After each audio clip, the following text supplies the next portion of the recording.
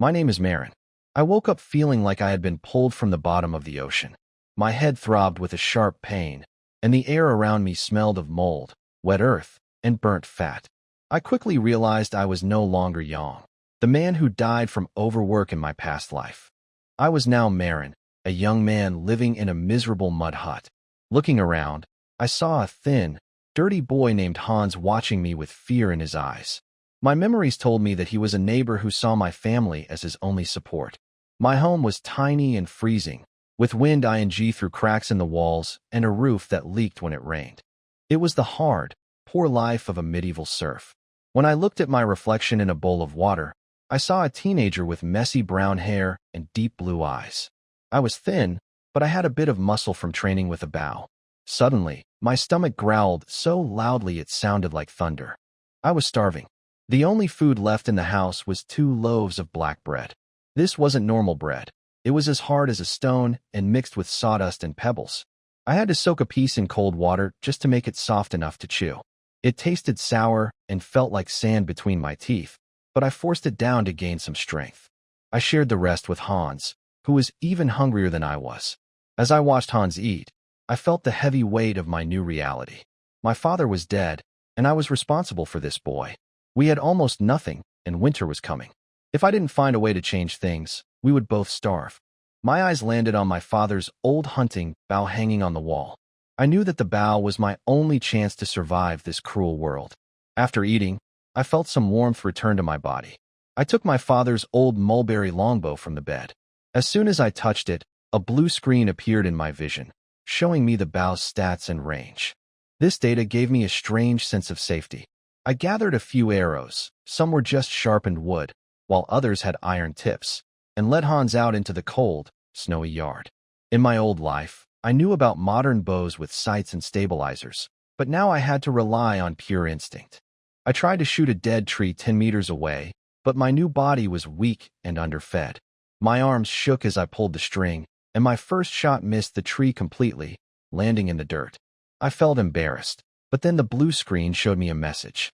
It gave me a correction tip, telling me exactly what I did wrong with my elbow and fingers. This was incredible. With this instant feedback, I could learn much faster than anyone else. I adjusted my posture and fired again. This time, the arrow hit the tree. I practiced until my fingers were red and my muscles were sore. My stamina was low, so I could only take about 10 strong shots before getting tired. I told Hans we were going hunting. He was terrified of goblins, but I used logic to calm him down. I explained that goblins usually attack rich farms, not poor villages like ours, and the village chief would have warned us if any were nearby. To help Hans feel brave, I gave him a small iron skinning knife. He looked at it like it was a treasure. I checked my own hunting knife using my special ability. The system warned me that the handle was rotten and the blade might fly off during a fight. I quickly wrapped it with leather cord to make it safer. Feeling prepared and armed with data, I slung my quiver over my shoulder. I wasn't just a poor orphan anymore. I was a hunter. We left the hut and headed toward the dark forest to find food. I entered the black pine forest with caution, feeling my senses sharpen in the damp, heavy air. Hans was terrified, but I kept us moving carefully. My special ability soon highlighted a glowing purple plant near a rotten log, serpent's tongue grass. My data panel confirmed it was a rare magical herb that could strengthen our bodies and heal injuries. I knew these were worth a fortune, enough to support us for months. Despite the extreme bitterness, I made Hans and myself eat one each. Immediately, a wave of heat spread through me, easing my exhaustion and permanently increasing my constitution. Feeling stronger, I tracked a large hare through the brush. Using my archery assist, I adjusted for the wind and waited for the perfect moment. I fired an iron-tipped arrow, pinning the rabbit to the ground. It was my first real trophy, and the pride I felt was immense. We also gathered safe mushrooms to go with our catch. Before leaving, I discovered deep scratches on a pine tree and a strong musky scent. My system warned me that a 300-pound wild boar was nearby. Knowing my current bow couldn't pierce its thick hide, I decided to head back immediately. It was a reminder that greed could be deadly in this forest. Back at the hut, I locked the door and started a fire. I used my skills to skin the rabbit perfectly and cooked a rich stew with the mushrooms. For two people who had been starving, it was the best meal of our lives. As we sat by the fire, I told Hans to move into my hut permanently. I knew I needed a partner for the big plans I had for the winter. After giving Hans another piece of the magical herb to build his strength, I checked my system panel. My archery and skinning levels had improved, and my physical stats were rising. As the snow fell outside, I lay down with my knife in hand, finally feeling like a survivor with a real future. I woke up with tears in my eyes after a vivid dream of my past life as young. In that dream, I lived a quiet, ordinary life until the very end. Waking up to my cold mud hut was painful, but it helped me finally say goodbye to the past. I am now Marin, and I am determined to survive. I took the magical herbs I found to the village chief, Ode. He was a retired adventurer who recognized the value of the plants immediately. In exchange, he agreed to teach me real combat archery. He explained that the world is huge, ruled by empires and kingdoms, and that power is divided into levels. He offered to teach me one of 3 special skills. I chose Precision Strike because it works perfectly with my ability to see an enemy's weak points. I trained hard under his strict gaze, and my skills improved rapidly. He even promised me his high-quality purplewood bow once I became strong enough to draw it. But survival requires more than just training. We needed food and wealth. I decided to hunt the massive wild boar I had seen in the forest. It was too dangerous to fight head-on, so I used my mind. Hans and I spent a whole day digging a deep pit on the boar's path.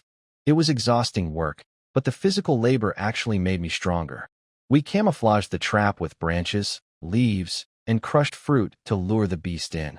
For 4 days, we waited and practiced. I stayed patient, knowing that a hunter must wait for the right moment. On the 5th day, we heard a terrifying roar. We reached the trap and found a huge, enraged, ironhide boar trapped at the bottom. It was a mountain of muscle and sharp tusks, charging the walls of the pit in a fury. My system identified its weak points, but also warned me of its incredible strength. Hans wanted to shoot it immediately, but I stopped him. It was nearly dark, and the beast was still too energetic. I decided to leave it there overnight to let hunger and cold wear it down. I told Hans we would return in the morning with spears and iron arrows. Tomorrow, the hunt will end, and we will finally have the resources we need to thrive. The morning fog still hung over Chrome's village, wrapping it in a gray silence. Marlin and Hans knocked early on the village chief's door. Old Ode came out wearing a worn sheepskin coat, holding 2 long spears and a bag of arrows. The spearheads were a bit rusty but still sharp, and the quiver held 20 well-kept iron-tipped arrows. "Take them," Ode said, giving Marlin a deep look. "The spears are for protection, not for fighting bears. That wild boar. If you're not sure, don't take the risk." The experienced old ranger clearly guessed their plan, but he didn't stop them. Young eagles must learn to fly on their own. "Don't worry, Grandpa Ode," Marlin said, feeling the weight of the weapons. "Tonight, I'll bring you the best piece of meat for your drink." Ode paused, then chuckled and waved his hand. "Go on, you rascal. Just don't lose your life." Back at the trap deep in the forest. After a long night of struggle, the scene at the bottom of the pit was exactly as Marin had expected. The once fierce black-maned iron boar now lay in the muddy water, breathing heavily. Its bristly hair, once sharp as steel needles, was covered in mud, and its once bright, blood-red eyes had grown dull. Cold, hunger, and a night of endless thrashing had drained all its strength. "This is the moment." Marin stood at the edge of the pit, looking down at the huge beast. He didn't rush to shoot, but calmly gave orders to Hans. "Hans, take the spear and poke its back. Don't use too much force, just annoy it a bit. Make it move and turn its head." "Got it." Hans, now braver after several days of training, lay down by the pit's edge. Holding the spear with both hands, he carefully reached down and jabbed the boar's hind leg. Roar! The boar cried out in pain and tried to rise, but its weak limbs made it slow. It lifted its head angrily, baring its tusks and roaring at the 2 figures above. This was the moment Marin had been waiting for. It raised its head. Its eyes were exposed. Marin gripped the purple wood bow he had borrowed from the village chief. Though he couldn't draw it fully, at this distance its power far exceeded that of his usual bow. He took a deep breath, and the world seemed to slow around him. Skill activated. Precision Strike. LV.0, LV.1. There were no bright lights or special effects, only pure focus. Marin felt his heartbeat stop. The sound of wind and birds vanished. In his vision, the boar's cloudy left eye grew larger and clearer, every detail visible. A faint red crosshair appeared naturally in his sight. In that instant, he and the bow became one. He released his fingers. From the purplewood bow let out a deep, heavy sound. The arrow shot out like a black flash, cutting through the air in a straight line, too fast for the eye to follow. There was no suspense. The sharp iron-tipped arrow struck the boar's left eye with perfect accuracy, ending the fight in an instant. The wild boar didn't even have time to let out a final cry. Its huge body suddenly stiffened, then fell heavily into the muddy water at the bottom of the pit, splashing dirty water everywhere. Its limbs twitched a few times, then went completely still. System message: Black-maned ironhide boar, LV.4, defeated. Perfect weak point strike. Damage overflow. Skill precision strike learned and activated, LV.1. Skill archery proficiency greatly increased, now LV. 3. Max/limit. Although they had killed the boar, a new problem appeared. How were they going to get this 400-pound, about 180 kilograms, beast out of a 3-meter-deep pit? Hans looked at the dead boar and scratched his head. Brother, should we cut it up and carry it out piece by piece? No.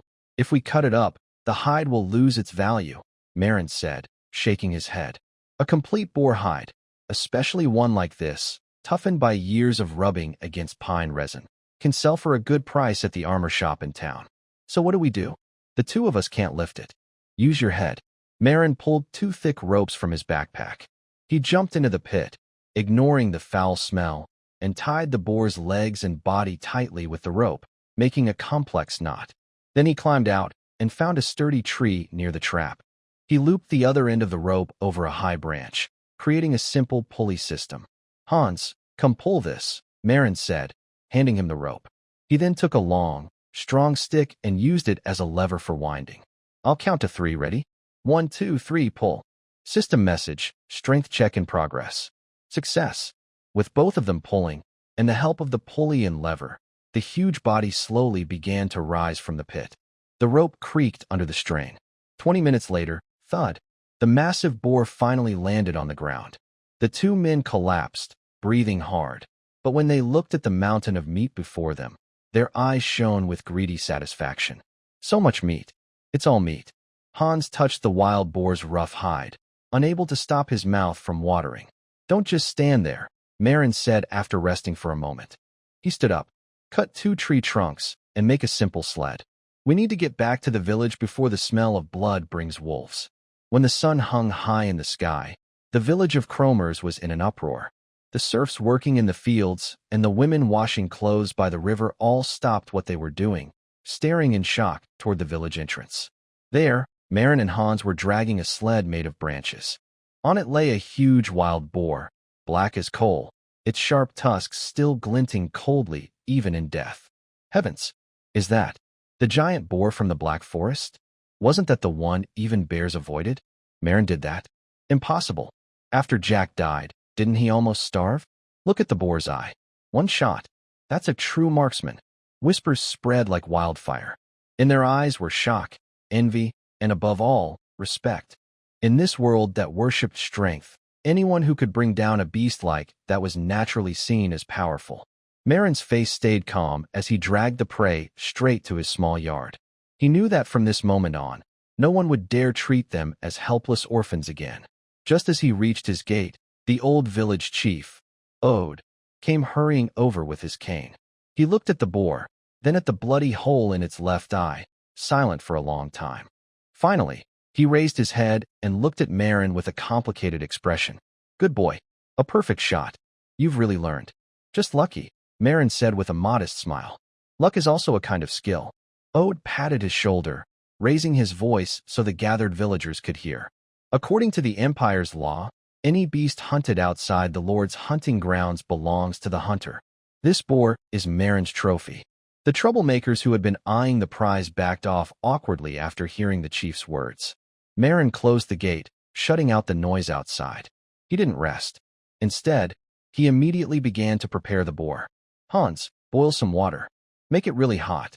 Got it. Skinning, draining the blood. Even though most of it had already clotted, it still needed to be handled, and removing the hide. With his level 2 skinning skill, Marin's hunting knife moved as if it had a life of its own. He carefully cut through the fat beneath the skin, trying not to damage the hide. Half an hour later, a thick, tough, and complete boar hide with a strong pine scent was laid out before him. Next came the butchering. The wild boar weighed about 400 pounds. After removing the organs, bones, and hide, there were still nearly 200 pounds of clean meat left. Seeing the table, and even the floor piled high with fresh red meat, Hans trembled with excitement. Big brother, there's so much meat. We won't finish it even by next year. No more hard black bread for us. But Marin was thinking further ahead. If we can't finish it, it'll spoil. And we don't just lack food. We lack money, salt, and proper gear. Marin picked up the 2 tusks, each as long as a dagger, and pointed at the boar hide. Hans, tonight we'll eat well. Cook the best and hind leg meat. The rest, rub with ash and salt, if we have any, and smoke it into preserved meat. Tomorrow morning, I'm heading out. Heading out? Hans was surprised. Where to? Marin's eyes shone as he looked toward the road leading beyond the village. To town. To Whitestone Town. No one here can afford the hide or tusks, but in town, at the Adventurers Guild or the shops, they're worth real money. I'll trade them for our first bit of wealth, for real armor and sharp swords. And Marin touched the warm panel on his chest. I want to see the outside world, to find out what these so-called professionals are really like. Hans swallowed hard, his eyes firm. Big brother, I'm coming with you. I want to see if the bread in town is really white. Marin smiled. Of course it is, soft, with milk and honey. That night, the small, shabby house was filled with the long-lost smell of cooked meat. It wasn't just the scent of food, it was the scent of hope. Lying in bed, Marin looked at the newly unlocked skill tree on his panel, quietly planning his next steps. At dawn, the sky was just beginning to lighten. The air in Chrome's village was so cold it felt mixed with shards of ice, stinging the lungs with every breath. Frost covered the dead grass in a thick layer, crunching sharply underfoot. Marin stood in the yard, watching the wooden cart piled high with wild boar meat, his breath turning white in the air. This weather really makes things easier, he said. He had worried that so much meat would spoil without smoking, but last night's sudden drop in temperature had solved the problem. The near-freezing air worked as a natural preservative. The dark red meat felt cold and stiff to the touch, the blood completely frozen. Big brother, it's all packed. Hans tied the last hind leg with a rough rope, his face flushed with excitement. The huge boar hide was rolled up and placed on top, while the 2 tusks were carefully wrapped in burlap. Let's go to the village chief's house. They pushed the creaking wooden cart toward the stone house on the hill, walking into the faint morning light. The sealed armor before they could knock, the old village chief, Ode, was already standing at the door. He had changed out of his usual worn wool coat and was wearing a faded linen hunting outfit. A well-kept dagger hung at his waist, and a travel pack rested on his back. Seeing Marin's thin clothes, Ode frowned. Come in. The old man turned and walked into the dim house. Marin signaled Hans to watch the cart outside and followed him in. The room smelled of pine resin and old tobacco. Ode went to the bed, pulled out a dusty oak chest, and coughed as he opened it. Inside lay a neatly folded leather armor. He took it out and handed it to Marin. Take it. Marin accepted it with both hands. It was a half-body leather armor, heavy and solid. It wasn't new or shiny, but full of the marks of time. The dark brown leather was covered with fine scratches and worn spots, some areas darkened by years of sweat. Yet the important parts, the chest and shoulders, were reinforced with hardened cowhide plates.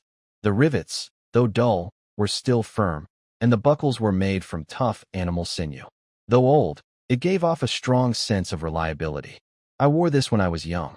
A faint look of remembrance flashed in old Od's cloudy eyes. That was 30 years ago. I spent 10 gold coins at the border of the Aquitaine Kingdom to have a dwarf craftsman make it for me. It once stopped a goblin's poisoned arrow and resisted a warg's claws. Now I'm old, my back is bent, and I can't wear this tough thing anymore. If I keep it, the bugs will just eat it. Take it. Marlin's heart trembled. In this world where supplies were scarce, a real piece of advanced armor was worth more than a wild boar. This is too valuable, Grandpa OD. Stop talking and put it on. OD glared at him. You're going to Whitestone Town, and who knows what kind of thieves you'll meet on the road. If you die, that's fine, but don't lose my bow.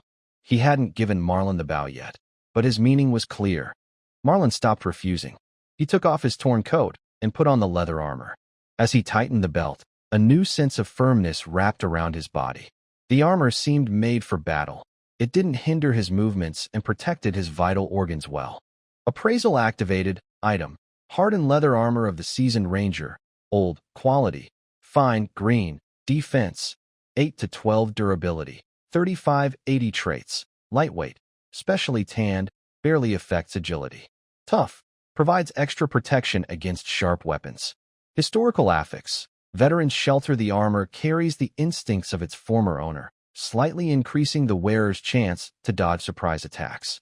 Good stuff, Marlon murmured, touching the deep claw mark on the chest piece, as if feeling the echoes of an old battle. Enough showing off. OD picked up his travel bag, the same one he had used in his adventuring days. It was patched many times, but still sturdy. Let's go. You're coming too? Marlon asked in surprise. What? Think these old bones will slow you down? OD snorted and locked the door. Whitestone Town is full of all sorts. You two youngsters, carrying something this valuable, you'd be stripped clean before you even reach the gate. He paused, looking into the distance. Besides, it's been a long time since I've smelled that cheap ale from the Copper Jug Tavern in town. I'll take this as a little trip to the edge of civilization, and so, the strange trio set out on their journey. In front was little Hans, thin and small, wearing clothes that didn't fit, and pushing a wooden cart piled high with meat. In the middle walked Marin, a sharp-eyed young man in worn leather armor with a quiver on his back. Behind them followed an old man with white hair. He walked with a limp, yet his steps were steady, and his eyes often swept over the grass by the roadside. The distance from Cromeridge Village to Whitestone Town was about 30 kilometers. The road was far from smooth. The muddy path had hardened and cracked from frost, making the cart wheels bump and shake. It was the perfect chance for old Ode to teach. Look over there, Ode said, pointing at a birch tree with its bark stripped away. That wasn't done by deer. A person cut it with a knife. The marks are fresh. Someone passed by within half a day. Judging by the footprints, they weren't carrying much. Could be a scout or a thief. Marin, remember this. In the wild, it's not just beasts you must watch out for. People can be even more dangerous. Marin silently took note, his sharp gaze scanning every trace along the road. Trace. Human footprints. Worn leather boots. Trace. Discarded apple core, about half a day old. What once seemed like meaningless details now began to form clear clues under Ode's guidance. First sight of Whitestone Town by afternoon. The sun was leaning west, stretching their shadows long across the ground. After crossing the last low hill, the view opened wide. On the distant plain lay a gray-white town, resting like a lazy giant turtle. Whitestone Town. It was named for its walls, built from pale stone quarried from nearby mountains. Though only a little over 3 meters high and covered with moss and climbing vines, to Marin it was a symbol of civilization. Wow, what a big wall. Hans stopped pushing the cart, his mouth wide open. It's taller than the village chief's courtyard wall. Ode smirked. Country boy, this is just a small town. If you saw the capital's walls, your jaw would drop to the ground. Though his words sounded harsh, his eyes softened slightly. As they drew closer, the road grew busier. There were shepherds driving flocks of sheep, traveling merchants carrying heavy packs, and a few mercenaries on thin horses with swords hanging at their sides. The cold, fresh smell of grass and trees in the air has disappeared, replaced by a complex scent of horse manure, cooking smoke, spices, and lively voices. That is the smell of prosperity. At the city gate, 2 guards dressed in half-plate armor, holding spears, lazily lean against the frame, checking the people coming and going. When they saw the pile of wild boar meat on the cart, as tall as a small hill, and the large black pigskin on top, their eyes widened instantly. Wow, such a maned pig. One of the guards, a bearded man, stepped forward and tapped the frozen meat with his spear handle. Where did you get this? Malin was about to speak, but Odin stepped ahead first. He took out a crumpled bronze badge from his pocket, waved it around, then skillfully handed a few copper coins to the guard. "These are my juniors. Lucky find, a good deal," Odin said in a deep, rough voice, with a tone of seasoned confidence. The guard glanced at the badge. Though worn, it was still recognizable as the old symbol of the Adventurers Guild, then weighed the copper coins in his hand. His stern expression softened into a friendly smile. "Ah, so an experienced adventurer bringing in newcomers. All right, go ahead.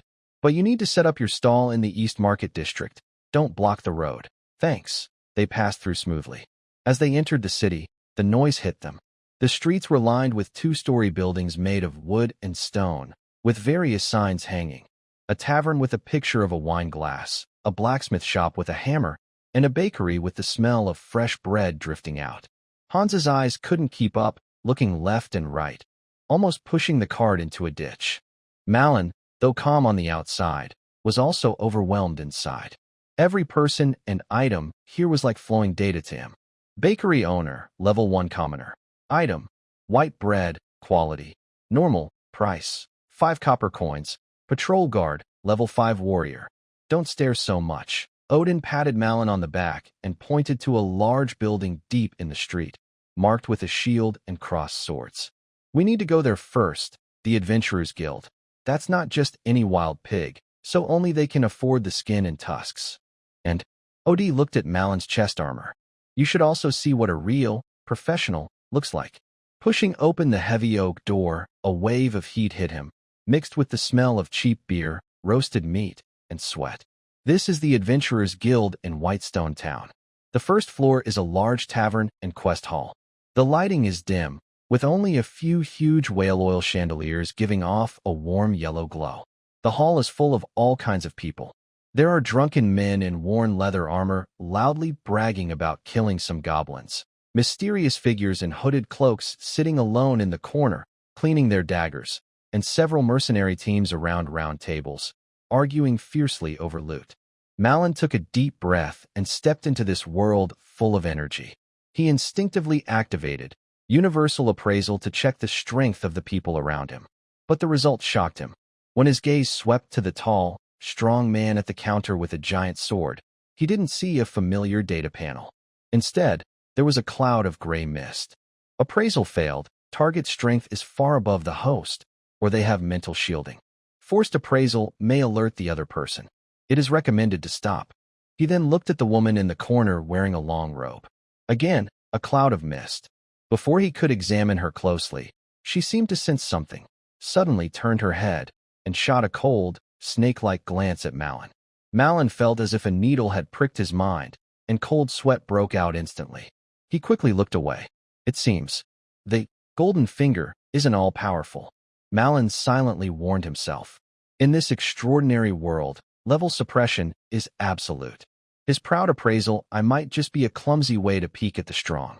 Only when his gaze fell on some waitresses carrying trays and a few obvious rookies did the familiar data reappear. NPC, Tavern Waitress, LV.1 Civilian. Professional, Rookie Warrior, LV.2. Don't stare randomly. Otter seemed to notice Malin's unusual behavior and lowered his voice to warn him. Some folks have bad tempers and don't like strangers staring. Stay close and follow me. The first gold deal. Otter led Malin and Hans through the busy crowd to the far right of the counter, where a sign read, Material Recycling. Behind the counter sat a middle-aged man with sparse hair and single-lens glasses, looking tired as he flipped through a ledger. "Same as usual, Otter?" the man asked without looking up, clearly an old acquaintance. "This time it's not me. It's these two kids," Otter said, pointing to Malin behind him.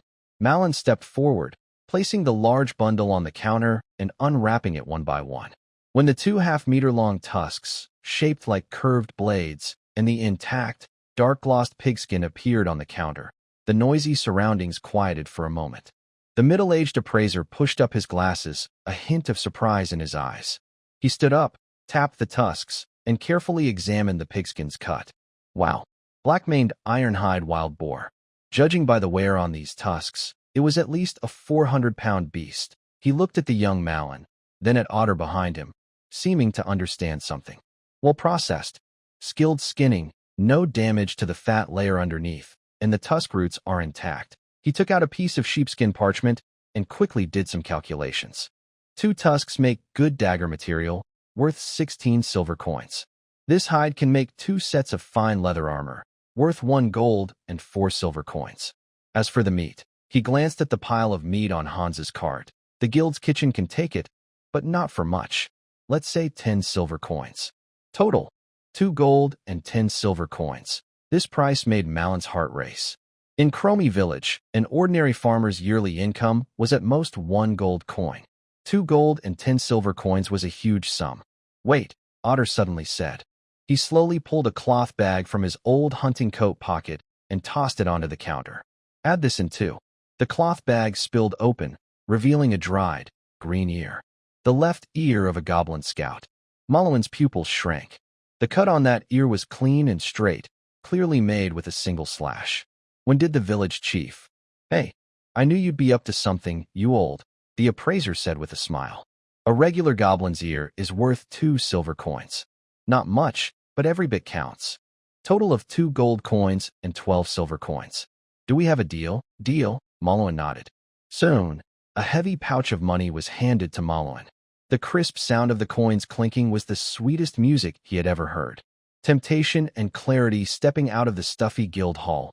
The fresh air outside felt especially clear. Holding a large sum of money, Hans felt light and almost floated as he walked, as if walking on cotton. Big brother, we're rich. What should we buy? A big sword? Or should we buy all the bread from that fragrant bakery? Although Malowan was excited too, he still had the mind of an adult. He glanced at Odin and saw the old man looking at him with a half-smile. Grandpa Village Chief, these 2 silver coins are yours, Malowan said, counting the money from that ear, and tried to give it to Odin. Keep it, Odin waved his hand. Just as travel expenses for running errands for me. And he pointed to the many shops lining the street. This money, in this money-hungry place, is barely enough to buy a water droplet. Towns are better than villages, but they still eat people alive. What? Are you enchanted by this place? Want to stay and be a city person? Malowan looked at the well-dressed citizens and the exquisite goods in the shop windows. Honestly, he nodded, then shook his head. Yes, I want to. But not now. Malowan clenched his purse, his eyes clear. Right now, I'm just a fat sheep holding a purse. Without strength, I can't protect this money. I want to buy a better sword, Malowan said. A spear is too heavy, and a bow is useless up close. I need a melee weapon. He looked toward the blacksmith shop nearby, where several gleaming long swords hung. But Odin shook his head. Don't go to those shops that cheat newcomers. Those mass-produced iron swords can break after a few hits on bones, and they're way too expensive. Save your money, Odin said mysteriously, and buy practical daily items like salt, spices, and sewing supplies. Regarding the weapons, I still have a curved sword from my youth. It's not a magical weapon, but it's better than these broken pieces of metal. I'll give it to you when I go back. Malon felt a warm feeling inside. Although the old man was stubborn, he truly had no complaints about him. A full return the next hour turned into a shopping spree for both of them. Of course, it was a controlled spree, with Malon keeping his reason. They bought a big bag of fine salt, a luxury in the village, a roll of sturdy linen cloth to make clothes for Hans, some needles and thread, a flint, a new iron pot, and a full bag of white bread and dried sausages. Finally, Malon also found an old, crumpled, universal language and literacy manual and a few pieces of old sheepskin paper in the corner of the grocery store. Do you want to learn to read? Audie looked at these 2 items with admiration. Good. An adventurer who can't read will always be just cannon fodder, unable to understand even the mission orders. As the sunset's glow spread over the way home, the broken wooden cart, which was once filled with bloody wild boar meat, was now piled with items representing civilization and comfort. Hans was biting a half piece of white bread, happily humming an unknown tune. Malon walked in the middle, his old leather armor shining red in the sunset. Audie was at the back, watching their figures with a faint, almost unnoticed smile. Come back with me first, get that curved sword ready, and then learn to read all those words. The old man's voice drifted on the wind. Malon stopped and looked back at the quiet, distant Whitestone town. The grayish-white town looked peaceful and vast in the dusk, like a sleeping giant. I will come back, he silently promised in his heart. The morning sun struggled to pierce through thick clouds, casting a few stingy rays of light on the muddy path of Cromare village. The air already carried the coldness of winter, and every breath turned into white mist instantly. But inside Malon's repaired, thatched hut, there was an unprecedented, warm happiness filling the space. The oak wood in the fireplace crackled loudly, and in the iron pot, something they had just bought from Whitestone Town yesterday, boiled a thick meat stew. The soup no longer contains the small, sad bits of meat from before. Instead, it has large pieces of smoked wild boar meat, served with pine cone mushrooms gathered from the edge of the forest. The most important thing is that Malon sprinkled a little salt into the soup. The sight of white crystals melting instantly in the hot soup seemed magical to Hans. Slurp, ha! Hans held a soft white bread, carefully tore off a corner, dipped it into the rich broth, then took a bite. The bread soaked up the soup, and the aroma of the fat combined with the saltiness exploded on his taste buds. The little boy closed his eyes happily, tears almost forming at the corners. Wow, Brother Malon, is this how city folks live? It's so delicious. I feel like I've been living like a groundhog before. Malon sat across from the fire pit, carefully sharpening his father's old hunting knife with a new whetstone. Next to him on the ground were the old leather armor Odin gave him and a quiver of iron-headed arrows. Hearing Hans, Malon smiled and tore half of his own bread to hand over. Eat more if it's good. You need to eat enough to have the strength to work. Yes, yes. Hans took the bread and gobbled it down. Watching Hans happily eat, Malon felt a small sense of pride. 2 gold coins and 55 silver coins was a lot of money, enough for them to enjoy a comfortable winter and even the next one. But he was very aware. Last night, when he returned to the village, he noticed the jealous and greedy looks hiding in the shadows.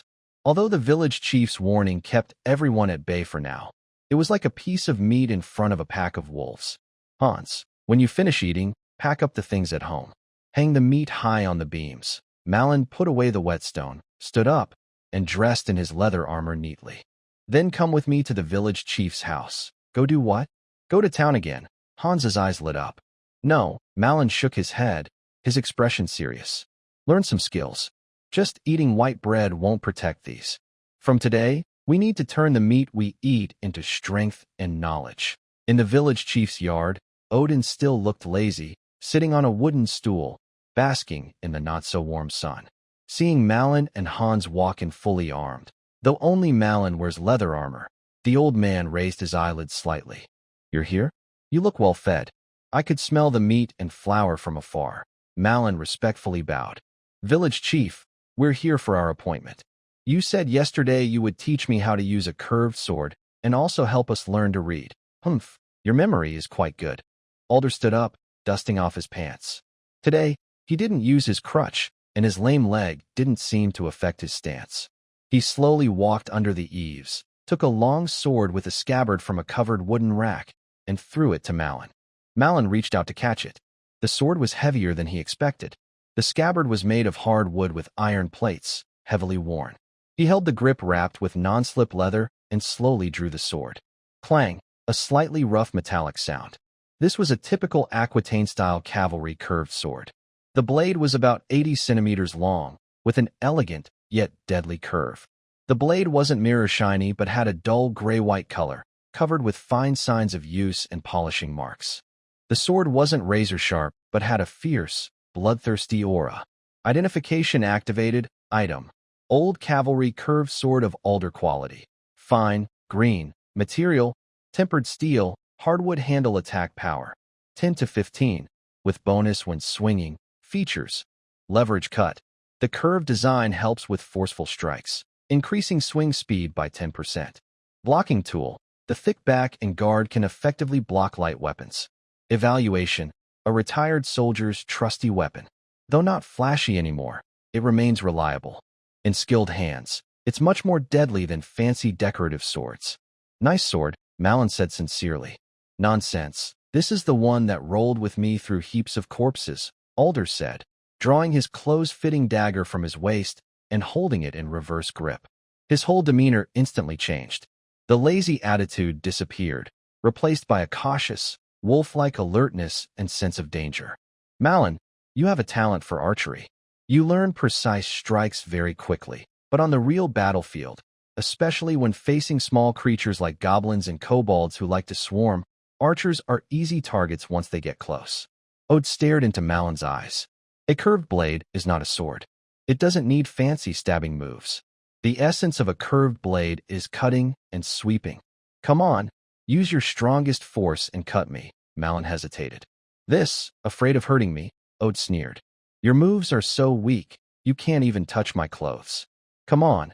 Feeling the youthful spirit rise, Malin no longer hesitated. He took a deep breath, grabbed his blade with both hands, raised it over his head, and, relying on his recently improved strength, shouted loudly and slashed diagonally at Ode's shoulder. The strike was powerful and loud, carrying the sound of wind.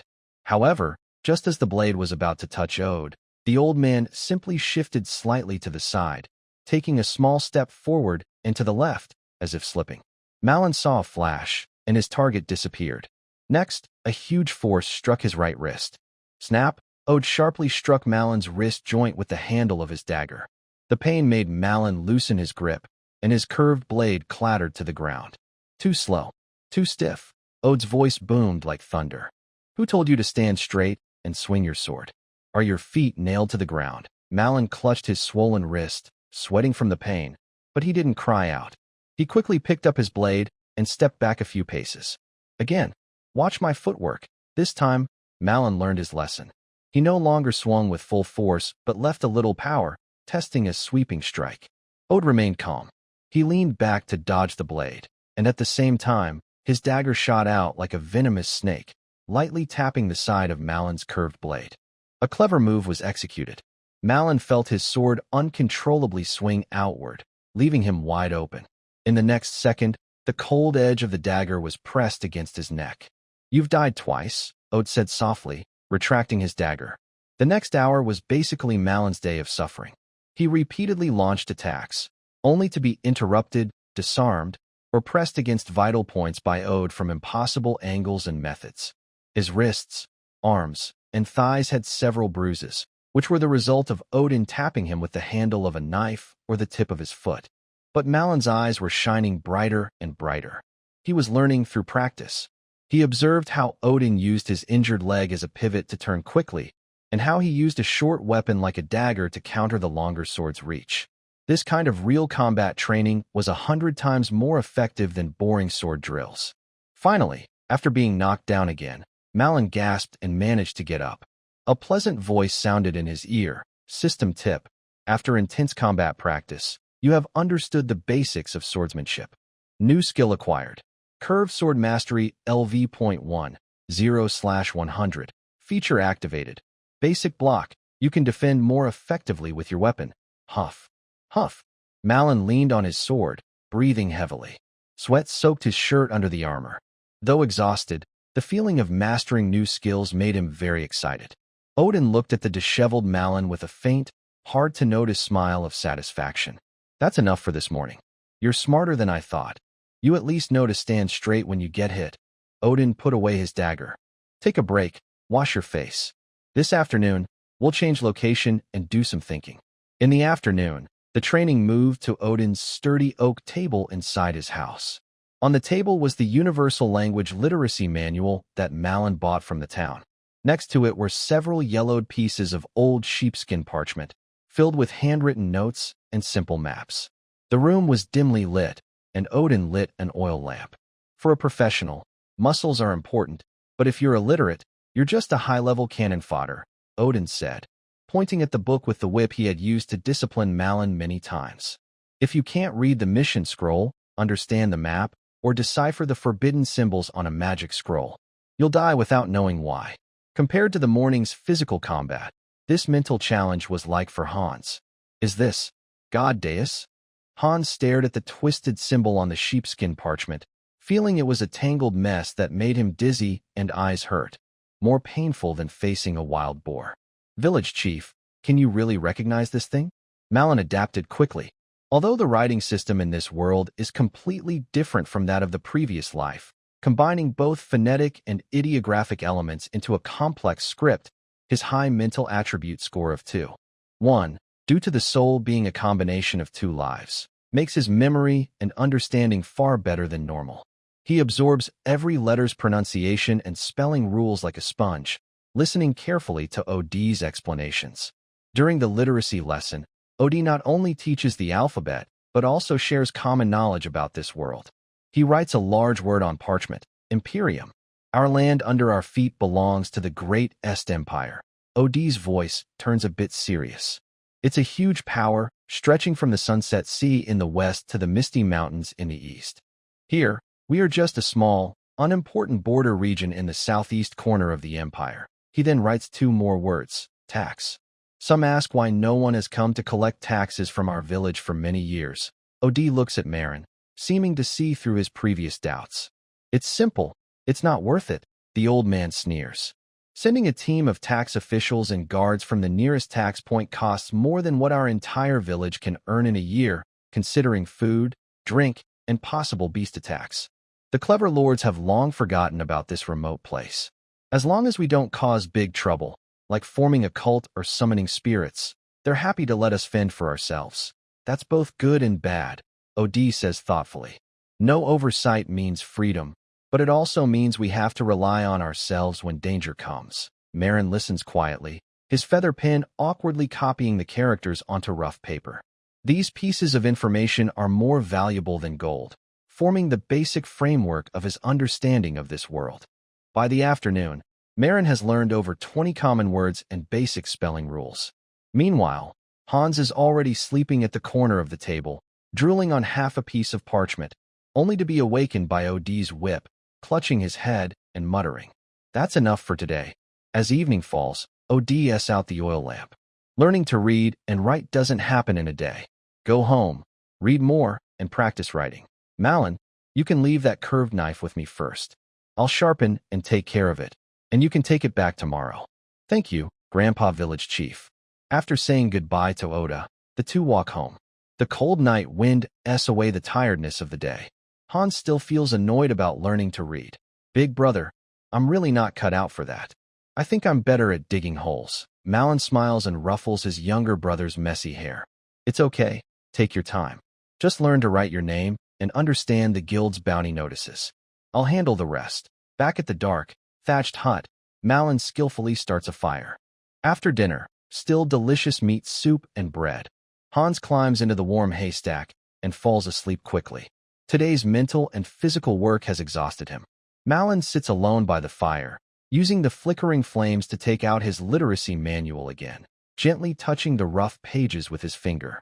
He closes his eyes and lets his mind sink deep inside. A faint blue system panel appears in the darkness. Name, Maluan race. Human, border resident of the Est Empire. Status, free citizen of Chromi Village. Tentative, level, LV. 2 basic attributes. Strength, 1.2, slightly stronger than an average adult man, able to use a hunting bow and wield a curved sword more steadily. Agility, 1.3, through combat and training, your reaction speed and coordination have improved significantly. Constitution, 1.1, a good diet of meat and herbs has helped you recover from subhealth, increasing your stamina. Spirit, 2.1. The fusion of 2 souls and learning have made your perception and learning abilities much better than normal. Combat skills. Archery, LV. 3, 1/300. Special trait. Precise strike, LV.1. Curved sword mastery. LV.1, 10/100. Special trait. Basic block. Life skills. Skinning. LV.2, 80/200. Reading and writing in common language. LV.0, 25/100. You are a beginner, able to recognize some simple words. Special abilities. Item appraisal, unique. Future sight. Unique, cooling down. Seeing these slightly better attributes compared to when I first crossed over, Maluan takes a deep breath. LV.2, just a little stronger than an ordinary person. In front of the village chief's unsheathed dagger, I am still powerless. Not to mention the strong ones in the town's guild who can't even see through an appraisal eye.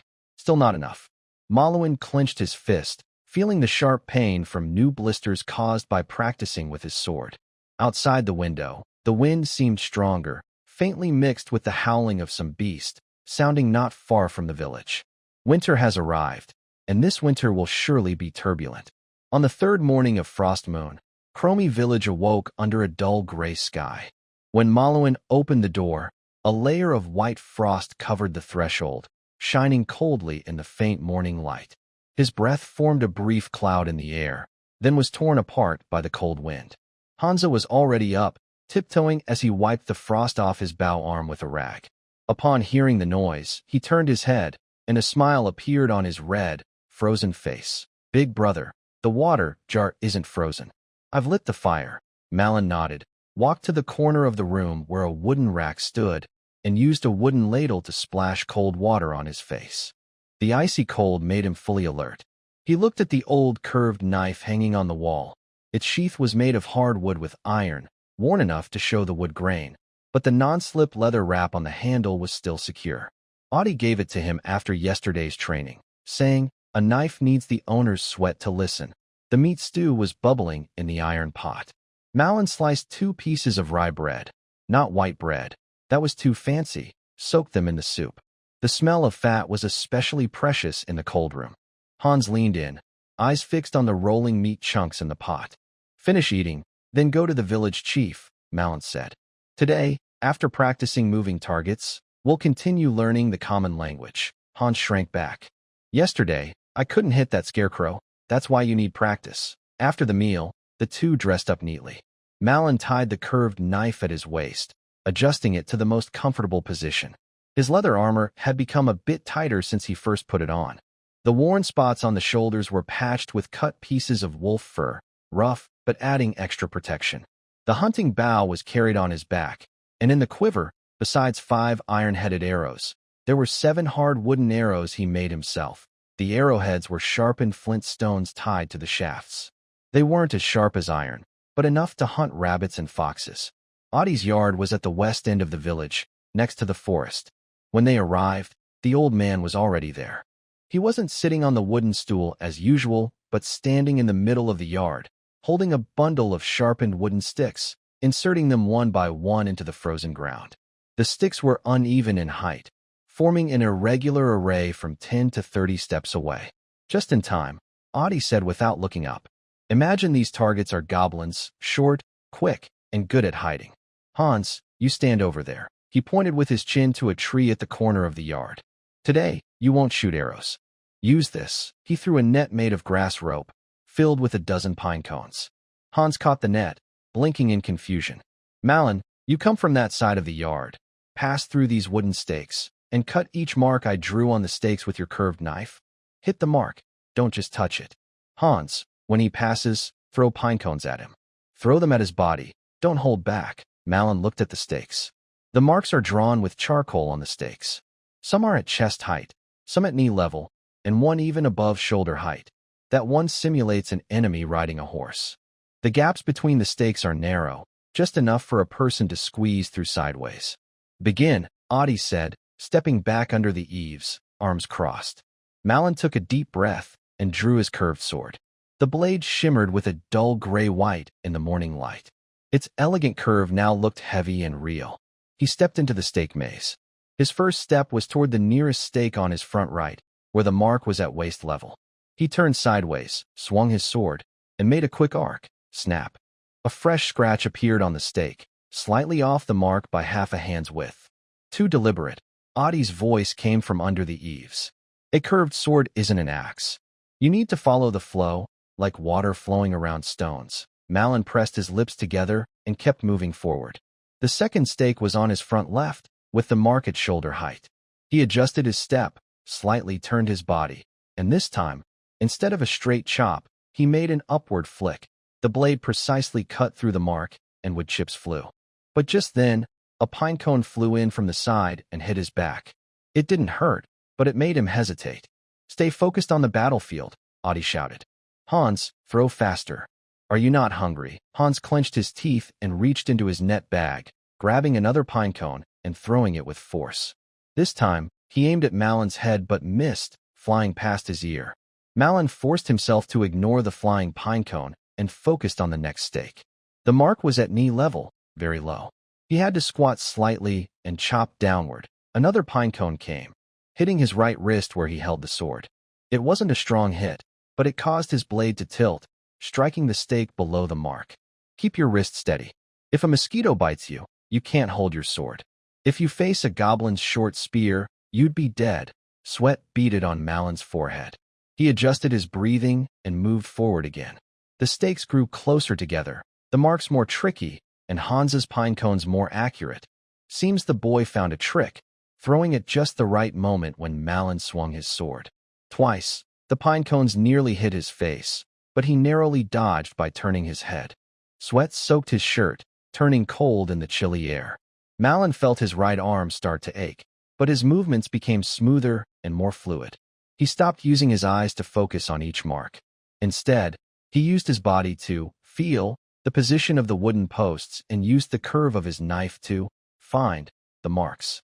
He swung, blocked, using the back of the knife to deflect flying pinecones, stepped sideways, spun around. His movements gradually formed a continuous flow. When he finally cut the last wooden post, one taller than his shoulder, the blade left a deep wedge-shaped cut, perfectly placed. He put away his knife and took a deep breath. White mist puffed out from his mouth and nose, stretching in the morning light. The yard was silent for a moment. Ode walked over from under the eaves, looked at the knife marks on the posts. The earliest cuts were crooked and rough, but they became more precise and cleaner as he went along. He showed no particular expression, just nodded slightly. 34 posts, 28 marks hit, and 11 pinecones hit me, he said. It's okay. Marin wiped sweat from his forehead.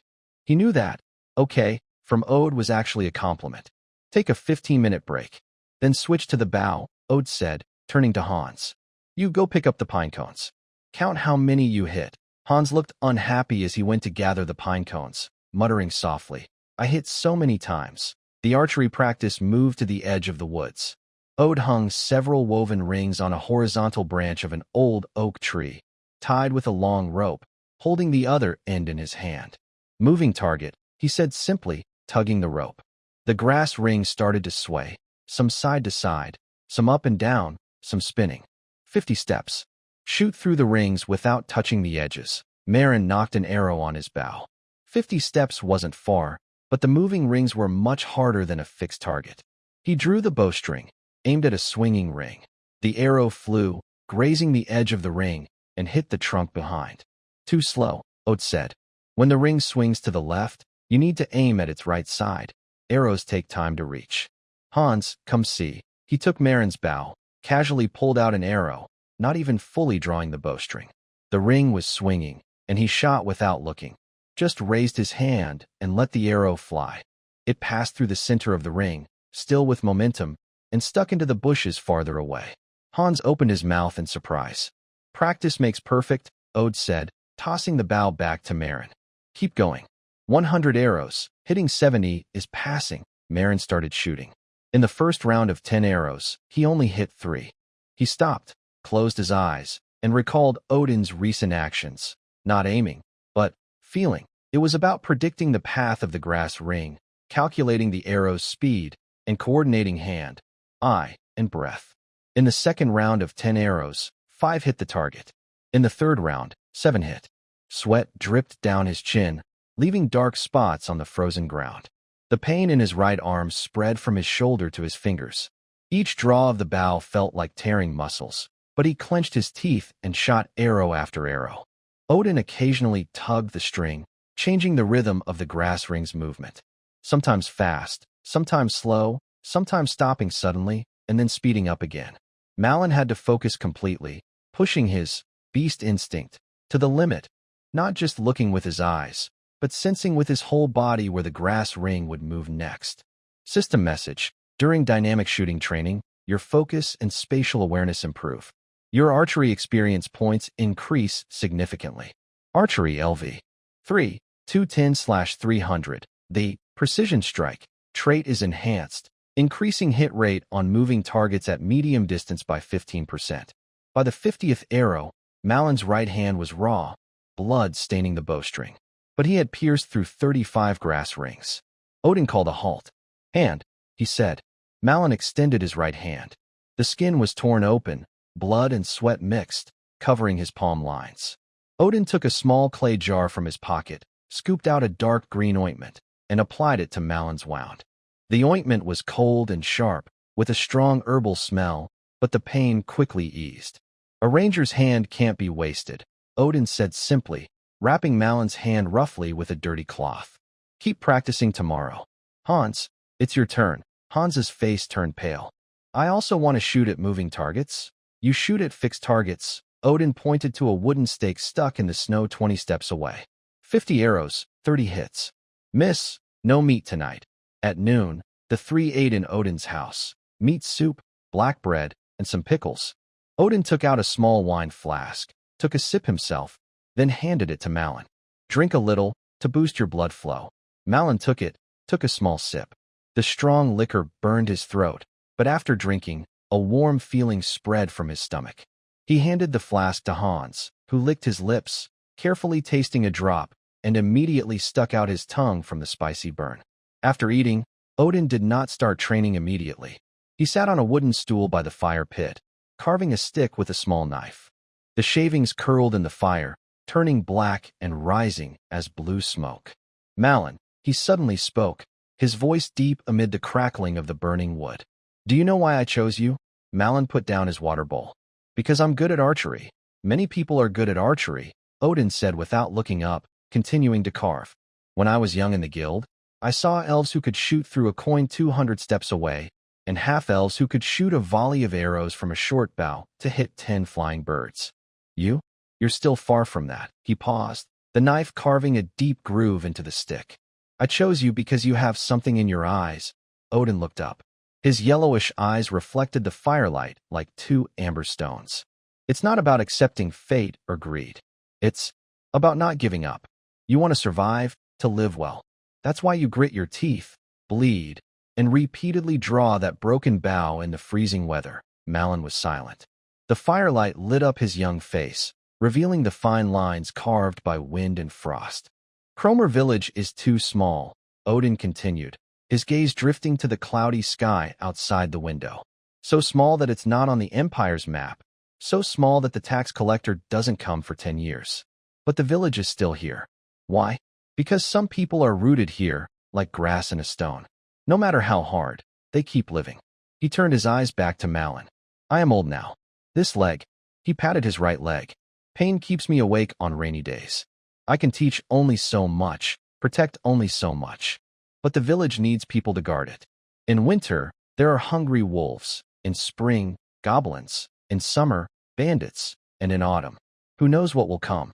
Your father, old Jack, is a good hunter, but he only guards his own home. You are different. Odin's voice was soft but heavy, like a hammer hitting the heart. You see a bigger place. That's why I teach you skills, give you the knife, and teach you how to tighten and loosen the bowstring. Not to thank me, but so that in the future, when you can shoot an arrow through a leaf at 150 steps, or escape unscathed when 20 goblins attack, you will go somewhere for me. Malin sat up straight. Od said that the stick in his hand had been carved into a straight, smooth arrow shaft. My 4 brothers and I took on a task to clear out a goblin den.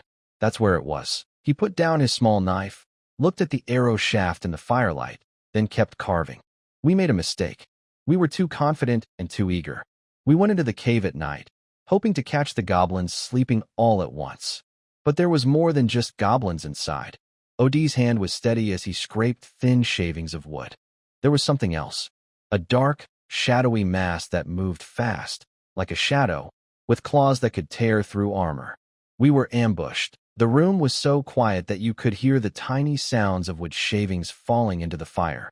The bow and arrows didn't work inside the cave. It was too dark to see. We stood back to back, guarding all night. When the arrows ran out, we used curved knives. John, our shield bearer, was the first to fall.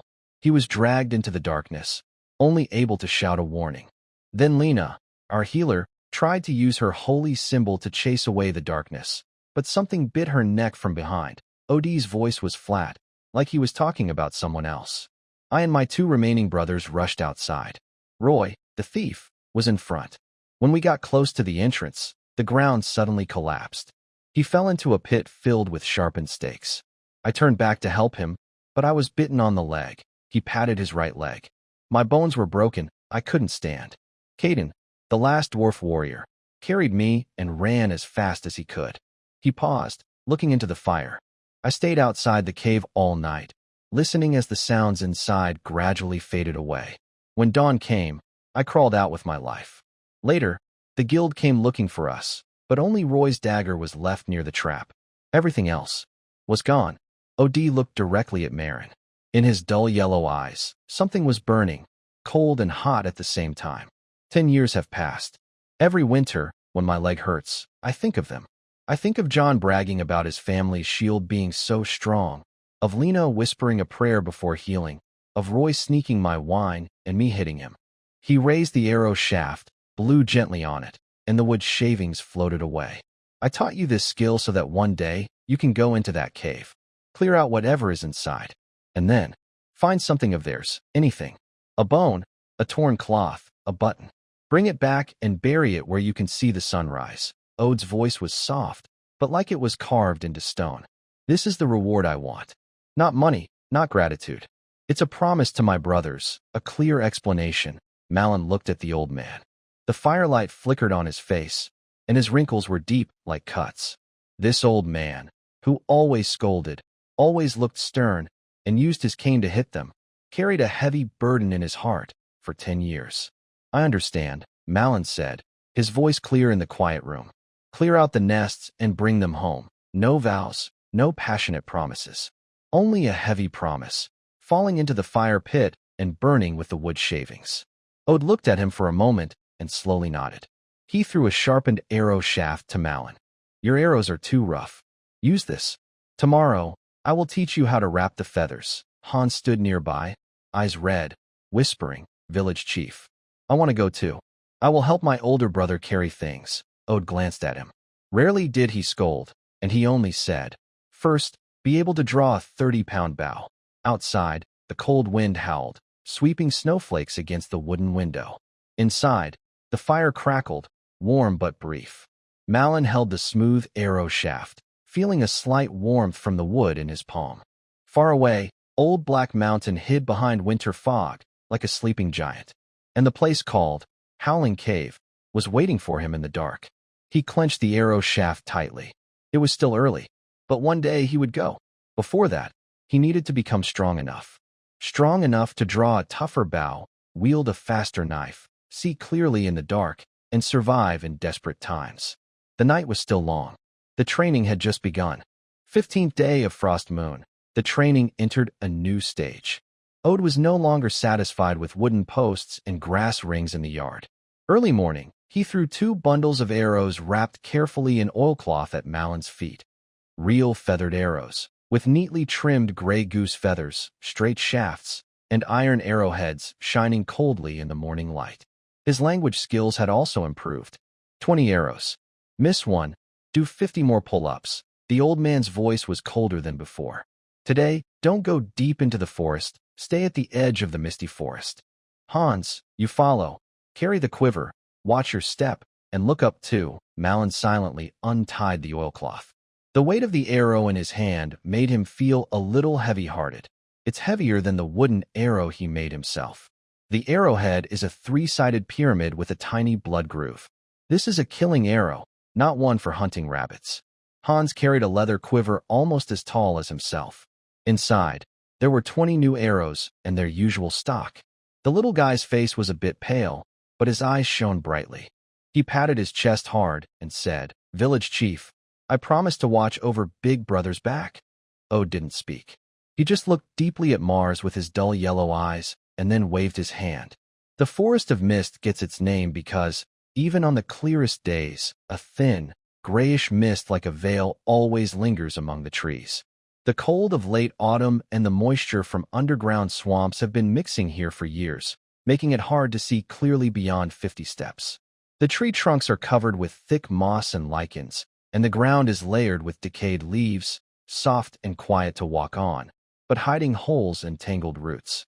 Malin led the way, with his curved knife already drawn and held at his side. The faint sound of the leather armor rubbing was amplified in the silence of the forest.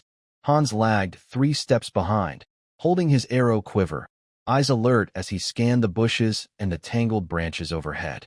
Ode had taught them. In such places, danger could come from any direction.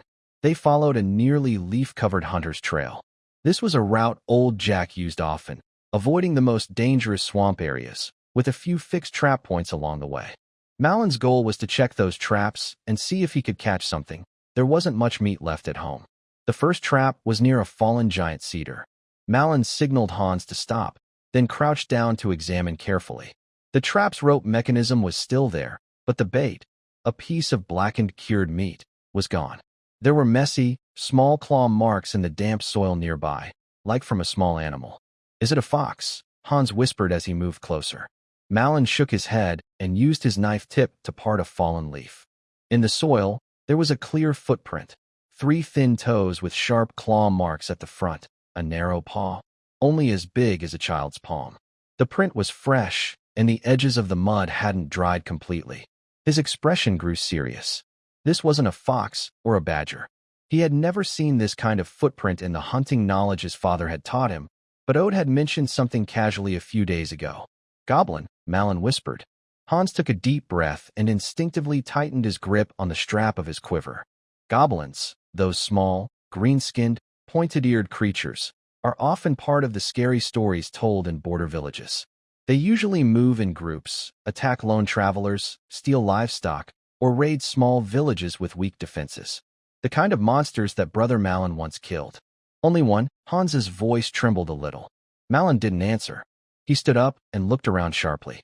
The fog was slowly drifting through the trees, making visibility very low. He crouched down, like the old teacher Odin had taught, and put his ear close to the ground. It was silent. Only the wind whistling through the treetops and the faint sound of a distant stream could be heard. But something was wrong. It was too quiet. No bird calls at all. There used to be sparrows and crows in this forest. He slowly stood up and made a quiet and follow gesture with his hand. The two of them left the path and moved southeast, heading toward a small hill with a slightly higher ground. Odin had said that goblins liked to set up temporary camps or lookouts on high ground that overlooked the area. The layer of fallen leaves under their feet grew thicker, and the smell of decay mixed with damp earth and moss filled the air. Malon stepped very lightly, first placing his foot down gently, then shifting his weight. Hans tried to do the same, but he accidentally broke a few dry twigs, which made a loud in the silence. Every time, it made him turn pale with fear. After about 15 minutes, a jumble of rocks appeared faintly through the fog ahead, leftover from a landslide. Malon signaled to Hans to hide behind a large rock, then silently climbed up the cold stone surface like a gecko, peering out from in the rocks. Below the rocks was a small, relatively flat clearing. In the middle of it, a pile of ashes still emitted faint blue smoke. Nearby, there were a few tiny bones that had been gnawed clean, probably from birds or mice, and some shiny little objects, maybe broken glass or cheap buttons or jewelry stolen from somewhere. What made his heart tighten the most was the 2 small figures on the clearing. They were only about as tall as Hans's chest. Their skin was a dull, greenish-gray, covered with bumps and warts. Their pointed ears stuck out from messy, dirty, tangled hair. They wore tattered cloth and scraps of leather, probably stolen, barely covering their bodies. One of them is holding a sharp flint stone, carving something on a piece of wood, while the other is clutching a thick wooden stick with a pointed stone tied to the top, looking around cautiously. They are goblins. 2 of them, either alone or guards. Malon's mind races quickly. 2 enemies, I can try. They have simple weapons, but judging by their size and stance, they are not elite fighters. About 40 steps away, with bushes and rocks blocking the middle, but I can still see well enough to shoot. Hans is below. I can't let him join the fight directly. He slowly pulls back into the rocks, slides down, and makes a few hand signals to the tense Hans. 2 enemies. Position, ready with the bow. Listen for my signal. Hans nods hard, his hands trembling a little, but he still puts down his quiver steadily, pulls out Malon's hunting bow, and knocks a new arrow. Malon checks his curved dagger's handle, then climbs back onto the rocks, choosing a better position to strike. He knocks the arrow, draws the bow. The string makes a faint, tense sound in the silence. He aims at the goblin holding the stone piece, seemingly focused on carving. First take this one out, then the other with the stick, distracted by Hans, and quickly close in to finish with the dagger. He slows his breathing, steadies his heartbeat. 40 steps, a light breeze. The target is relatively still. His level 4 archery skill gives him control through his arm and fingertips. He releases the string. Whoosh thud. The arrow cuts through the mist, accurately piercing the side of the goblin's neck. It lets out a sharp, short scream. The flint stone and would fly out of its hands, futilely grabbing at its neck. Dark green blood gushes from its fingers, and it falls backward. Ah! The other goblin jumps in fright, grabbing a thick stick, its small, red eyes wide with fear, immediately locking onto the rock where Malin is hiding. Hans, Malin shouts softly. Hans, already prepared, peeks out from behind the rocks, straining to pull back his small bow, firing a wild shot toward the goblin. The arrow misses, flying over its head and hitting a tree behind, but it draws the goblin's attention, causing it to let out an angry howl and wave its stick toward Hans. Now's the time. Malin leaps down from the rocks, landing and rolling forward to absorb the impact, his dagger already drawn. He rushes forward at full speed. The goblin heard the noise behind it and realized it was a trap. It suddenly turned around, and a rough wooden stick swung toward him with the sound of wind. Its movements were surprisingly quick. Malin did not dodge or block. He charged forward, and just as the stick was about to hit him, he suddenly crouched low. He slid under the stick and, at the same time, swung his curved dagger upward, creating a cold arc of light. Shoo! The blade cut through the torn leather and the tough green skin underneath, deeply stabbing into the goblin's chest and stomach. Its foul blood and internal organs splattered onto Malin's arm. The goblin let out a dying, hissing sound as if it was losing air. It dropped the stick and staggered back, then fell to the ground, twitching. The fight lasted only 10 seconds. The forest returned to silence, except for the occasional twitch of the two goblin corpses and the faint sound of blood flowing out. The strong smell of blood filled the damp air.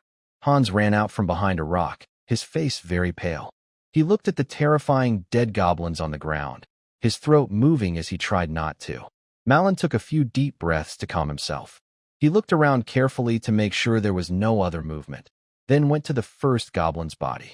He bent down and pulled out the feathered arrow, wiping the blood off its tattered clothes. The iron arrowhead was slightly bent, but still usable. He knelt down, pulled out his hunting knife, and, fighting nausea, quickly cut off the goblin's distinctive long, pointed ears. The green blood was thick and foul-smelling. He wrapped the ears in an old cloth he carried and put them into a hidden pocket inside his leather armor. Old Otter had told him that the Adventurers Guild in Whitestone Town often bought these ears. A pair of complete goblin ears was worth 2 silver coins. This was an important trophy and proof that they had successfully fought a monster for the first time. Big brother. Are they dead? Hans's voice was still trembling. Yes, they are, Malin said, standing up. He went to the stream to wash his curved dagger and his hands. The cold water made his skin tingle, helping him wake up. Check around and see if there are more traces. Be careful. Hans gathered his courage and carefully searched the open area. Soon, he called out in a low voice, Big brother, there's a path here. Lots of small footprints going that way. He pointed toward the dense forest below the rocky, where the fog was thicker. Indeed, on the damp soil and fallen leaves, there is a series of dense, small footprints leading deeper into the forest. There are quite a few, at least a dozen different sets of tracks, indicating frequent use. This is the path to the goblin's nest. He did not immediately follow the tracks. Odin's warning echoed in his mind. Never venture alone into an unknown monster's lair, especially without preparation. The reward of 2 silver coins was tempting, but life is only one. Remember this spot, Malin said to Hans. Let's go back. That's enough for today. They kicked the goblin's crude weapons and the little pile of treasure into the ashes to bury it, then quickly left the area. On the way back, they became more cautious, almost looking back every few steps, until they reached the edge of the foggy forest. Seeing the distant low outline of Chromie Village, their nerves finally relaxed a little. Goblins. Near the edge of the foggy forest? In Odin's house, the old man listened to Malin's brief story, his brow furrowing tightly. He put down the dagger he was cleaning and walked over to a rough, hand-drawn map on the wall, focusing on the area marked Foggy Forest. Two of them, acting as sentinels, found footprints leading deeper, probably a nest with more than 20 goblins, Malin added, placing a blood-stained cloth bag on the table. He opened it, revealing 2 pairs of pointed ears inside. Odin glanced at the ears and nodded. Adult goblins. Well handled. He returned to the table, tapping his finger on the rough wooden surface. 20. Not a large nest, but not small either. They usually don't come so close to human settlements, unless... Unless what? Hans asked eagerly. Unless something has disturbed the main nest, like being driven out by stronger monsters. Or they're planning something, needing a forward base. Odin's eyes grew deep. Further into the foggy forest, near Blackwater Marsh, I heard a few years ago there was conflict between the Kobold tribe and the Goblin clans. Maybe those little green pests got involved. He looked at Malin. Keep the ears safe. Next time, go to town to exchange money. Do you roughly remember where the nest is? Got it. Southeast of the stone, footprints leading toward Blackwater Marsh. Don't act rashly, Odin said seriously. 20 goblins rushing at once. No matter how skilled you are now, you'd be torn to bones. They are timid, but when there are many, they dare to attack. Also, goblin dens often have traps, simple but very sneaky. I understand, Malin nodded. Village chief, what should I practice next? Aod hesitated for a moment. Keep practicing archery. Increase the difficulty of moving targets and quick shots. You need to be able to shoot 3 arrows in 3 breaths, hitting different targets each time. As for the curved sword, starting tomorrow, focus on footwork, especially forest combat techniques. How to move quickly among trees and rocks, use the environment, and counterattack. Hans, yes, Hans straightened his small frame. Your archery still needs improvement, but you have good eyesight. Today's timing to interfere was well done. In the future, focus on hiding and reconnaissance. Learn how to walk quietly in the woods, how to tell different animal tracks apart, and how to understand the activity patterns of goblins and similar creatures. Aod paused. Also, starting tomorrow, you will train with a real sword. A short one, practice stabbing and ing. The goal is clear. When close to an enemy, you should be able to stab into their stomach or eyes. In the following days, the training became more targeted and stricter. Every day before dawn, Malin and Hans ran around the village under Aod's supervision, then did extremely dull footwork exercises in the yard, moving forward, backward, sideways, quick turns, weaving between mock trees, wooden stakes. They also had to block and slash at Aod's thrown cloth-wrapped sticks from any angle using curved or wooden swords. Though Aod's legs were not very mobile, his sticks were quick and aimed at joints and vital points, often making Malin stumble and bruise himself, his body soon covered in purple and blue marks. Archery training moved into the woods. Aod somehow got some old leather armor and wooden shields, hung them on trees, and had Malin shoot at these swinging targets while running and weaving through the trees. The distances ranged from 30 to 60 steps, with varying light conditions. He practiced quick draw, instant aiming, and decisive release during movement. Arrows were used up fast, but his accuracy steadily improved through effort. Hans stayed close to Aod, learning how to recognize footprints, droppings, broken branches, and gnawed plants. Aod also taught him how to use terrain and foliage to hide, how to control his breathing and heartbeat, and how to stay perfectly still while lurking. The boy studied very seriously, and the once innocent eyes of a child gradually gained a hunter's alertness. Every 2 or 3 days, Malin would go alone, sometimes bringing Hans for practical training, to the edge of the misty forest, far away from the stone area. He never got close, only using a worn but still usable single-tube copper telescope lent by Odin to observe from a distance. He recorded the approximate times when goblin sentinels changed shifts, about every 4 hours, and occasionally saw small groups of goblins, 3 to 5, leaving their nest to search for food or materials nearby. He carefully examined the terrain near the nest's possible location and marked several possible routes for approaching and retreating. The goblin nest's location became clearer, about a mile southeast of the stone, near a hidden underground entrance covered by vines and rocks. It might have been a wild animal's den or a natural, now occupied and expanded by goblins. Near the entrance, there were rough wooden barriers and a fence decorated with bones and torn cloth as warnings. During the day, it was usually quiet, but at night, faint sharp noises and flickering shadows from a campfire could be heard and seen on the cave walls. There are over 20 goblins living in the forest less than half a day's walk from the village. They are like a thorn stuck in the throat. Malin carefully shared all the gathered information with Odin. The old man looked at the rough sketches and markings Malin drew on a piece of grass paper, and after a long moment, he nodded. Almost there. The nest structure is unclear, but the entrance should be the only one. They are less active during the day and more alert at night, but also more chaotic. Odin pointed at the sketch with a charcoal pen. Do you want to attack? Yes, Malin answered quickly. They are too close to the village. I need real combat. Actual, risky combat. And I need money. Bounty hunting was one reason, but the nest might also have some supplies, even just copper coins and broken items. Odin looked at him for a while, seeming to weigh the young man's determination and strength. Practice for 5 more days, the old man finally said. In 5 days, your moving target at 60 steps must hit 70%, and your woodland footwork must withstand 20 attacks without falling. Hans must be able to stab a running rabbit-sized target within 30 steps with a short dagger. If you meet these goals, I will help you plan. If not, keep practicing until they come to you, or until they grow in number and attract bigger trouble. Yes, Malin replied without hesitation. 5 days. He looked out the window. The foggy forest in the evening looked like a crouching giant beast. The cave hiding over 20 green-skinned little monsters was like a sore rotting under the beast's skin. 5 days. He must tear open this sore. Late at night, Malin sat under the oil lamp, using a charcoal pencil to sketch attack plans on the back of a rough piece of paper.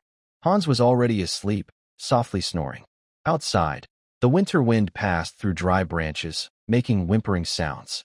The sword needs sharpening, and the bow must be pulled tighter. The following days were filled with sweat and heavy breathing. The training changed. Odin no longer just focused on strengthening Malin's bowstring and sword edge.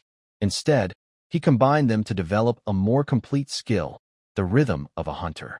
Rangers are not just archers or swordsmen, the old man said in the morning fog, standing in front of a line of dew-covered wooden stakes. His voice was cold and damp like the forest morning. They are people who can shoot a target in the eye from 50 steps away or cut a throat with a blade within 3 steps. Distance is your armor and your prison. Knowing when to draw your bow and when to draw your sword is how you become a true ranger. The training became tougher and more real. Odin found some old, tattered leather armor stained with suspicious dark brown spots and hung it on the stakes. He made Malin run, stop suddenly, roll, and bounce off trees while shooting at small marks drawn with charcoal on the armor. If he missed, he had to do 30 pull-ups in the freezing cold. Without a break, Odin would quickly approach with his crippled leg, wielding a cloth-wrapped wooden stick that looked like a snake, aiming at Malin's sore arms from drawing the bow or his sluggish legs from running. Create distance.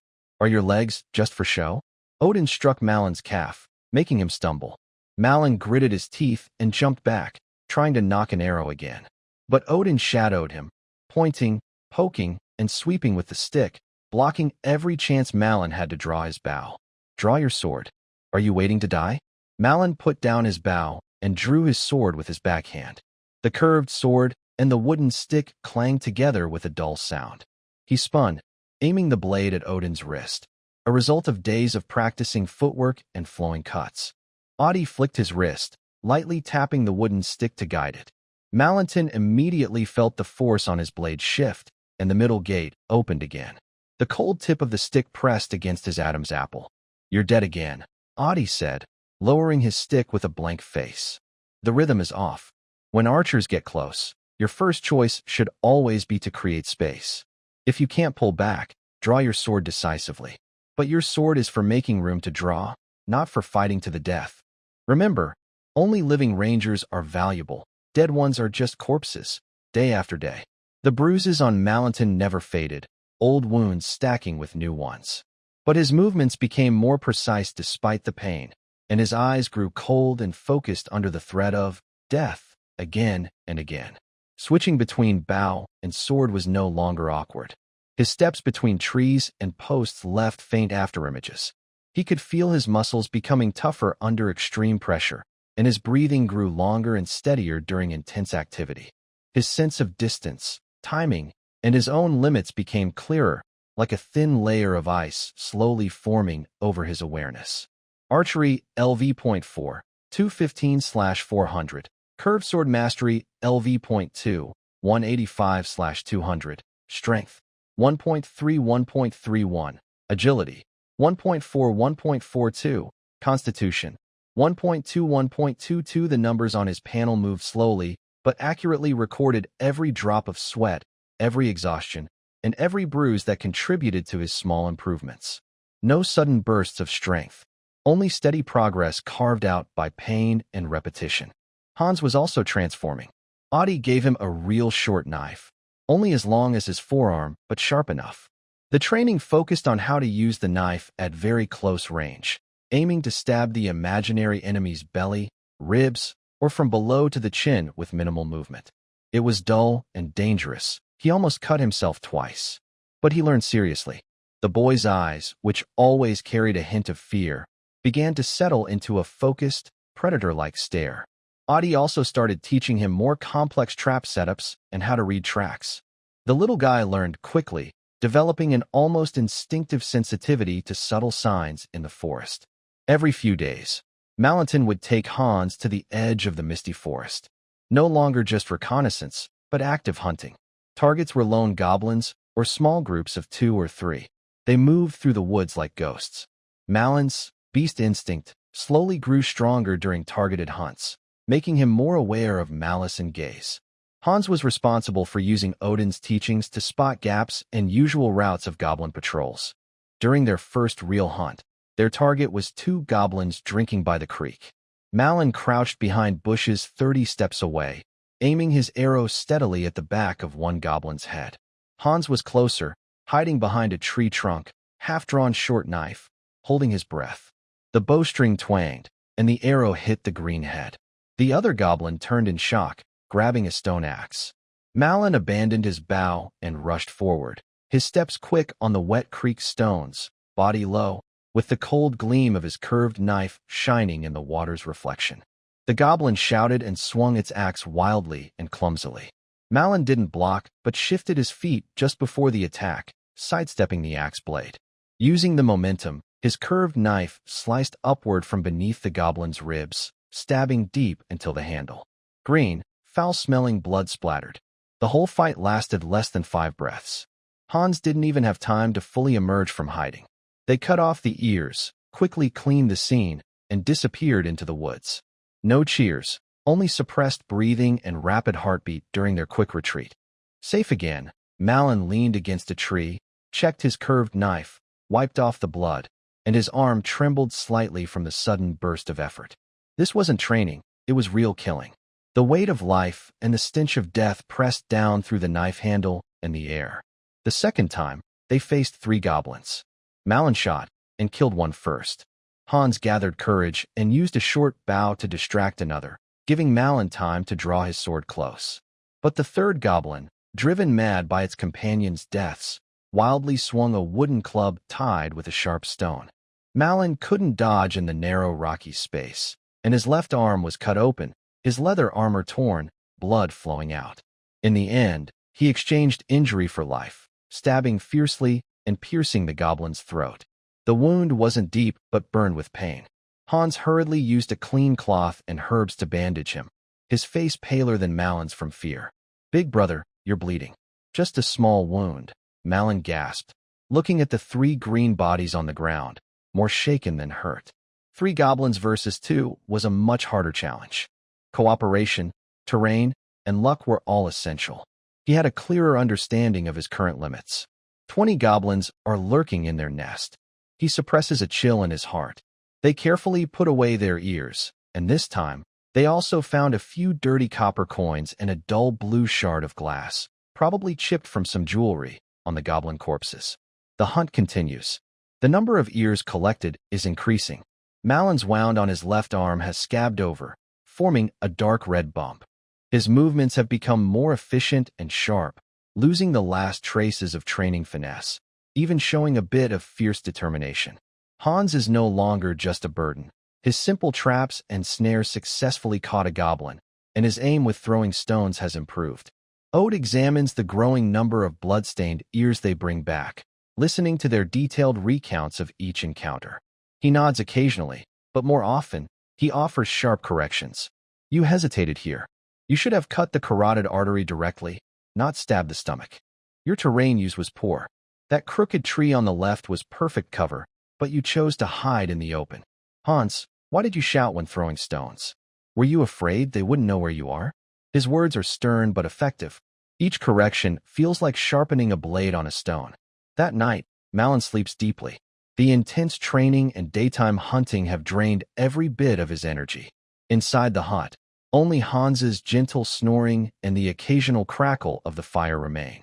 Then, a dream comes. It's not the usual blurry, chaotic fragments. It's unusually clear, with a cold, glassy feeling as if looking through ice. He sees himself in a dark, damp cave filled with a strong, musty smell and the stench of waste. The rough walls drip with water, and bones and debris are scattered on the ground. Deep inside the cave, a small dying fire flickers, casting light on a tall, muscular green figure, taller than any other goblin, sitting on a raised seat made of stones and animal skins. It wears a crooked, rusted iron helmet and holds a large thigh bone, gnawing on it. Then, Malon's vision is forcibly pulled closer, focusing on the goblin's dirty, sharp claws. On its right hand, on one relatively less dirty finger, there is a ring. The ring appears to be made of dull, colorless metal, possibly once silver. The face of the ring is set with a gemstone. Even in such a dark and dirty environment, the gemstone still emits a strange, reddish glow from inside, like dried blood or dying embers. The light is faint but persistent, as if it has a life of its own. The dream has no sound, but a cold message flows directly into Malon's mind. Bloodstone ring effect. Once a day, it can block or deflect a serious or deadly physical attack aimed at the wearer. After the effect triggers, the gemstone's glow dims completely and can only recover after dawn the next day. Then, the scene breaks apart and rewires itself. He sees himself fighting a big goblin in a cave, with blades or arrows about to hit vital spots, but a faint, blood-red aura suddenly appears, blocking or deflecting the attack, making a grating sound. The goblin laughs wildly. The dream now has a blurry sound, swinging a heavy stone axe to fight back. Malon suddenly wakes up, sitting up on a bed of hay. His heart pounds wildly, and cold sweat soaks his clothes. Cold air rushes into his lungs, bringing him back to reality. The hut is dark, with only faint snowlight outside the window. It's not a dream. It's that prediction. The time has come. He instinctively reaches for his left arm. The wound there has healed, leaving only a faint scar that itches slightly. But the dark red glow from the ring in the dream and the strange deflection of the attack are vividly imprinted in his mind. One powerful. Once a day, his breathing gradually steadies, and his eyes shine brightly in the darkness. If the prediction is true, then the biggest risk in attacking the goblin nest comes from that ring-wearing goblin. A critical, deadly attack being nullified could turn the chaos of the battle and decide life or death.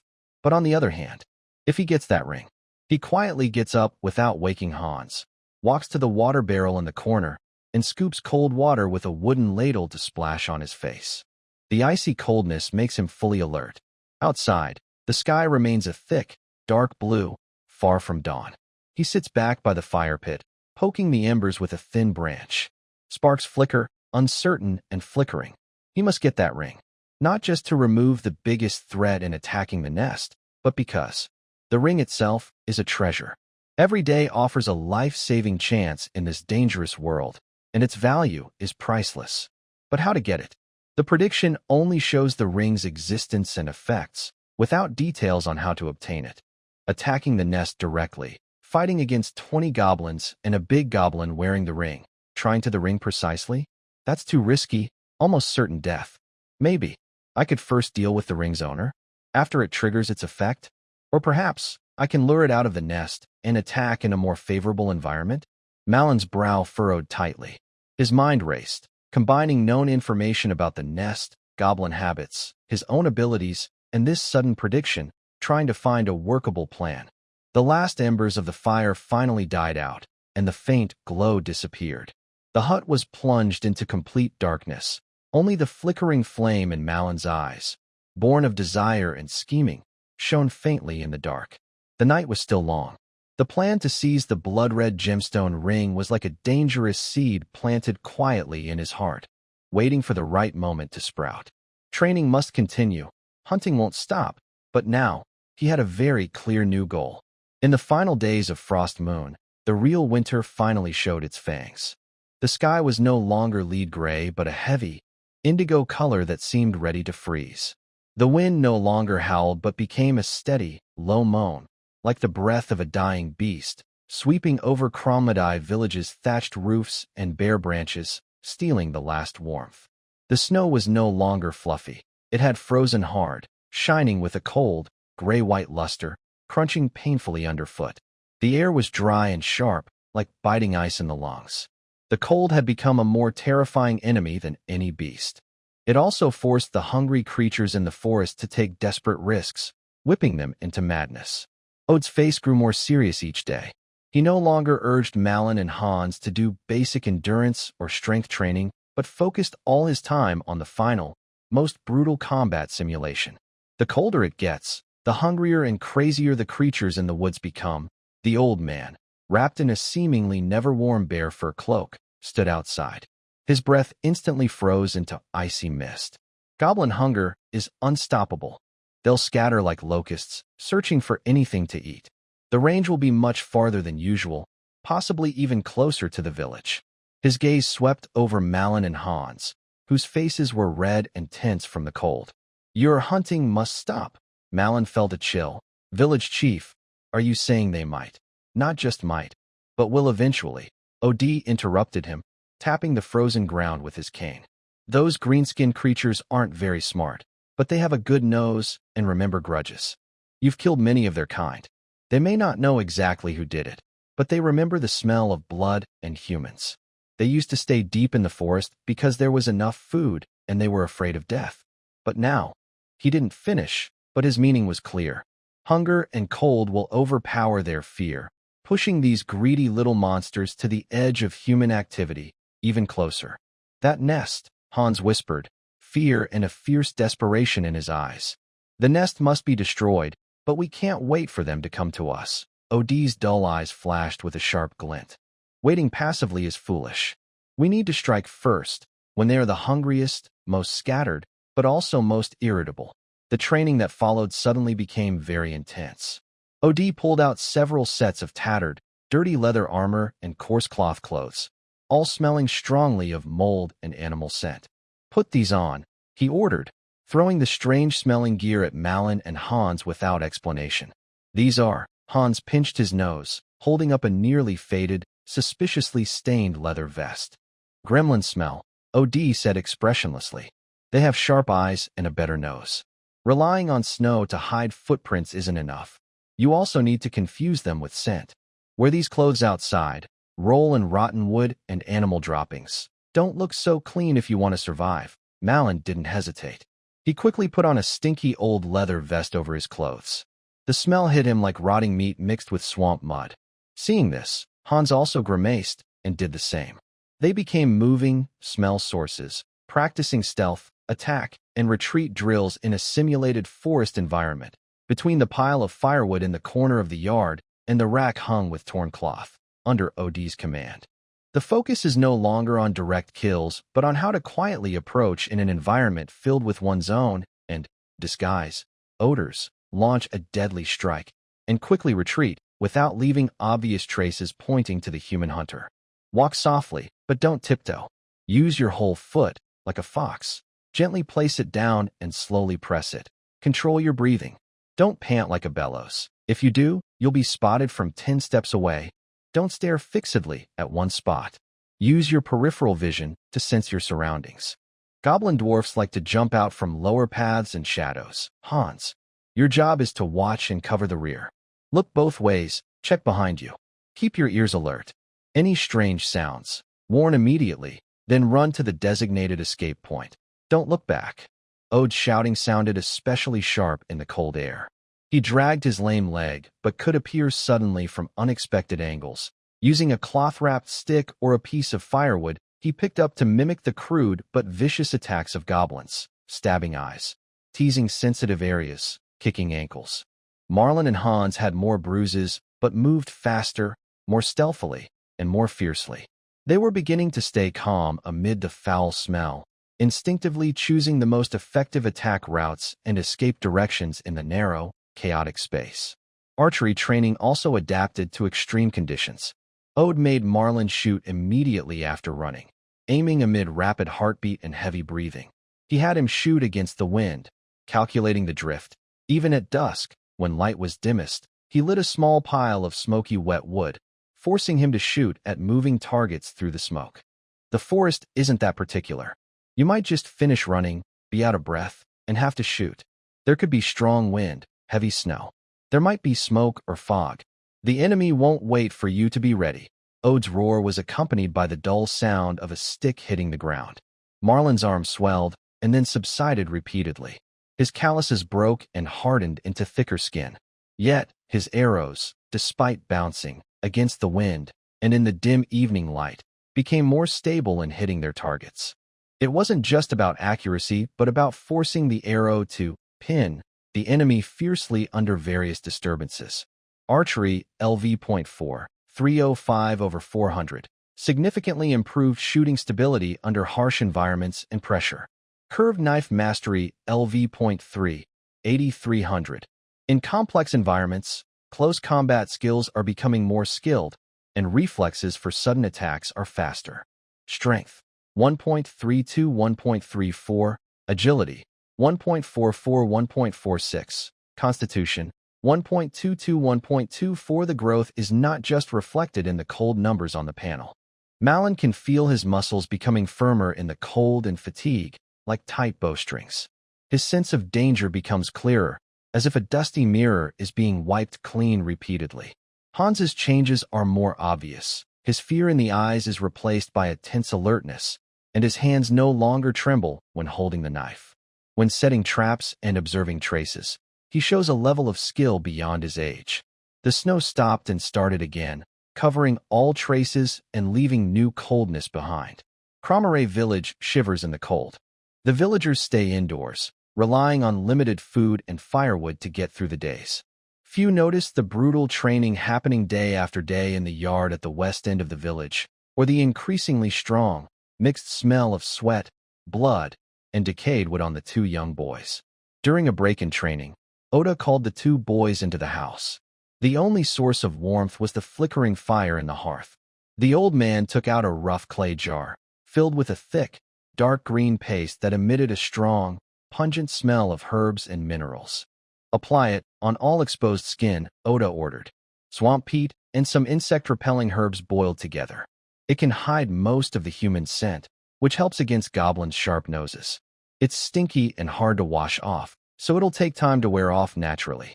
Malin and Hans followed his instructions.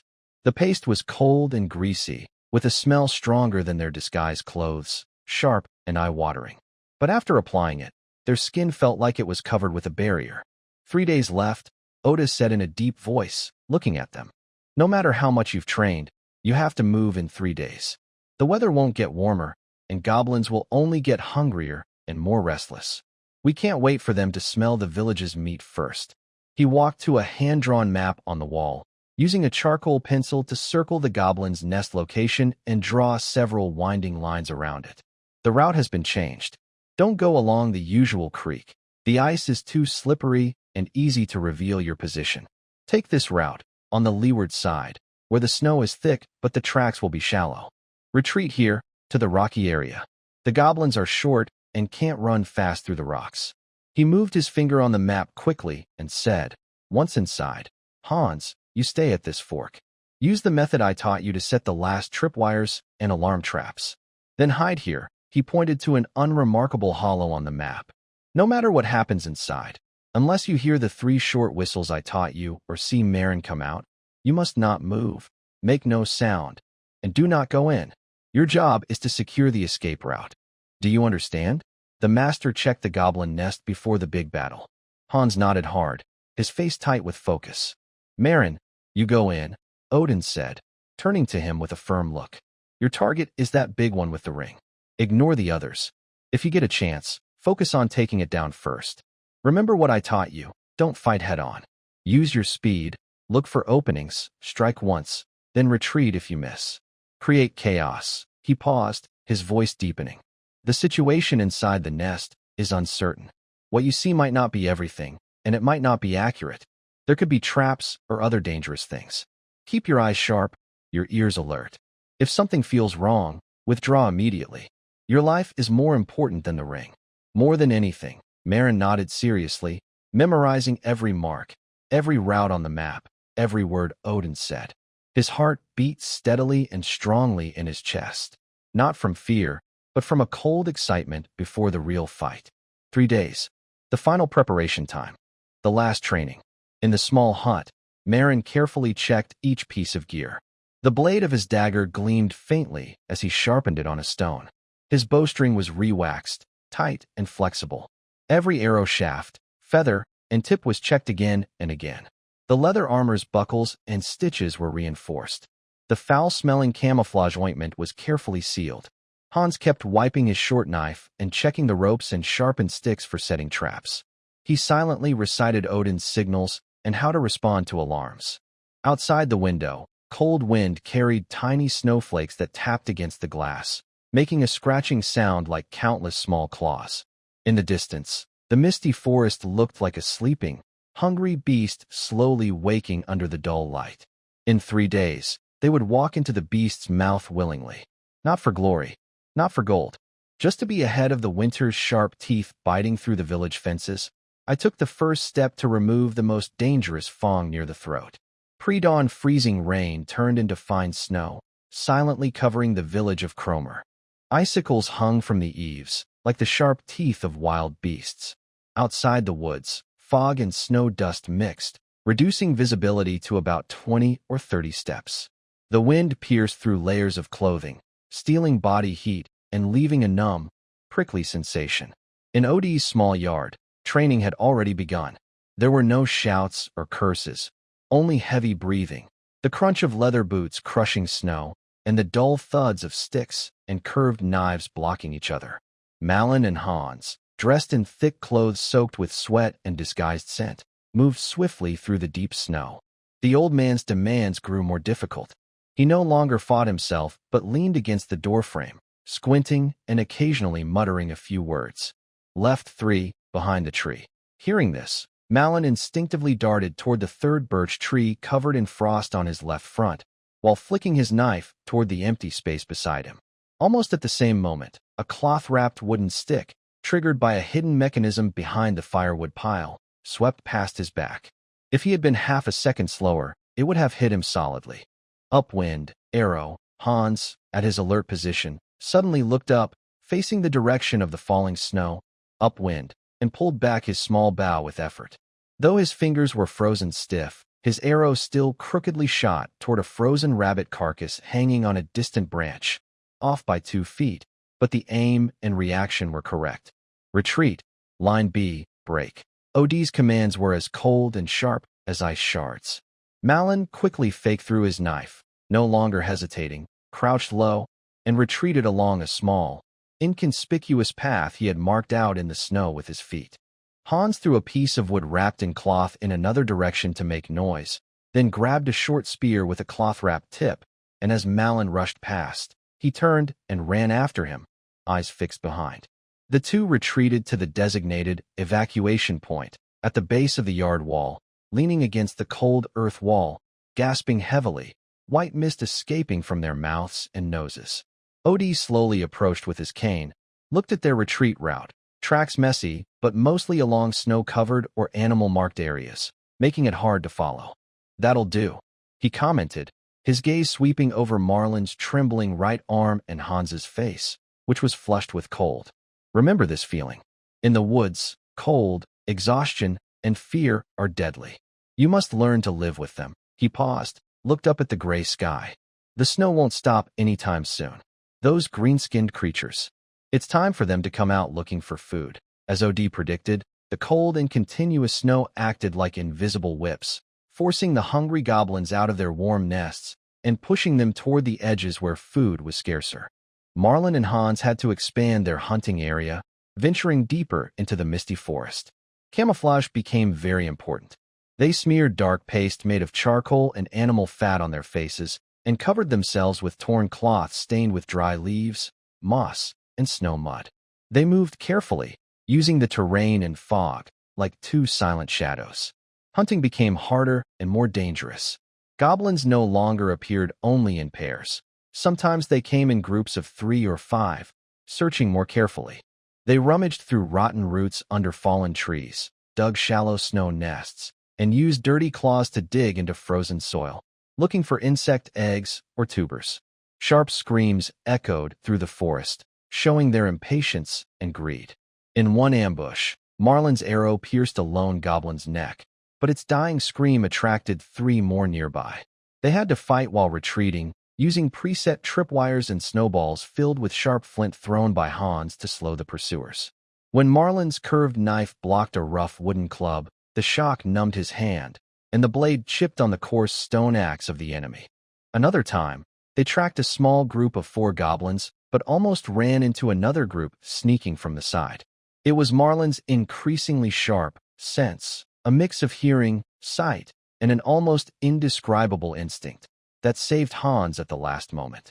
The 2 hid behind bushes covered with ice, holding their breath, watching the small green figures curse and search through sparse berry bushes less than 10 steps away, their hearts pounding in their chests. Every encounter was a dance on the edge of life and death. The sound of arrows flying, the dull thud of blades cutting flesh, the shrieks of dying goblins, their own heavy breathing and pounding hearts. All these sounds and feelings intertwined with the cold, exhaustion, and tension, repeatedly hitting their nerves. The wounds are increasing. Malin's left arm was cut by a piece of stone, and Hans's forehead was grazed by flying debris, but their eyes have become calmer and sharper through constant fighting. Archery LV.4, 34400. Quick aiming and shooting during many battles have improved stability and decisiveness. Curved Blade Mastery LV.3, 120/300.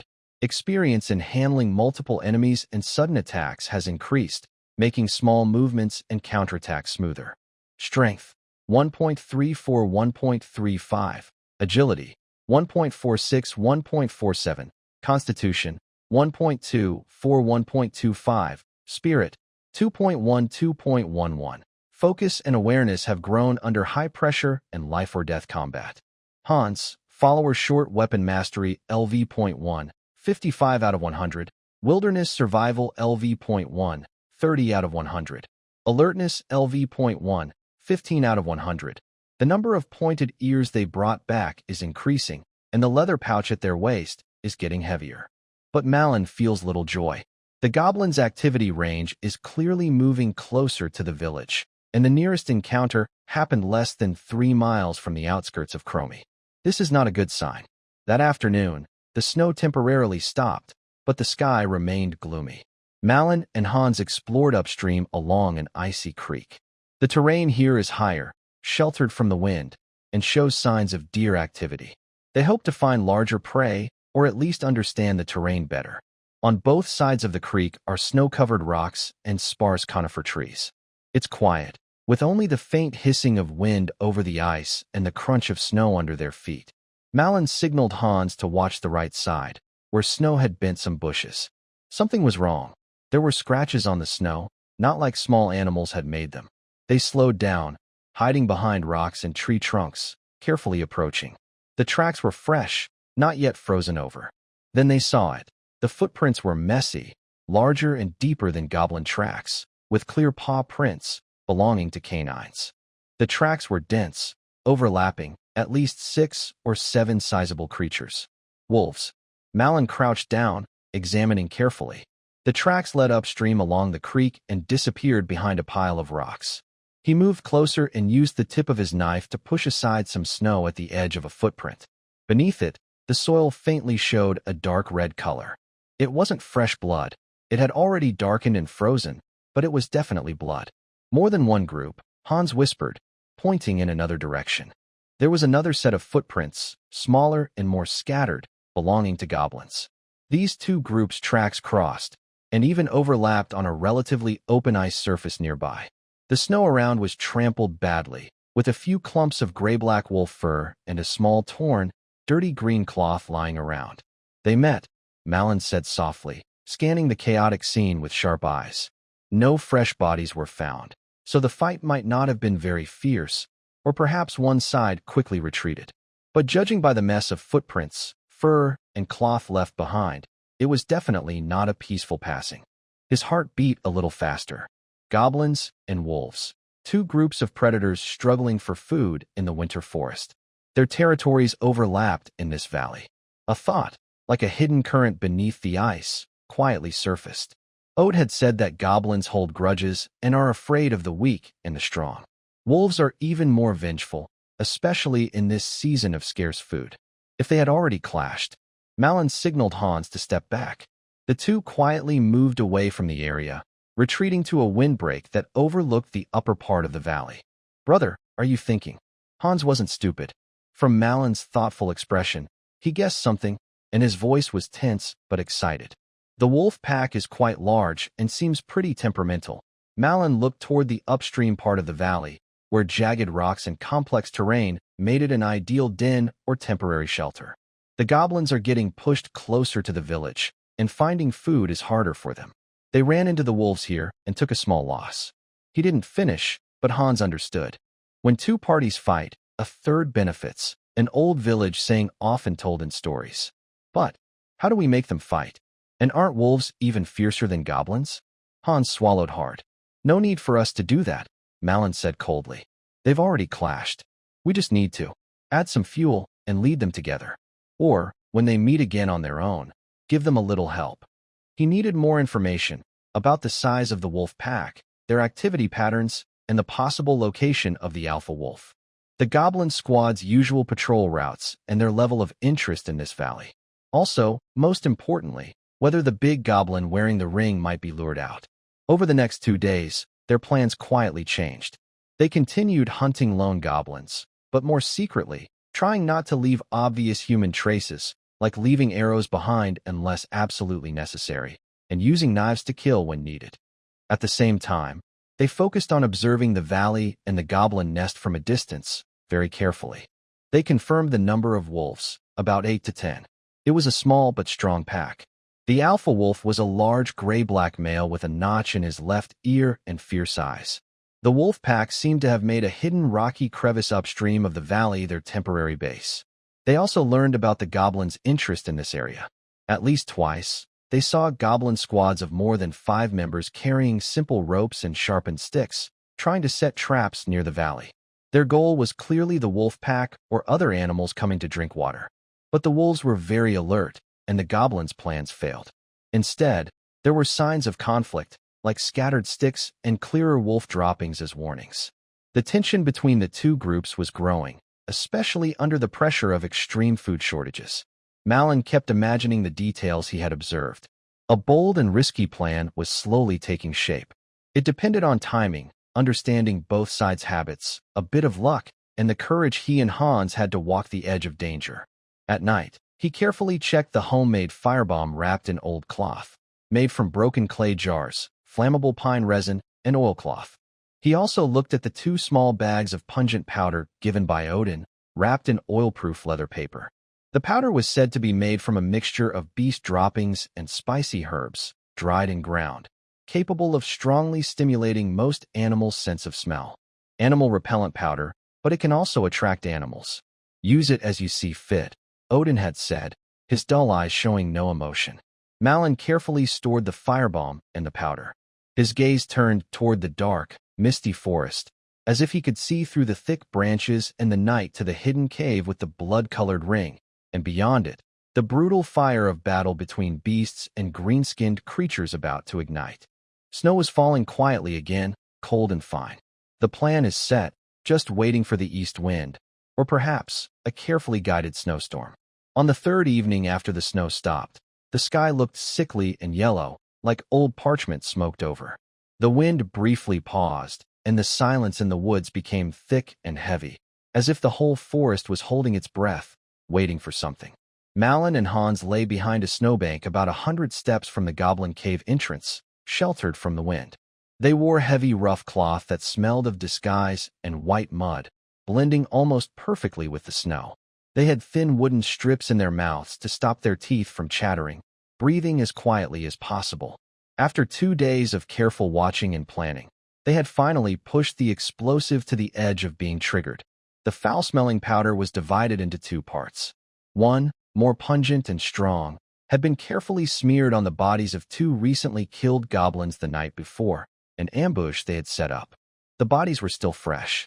Malin dragged these green-skinned corpses to a prominent rock upstream in the creek valley, downwind of the wolf camp. The other part of the powder was carefully sprinkled by Hans yesterday afternoon, carried by the wind, along the small paths frequently used by goblins near the cave entrance, and in the dirty corners where they dumped trash and waste. The amount was small but enough for the keen-sensed wolves to smell a strange, irritating odor leading to the cave, as they tracked the food. The 2 bodies coated with strong-smelling substances. The plan was simple but dangerous. Use the enhanced goblin corpses to anger and attract the wolves, then guide their fury subtly toward the cave with traces. If goblins found the bodies destroyed or eaten by wolves, they would surely become furious. Driven by hunger and territorial instincts, the wolves would almost inevitably clash with the goblins when provoked. They didn't need a full-scale battle, just a chaotic event that would draw all attention. And now, it seemed the moment had arrived. Behind the crooked wooden fence at the cave entrance, the loud screams were more frequent and sharper than usual. A few goblins, carrying tattered baskets, came out cursing and muttering. They prowled near the entrance, their small eyes full of impatience and ferocity, clearly annoyed by something. One of them was especially large, wearing a rusty, deformed old iron helmet on his head. He held a heavy wooden club with a rough stone embedded at the top, pointing and shouting sharp commands at the other goblins. It was him. Even from a distance, Malin could feel that fierce energy that was different from ordinary goblins. His right hand, when swinging the club, occasionally reflected a dull red glow. A ring. Almost at the same time, a long, angry wolf howl came from the valley, followed by several responding howls. The sounds grew closer quickly, filled with the urgency and aggression of predators. The goblins at the cave entrance became restless, hurriedly retreating into the hole. But the big goblin in the iron helmet shouted sharply to stop them. He raised his club and growled threateningly toward the wolf howls. The other goblins also gathered their courage, raising simple weapons, pressing behind the fence, baring their teeth at the approaching sounds. They are coming. First appeared in the snowy forest were several swift gray figures. 8 wolves, led by the one-eared giant wolf, whose fangs gleamed white in the dull light. The wolf pack was clearly starving and aggressive, their fur bristling, low growls rumbling in their throats. Their target was obvious, the goblins at the cave entrance, emitting a furious aura.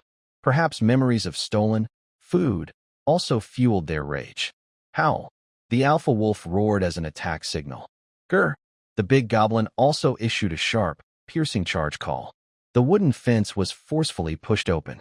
Over 15 goblins, led by the helmeted goblin, swung stone axes, wooden clubs, and sharpened spears, shouting as they rushed toward the wolves. The wolves responded without hesitation, spreading out, using their speed and teamwork to lunge from the sides. A primitive, bloody battle erupted instantly on the snowy ground in front of the cave. Roars, snarls, the dull thuds of bones and flesh colliding, and tearing sounds of sharp teeth ripping into skin. Green blood and red wolf blood splattered on the snow, quickly freezing into ugly patches. The goblins fought wildly with numbers and crude weapons, while the wolves relied on agility and coordinated attacks targeting their legs. One goblin was knocked down, his throat torn by wolf teeth. A wolf was stabbed in the side by several wooden spears and howled as it rolled over. Malin kept his eyes fixed on the heart of the battle. The big goblin was unusually brave and fierce. It swung a heavy stone club with skill, knocking back a wolf that charged at it, then quickly turned to strike down another wolf trying to attack from the side, perhaps driven mad and unable to tell friend from foe. Its old leather armor protected it from the wolf's claws a few times, and when it swung the club, a dark red glow flickered occasionally. The alpha wolf was clever and fierce. It didn't fight the goblin head-on, but instead directed the wolf pack to attack the other goblins, creating chaos and looking for an opening. It lunged suddenly, almost biting the goblin's ankle, but the stone club struck just in time, leaving a bloodstain on the wolf's back. The chance was fleeting. Malin gently nudged Hans beside him. Hans understood and slowly took down Malin's hunting bow from his back, then carefully handed him an arrow from the quiver. His hands were steady, and his eyes stayed focused on the scene below. Malin took the bow and arrow, his fingers brushing the cold string and feathers.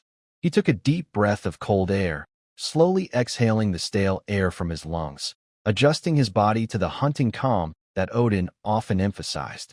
The sounds of fighting, the smell of blood, and the fear of death seemed to be blocked by an invisible barrier. In his eyes, only two targets remained: the ring-wearing, green-skinned leader's raised right hand, and the next side of the gray wolf leader, which would be exposed in its next attack. He slowly drew the bowstring. His muscles moved with familiar, steady strength. The wind was almost still, about 80 steps away. The targets moved in the chaos, but their movements left clues.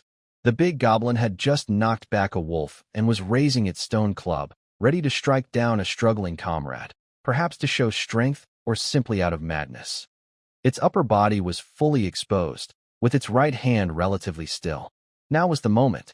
The faint sound of the bowstring vibrating was drowned out by the noise below. The arrow was released, shooting as a nearly invisible gray shadow through the dusk air. Thud! The metal arrowhead precisely pierced the weak spot just above the goblin's right armpit, where the old leather armor didn't cover. The force of the arrow made the goblin tilt half its body. The stone club missed its mark, and it fell heavily onto the snow. It let out a furious, painful roar, clutching its wound instinctively with its left hand. Almost at the same time, the alpha wolf seemed to sense the goblin's vulnerability. It kicked off the snow with its hind legs, transforming into a streak of gray lightning, lunging at the goblin's unguarded left side of the neck. This was a deadly strike. Malin's second arrow was already drawn and ready. His bow was quickly pulled back again. His eyes were cold and firm, locked onto the flying gray shadow. The big goblin was slow to react because of the pain and anger. When the wolf lunged at it, it only managed to turn its injured right arm and body slightly. The sharp teeth of the wolf bit fiercely at the connection between its shoulder and neck. Just as the wolf's teeth were about to touch its green skin, a thin, transparent ripple appeared suddenly on the goblin's surface, like a layer of solidified blood light. Clang! A harsh scraping sound rang out. The wolf's teeth seemed to bite into a very slippery, tough, gel-like surface, but an invisible force pushed it away, causing it to slip aside. No blood or flesh flew out as expected. Only a few deep scratches remained on the old leather armor. The wolf's attack was deflected, and it stumbled when it hit the ground. The ring's protective magic worked. It blocked that could have torn its neck apart, but the big goblin was also in pain. The protective shield seemed to drain a lot of its energy. Combined with the arrow wound in its right arm, its movements slowed noticeably. For the first time, fear flickered in its eyes. The head wolf was even more furious because of this strange phenomenon. It shook its head, its scarlet eyes fixed on the staggering green-skinned leader. Its leg muscles tensed again, ready to launch an even crazier attack. However, it had no chance. Malin released the second bowstring. This shot was perfectly timed. It struck just as the head wolf was exhausted from its previous effort and before new strength had built up, while its attention was fully drawn to the strange defense. The arrow silently shot from behind, from the side. Just as the wolf was regaining its footing and preparing to lunge again, the arrow precisely pierced through the gap between its ribs, slanting upward into its chest. Ugh! The head wolf's charge turned into a futile leap forward. It fell into the snow, twitching, making gasping sounds from its throat. Dark red blood poured from its mouth, nose, and wounds, quickly staining a large area of snow red. The wolf pack instantly fell into chaos. The sudden death of their leader caused them to lose command. Their attack was interrupted. Several wolves panicked and retreated, whimpering anxiously. The goblins were stunned by these sudden changes. They saw their powerful leader mysteriously shot in the arm, and then saw the terrifying head wolf killed by arrows from unknown sources. Fear spread like a plague. The big goblin endured intense pain and let out a sharp cry of retreat. It dragged its injured arm and, terrified, quickly turned to run toward the entrance of the nest. All notions of leadership, dignity, and protective rings vanished in the face of this deadly, unknown threat. As the leader fled, the already demoralized goblins suddenly lost their minds. They screamed and scattered in all directions. Some followed the big goblin into the cave, while others panicked and ran into the nearby woods, dropping their weapons everywhere. Seeing their opponents collapse and losing their alpha wolf, the wolf pack let out a few reluctant howls, then, tail between their legs, carried the body of the alpha wolf and quickly disappeared into the darkening forest. In just a few moments, the battlefield that was just covered in blood and flesh was now empty, with only a few goblin and wolf corpses left, along with bloodstains frozen on the ground. Silence fell over the scene. Malin slowly lowered his bow, his arm trembling slightly from drawing it twice in quick succession. He looked toward the nest entrance. The big goblin had fled in panic, and the ring should still be on its hand. But the situation inside the cave was unknown. "Hans," he whispered, his voice dry from holding his breath for so long. "Stay here. As usual, listen for 3 short whistles or wait for me to come out. If any fleeing goblins approach, use your bow to scare them away. Don't fight them head-on." "Understood, big brother." Hans's voice was tense but determined. He clenched his short bow, nocked an arrow, and vigilantly scanned the surroundings. Malin drew his curved dagger, sheathed his bow, and moved like a silent ghost down the snowy. He quickly crossed the bloody battlefield and reached the nest entrance. The wooden fence was crooked, and debris was scattered on the ground. Faint, frantic screams and running sounds came from inside, but they were quickly fading away. A strong stench of feces, rot, and blood hit his nose. He slipped inside. The entrance was narrow, but a few steps inward revealed a spacious natural cave of about 30 to 40 square meters. The light was very dim, only a little daylight filtering in from the entrance and faint glows deep inside the cave, possibly phosphorescence or some other light source. The ground was damp, dirty, covered with bones, broken objects, and filth. Using the faint light, Malin quickly scanned the interior. There were no signs of an ambush, only a few extinguished campfire ashes and some hastily knocked over debris. The goblins that had just fled seemed to have headed deeper into the darker tunnels of the cave. His gaze settled on a slightly elevated stone platform in the center of the cave. There were some mostly intact animal skins spread out, along with a few shiny little objects, dozens of worn silver coins, some copper pieces, a few dull-colored low-quality stones, several small metal items almost unrecognizable due to rust, and a few dirty little pouches that might have been taken from human bodies. Clearly, this was the leader's throne and treasure spot. In the rush to escape, they hadn't had time to take everything. But the ring wasn't here. Malin's heart sank. Had that person taken the ring and run deeper into the dark cave? Chasing after a wounded goblin leader with a ring's protection in a dark, unknown tunnel? That was too risky. He was about to carefully examine the scattered items when suddenly, from deep inside the cave, a very short, sharp scream stopped abruptly, as if someone had been choked. Then came a few more distant, frightened screams that quickly disappeared. Something was wrong. Malin immediately gave up on searching and quickly moved forward. He used his knife to sweep the silver coins and small pouches into his bag, then grabbed 2 of the largest dark stones, which showed faint metallic reactions. The whole action took less than 5 breaths.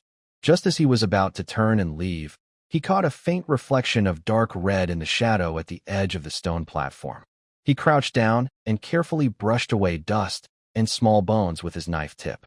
It was the ring. The band was dull and covered in dirt and a streak of dark green bloodstain. The gemstone on the face of the ring was now dull, almost completely darkened, with only a tiny spot in the center still faintly glowing, like a flickering spark about to go out. It lay quietly, as if hastily torn off or dropped. Malin didn't hesitate. He used his knife to lift it and held it in his palm. It felt cold, with a strange texture that was neither metal nor stone. Instead of putting it on right away, he carefully wrapped it in a clean piece of soft leather and tucked it deep inside his leather armor. Without hesitation, he turned and rushed toward the cave entrance. Outside, cold air flooded into his lungs. Hans was still on the snowy, keeping watch. When he saw Malin come out, he visibly relaxed. Malin didn't stop. He blew a short, urgent signal, an alert to retreat, not the usual 3 short blasts, which meant an emergency, and quickly retreated along a pre-surveyed route, far from the nest and the stream valley. Hans immediately slid down and followed closely behind. They did not look back. In the growing dusk and falling snowflakes, they quickly and silently moved away from the edge of the forest filled with blood and strange feelings. Until they could no longer see the nest's location and were sure no enemies were chasing them, they stopped behind a large, windproof rock and gasped heavily. Malin sat against the cold stone, unfastening his bag. Using the last bit of daylight, he took out what was inside. About 30 silver coins of different quality, a few small bags with broken copper coins, and some dull-colored glass beads, and 2 stones, one identified as low-quality iron ore and the other as copper ore, both of little value. The most precious thing was a ring wrapped in soft leather, still warm in his arms. There was no cheer or celebration, only exhaustion after surviving and the cold, heavy feeling from the ring in his palm. They had planned an adventure, fought a bloody battle, and shot 2 arrows as precisely as if guided by death itself. They achieved what they wanted, weakening the threat near the village, gaining much-needed money, and an unexpected magical item that could change many things. Malin looked up toward Chromii village, where faint lights flickered in the heavy dusk. Cold wind carried snowflakes that hit his sweaty, cold face. The struggle for survival never stopped. And now, it seemed he had gained another chip. He packed up his things, patted Hans on the shoulder, and said, "Let's go home." The 2 figures merged into the vast, snowy night, heading toward the faint lights. Behind them, the forest returned to deep darkness and silence, as if the bloody battle had never happened. Only the blood-colored ring, taken away, hinted that something invisible had already begun to turn. Before setting out, the village chief, Odin, unusually spoke a few more words. His gaze swept over Malouin's back, where a purple shirt and a long bow were carried. Wolves hold grudges, especially when their alpha is dead. They will either scatter completely or wait until they regain strength, then find a new, fiercer leader to come back for you in the village. Remember, wolves are tough and stubborn. If you can't aim at their heads, shoot at their midsection. Odin paused. The arrow with multiple tips is for your safety, not for showing off. Use it only when necessary. The 2 entered the forest. The bloodstains from yesterday's battle had mostly been covered by fresh snow, but the messy footprints, dragging marks, and scattered fur were still clear. The wolf tracks were no longer neat. They looked panicked and scattered, divided into several groups. Most ran deeper into the woods, but a few stubbornly headed upstream, toward the creek, toward their den. Some wolves haven't gone far, or maybe they've gone back, Hans whispered, pointing at the fresh claw marks. Malouin crouched down to examine carefully. The footprints varied in size, few in number, about 3 or 4 wolves. The steps were faint, with occasional drops of blood. They might be injured or the weaker ones staying close to the den, he judged, a determined look in his eyes. Let's follow them. Tracking injured animals requires extra caution. They followed the footprints through the snow-covered rocks and deadwood, moving slowly but quietly. Malouin led, bow half-drawn, arrow knocked, eyes sharp like a hawk, scanning every shadowy rock and bush. Hans followed closely, holding a short knife, listening carefully in all directions. Upstream in the creek valley, the terrain grew steeper, with jagged rocks forming a small, sheltered snow valley. The footprints hesitated here and finally disappeared between 2 large, leaning rocks. The gap was narrow and dark inside, with a faint, foul smell seeping out. This was the last hiding place of the remaining wolf pack. Malwin signaled Hans to hide behind a large rock on the side. He climbed onto a higher rock to observe from above. The inside of the gap was unclear, but the snow at the entrance showed signs of being dug up. Inside, faint heavy breathing and muffled whimpering could be heard. Charging in blindly was not wise. The narrow space was not suitable for archery, and close combat with a wounded, cornered wolf was too risky. He thought for a moment and took out a bloodstone ring on a leather cord from his pocket. After returning to the village yesterday, he tried to use his mind to touch the ring, hoping to activate its protective effect, but there was no response. Now, he focused again, sending a faint thought toward the ring while recalling the faint red glow that appeared on the big goblin's surface during yesterday's fight. Identification activated. Item: rough bloodstone ring material. Low-quality iron-based alloy mixed with silver, natural bloodstone fragments effect, an easy-to-activate basic protective energy field. When the wearer concentrates, they can briefly activate the small amount of energy stored in the ring, forming a continuous deflective shield on the surface for about 1 second. This shield can block or weaken a limited physical impact, such as a normal sword slash, thrown stone, or a gentle blunt force.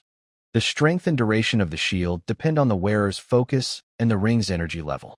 Charging. After the energy is used up, it needs about 6 to 8 hours in natural light. Sunlight is best to slowly recharge. Repeated quick depletion may damage the bloodstone structure. The identification was clear and straightforward. Malin understood it well and put the ring on his left index finger. He felt the cold touch. The ring was slightly loose. He tried to focus on the ring, imagining the energy flowing. At first, he felt nothing. But after holding his breath and trying several times, a tiny, faint warm current suddenly reached his fingertips. At the same time, the dull blood-red gemstone on the ring's surface seemed to glow very faintly for a moment before returning to normal. A subtle connection seemed to form with the ring. He vaguely felt that inside the ring was like a small, drying pond needing sunlight to slowly fill it. He couldn't rely on it for protection right now. Malin steadied his mind and turned his attention back to the rock. He made a gesture to signal Hans to prepare. Then he drew an arrow from his quiver, wrapping its tip in soaked cloth. He lit it with a fire striker, knocked the arrow, and drew the bow. The flaming arrow arced precisely into the pile of twigs and animal hair at the entrance of the flames suddenly burst out, thick smoke billowing as it poured inside through the gap.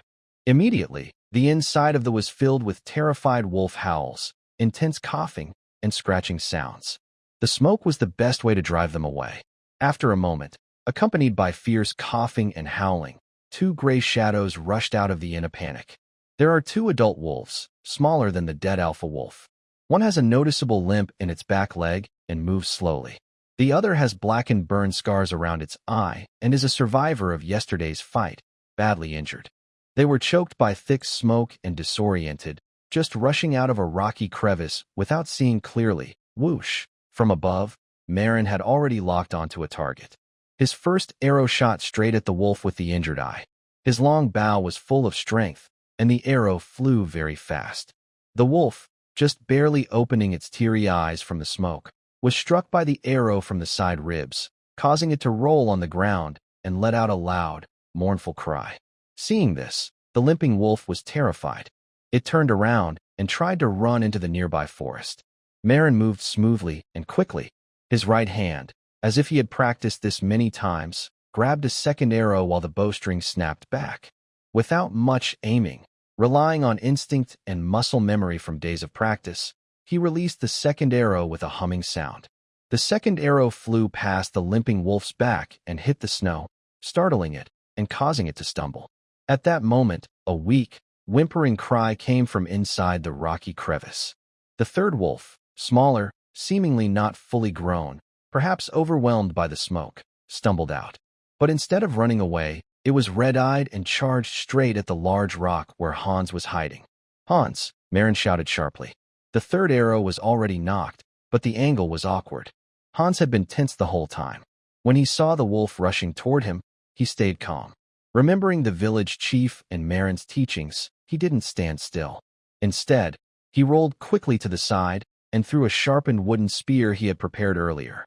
The spear wasn't very accurate, but it was sudden. The young wolf missed its attack and was startled by the flying spear, causing it to hesitate. That hesitation was a matter of life and death. Marin's third arrow arrived. This time, he took a deep breath, drew the bow to a full moon, and shot the arrow like a shooting star, piercing the wolf's neck from the side with force. 3 wolves, 2 dead, 1 badly wounded. The wounded wolf with the injured eye was still struggling in the snow, but it was clear it wouldn't survive. The fight started and ended in a flash. All that remained in the snowy valley were the dying howls and the crackling sound of burning dry branches. Marin jumped down from the rocks, carefully checked around, and confirmed there was no movement inside the crevice. Hans also ran over, looking very pale, but his eyes were bright. His hand holding the short knife trembled slightly, showing both nervousness and excitement. "Good job," Malin patted Hans on the shoulder. The moment he dodged and threw the spear earlier was perfectly timed, giving him a crucial chance to shoot. They quickly dealt with the wolf's body. Valuable pelts and wolf teeth were taken, and the rest was dragged away to be buried. Inside the rocky crevice, there were no more living creatures, only some leftover bones and traces left by wolf pups. In the nest, Malin found a black wolf pup. On the way back, Hans couldn't help asking, "Big brother, do we really want to raise that little wolf?" The village chief doesn't seem to like wolves very much. Malin looked at the rough but warm wolf pelt in his hand, then thought of the trembling little creature in his arms. "Yes, we will raise it. Raising a wolf pup from a young age makes it a good helper." The village chief isn't against wolves, he just finds them troublesome. He paused. He knows how to raise them. Sure enough, when they returned to the village and handed the wolf pelt and teeth to Older, the old man only snorted and glanced at the small black pup wrapped again in an outer cloak, which seemed even more droopy than inside the nest. "If it didn't die outside, it's lucky," Older said, nudging the pup with his cane. The little creature made a faint whimper. "If you want to raise it, here are the rules. Don't let it eat too much. Always keep it a little hungry. When animals are full and warm, they become lazy. When hungry, they listen and learn." He paused again. "Get some goat milk and warm it up to feed. If no goat milk, mash some meat and mix in some porridge. Don't feed raw meat, at least for the first few months. It's easier to tame. Keep the nest warm, but not too comfortable. Take it outside every day to get used to your scent, the path, and the village.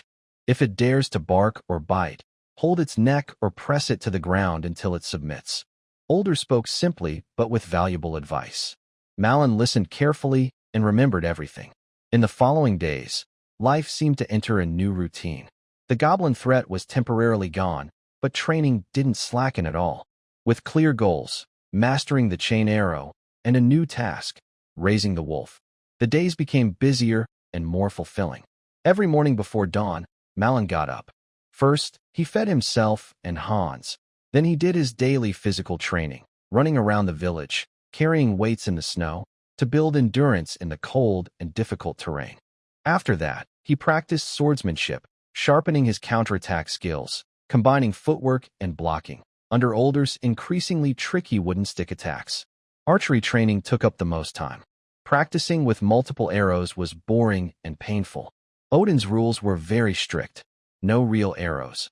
Only training arrows without tips. He practiced drawing, knocking, shooting, and releasing at a target 30 steps away. Movements had to be smooth, without any hesitation. Rhythm had to be steady, without rushing or slowing down. Breathing had to match the actions, without chaos. If he made a mistake, Odin's staff would mercilessly strike his wrist, elbow, or back. Speed isn't about rushing blindly. It's about steady speed. Are your hands made of iron? Why are they trembling? Breathe. If your breathing is off, your arrow will drift. Do you want to shoot the moon? Use your waist and back. Let your body lead your arms. Don't just rely on your arms alone. Malin's index and middle fingers quickly developed blisters, which then burst and turned into thick calluses. His arms, shoulders, and back muscles were always sore. But he gritted his teeth and kept practicing repeatedly. The initial 4-breath, 3-arrow shots gradually shortened to 3 breaths. The scattered shots slowly moved toward the center of the target. He began to understand the sense of rhythm, not by rushing, but by finding the most efficient, direct way to move each part, making his actions flow as naturally as breathing. Archery LV.4, 38400. Basic mastery of multiple arrow technique, improved speed, stability, and rhythm. Strength 1. 35 1.36, agility 1.47 1.49, constitution 1.25 1.26. The little black cub, named Coal Ball by Hans, was struggling to adapt to the strict rules under Malin's almost harsh discipline. It drank warm goat milk, exchanged with a village farmer who had sheep, using part of a wolf carcass, ate mashed meat, and slept on dry, warm old linen. But it quickly learned the rules. When it first tried to bite Malin's leather boots, it was unceremoniously grabbed by the scruff and pressed to the ground until it stopped struggling and whimpered for mercy. When it whined at night without reason, it was taken outside into the cold for a while. Rewards and punishments were clear. When it did something right, like going to a designated corner to relieve itself, it received gentle petting and a small piece of dried meat. When it challenged authority, it was immediately subdued. Malin spent time every day walking with it around the yard and nearby village to help it become familiar with his scent, voice, and commands. The coal ball seems to gradually understand that this two-legged creature provides food and safety, and is the unquestioned leader. Its gaze at Marin changes from initial fear and caution to dependence and obedience. Occasionally, during training breaks, Marin raises his left hand and stares at the rough bloodstone ring on his index finger in the bleak winter sunlight. He tries to better control the faint mental connection and feels the slow recovery of energy inside the ring. The process is still awkward, but much better than when he had no idea at first.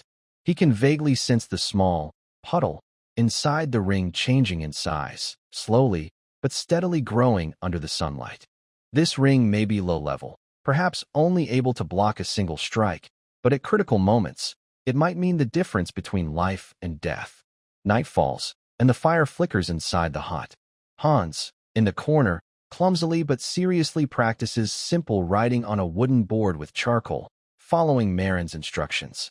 The coal ball curls up in its little nest by the fire, purring contentedly. Marin, by the firelight, carefully maintains his bow and knife, checking each arrow's feathers and tip. Outside, the cold wind still howls fiercely, sweeping snowflakes across the village. But inside, a strange warmth, full of busy vitality, is growing. Hunting, training, feeding, studying. Days pass in sweat and repetition. Marin can feel the rhythm of the bowstring vibrating more clearly in his fingers, the trajectory of his knife cuts becoming more precise, and his connection with the naive little beast growing closer. Even a subtle sensing has formed between the cold ring on his fingertip and him. Winter is not over yet, but his hands gripping the bow and knife are more steady. Not only is the biting wind passing through his fingers, but also a quietly increasing strength and a faint, genuine warmth called hope. The road ahead remains icy, but he is ready to take the next step. After the disaster of the meteor strike in 1023 AS, the full moon shone all night. The cold wind had been circling over Cromare village for more than a month, finally showing signs of fatigue. Although the snow hadn't melted, and the world remained a pure white, the extreme cold that could freeze bones seemed to have eased slightly. On sunny days, the pale, weak sun occasionally cast a few rays of light, making the ice on the eaves sparkle like crystal. The village was filled with a deep winter atmosphere, a mix of wood smoke and heavy anticipation. People huddled like dormant insects, curled up inside their not-so-warm houses, relying on limited food stored from autumn and faint fires to survive. Occasionally, brave villagers wrapped in bulky clothes stepped on creaking snow to fetch water from the old well at the village entrance, or checked the cellar for the few remaining potatoes and turnips. Their faces showed deep exhaustion carved by the cold winter. Malin's hut, however, was a bit different. The fire in the hearth always burned brightly. Above it, hanging from a hook, was a pot filled with either the aroma of meat broth or thick porridge made with chopped meat and dried mushrooms. Thanks to the Goblin Cave's windfall and ongoing hunting, though they now hunted smarter animals like snow rabbits, foxes, and occasionally set traps for foraging badgers, their food supplies were much richer than those of other villagers. Dried meat strips hung from the beams, dried fish and game were strung on grass ropes, and clay jars held coarse salt and precious animal fats. There was even a small bag of hard black sugar traded from traveling merchants. These supplies were earned through hard work, and they gave Malin and Hans the confidence to keep up intense training through the winter. Training never slowed down because of the cold or the disappearance of goblins. Instead, it became even more intense. The snow in the yard was repeatedly trampled, turning into a hard ice crust. The broken leather armor tied to wooden stakes was replaced many times, covered with cuts and arrow marks. Odin seemed determined to grind away the last bit of inexperience and hesitation from Malin and Hans before winter ended. Malin's continuous arrow practice became more brutal. Odin no longer used fixed targets, but had Hans run around the yard, roll, and even hide behind a pile of firewood, suddenly sticking out his head wearing a torn hat. Malin had to judge, aim, and shoot in a very short time, firing 3 arrows in a row. Each arrow had to pass close to Hans's marked spots, hanging on the stakes or drawn on wooden boards, without hitting him, but close enough to be intimidating. Quick, faster. Will the enemy stand still and wait for you to aim? Waist. Is your waist made of wood? Turn around. Aim where your body points. Breathe. 3 arrows in 1 breath. Are you holding your breath too long? Exhale. Odin's shouts and the dull sound of his staff hitting the ground became the usual background music in the yard. Malin's fingertips, once calloused, now had new layers of calluses. The skin at the thumb was even worn raw and scabbed, becoming rough and tough. But his movements became smoother and more natural. Drawing the arrow, knocking the bow, drawing the string, and releasing, he gradually developed a flowing rhythm like clouds drifting across the sky. The intervals between his shots shortened from over 3 breaths to nearly 2.5 breaths. The sound of arrows leaving the bow almost formed a continuous line. However, at this speed, accuracy naturally declined. Out of 10 arrows, 6 or 7 would just barely graze the target, which was already quite impressive. Archery LV.4, 395-400, significantly improved stability when shooting at moving targets at high speed. The rhythm of rapid shots is beginning to become muscle memory. Curved Sword Mastery LV.3, 185/300, enhanced ability to dodge and counterattack against multi-directional attacks in complex terrain. Strength, 1.36-1.37. Agility, 1.49-1.51. Constitution, 1.26-1.27. However, an invisible feeling of stagnation quietly took hold of Marlin. He could sense that whether it was the strength of drawing the bow, the speed of swinging the sword, or the agility of dodging, all were steadily improving. Yet, this progress seemed to be slowing down, becoming more sticky. It was like running into an invisible wall. No matter how hard he pushed, he couldn't gain any ground. Every practice still made him sweat and his muscles still ached, but the clear sense of progress was diminishing. It was as if his body had adapted to this level of training and needed a more intense challenge, fire to forge a new edge. He knew he had hit a bottleneck. Odin had vaguely mentioned that the refinement of skills initially advanced quickly, but after a certain point, one needed to draw blood, to face real danger, to fight for survival, and to push every ounce of potential in desperate situations to break through that invisible barrier. Regular training was no longer enough. During a break that day, Marlin wiped the sweat from his forehead and looked at Hans, who was diligently practicing chopping at wooden stakes, then gazed toward the distant, snow-covered, silent forest. Suddenly, he spoke. "Village chief, once the snow melts enough and the roads are clearer, I plan to go to Whitestone Town." Odin was sharpening his dagger with a whetstone, but upon hearing this, he paused and turned his dull yellow eyes toward Marlin. "To town? To buy salt or sell hides?" "Register as an adventurer," Marlin replied calmly, clearly. The yard instantly fell silent. Even Hans stopped chopping and turned around, looking at Marlin with surprise. Adi didn't speak. He just continued slowly sharpening his dagger, making a regular scratching sound. After a while, he asked leisurely, "Can't stay in the village anymore?" "No," Malin shook his head. "The village is good, but here is too small." He pointed to his bow and knife. "What you taught me, killing goblins, fighting wolves, guarding the house, is enough. But I want to see a bigger world, find stronger enemies, and understand." He paused, seeming to choose his words carefully. Understand how far I can go with my skills. I also want to give Hans a different future. Hans's eyes lit up, and he clenched his wooden sword tightly. Adi stopped sharpening his knife, held the dagger up to his eyes, and looked at the blade in the light.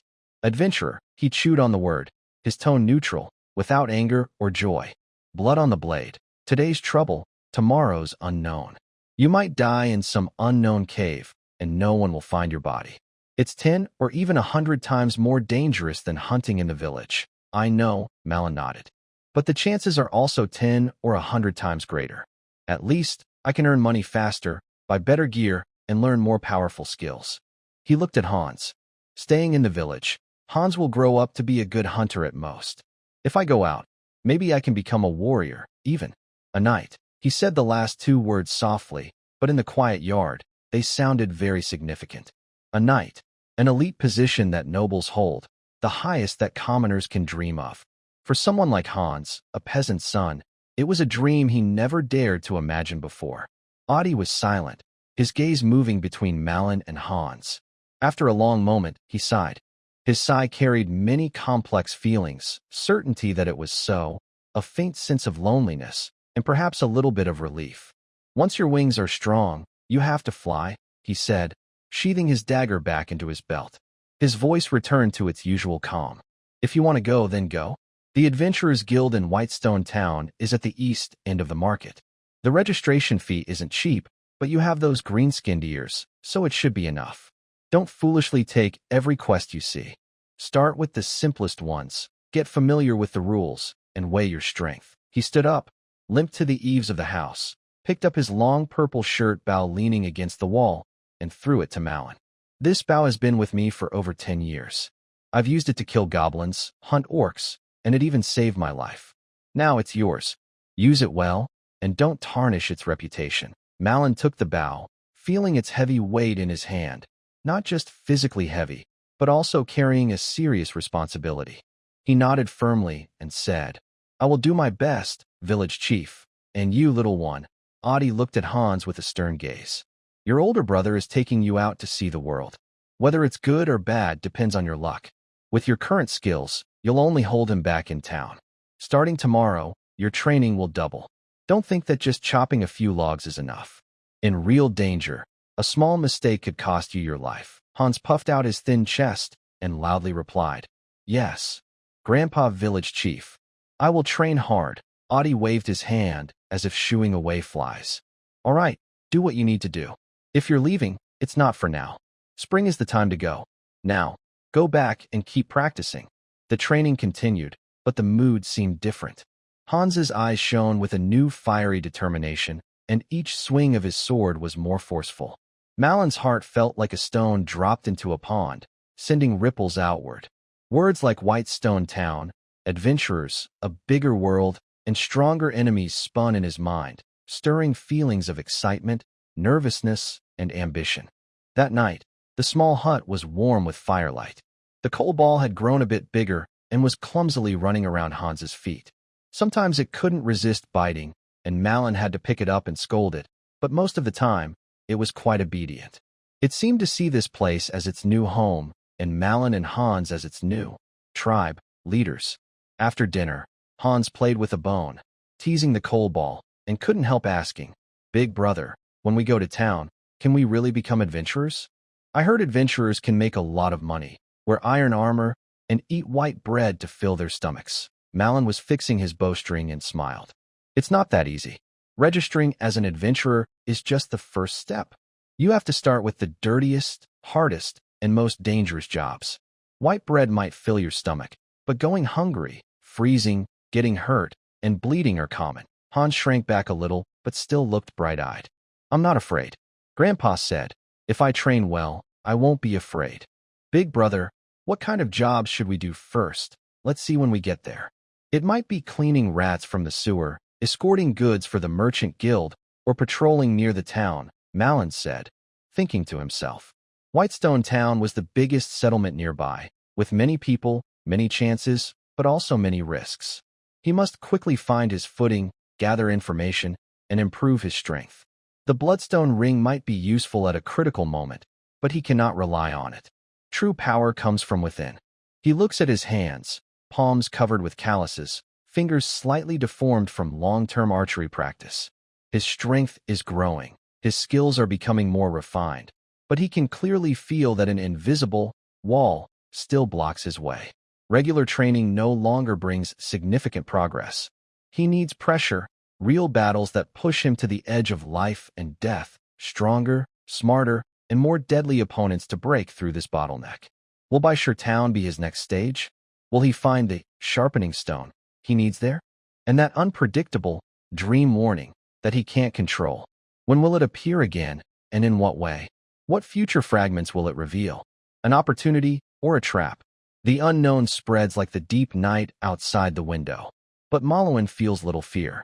Instead, he has an unstoppable urge to break through the darkness and explore a broader world. He hangs his well-maintained bow back on the wall. The oil lamp's light casts his long shadow on the earthen wall. The coal ball is tired and falls asleep by the fire, softly snoring. Hans also begins to yawn. Sleep now, Malwin S out the lamp. Spring is still a few days away.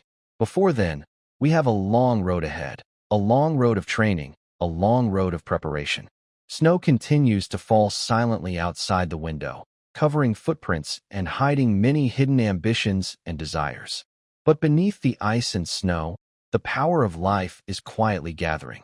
When spring breeze arrives, it will break through the earth and face the vast, unknown world full of challenges. World money system and quest levels. See the world map in the review section. 1. Core system, world gift. System functions, identifying items, humans, and a proficiency panel for oneself, plus a premonition dream. Identification restrictions, level gap limit. If the target's level is much higher than the main character's, identification is impossible or incomplete.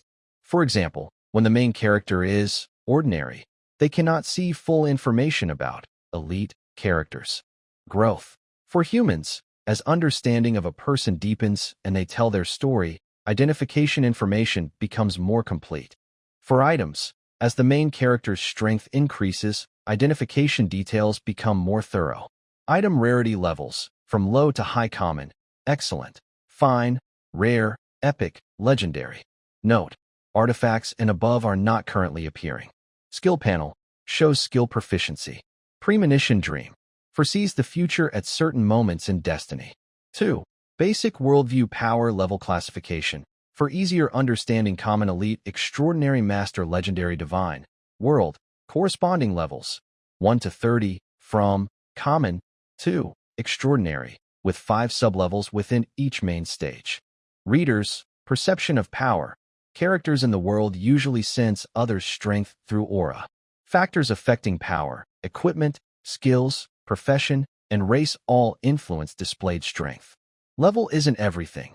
Who is stronger, a newly born level 1 young dragon or a level 10 small elf? Leveling system. No. Point allocation or monster kill count for leveling. Focus on intuition, experiences, life and death breakthroughs, daily practice, and learning new knowledge. Physical body. Before reaching extraordinary, characters are still human and unarmored body parts can still be hurt. 3. Economy and price system currency system. 1 gold coin equals 20 silver coins equals 240 copper coins. Symbolic meaning. 1 gold coin equals symbol of wealth and power. 1 silver coin equals serious trading unit. 1 copper coin equals daily currency for common people income and prices. Lower class income. Serfs/day laborers.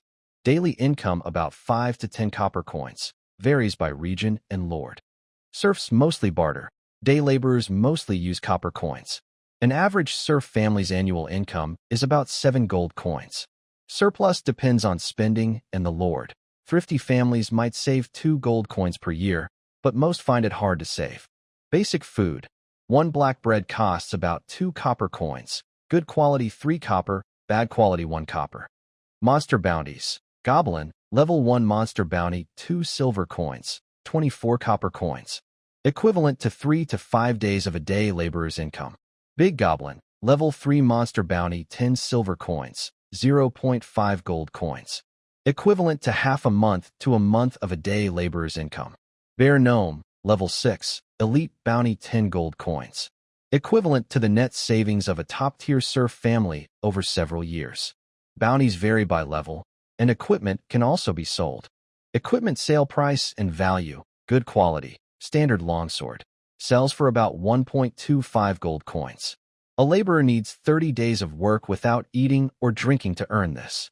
Spiked leather armor, sells for 3 to 5 gold coins. A small team must defeat 2 to 3 big goblins to afford it. Longbow, hunting bow sells for 0.8 to 1.2 gold coins. Its value is roughly equal to the bounty for 16 to 24 goblin ears. Basic healing potion, sells for 15 gold coins. This is equivalent to the bounty for 1.5 bear goblins and is a key investment for survival. Prices vary by region. 4. Adventurer System, details for F and E levels. F level, strugglers/marginal figures.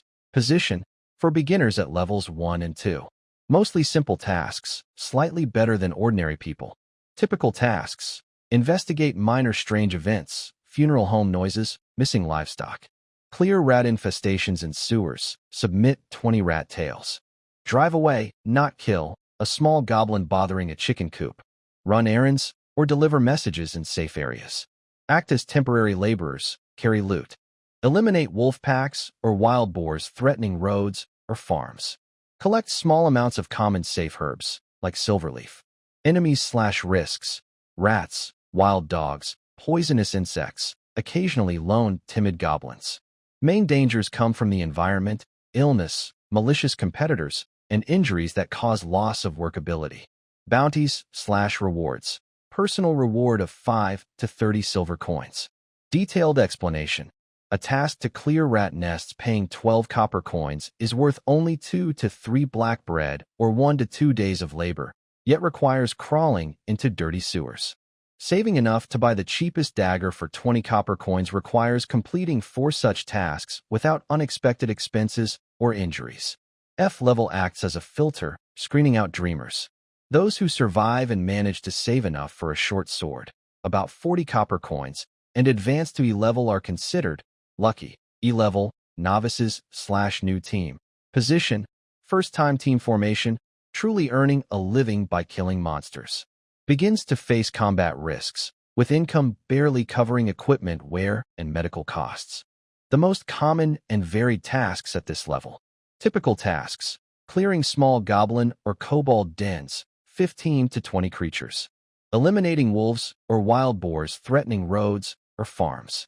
Guarding merchant caravans traveling within a day's journey to nearby, relatively safe villages. Collecting herbs. Investigating simple, unusual events. Enemies, small groups of goblins, 10 to 18, elite beasts, scattered low-level undead, skeletons, bandits. Bounty/reward. Total team income of 2 to 10 gold coins. Detailed explanation. A typical, eliminate 15 goblins, mission offers a guild bounty of about 3 gold coins. The 4 team members share this equally, earning 0.75 gold each. This amount is enough for a struggling adventurer at level F to complete several missions or for a short-term worker to earn their 3-month net income. Regarding den bounties, if the guild conducts thorough investigations, there may be no extra reward for goblin ears, which must be handed in to confirm the mission's success. If investigations are lax, e.g., the den has 10 to 30 goblins, then the reward is small, and ear bounties are extra income. Note, in similar level E missions, the highest rewards can exceed the minimum rewards of D-level missions. One night, the last snow quietly melts away, revealing land that has been frozen all winter, now dark and moist. Hardy new shoots sprout from the roots of dead grass. The wind in the woods still carries a chill, but it's no longer biting. Instead, it brings a fresh scent of thawed earth. Spring has quietly knocked on the door of Cromeray village. Marin pushes open the wooden door of the hut, taking a deep breath of the cool but no longer harsh air. The sun shines on his face, bringing a rare warmth. Hans follows behind, excitedly looking around and pointing at the water droplets dripping from the eaves, shouting happily. The coal ball, now called Dumb, has grown to the size of a small dog, with shiny, sleek black fur. It seems to sense the change of seasons, restless and circling at their feet, making soft growling sounds, eager to go out and play. After a harsh winter of training, the changes are obvious. Marin's figure has become taller and stronger. Wrapped in the old leather armor given by Odin, his shoulders and arms show signs of strength. The last bit of youthful roundness on his face had faded, replaced by sharp edges carved by wind, frost, and focus. His eyes were calm and sharp, like polished flint. Hans had also grown taller, still thin, but no longer weak-looking like skin and bones. His movements showed the quickness of a hunting cat, and his grip on the short sword was steady and strong. Only when he looked at Marin did his eyes show trust and admiration that never changed. Ode stood at his own gate, arms crossed, watching the two ready to leave and their wolf. Marin carried a long purple bow on his back, with a curved sword at his waist and a quiver and bag bulging with supplies. Hans also carried a small bow and a short spear, with a short sword at his waist and a large leather bag filled with their belongings and food. Dai seemed to know they were leaving, excitedly sticking out his tongue and circling Marin's legs. "Are you all packed?" Ode's voice was still rough and calm. "Ready, village chief," Marin nodded. "The hides, dried meat, and those oars have been traded to Old Tom for silver coins. Enough for a while." Ode hummed softly, his gaze lingering on Marin's bow and leather armor, then on Hans and the wolf pup that looked quite intimidating now. "Be careful on the road. Whitestone Town isn't like the village. More people, more eyes, more hands. Keep your valuables hidden, speak little, and stay alert for trouble." "Got it. Go now." Ode waved his hand, turning slowly to walk back into his house. His figure looked a bit hunched, but he didn't look back.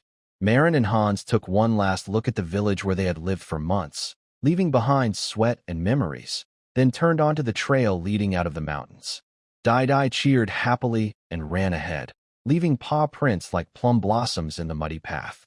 The road to Whitestone Town was not easy in the spring thaw, muddy, slippery, with some low spots filled with knee-high water. But they didn't walk slowly. A winter of snow travel and weight training made this kind of journey much easier. Dai was full of energy, running back and forth, sometimes darting into the bushes by the roadside and startling a few early spring birds. 2 days later, in the evening, as the setting sun painted the western mountains in gold and red, they finally saw the outline of Whitestone Town. It was a town built along the mountainside, surrounded by tall walls. The walls weren't new. Many places showed signs of repairs and weathering, with moss and stains. But they were thick and solid, with simple watchtowers on top. The town is more than 10 times larger than Cromich. Rows of gray-black roofs are packed tightly together, with a few tall stone buildings with pointed tops reaching toward the sky. A complex smell drifts in the evening breeze, mixing smoke from cooking, animal waste, the forge's coal fire, and greasy food odors. This is Whitestone Town. It's the only place within 100 miles that can be called a town, and it's where adventurers, merchants, craftsmen, and refugees gather. They pay a town entrance fee of 2 copper coins per person. Dai was looked at a bit longer by the guards, but wasn't bothered. Then step inside. The road turns into uneven, broken stones, lined with crooked wooden houses. Dim lights and noisy voices come from open doorways. The tavern sign swings in the wind. The blacksmith's hammering sounds ring out, and the air smells of cheap beer and roasted meat. People bustle about in different clothes, hunters in thick furs, dirty linen-clad commoners, and a few well-dressed folks with swords at their waists. The air is filled with various accents, shouts, bargaining, and drunken mumbling, creating a rough, lively market atmosphere. Hans's eyes widen with wonder as he looks around, sticking close to Marlin so he doesn't get lost. Dai seems a little nervous from the noisy crowd and strange smells, snuggling close to Marlin's leg and making soft growling sounds, alert and watching everything carefully. Following the rough directions given by Odin, they avoid the busiest main street and turn into a narrow, damp alley. At the end of the alley stands a crooked 2-story wooden building that looks like it could fall at any moment. A blackened wooden sign hangs outside, with a rough carving of a mug and some blurry words underneath, "Flea and Ale." They push open the door, and a wave of warm, foul air hits them, smells of cheap alcohol, sweat, mold, and stew. The room is dimly lit, with 7 or 8 greasy wooden tables. A few customers are dozing or whispering in corners. Behind the counter, a bald, red-nosed old man wipes glasses with a dirty cloth. Staying the night? The old man asks, eyes dull and cloudy, scanning Marlin and Hans. His gaze lingers on Dai. People and dog, 20 copper coins a day, includes breakfast, black bread, and oatmeal. Pay first. Marlin counts out 40 copper coins and places them on the greasy counter. 2 nights. The dog does not enter the house. It is in the yard. The chubby old man took the money and threw over 2 rusty brass keys. The 2 rooms at the very back upstairs. The stable and the water well are behind the yard. You'll have to fix them yourself. It's okay to make noise at night, but don't break anything. The room was small and cramped, with only a hard wooden bed, a crooked-legged table, and a broken wooden stool. The bedding was damp and smelled suspicious. But compared to the thatched cottages in Cromer Village, it at least kept out the wind and rain. Malin and Hans quickly settled in. They tied Dai to a dead tree in the yard, gave him water and dried meat. The next morning, after a simple breakfast of clear soup and bread, they asked for directions to the Adventurers Guild and headed to the east end of the town. They pushed open the heavy oak door of the guild, revealing a spacious hall.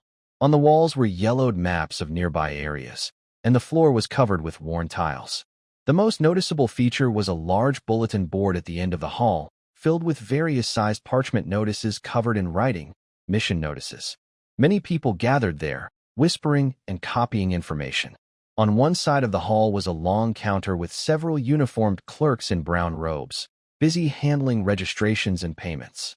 On the other side were long tables and benches, where some adventurers sat resting, talking, or cleaning their weapons. The air smelled of leather, metal, sweat, and parchment, mixed with an invisible tension and anticipation typical of those who live on the edge. Malin suppressed his nervous feelings and led Hans to the counter. The clerk was a middle-aged man with a stern face, who didn't look up as they approached. Register? Take on quests. Submit quests. Registering for 2, Malin said, placing 20 silver coins, equivalent to 10 complete goblin ears worth, and 5 cleaned, wrapped goblin ears on the counter. The clerk finally looked up, glancing at the coins and ears, then at Malin and Hans. He paused slightly on Hans's young face, but asked no questions. He pushed over 2 rough parchment sheets and 2 bald feather pens. Fill out. Name, age, skills, any recommended by someone. Sign with your thumbprint. The form was simple. Malin filled in. Malin, 17 years old, skilled with bow and curved sword, from Cromer Village, recommended by Cromer Village Guard Officer Odin, retired. Hans filled out the form with Hans, 16 years old, skilled in reconnaissance and support, from Cromagy Village, companion, Marin. When asked about his skills, Hans hesitated briefly and, following Marin's earlier instructions, wrote reconnaissance and support. He pressed his fingerprint, and the clerk took back the form. The clerk then recorded something in a heavy sheepskin book, and from a drawer, he took out 2 thin, roughly edged round iron tokens, stamped with a simple design of a crossed sword and shield, along with a small F symbol. He also took out 2 small, palm-sized blank notebooks made of poor-quality paper. F-level adventurer certificate and your adventurer's log. Don't lose the certificate. You'll need it to accept, complete, and receive rewards for quests, and sometimes for lodging. The log is for recording your tasks and expenses. The guild may check it occasionally. F-level adventurers can only take F-level and a few E-level quests, with 10% of the reward going to the guild. To level up, you must complete enough quests of your current level and be evaluated by the guild. The rules are on that wall. Please read them. On the second floor, you can have items appraised for a fee, the clerk said quickly, pushing the items over and then returning to his other tasks. Marin stored away the cold, rough iron token and the simple logbook. From now on, they were at the very bottom of this large and dangerous profession. The 2 of them walked to the quest board. It was covered with various sheepskin papers, written with charcoal or ink, listing tasks, requirements, rewards, and deadlines. The handwriting was messy, and some even had simple sketches. Most F-level quests were trivial. Clear out the rat problem in the east sewer of the town. Must provide at least 20 rat tails. Reward: 15 copper coins per tail. Collect 10 silver leaf herbs. Must have complete roots. Reward: 20 silver coins. Assist night watchman in patrolling the south wall, 3 nights. Reward: 6 silver coins per night. The rewards were low, and the tasks were time-consuming and tiring. E-level quests looked a bit more promising. Eliminate goblins in the abandoned mine outside the town. Estimated less than 10. Reward: 50 silver coins per person, plus extra for left goblin ears. A merchant caravan to Black Creek Village, 3-day trip. Reward: 50 silver coins per day per person. Investigate strange noises from the old forest to the west. Reward: 80 silver coins. Marin quickly scanned the list. Their goal was to get some starting funds as soon as possible and gain practical experience. Missions took too long, and investigation quests were uncertain. Killing goblins. The reward was decent, but goblins and gnomes are close relatives with similar habits, and they had some experience with them. Abandoned mine. Environment is more complex than an outdoor cave. He was thinking when a rough voice spoke nearby. Hey, newcomer? Looking for work? Malin turned his head and saw 2 people standing beside him. The speaker was a tall, broad-shouldered, bald man with a face full of scars, wearing half-plate armor, carrying a wide-bladed axe, and looking at him with a scrutinizing gaze. Next to him was a slightly shorter but equally sturdy man with dark skin, pointed ears, thick lips, deep eye sockets, and obvious orc blood. He carried a leather shield and a short-handled war hammer at his waist. Both looked experienced in fighting, radiating a brave and fierce aura. Well, let's see, Malin nodded calmly, speaking confidently but not arrogantly. Just you two? And a kid? The bald man raised an eyebrow, glancing at Hans, and then at the dazed person lying outside in the yard. Level F jobs are not easy. This isn't child's play. We just came from the village, fighting goblins and wolves, Malin said calmly. There's no need to show fear, but no need to exaggerate either. Oh, the bald man seemed interested and exchanged a glance with the half-orc. Coincidentally, we're also looking for a temporary partner. We've taken on an E-level task to clear goblin nests in the valley outside the town. The intel says about 20 goblins. Just the 2 of us are a bit tight. You look brave enough, and you have a decent dog. Want to join us? The pay will be split based on each person's contribution. What do you think? Malin's mind moved. Clearing goblin nests is a task they are familiar with and experienced in. About 20 goblins isn't a small number, but if 2 experienced fighters lead the way and he and Hans support from behind, the risk is manageable. The reward should be much better than an F-level job.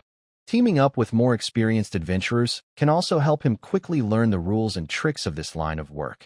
How about the details and pay? Malin asked. The bald man pointed to a fresh piece of parchment on the notice board. Malin looked and saw it said, Clear goblin nests in Black Claw Valley, northwest of Whitestone Town. Estimated 20 to 25 goblins. Requirements: at least a 4-person team with a melee specialist. Reward: a total of 5 gold coins, divided according to each adventurer's level and contribution. Additionally, each adult goblin's left ear can be exchanged for 2 silver coins. Deadline: to be completed within 10 days of acceptance. Issuer: Town Guard. The total reward is 5 gold coins. If 4 people share it equally, each gets 1 gold coin, plus some ear money, making the total quite good, much better than those F-level quests. How about it? Are you in? The bald man urged. This job has been up for 2 days, and no one else has taken it. Maybe someone will it soon. My name is Buck, and this is Groff. He pointed to his half-orc companion. Groff grunted a reply, as a way of saying hello. Malin quickly weighed his options. There was both risk and opportunity. Buck and Groff didn't seem trustworthy, but since it was their first time working together and the guild was watching, they probably wouldn't betray him right away. He needed the money and also wanted to gain experience to break through his current limits. Okay, my name is Malin. This is my brother Hans. That outside is our hunting dog, Dada. Malin extended his hand. Buck's rough hand shook his, and he grinned, showing yellow teeth. All right, deal. It's settled. We meet at the North Gate tomorrow morning. Bring your own food and tools.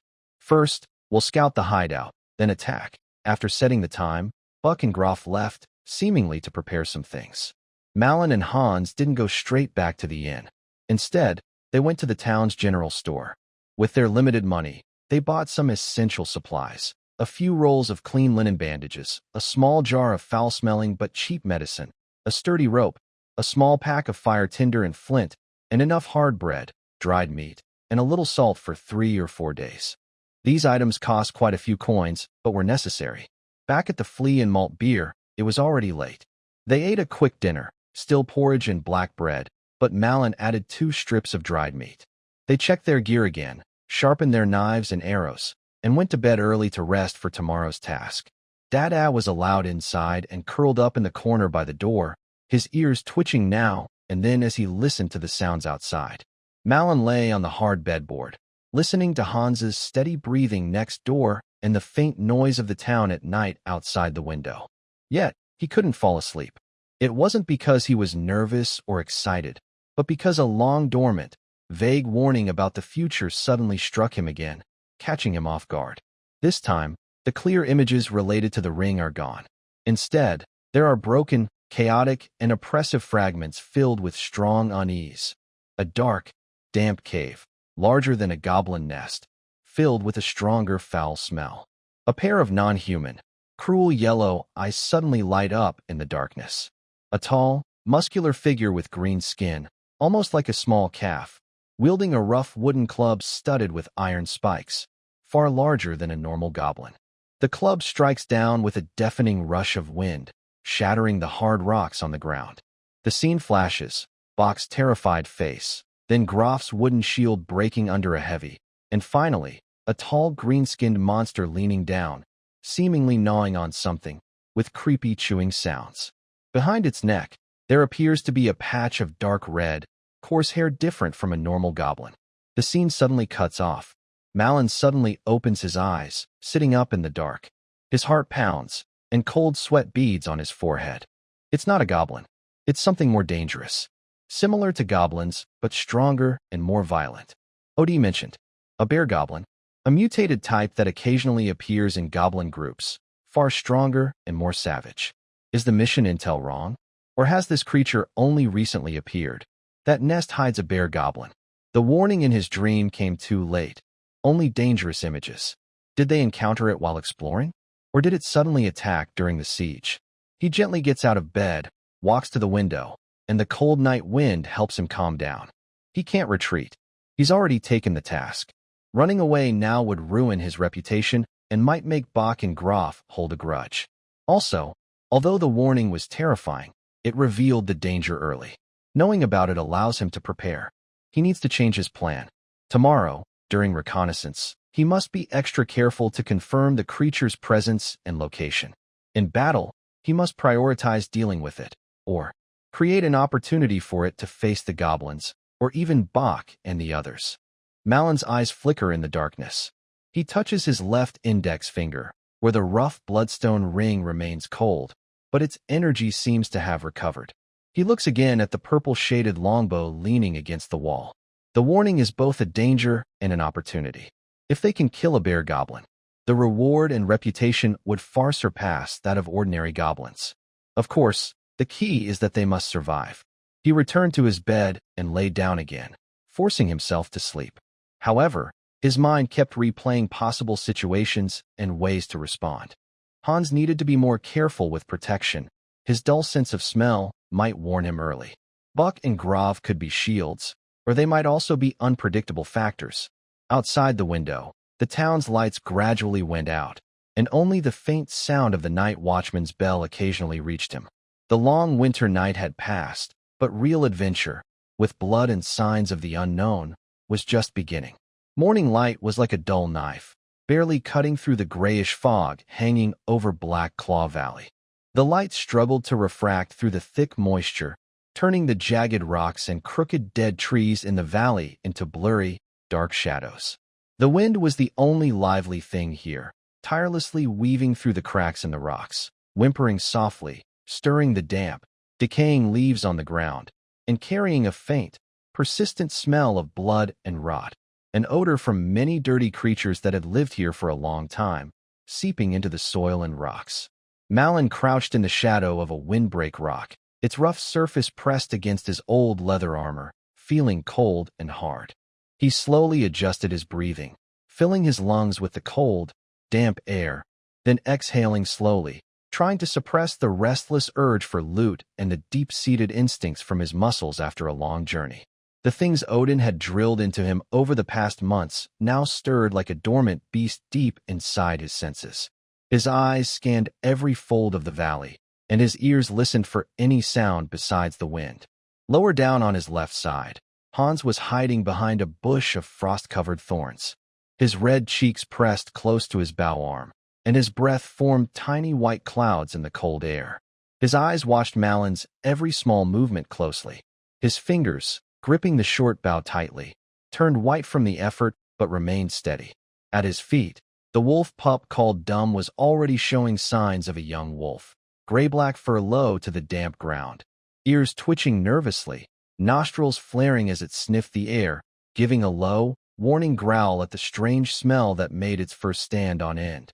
Further ahead, behind a pile of rocks, faint sounds of metal and leather rubbing together could be heard, along with low, anxious murmurs. That was Buck in Grove, the half-beast, carefully checked his rough leather shield for the last time, inspecting each strap and the edge. In the center of the shield, a dried, blackened bloodstain, unknown which creature it belonged to, looked like a fierce eye in the dim light. Bald Buck impatiently sharpened his broad-bladed axe with a whetstone, making a harsh, screeching sound. His eyes kept darting toward the deep valley where a foul smell emanated from the source. That place marked a reward of 5 shining gold coins and 2 silver coins for each ear, enough to keep him from worrying about cheap ale and moldy dry food for half a year. Their target was just a few steps ahead. It was an irregular hole in the rocky valley wall, roughly widened by rough hands. It was tall enough for a strong man to walk upright and wide enough for 2 or 3 people to pass side by side. The entrance was piled with disgusting debris, broken bones of various sizes, some small and unpleasant to think about, rotting plant roots, torn up furs of unclear color, and dirty cloth strips. Several roughly sharpened wooden stakes, full of wormholes and leaning crookedly, blocked the entrance a little. Inside the cave, darkness was thick and almost tangible. Only faint, flickering orange light seeped from the deepest part, embers about to die out, accompanied by vague, dreamlike hissing and chattering sounds drifting from the cave's throat. This was a typical goblin nest entrance, dirty, chaotic, exuding poverty and unhidden malice. However, Malon's brow twitched slightly, almost imperceptibly. It was too quiet. Not dead silence, because there were sounds inside the cave, but those sounds lacked the usual goblin daytime noise, endless quarrels and fights over scraps or imagined insults. Instead, it sounded more like suppressed, restless whispers, restrained by a stronger presence. His gaze slowly swept over the ground in front of the entrance. In the muddy dirt, a dense pattern of tiny claw marks with 3 toes extended forward clearly belonged to goblins. But on this chaotic carpet, there were occasional different marks, deeper, wider, with blurry outlines, like heavy, much larger creatures dragging past, leaving crushing impressions. Sometimes, deep impressions resembling blunt heels could be seen. These marks were fresh, the soil around them not yet hardened by the night frost. Malon's heart beat heavily inside his chest. The fragment of a strange, ominous, sticky dream from last night floated back to the surface of his mind. Yellow, cruel eyes, a green figure pressing down like a mountain, and the chilling sound of a wooden club smashing rocks. "Kid, have you had enough?" Buck's impatient, low voice came from the right, like a stone breaking the still air. "Just a few short green guys, and you're staring so long you think you'll see a flower?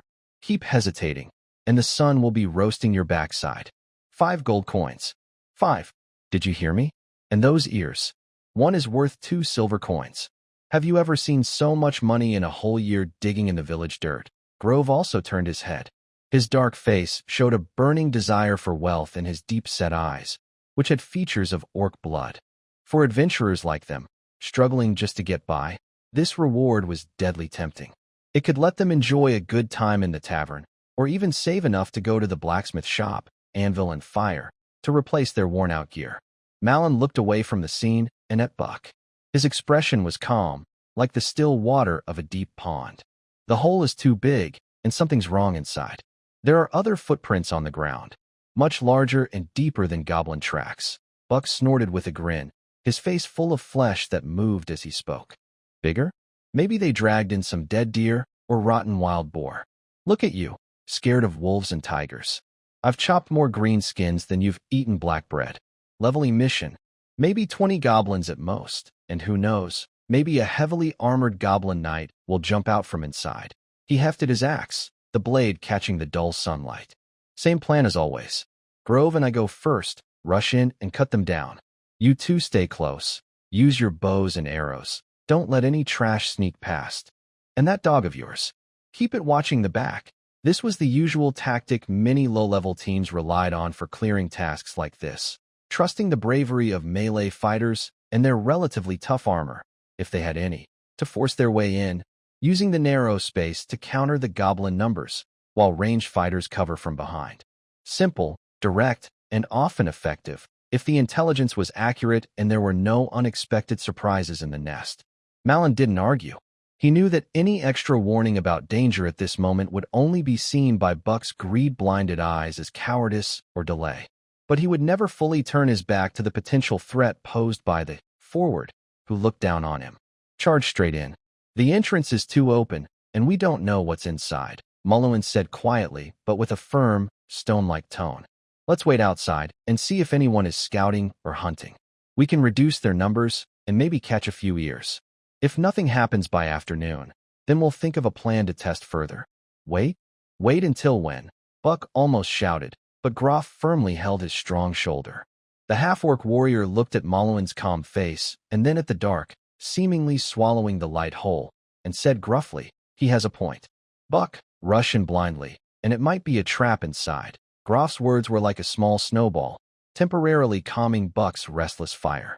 He glared at Mulligan and then at the silent Groff, finally grumbling, fine. I agree with you.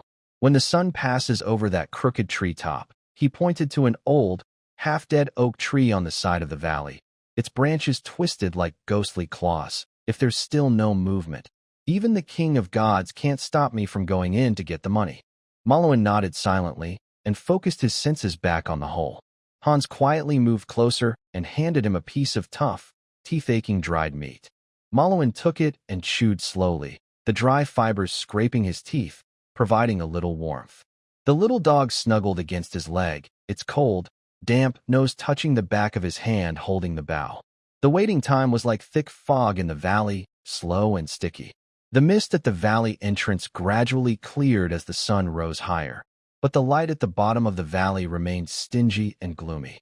The wind still whistled tirelessly, bringing the damp, rotten smell of the distant forest along with the foul odor at the hole, mixing of dung, decay, and a stronger, more pungent stench like old blood rust and beastly stench, pushing in waves. Buck and Groff, after a brief restraint, found hiding spots and crouched down, but their restless emotions were like an undercurrent beneath the water, silently surging between them. Buck reached for the leather his wine pouch for the third time, while Groff's foot unconsciously ground a small stone. Just as Buck was about to lose patience, and the edge of the sun barely touched the shadow of the dead branch on the top of the crooked tree, the crooked wooden fence at the hole made a sharp, grating sound that made one's teeth ache, and was suddenly pushed open forcefully from inside. 5 goblins emerge in a line. The 5 goblins step out of the dark cave into the dim morning light. Their appearance is no different from the green-skinned creatures that had previously fallen under Malin's arrow. Dull, greenish skin covered with warts and dirt, pointed ears sticking out from messy, sticky hair, and their bodies wrapped in torn cloth scraps taken from unlucky travelers, now faded and unrecognizable. They carry simple weapons, bone spears, wooden sticks with stones tied to them, and one holding a piece of uneven flint. It looks like they are just wandering aimlessly, hunting for food or keeping watch as usual. But at that moment, Malin's muscles tensed silently. These 5 goblins behaved differently from the lazy, cowardly, and often treacherous green creatures Malin usually hunts, those who might fight over scraps or betray each other behind their backs. When they came out of the cave, they didn't scatter immediately. Instead, they quickly gathered at the entrance, forming a loose half-circle facing outward, with their backs to the dark depths. Their small, red eyes didn't show confusion or greed but a tense, cautious alertness mixed with deep fear and forced fierceness. They chattered in short, suppressed sounds, their heads turning frequently, scanning the dark cave's flickering light as if seeking permission or trying to suppress the instinct to run away. Most importantly, just as the wooden barrier was pushed open, a much stronger, more aggressive smell burst out, far more intense than goblin body odor. It was like a beast that had been trapped for a long time suddenly rushing out. The scent was full of wild, animalistic stench, mixed with a nauseating blood rust smell, like rusted iron soaked in old, rotten blood. The smell was so overwhelming that even Malin, dozens of steps away, felt a sharp sting in his nose. His companion, Dui, let out a low growl almost like a whimper, its black fur bristling, claws digging into the damp ground. It was a sign of the instinctive fear that small creatures feel when faced with a top predator. It wasn't a wild boar, a deer, or even a normal bear. Something much worse was lurking inside that cave. Buck's face broke into an excited yet cruel smile. He pointed toward Marlin, raised his left hand confidently, making a quick horizontal gesture across his neck. His right hand first indicated the 3 goblins heading into the bushes, then nodded toward the 2 guarding the cave entrance. Finally, he sharply tapped his chest with his thumb and pointed to Groff. His clear and direct message was, take out the 3 at a distance, then close in to deal with the 2 at the door. Marlin's heart pounded heavily inside his chest. The signal to retreat rang loudly in his mind, but his reason told him that turning around now would mean breaking away from Buck and Groff immediately, and might even trigger an attack from behind. He took a deep breath of cold, damp air filled with a bad feeling, suppressing his rising anxiety. He made a quick, clear gesture to Hans, target the 3. Then he took down his longbow with a purple sash. The cool purple sash grip felt solid in his hand, heavy and firm. The bowstring, made from beast tendons, emitted a faint, tense creak when pulled tight. He drew an arrow with smooth, gray goose feathers. His target was the last goblin, the one looking back nervously at the cave, the closest to the entrance and most likely to sound the alarm first. He held his breath. His gaze passed through the gap in the bow, beyond the cold fog, locking onto the faintly throbbing vein on the goblin's neck beneath its dark green skin. The sound of the wind, distant bird calls, Buck's heavy, excited breathing, and Hans's slight tremor as he tightened the bowstring. All noise faded like a tide. The world shrank to just the target and the arrow in his hand. He relaxed his grip. Whoosh! A faint sound of breaking air was almost swallowed by the wind.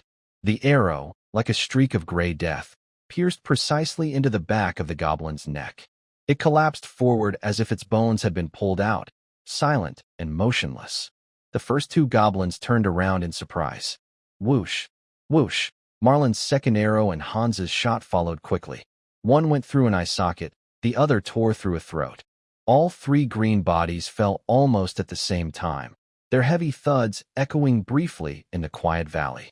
Almost at the moment the arrows hit, a loud crash and sharp scream came from the other side, something heavy smashing bones. Buck, like a fierce tiger leaping from the darkness, swung his axe precisely, splitting the back of a goblin guarding the rear, splattering red and white. Groff's war hammer, with a dull wind sound, struck another goblin's chest, denting it inward with a cracking sound of bones breaking. Clean, sharp, nearly perfect synchronized hunting. Buck's face flashed with a proud, fierce light.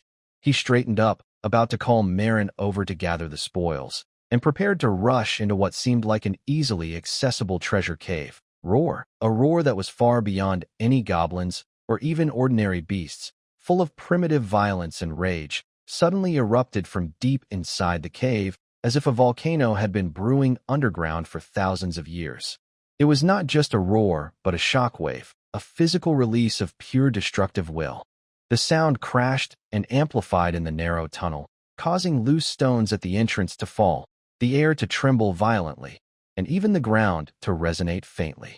Then thud, thud, thud, thud. Heavy, swift footsteps with a mountain-crushing sense of pressure approached from the darkness like a savage war drum. Every step caused the ground to shake clearly, accompanied by the harsh sounds of wood splintering and rocks scraping, along with the goblin's near-breaking screams twisted by extreme fear. A wind of stench, 10 times more intense than before, mixing beastly fury and old bloodstains, swept out from the cave entrance first. What the heck? Buck's proud expression was instantly torn apart by shock. He was closest to the entrance and saw everything most clearly. A huge, terrifying green figure, almost filling half the tunnel, crashed through the remaining wooden barriers and debris at the entrance like an out-of-control siege hammer, rushing into the faint daylight outside. Its height was such that Buck had to look up. Its broad shoulders seemed capable of lifting collapsing cliffs. Its bulging muscles, beneath dark green thick skin, rippled with explosive power. Veins twisted like gnarled roots around its body. Its face was a nightmare, part bear's short snout, part goblin's pointed ears and fangs, combined into a grotesque, disgusting visage. Its mouth was full of crooked, yellow-black teeth, with foul saliva dripping from the corners.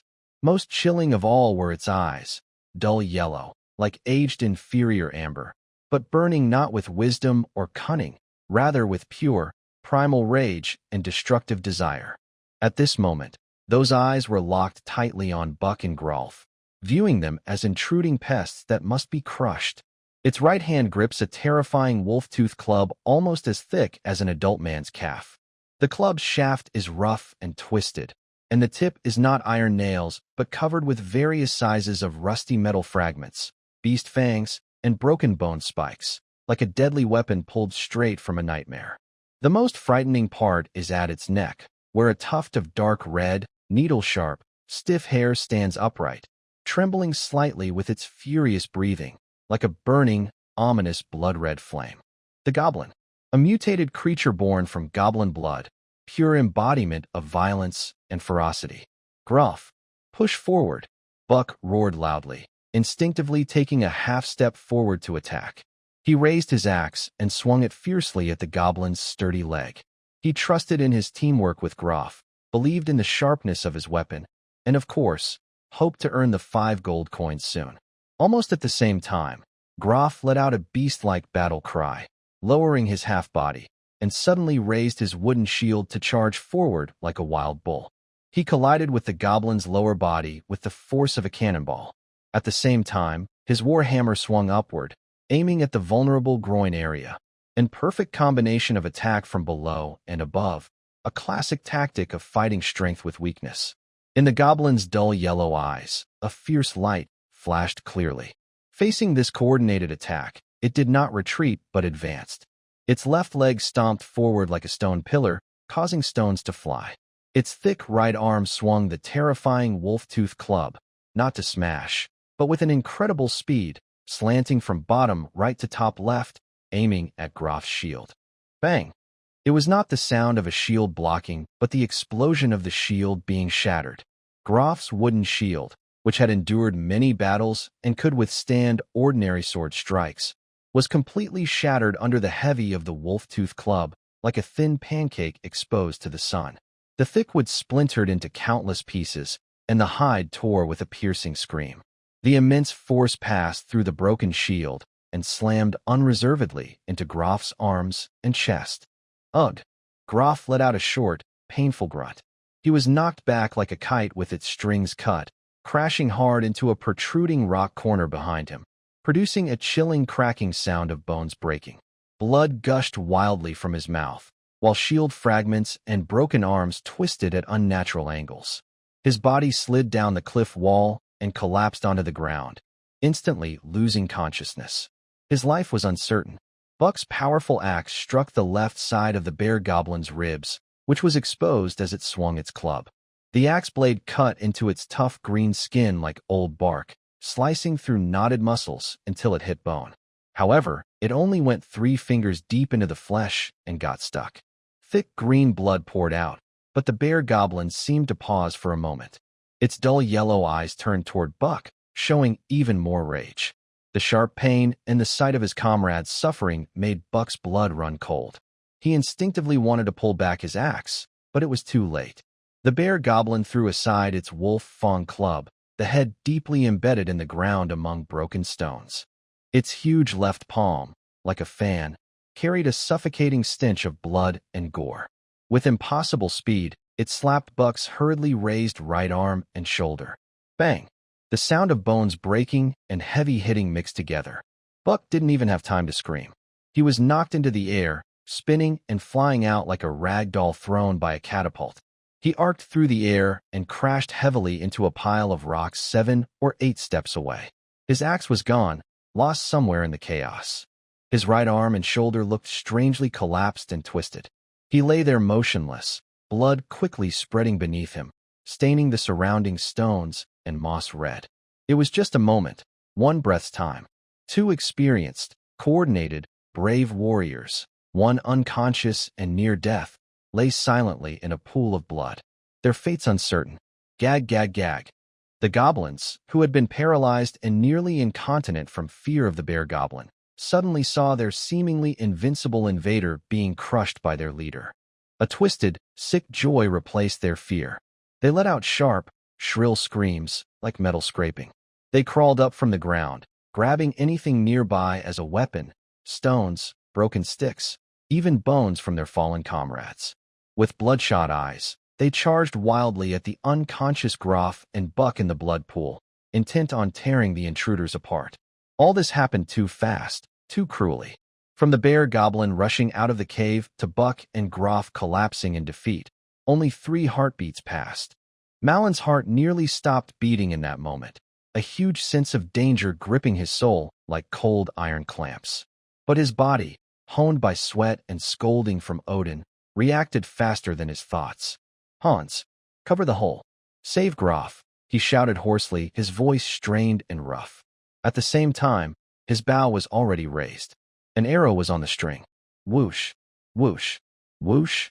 3 arrows shot in quick succession, not at the goblins rushing toward Groff, but directly at the recently knocked back bear goblin, which was still turning. Malon's target was clear, its yellowish, savage left eye. The first arrow, the bear goblin seemed to sense the threat. Its huge head suddenly tilted. The arrow brushed past its rough forehead, leaving a streak of blood. The second arrow followed immediately. It raised its left arm to block, and the arrow pierced into its thick muscle, not deep but enough to slow it down. The third arrow, taking advantage of its momentary distraction, sharply aimed at the exposed right side of its neck artery. The bear goblin roared in furious anger. At the last moment, it tilted its head again, and the arrow sank deep into the muscle connecting its shoulder and neck. Green blood gushed out, but it was not deadly. Roar, it was completely enraged now. Its yellow eyes locked onto Malon, who was just a few dozen steps away, with the bowstring still trembling. This tiny creature dared to hurt it repeatedly. It might not care about attacks from Buck and Groff, but these precise, annoying arrows truly angered it. It abandoned its easy prey, Groff, and ignored the goblins tearing apart Buck's body. It moved forward heavily, like a berserk chariot, charging straight at Malon. Every step shook the ground, and a foul wind hit his face. "Big brother," Hans shouted in fear. He was desperately shooting arrows at the goblins rushing toward Groff, trying to scare them away, but his aim was slightly off under the huge pressure. "Stay where you are. Don't come closer," Malon ordered sharply, quickly retreating to the side and back. He couldn't let the bear goblin be led toward Hans and Groff. While retreating, he kept drawing his bow. One arrow after another was shot at the goblin's face, eyes, and the weak spots on its knees as it ran. But the orc goblin's skin and muscles are incredibly thick. Unless hit in the eyes or other vital spots, normal arrows cause little damage and only make it angrier. It no longer fully dodges but instead uses its arms to protect its face, allowing arrows to embed in its arms and shoulders without slowing down its charge. The distance is rapidly closing. 30 steps, 20 steps. The huge shadow of the orc goblin already covers Malon, and the wind from its club nearly his hair. He can't retreat now. There's a cliff behind him. Malon's eyes flash with determination. As the goblin's club, with crushing force, swings toward him, he doesn't try to block with his bow. That would be suicide. Instead, he lunges to the side and rolls clumsily, but just in time. Boom. The club sweeps past his back and crashes into the cliff where he just stood. Rocks fly everywhere, and the hard mountain stone is gouged out into a shallow pit. The flying stones sting Malon's back. Using the roll, Malon half kneels and quickly raises his bow and arrow again, this time aiming at the goblin's wide, blood-stained mouth, which is slightly open from swinging the heavy club. Whoosh! The arrow shoots like a venomous snake into the goblin's open mouth. It lets out a muffled cry of pain and rage. The arrow seems to have injured its mouth or throat, as green blood foam spills from its lips. This pushes its pain and fury to the limit. It drops its club, which is deeply embedded in the cliff again, and its giant palm, like a fan, whips through the air with a suffocating wind, slamming down hard at Malon, who has just stood up and hasn't had time to dodge again. If hit solidly, Malon would be the second casualty. Life hangs by a thread. Malon's pupils constrict, and his whole body seems to surge with blood to his head. He makes a reckless decision. Rather than retreat, he advances. At the last moment before the giant palm strikes, he lunges forward fiercely, not away but toward the goblin's massive, pillar-like legs. Who? The giant palm brushes past his back and crashes into the ground, sending dirt flying and shaking Malon's insides. But he manages to slip between the goblin's legs. This is the most dangerous spot, but also the potential blind spot of this huge beast in an instant. The goblin clearly didn't expect such a stubborn bug to be so difficult. It angrily tries to bend down and punch Malon, a flash of red light flickering. Malon seizes this fleeting opportunity. He never tried to attack the thick, ridiculously sturdy lower body or legs of the bear goblin with a short sword. In the moment he rolled out from under the goblin's groin, he mistakenly thought his long purple shirt bow was a club. He used all his strength to smash it hard into the back of the goblin's right knee, the popliteal area. Thud! A dull crash. The goblin's right leg buckled, and its large body lost balance. It staggered, nearly falling to its knees. It let out a surprised and angry roar, and its one arm flailed back to scratch wildly. Malon's attack succeeded. Without hesitation, he rolled and scrambled forward, creating some distance. His breathing was heavy like a bellows, and his back burned with pain. His left arm, which had been supporting him, was also cut by broken stones. But his eyes shone with determination. He had successfully angered, wounded, and temporarily slowed down this monster, giving Hans time, and himself, the only chance. The goblin steadied itself and slowly turned around. Green blood still dripped from its mouth, and several arrows stuck in its shoulders and arms. Its right leg seemed a bit hurt too. Its dull yellow eyes stared fixedly at Malon, filled with rage that almost looked like flames. It seemed to realize that this bug with the bow was different from the two it faced earlier. Instead of rushing forward immediately, it lowered its body slightly and let out a threatening growl. Its one arm raised in a striking pose, slowly approaching. It became more cautious, or perhaps it saw Malon as a prey worth serious attention. Malon slowly stepped back, drew another arrow from his quiver, and knocked it on his bow. His quiver was already half empty. Sweat mixed with blood dripped down his forehead into his eyes, stinging him, but he blinked through the pain. His gaze was as steady as a nail, fixed on the goblin's constantly shifting head. He was waiting for the right moment, waiting for Hans to deal with the trouble, or waiting for this beast to show a weakness again. The goblin moved closer step by step. Malon slowly retreated, and the atmosphere grew tense, like iron. Suddenly, the goblin's nose twitched. Its dull yellow eyes sharply turned toward Buck's body, where a few goblins seemed to think their leader had the situation under control. They started to move again, eager to eat Buck's flesh, and one even headed toward the unconscious Groff. Now, at the moment when the goblin's attention was distracted, Malon kept his bow half drawn, and in that instant, he pulled it back to full draw. He no longer aimed at the eyes, as they were too small and easy to miss. Instead, he aimed at the weak, exposed ear canal of the bear goblin, which had turned its head. That was a direct path into the skull. All his strength, his mental focus, and the precision honed through countless life-and-death struggles were concentrated in this shot. Thwack! The bowstring rang out loudly. The arrow shot faster than any before, transforming into a nearly invisible gray shadow to the eye. The bear goblin seemed to sense extreme danger and tried to turn back and dodge. But the distraction just moments before, combined with its injured leg, slowed it down. A soft but chilling muffled sound echoed. The arrow precisely entered the ear canal of the left ear, going straight to the feather. The sharp tip pierced through the fragile ear canal without resistance, forcefully driving into its brain. Yowl! Ugh! The massive body of the goblin suddenly stiffened. The rage, madness, and destructive desire in its dull yellow eyes, like a burst balloon, were instantly replaced by confusion and the spreading shadow of death.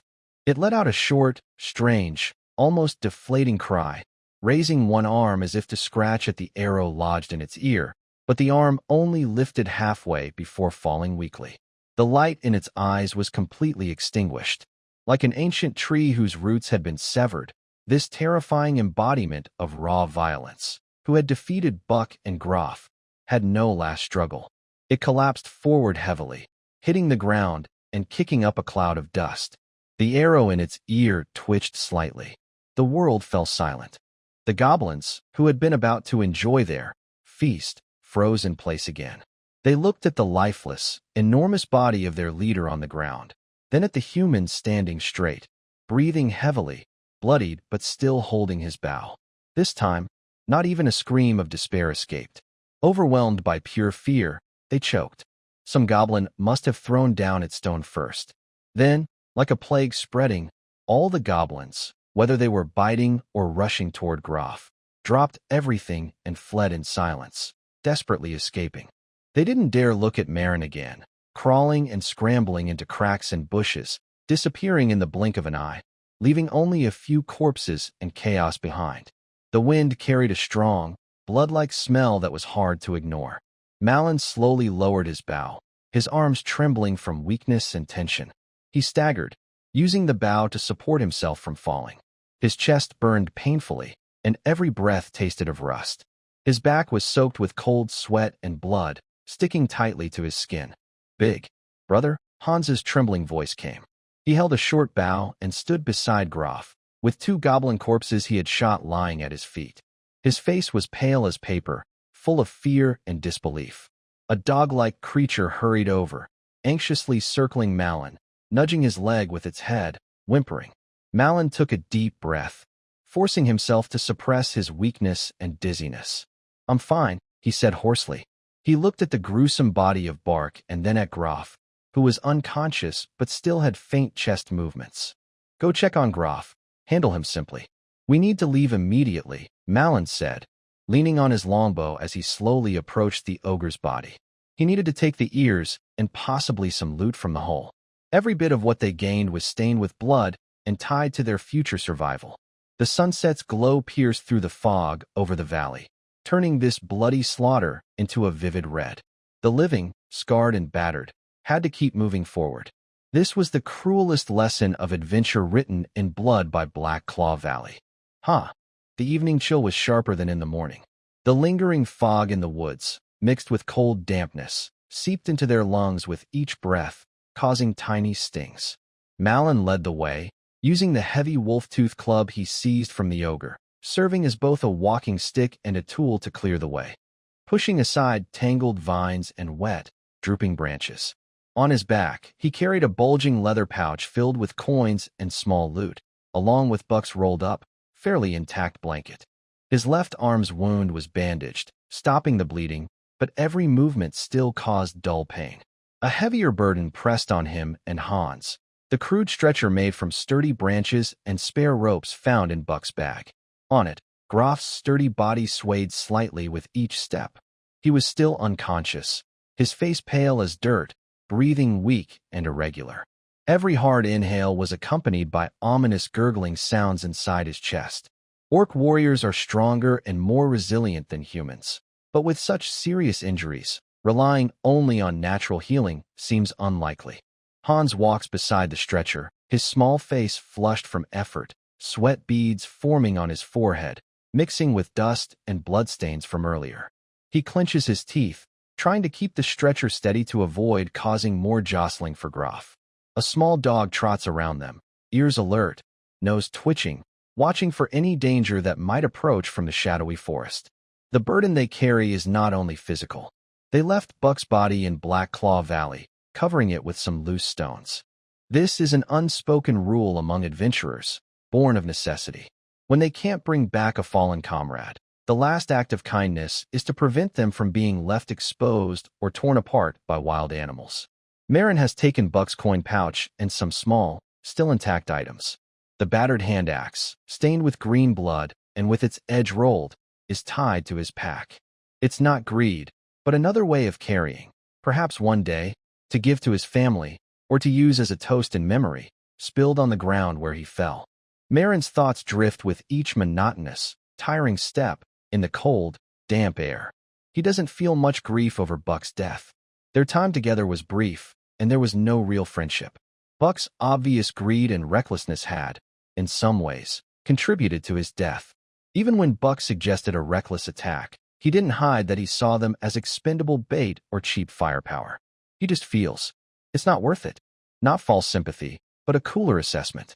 If Buck had been less impulsive, more cautious of the unknown, if he and Groff had worked together more carefully, maybe things would have turned out differently. At least, they wouldn't have fallen so quickly or so badly. 5 gold coins, plus loot worth several times that, could have kept a skilled team safe for a long time. But greed and recklessness turned that wealth into bloodshed, staining their comrades. He remembers Odin during training, sometimes smoking poor-quality tobacco, saying in a careless yet unforgettable tone, "Every coin of an adventurer's money is stained with blood. Some are stained with others, some with your own. Don't just look at the pouch bulging, think about your life. Is it heavy enough?" Now he feels it. Heavy, with the scent of rust and dirt. Grove's severe injury, Buck's death, the overwhelming strength of the bear goblin, and his own near-death strike. All these things mixed together, constantly flashing through his mind. Did he make a mistake? Maybe. Should he have stopped Buck's reckless move more firmly? But given the situation at the time, how much could a newcomer like him really do? Should he have shared that vague dream warning earlier and more clearly? But that might sound like a cowardly excuse. What truly woke him up was the realization that the rules of this world are more brutal and straightforward than he thought.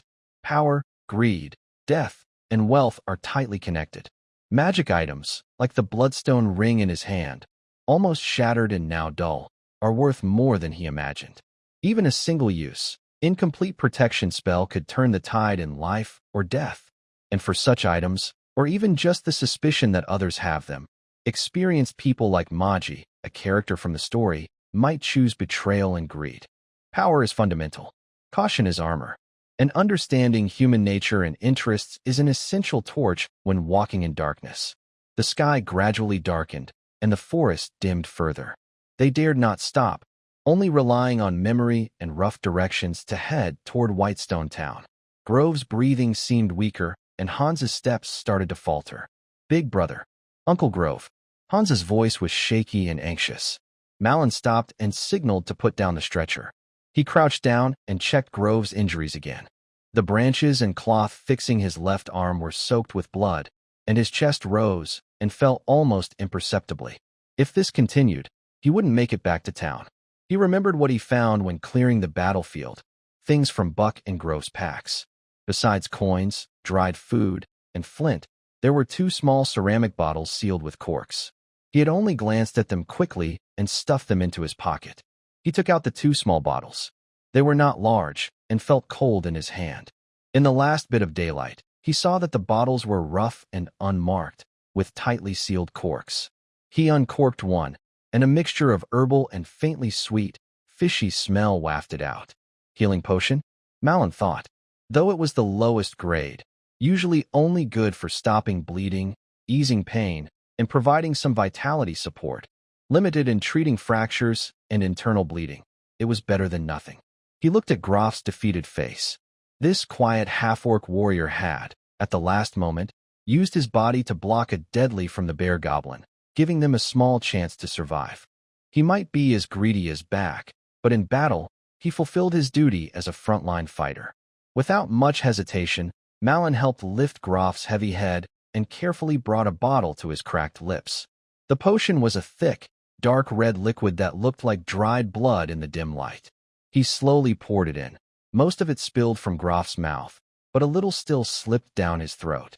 Groff, still unconscious, seemed to swallow slightly, making a faint gurgling sound. The medicine wouldn't work instantly, but it was hoped to keep him alive a little longer. After feeding Groff the medicine and readying the bag, Malin and Hans lifted the heavy stretcher again. Maybe because of the medicine or just for comfort, Groff's breathing seemed to become a little steadier, though the faint rise and fall still tugged at everyone's hearts. They continued forward as the dusk grew darker.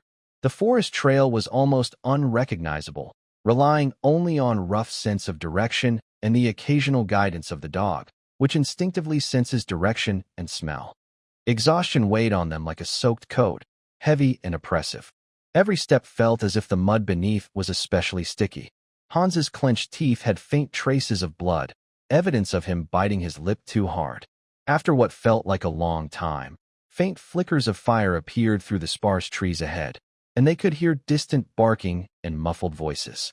The smell of cooking smoke drifted into the air, not the damp decay of the forest, but the warmth of human life, though perhaps rough.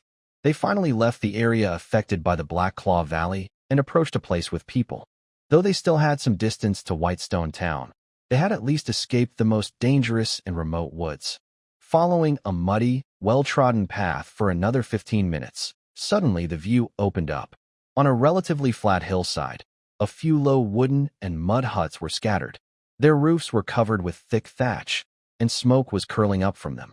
A clear stream wound past the hillside, and some women dressed as farmers squatted on stones by the water, washing clothes and chatting softly. Two thin, yellow-skinned children wearing patched shirts are playing and chasing each other in an open space between farmhouses. One swings a sharpened wooden stick and shouts, "Hey, hey," while the other makes fierce gestures, pretending to be a monster.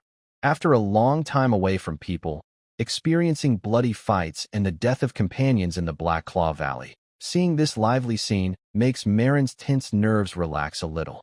Even Hans looks up, with tired eyes showing a hint of longing. The town is the only place nearby where adventurers gather. These farmers living on the edge are not unfamiliar with adventurers. Seeing Marin and Hans carrying large bags, covered in blood and dirt, and supporting a badly injured, clearly non-human half-orc, the women washing clothes by the creek stop their work. They look over cautiously and curiously. The two children playing stop their game, hiding behind a fence of a distant farmhouse, eyes wide with fear and curiosity, especially staring at the fierce wolf-tooth club on Marin's back and his blood-stained leather armor. Marin stops walking and takes a deep breath. Grov needs better medical help, and they can't delay any longer. He searches his pocket and pulls out the last half of a hard-dried meat. His own food is gone, found in Buck's bag.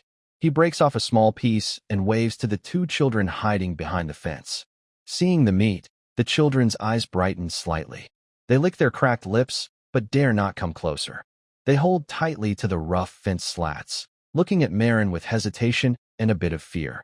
At that moment, the door of one farmhouse creaks open. A young farm woman, wearing a faded apron, with a rosy face from work and her hair wrapped in a cloth, hurriedly runs out.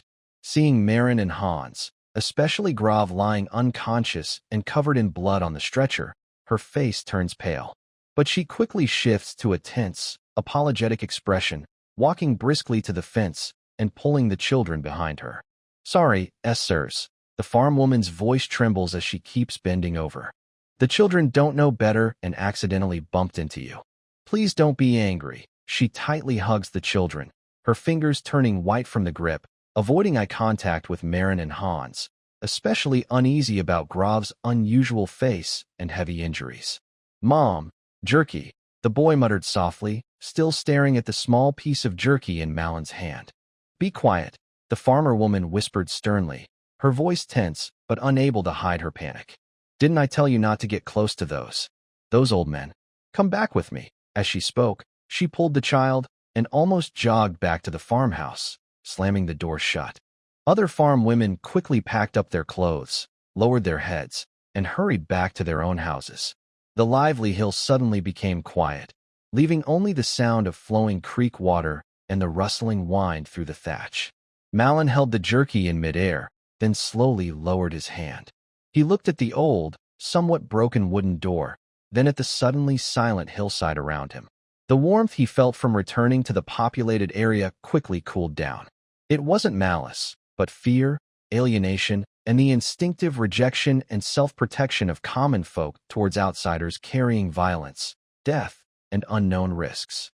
In these farm women's eyes, they weren't returning adventurers but troublemakers and dangers, bloodied and with injured foreigners. He silently put the jerky back into his pocket, exchanged a look with Hans, and saw a hint of complex emotion in each other's eyes. No complaints, no anger, only a deeper exhaustion and understanding. "Let's go." Malin's voice was a bit hoarse. They lifted the stretcher again and walked silently along the path through the quiet farm area, heading toward the distant white stone town, where more lights had already turned on. Dai seemed to sense the tense atmosphere too. No longer sniffing around, she stayed close to Malin's feet, softly whimpering. Just outside the farm area, in a more dilapidated shed with boarded-up windows, two subtle eyes watched them through the cracks in the wood. Their gaze followed the figures until they disappeared at the end of the path, shrouded in dusk. Bah! Bad luck? Inside the shed, a tall, thin man with a scarred face and fierce eyes spat and withdrew his gaze. "Thought we found a fat sheep, but it's a tough nut, plus a half-dead beastman brat. Scarface, I think their load is pretty heavy. That stick the kid's carrying looks like it's worth something." A burly man with a face full of scars rubbed his hands, eyes gleaming with greed. "Worth something? Money is only valuable if you have the means to spend it," said the man known as Scarface in a low voice, scolding. "Did you see clearly? The blood on that boy's body. It's both green and red. He just killed someone. Or something not human. His eyes are fierce like a wolf's, and his walk shows he's definitely been covered in blood. And that little wolf cub, just looking at him, you know he's not a good guy? With such serious injuries, yet he managed to walk out of the woods intact. Are you the one who provoked him?" The sturdy man shrank back, but still looked reluctant. "But they went to the town. They seem to be adventurers. Adventurers can make good money. Good money doesn't matter if the risk is too high," Scarface interrupted impatiently. "Someone fresh from a fight in the woods. They're the most cautious and ruthless. For a little money, risking their lives? Wait a few days. Someone who's scared and alone will come out of the woods. That's the kind of job we want." The sturdy man nodded reluctantly. "Got it, Scarface. I'll listen to you." The shed fell silent again, only their breathing heard. In the distance, the outline of Whitestone Town became clearer as dusk deepened. The torches on the city walls flickered like sleepy eyes, faintly glowing in the darkness. Marin and Hans carried Groff, walking heavily toward the lights and into an uncertain tomorrow. Behind them was bloodshed and death. Ahead was a cold town and possible danger. Only the weight on their shoulders and their weapons were real and reliable at this moment. The path of adventurers is never a return home, but the start of another journey. This time, they carried the weight of life itself, a blood-stained gift in their arms, and a colder understanding of the world in their eyes. The north gate of Whitestone Town looked like a silent, giant mouth swallowing the last light of day. The guards, wrapped in heavy cloaks, leaned lazily in the gate opening. When Marin and Hans, covered in blood and dirt, carried the stretcher, they only raised an eyelid and waved them through. Such scenes were common here. As long as they weren't openly carrying monster corpses or spreading disease, no one cared much. The lamps along the stone streets flickered on, casting long and short shadows of the people walking by. The noise of the tavern, the last clangs from the blacksmith's shop, and the smell of cheap spices drifting from somewhere else all mixed together, creating a rough and lively chaos. But right now, this noise felt like it was behind a frosted glass, unable to reach Malin and Hans's ears. They silently carried Groff along the familiar path toward the crooked sign of "Flea and Malt." The innkeeper, a fat, bald man with a red nose, saw their condition, especially the injured half-orc on the stretcher, and a flicker of displeasure and caution crossed his cloudy eyes. But when Malin placed a heavy silver coin on the greasy counter and paid for 3 days' stay plus extra for cleaning and quiet, that displeasure quickly turned into greed. The shed at the back is empty, quiet, and undisturbed. The innkeeper quickly pocketed the coin and threw a rusty key. "Don't let the blood smell get into the main hall. Hot water costs extra." The shed was more basic and damp than the guest rooms, filled with clutter, but it had a door and a roof. enough to block the wind and rain, and it was quiet enough. Malin and Hans carefully laid Graf in a corner covered with thick hay and old blankets. The half-orc was still unconscious, looking pale, but the medicine they gave seemed to work a little. His breathing was weak but no longer sporadic, and his chest rose and fell slightly more clearly. Malin found the remaining bottle of healing potion from his bag, uncapped Graf's mouth carefully, and poured in a small amount. The potion was precious, but now was not the time to be stingy. Hans, stay here and watch Graf. Keep an eye on our stuff, Malin said, pointing to the bulging leather pouch and the fierce-looking wolf fawn club in the corner of the shed. Don't let anyone get close. If anything seems wrong, or if trouble comes, shout loudly or tell Dada. I'll go to the guild to report the task and handle the loot. I'll be back soon, Hans nodded firmly, his face showing a mix of seriousness and exhaustion. Don't worry, big brother, he said, gripping the short knife at his waist and patting Dada's head, who was snuggled against his leg. The wolf pup seemed to understand the tense moment, making a low growl in his throat, sitting beside Graf and watching the door with alert eyes. Malin changed out of his blood-stained and dirty leather armor, roughly washed his face and arms with cold water, and put on a cleaner, rough linen shirt. He kept most of his coins and small valuable items in a leather pouch, only taking out a pair of large, jagged-edged pointed ears from the goblin and 21 ordinary goblin left ears cut from the bodies of back and goblin corpses, wrapped in oilcloth. After thinking for a moment, he strapped the heavy wolf fawn club onto his back. This thing was too noticeable. Leaving it at the inn might cause trouble. Better to take it directly to the guild for appraisal and sale. The streets of Whitestone Town were much quieter at night, but the Adventurers' Guild Hall was still brightly lit and noisy. Adventurers who had completed quests were looking for groups, exchanging information, or simply drinking and bragging filled the hall. The air was thick with the smells of sweat, ale, leather, and metal. Malin's appearance drew some attention. His young face, the faint smell of blood still on him, and the intimidating wolf fawn club on his back were enough to make people look twice. But he kept his eyes straight ahead and walked directly to the quest handover counter. The clerk behind the counter was the same stern-faced, middle-aged man as before. He looked up and saw the oilcloth pouch and the pair of large, fierce-looking pointed ears that clearly didn't belong to an ordinary goblin. His usually expressionless face showed a slight flicker of surprise. Quest certificate, the clerk said professionally, extending his hand. Malin placed the two rough-edged F-grade iron certificates of himself and Hans on the counter. The clerk picked up the certificates, then carefully examined the goblin ears inside the oilcloth pouch. The quantity was correct, and the cuts were precise. Finally, his gaze fell on the pair of bare goblin ears. He pinched one with his fingers, looked at the cut and size under the light, and sniffed it. Malin had cleaned it beforehand, but a faint wild smell still lingered. Clearance of the Black Claw Valley task, confirmed. 21 goblin left ears, the clerk said calmly, but his speed was a bit faster. Extra kill confirmed. A bear goblin. 1. He paused, looked up at Malin. Bear goblin isn't in the original task description, but there's an extra bounty. The town guard has long offered rewards for removing high-threat mutated creatures within the territory. The bounty for the bear goblin is 10 gold coins. He took out a heavy sheepskin ledger from under the counter, flipped to a page, and quickly recorded with a feather quill, then began counting the coins. Basic task reward, 5 gold coins. Extra bounty for the bear goblin, 10 gold coins. Goblin's left ear costs 2 silver coins each. There are 21 ears, totaling 42 silver coins, which equals 17 gold coins and 2 silver coins. The clerk counts out the money from the cash box while muttering. The jingling gold and silver coins are pushed in front of Marin. 17 shiny gold coins and 2 slightly darker silver coins. This is a large amount of money for an F-level adventurer. Do you need an appraisal for the loot? The clerk points to the wolf-tooth club leaning against the counter.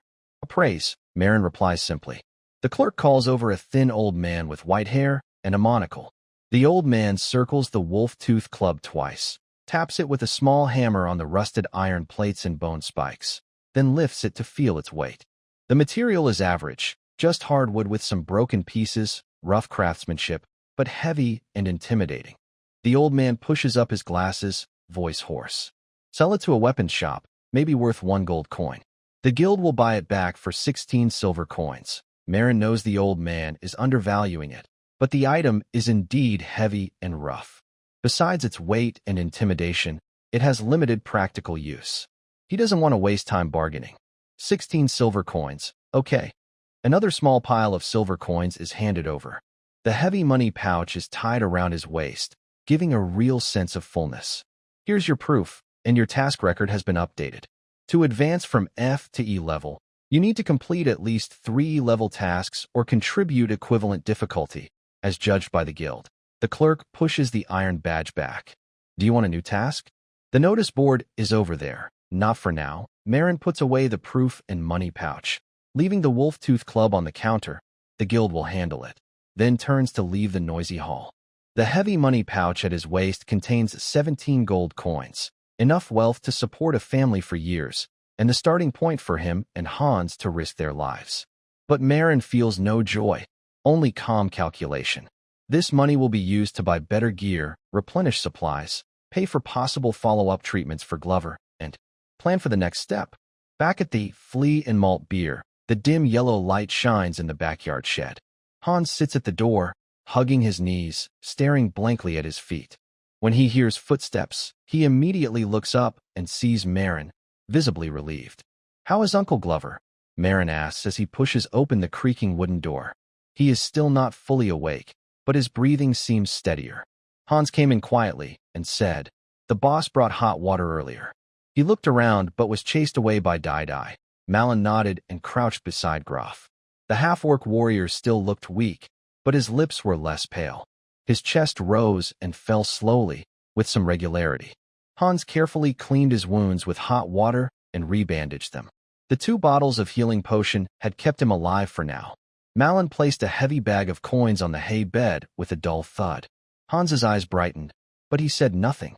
Malin took out some silver coins and handed them to Hans. "Go buy some hot food, preferably with meat. Ask the shopkeeper where a good herbalist or doctor is in town, someone who makes house calls." Hans took the money eagerly and nodded, then ran out quickly. Dai looked at Malin and Graf, then decided to stay and keep watch, faithfully guarding. By the light of the oil lamp, Malin carefully counted and organized their loot. Gold and silver coins were separated.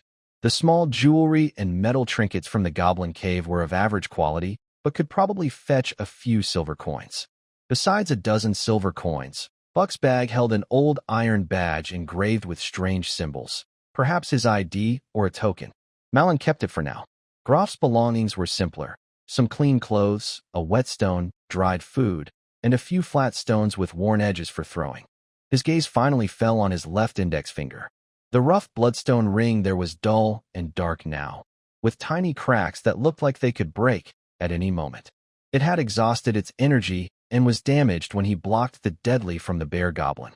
Malin tried to sense it, but only felt emptiness inside, a stark contrast to the faint, almost dried-up spring-like connection he had before.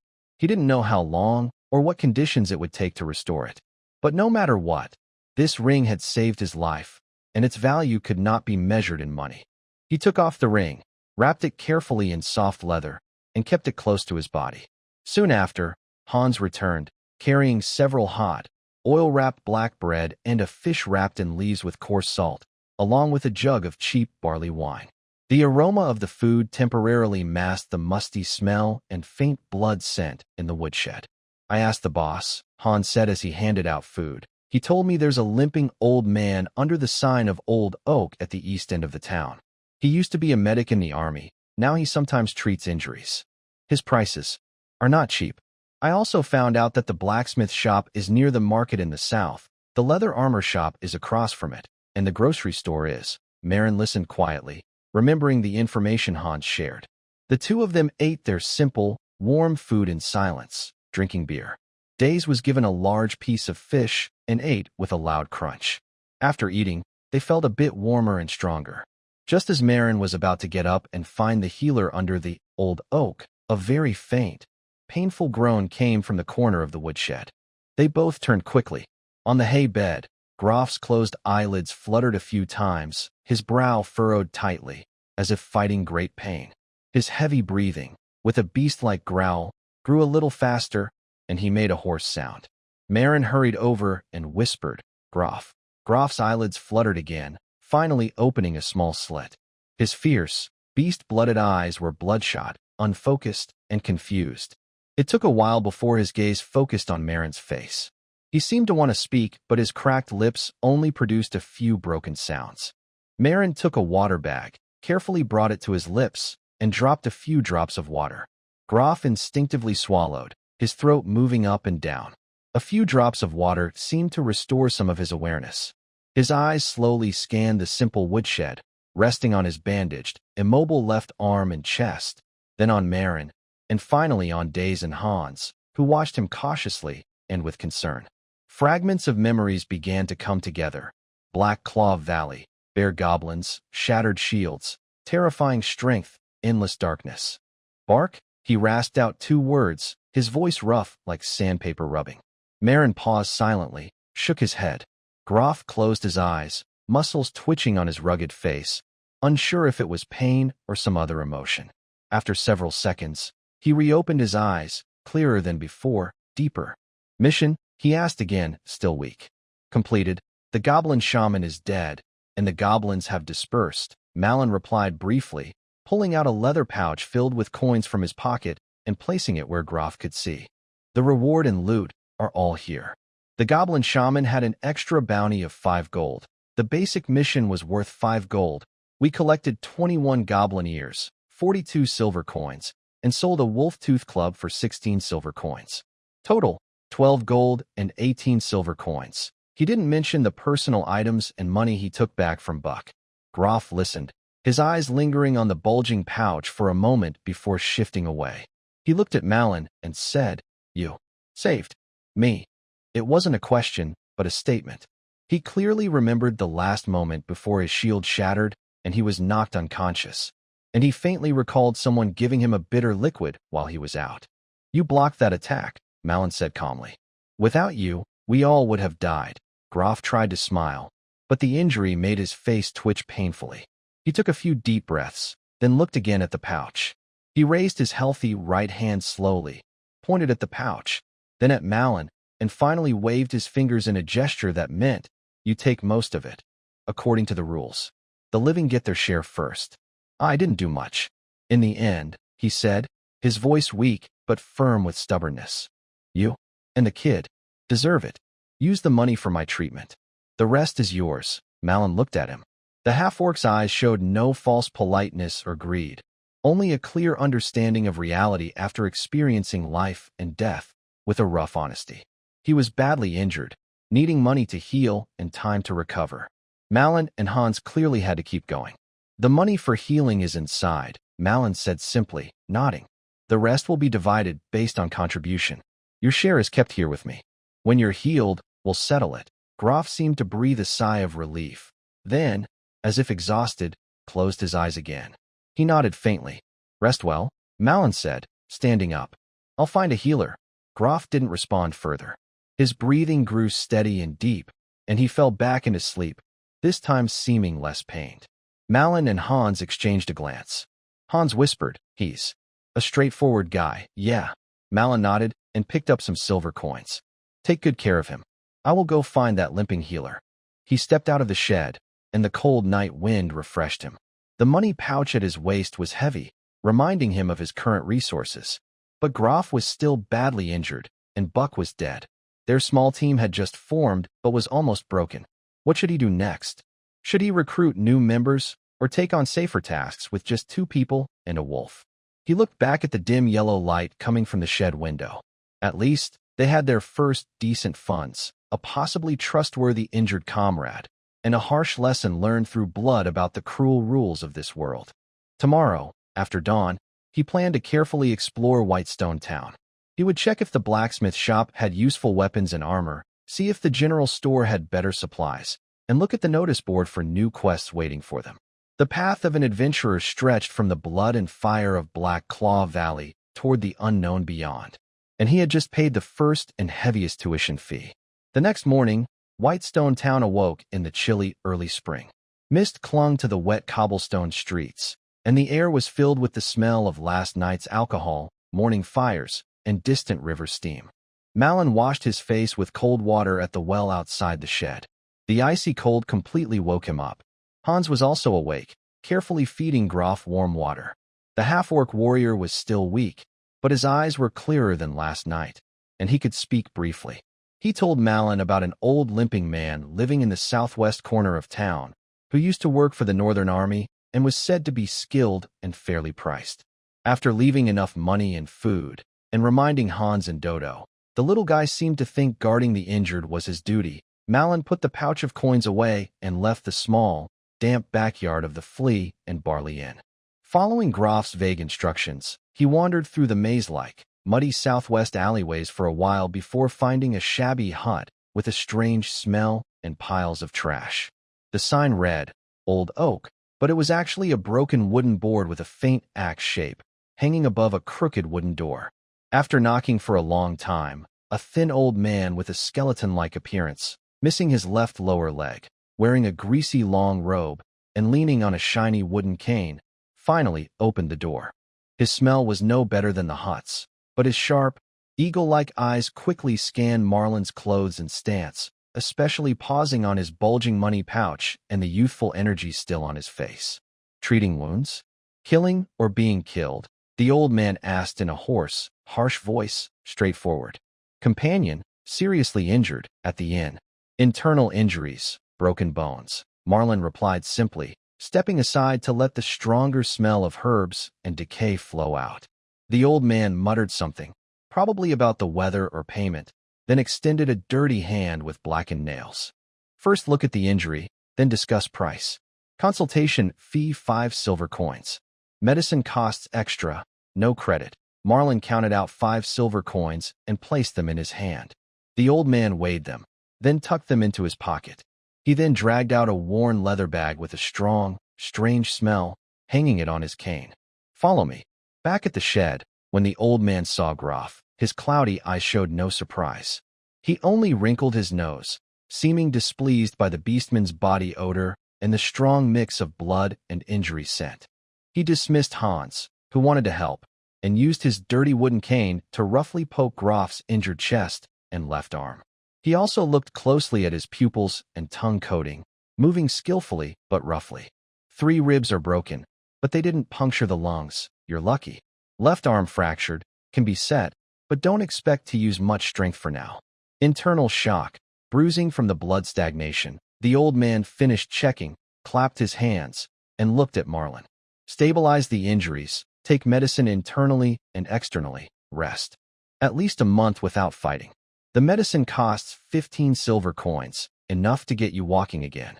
For better bone-setting ointment and breathing powder, add 5 more coins, 20 silver coins, almost 1/5 of their earnings from the Black Claw Valley mission, not counting the extra bounty of 5 gold coins. Seeing Grove's defeated face and twisted arm, Malin didn't hesitate. He counted out 20 silver coins. The old man took the money and looked a bit happier. He took out some sharpened, bark-covered splints, a strong-smelling black ointment, and a few small clay bottles filled with dry grass from a torn leather bag. He ordered Malin and Hans to hold Grove still. With rough but precise movements, he reset the broken bone, applied the ointment, and fixed the arm with splints and clean, relatively speaking, cloth strips.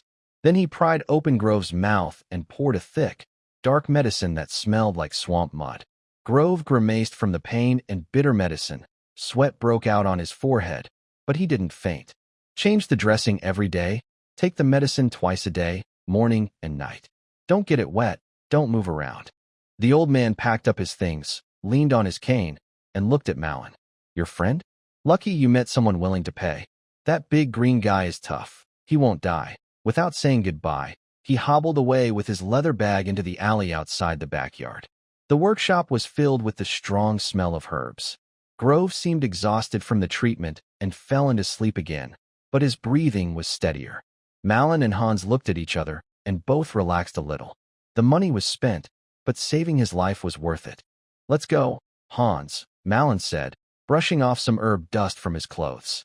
We should check out the town shops. You need decent gear, and we need to buy some supplies. Leaving the damp, dark southwest area, the streets gradually became more orderly and crowded. They headed toward the blacksmith shop near the market on the south side of town, as Grove had mentioned last night. Before they reached it, the rhythmic sound of hammering and clanging echoed from afar, mixed with loud shouts and strange rolling sounds. The air seemed warmer, filled with the smell of coal, hot iron, and quenched water. Anvil and Courage. The sign was made from a large, blackened iron plate with the words hammered directly into it, rough and strong. The shop was wider than the surrounding houses, with the door wide open. Inside, the forge was blazing brightly, casting a red glow. On the left, there is a blazing forge and an anvil.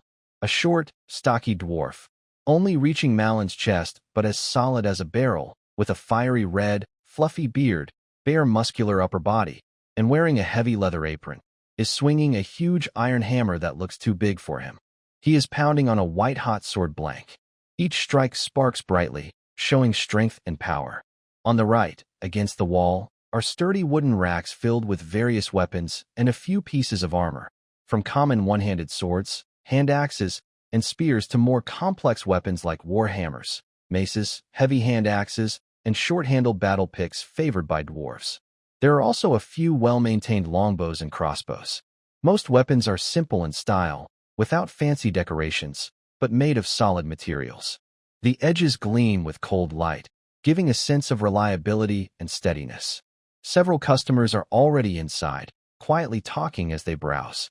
The dwarf blacksmith seems completely absorbed in his work, paying no attention to the customers entering. Only when he finishes a stage of forging, puts the sword blank back into the fire to heat, does he shout loudly, "Take a look. Prices are below. No haggling. If you like it, take it." Malon's eyes scan the weapons. He doesn't need to change his main weapon for now. His purple longbow and curved dagger are enough. His main goal is to find suitable gear for Hans. Hans's archery talent is average, and in the chaos of Black Claw Valley, close combat support and protection are more practical. Also, having a teammate who can hold a shield in front to share the pressure is very important for him as a ranged fighter. He walks to the display rack with one-handed weapons and shields. Hans follows, eyes shining as he looks at the shiny weapons, but also a bit nervous. Malon picks up a few one-handed swords, weighing them in his hand, and finally chooses a narrow steel sword about 2.5 fingers wide, of moderate length. The grip is wrapped with non-slip leather, balanced in weight, easy to swing and handle. It's not a magic weapon, but the steel is even, the blade sharp, and the guard simple and sturdy. The price tag on the wooden rack reads, 2 gold coins. He then looks at the shields nearby. Round shields, kite-shaped shields, light square shields. He chooses a light kite-shaped shield covered with thick, hard cowhide, edged with iron, with a steel boss in the center. The shield isn't large but enough to cover most of the body, and its weight should be manageable for the growing Hans. The price, 1 gold coin and 10 silver coins. Might as well try, Malon says, handing the sword and shield to Hans. Hans nervously took the sword and tried swinging it first, then raised his shield to block the air a few times. His movements were a bit awkward, but his eyes looked serious. "Big brother, it's a bit heavy, but I think I can do it. Just these 2 items," Malon said, picking up the sword and shield and walking to the anvil. The dwarf blacksmith had just finished quenching another piece, dipping a nearly finished hand axe into the water, making a sizzling sound and releasing lots of steam. He turned around, wiped his sweat and beard with a dirty towel hanging around his neck, and looked at what Malon was holding. "Good eye?"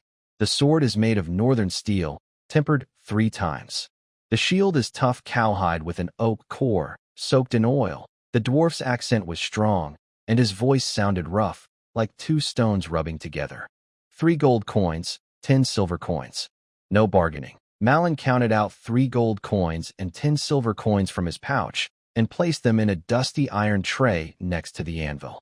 The dwarf glanced at it, nodded, and took a sharpening stone from his waist, tossing it to Malon. "Sharpen it yourself, or pay 5 silver coins, and I'll sharpen it until it can shave a beard. We'll do it ourselves," Malon said, putting away the sharpening stone. It was a bit costly, but worth it. The dwarf ignored them and turned back to tending the fire and the iron in the furnace. Malon and Hans left the blacksmith shop with their new weapons, the heat wave fading behind them. The cool spring air made them feel refreshed. Hans couldn't stop touching the cold sword hilt and the leather strap inside the shield, his face full of excitement. Next, they headed to the potion shop across from the blacksmith shop, as Hans had asked about yesterday. Unlike the rough, fiery atmosphere of Anvil and Courage, the Silent Dew potion shop looked much more elegant. It had dark oak doors with carved patterns of herbs and stars. Above the door hung a chandelier made of a transparent crystal or glass, glowing faint blue light inside, casting a soft glow even during the day. When they pushed open the door, there was no jingling sound, only quietness and a complex, hard-to-describe aroma. The smell was not unpleasant. It was calming, but very strong, like being in a condensed, living garden mixed with an alchemy lab. The shop's interior is softly lit.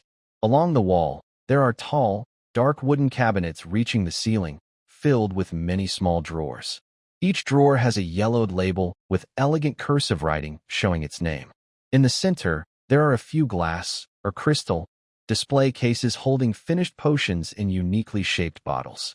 The potions are in colors like bright green, deep blue, dark red, milky white, and pale gold, shining with a mysterious glow under the magical light inside the cabinets. In the corner, there is a large oak table covered with grinding bowls, scales, delicate tweezers, small knives, and some strange plant specimens drying in the air. There is only one customer in the shop, a woman wearing a dark blue cloak, her face hidden. She stands quietly in front of a display case. Behind the counter, a middle-aged man in a dark green robe stands. His hair is neatly combed, and he wears gold-rimmed glasses.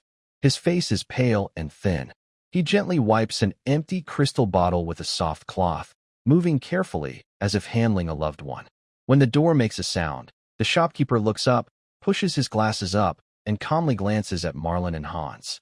His eyes briefly rest on their dusty, rusty boots, simple clothes, and Hans's brand-new sword and shield. He then shows a perfectly polite, gentle smile. "Welcome to Silent Dew. I am the shopkeeper, Arrow. How can I help you? Herbs and raw materials? Extracts? Or ready-made potions?" His voice is soft and clear, a sharp contrast to the roughness of the dwarf blacksmith. Marlin's eyes immediately go to the display cases. He quickly scans the labels and prices. Most of the potions he doesn't recognize, but the prices surprise him. Cat's Grace Potion, Minor, 8 gold coins. Giant Strength Potion, Intermediate, 12 gold coins. Invisibility Potion, Low Quality, lasts 15 seconds, 25 gold coins. Then, he spots what he's looking for. In a prominent central cabinet, 3 small crystal bottles hold bright red potions, like liquid rubies. They are carefully cushioned with velvet. A label nearby reads, "Basic Healing Potion, Standard Quality. Powerful Hemostasis, accelerates tissue regeneration, stabilizes vital signs. Suitable for moderate injuries and blood loss. Price, 15 gold coins each, 15 gold coins." Marlin's heart skips a beat. This was almost like they risked their lives in Black Claw Valley, fighting off the orcs and over 20 goblins, then selling their wolf fawn club to get more than half of their total cash, 14 gold coins and 50 silver coins. And that was just the price of a basic quality beginner healing potion. No wonder the lame old healer yesterday could only afford those stinky homemade ointments and potions. He remembered Grov's badly injured, near-death state, and the shallow wound on his own arm. If only he had had a healing potion back then. Maybe Grov could have recovered faster and better. But the price was too high for them to buy now.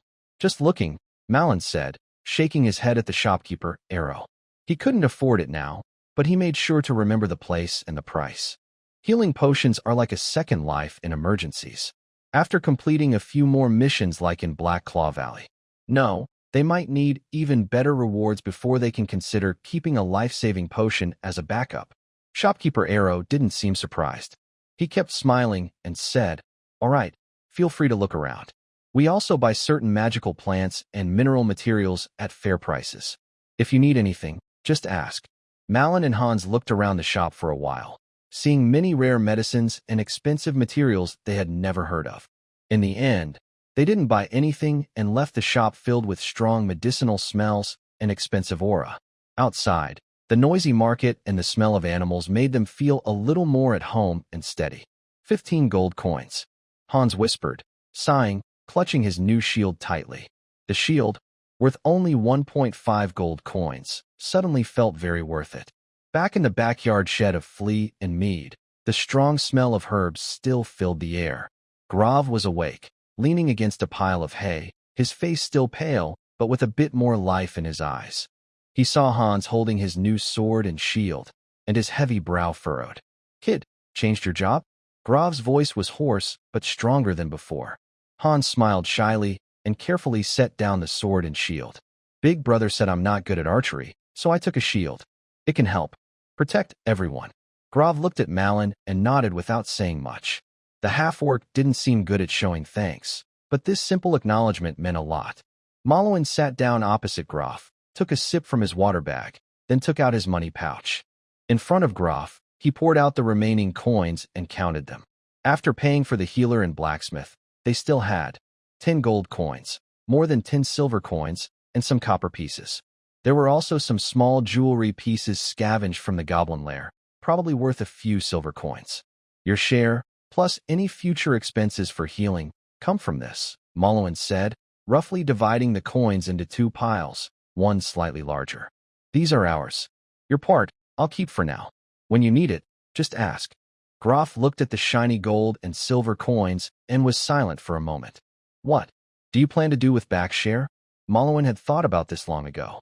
"He's a lone wolf. I've never heard of him having a team or family. I'll keep his stuff. If I meet someone who knew him or finds out he has someone waiting for him, I'll handle it then. If not," he paused. "It's like a thank you or apology to whoever saved his team," meaning Grov, "or a way to make up for it. After all, Back's recklessness almost got everyone killed." Grov didn't object to this plan. He looked out the darkening sky and spoke in a low voice. Back was always like that. He wanted to get rich fast, and he thought just being brave and strong was enough. He tugged at the corner of his mouth, which hurt his wound, and took a deep breath. This time, he really hit a wall. "The goblin I saw once up north. A small team. 3 of them died before they took him down." "You were in the north before?" Malin asked, following up. He didn't know much about Grof's past. "Yes, at the foot of the Ashen Mountains, near the border between orc tribes and human lands," Grof said simply, seeming reluctant to say more. "I was a mercenary, guarded a mine, and did some other things. Later, I got into trouble and moved south." He looked at Malin. "You're different. Young but steady. Good aim, and at critical moments. Clear-headed." That was probably the highest praise Grof could give. "Just luck," Malin said honestly. Without that bloodstone ring, without Grof blocking the first attack with his shield, without Back attracting attention and creating chaos with his life, without Hans and Dulce interference, and without that last desperate strike and precise arrow, any mistake could have changed the outcome. "Luck is also skill," Grove spoke in a tired, sluggish voice, closing his eyes. "I need to lie down for a while. You, what are your plans next?" "Just some small tasks nearby to get familiar with the area." "We'll wait for you," Malin said. "Once you're healed and able to move, what do you plan to do?" Grove opened his eyes and looked at the low, cobweb-covered roof of the shed. After a moment, he said, "I don't know. Buck is dead, the team is gone. When I heal, I might take on more jobs, or..." He looked at Malin with a complex expression. "Are you still looking for team members?" This was a very direct question. The half-orc warrior, though badly injured, was experienced, brave, and loyal based on his fighting. If he recovered well, he would be a strong help. But he clearly had a troubled past, and being a half-orc might cause trouble in human towns. Malin didn't answer immediately. He needed time to think. "First, rest and heal. The rest can wait until you can stand again." Grove nodded and said nothing more. He closed his eyes again, breathing steady. Malin and Hans left the shed quietly, gently closing the door. The sunset's last light cast a dull golden glow over the dirty backyard. A dog came over and rubbed against Malin's leg. They had new weapons, injuries to recover from, potential teammates, and still relatively empty coin purses. That was all they had now. But at least, they had survived the Black Claw Valley, earned their first decent savings, and left deeper footprints in this harsh, real world. Tomorrow, they would check the Adventurers Guild notice board. Malin looked at the last glow in the sky, silently planning. While Grove was healing, he and Hans needed to grow stronger quickly. The next morning, the sky was a pale blue, as if washed clean, with a few lazy clouds hanging around. Malin counted out 30 silver coins at the flea and malt beer counter and handed them to the rough-nosed owner. 1 month, in the shed, quiet, no disturbances, Malin said calmly, but with firm certainty. 30 silver coins was a good, steady income for this rundown inn, especially in the off-season. The owner's cloudy eyes brightened, and he quickly slid the coins into a drawer under the counter, a nearly sycophantic smile on his face. "No problem, sir. I promise it'll be as quiet as a grave. If you need hot water or food, just ask." After settling Grove, the half-orc still alternated between sleep and pain, but looked a bit better, and leaving enough money for several days of food, Marlin and Hans stepped into the slowly waking streets of Whitestone Town. His pouch felt lighter, but his steps were steadier. They needed new tasks, income, and also wanted to keep practicing and gaining experience while waiting for Grove to recover. The Adventurers Guild Hall was still noisy. Marlin ignored the glances of those sizing up new faces or judging strength, and went straight to the notice board covered with parchment notices. His eyes quickly scanned the small tasks labeled F, easy jobs like cleaning rats, delivering goods, or finding lost livestock, then focused on the E-level section. Eliminate goblins at the abandoned mine outside town, estimated fewer than 15. Reward: 8 silver coins per person, goblins left ear extra. Collect 10 good quality sable pelts. Reward: 12 silver coins. The caravan to Black Creek Village, 3 days round trip. Reward: 25 silver coins per person. His gaze finally settled on a newer parchment in the corner. The handwriting was neat, stamped with the guild's clear seal and another ornate private wax seal, a pattern resembling a blooming, starry flower. E-level gathering quest target: collect calming bellflower, complete plants, must include roots. Location: Eastern Mist Forest, Upper Silver Creek area, with a rough map attached. Reward: 1 silver coin per plant. Limit: 50 plants. Issuer: Silent Dew, Alchemy Workshop, Arrow. Notes: the plants grow in damp, shady environments, often near streams, behind large rocks, or near ancient tree roots. Be careful to distinguish and avoid collecting poisonous bellflower, black spots inside the petals. Deadline: within 15 days of accepting the task. Each plant yields 1 silver coin. 50 plants mean 50 silver coins, or exactly 2.5 gold coins. Even split with Hans, each would get 1 gold coin. This reward is quite generous for an E-level gathering task. Marlin remembered the basic healing potion priced at 15 gold coins he saw yesterday at Silent Dew, and Arrow's distant, refined look. It seemed this alchemist's business and needs were quite substantial. But high pay often means higher risk or difficulty. The Mist Forest isn't unfamiliar to them, but the Upper Silver Creek area is much deeper than the edge zones they've explored before. The collection task sounds safe, but in such places, quietly crouching to dig up plants could be the best time for predators to attack. "Brother, this reward is so high." Hans saw it too and whispered excitedly, eyes shining. 1 gold coin is a huge amount of money for him. Look at the map. Malwin didn't decide immediately. He needed more information.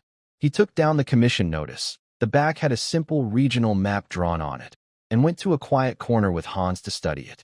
The map was very rough, showing only the general outline of Whitestone Town, the misty forest, some main rivers including Silver Creek, and a blurry circle indicating the upstream of Silver Creek. Inside the forest, details were almost non-existent, with only a few unclear marks and rough notes like danger zone, old, stone golem sighted, rumor, etc. Clearly, the mapmaker had limited knowledge of the forest's interior or intentionally left out details. The location isn't close. It's deeper than the outskirts of Black Claw Valley where we went before. Malwin pointed to the winding line representing Silver Creek on the map, estimating the distance. If all goes well, it will take more than half a day one way. Add the time for searching and collecting, and we might have to camp at the forest edge or leave very early to rush back before dark. Spending the night in such a dangerous forest is a bad idea, especially since they only had 2 people and a wolf.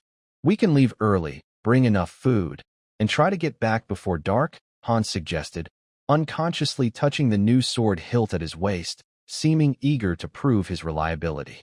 Malwin hesitated. The task was risky, but the reward was tempting.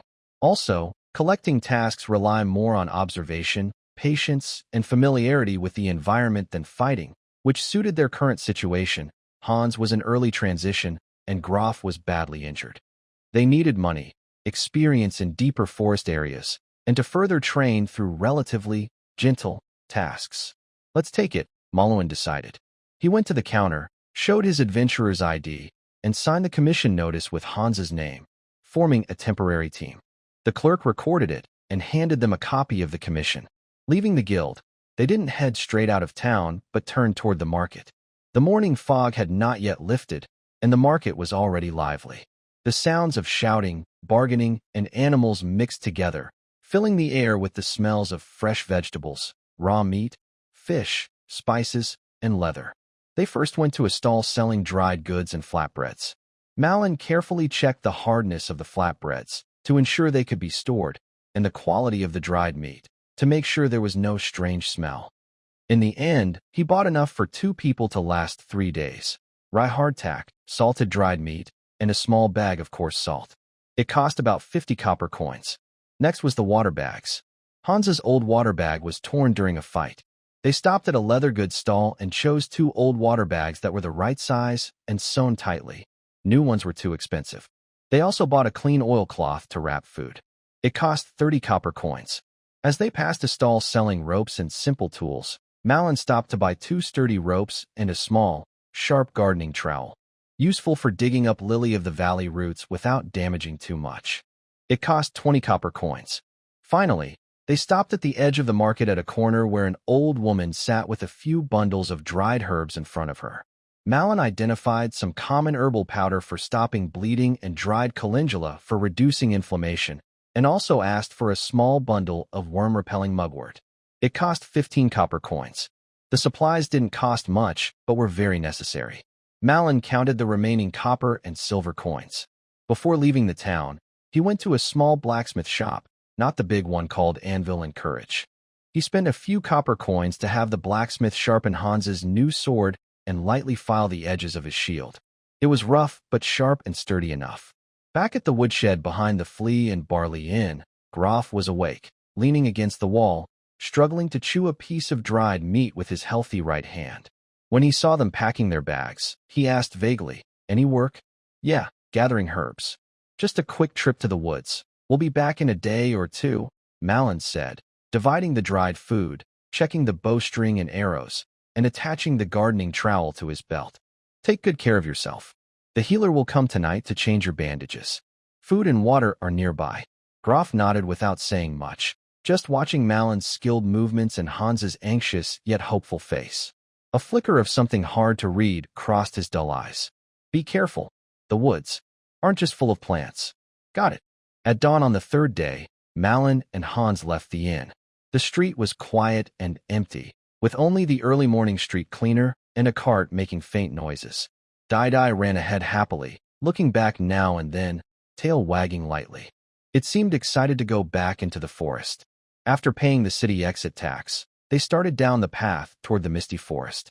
The morning fog covered the trees in a soft white veil, making it hard for light to pass through the dense, tangled branches. Only patches of light broke through the mossy ground and wet rocks, creating broken patterns. The air was cool and damp, filled with the smell of earth, decayed leaves, and many plants, mixed with a faint, wild animal scent.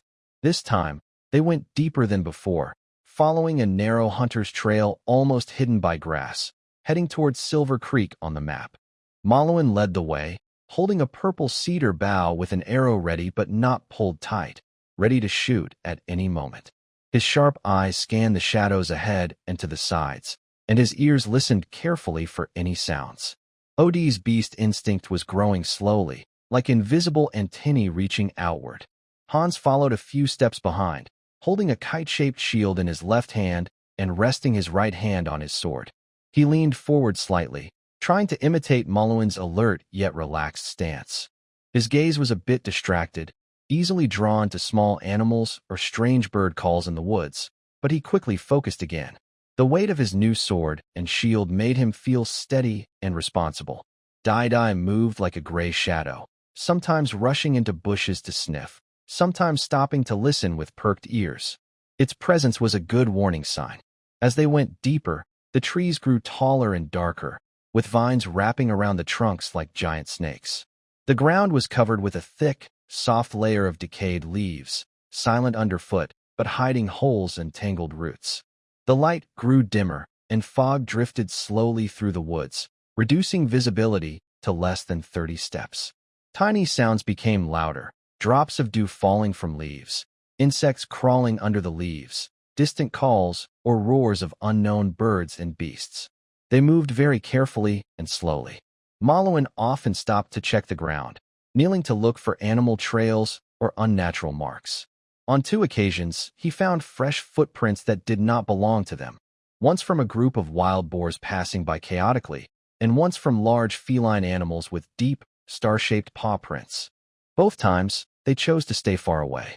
After walking for about 3 hours, they heard a faint but steady sound of flowing water ahead. Pushing aside a cluster of water-dropped ferns, they saw a small, clear stream about 2 steps wide, happily jumping between rocks. The water shimmered with a silvery glow in the dim light. That was the Silver Creek. According to the map, they needed to follow the stream upstream. The path along the creek was a bit easier, but slippery rocks and dense aquatic plants brought new challenges.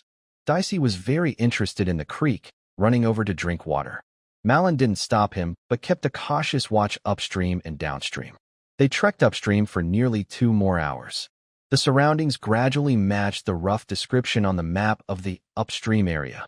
The creek narrowed, the water flowed faster, and more large, moss-covered rocks appeared on both sides. There were also older, giant trees with tangled roots exposed above the ground.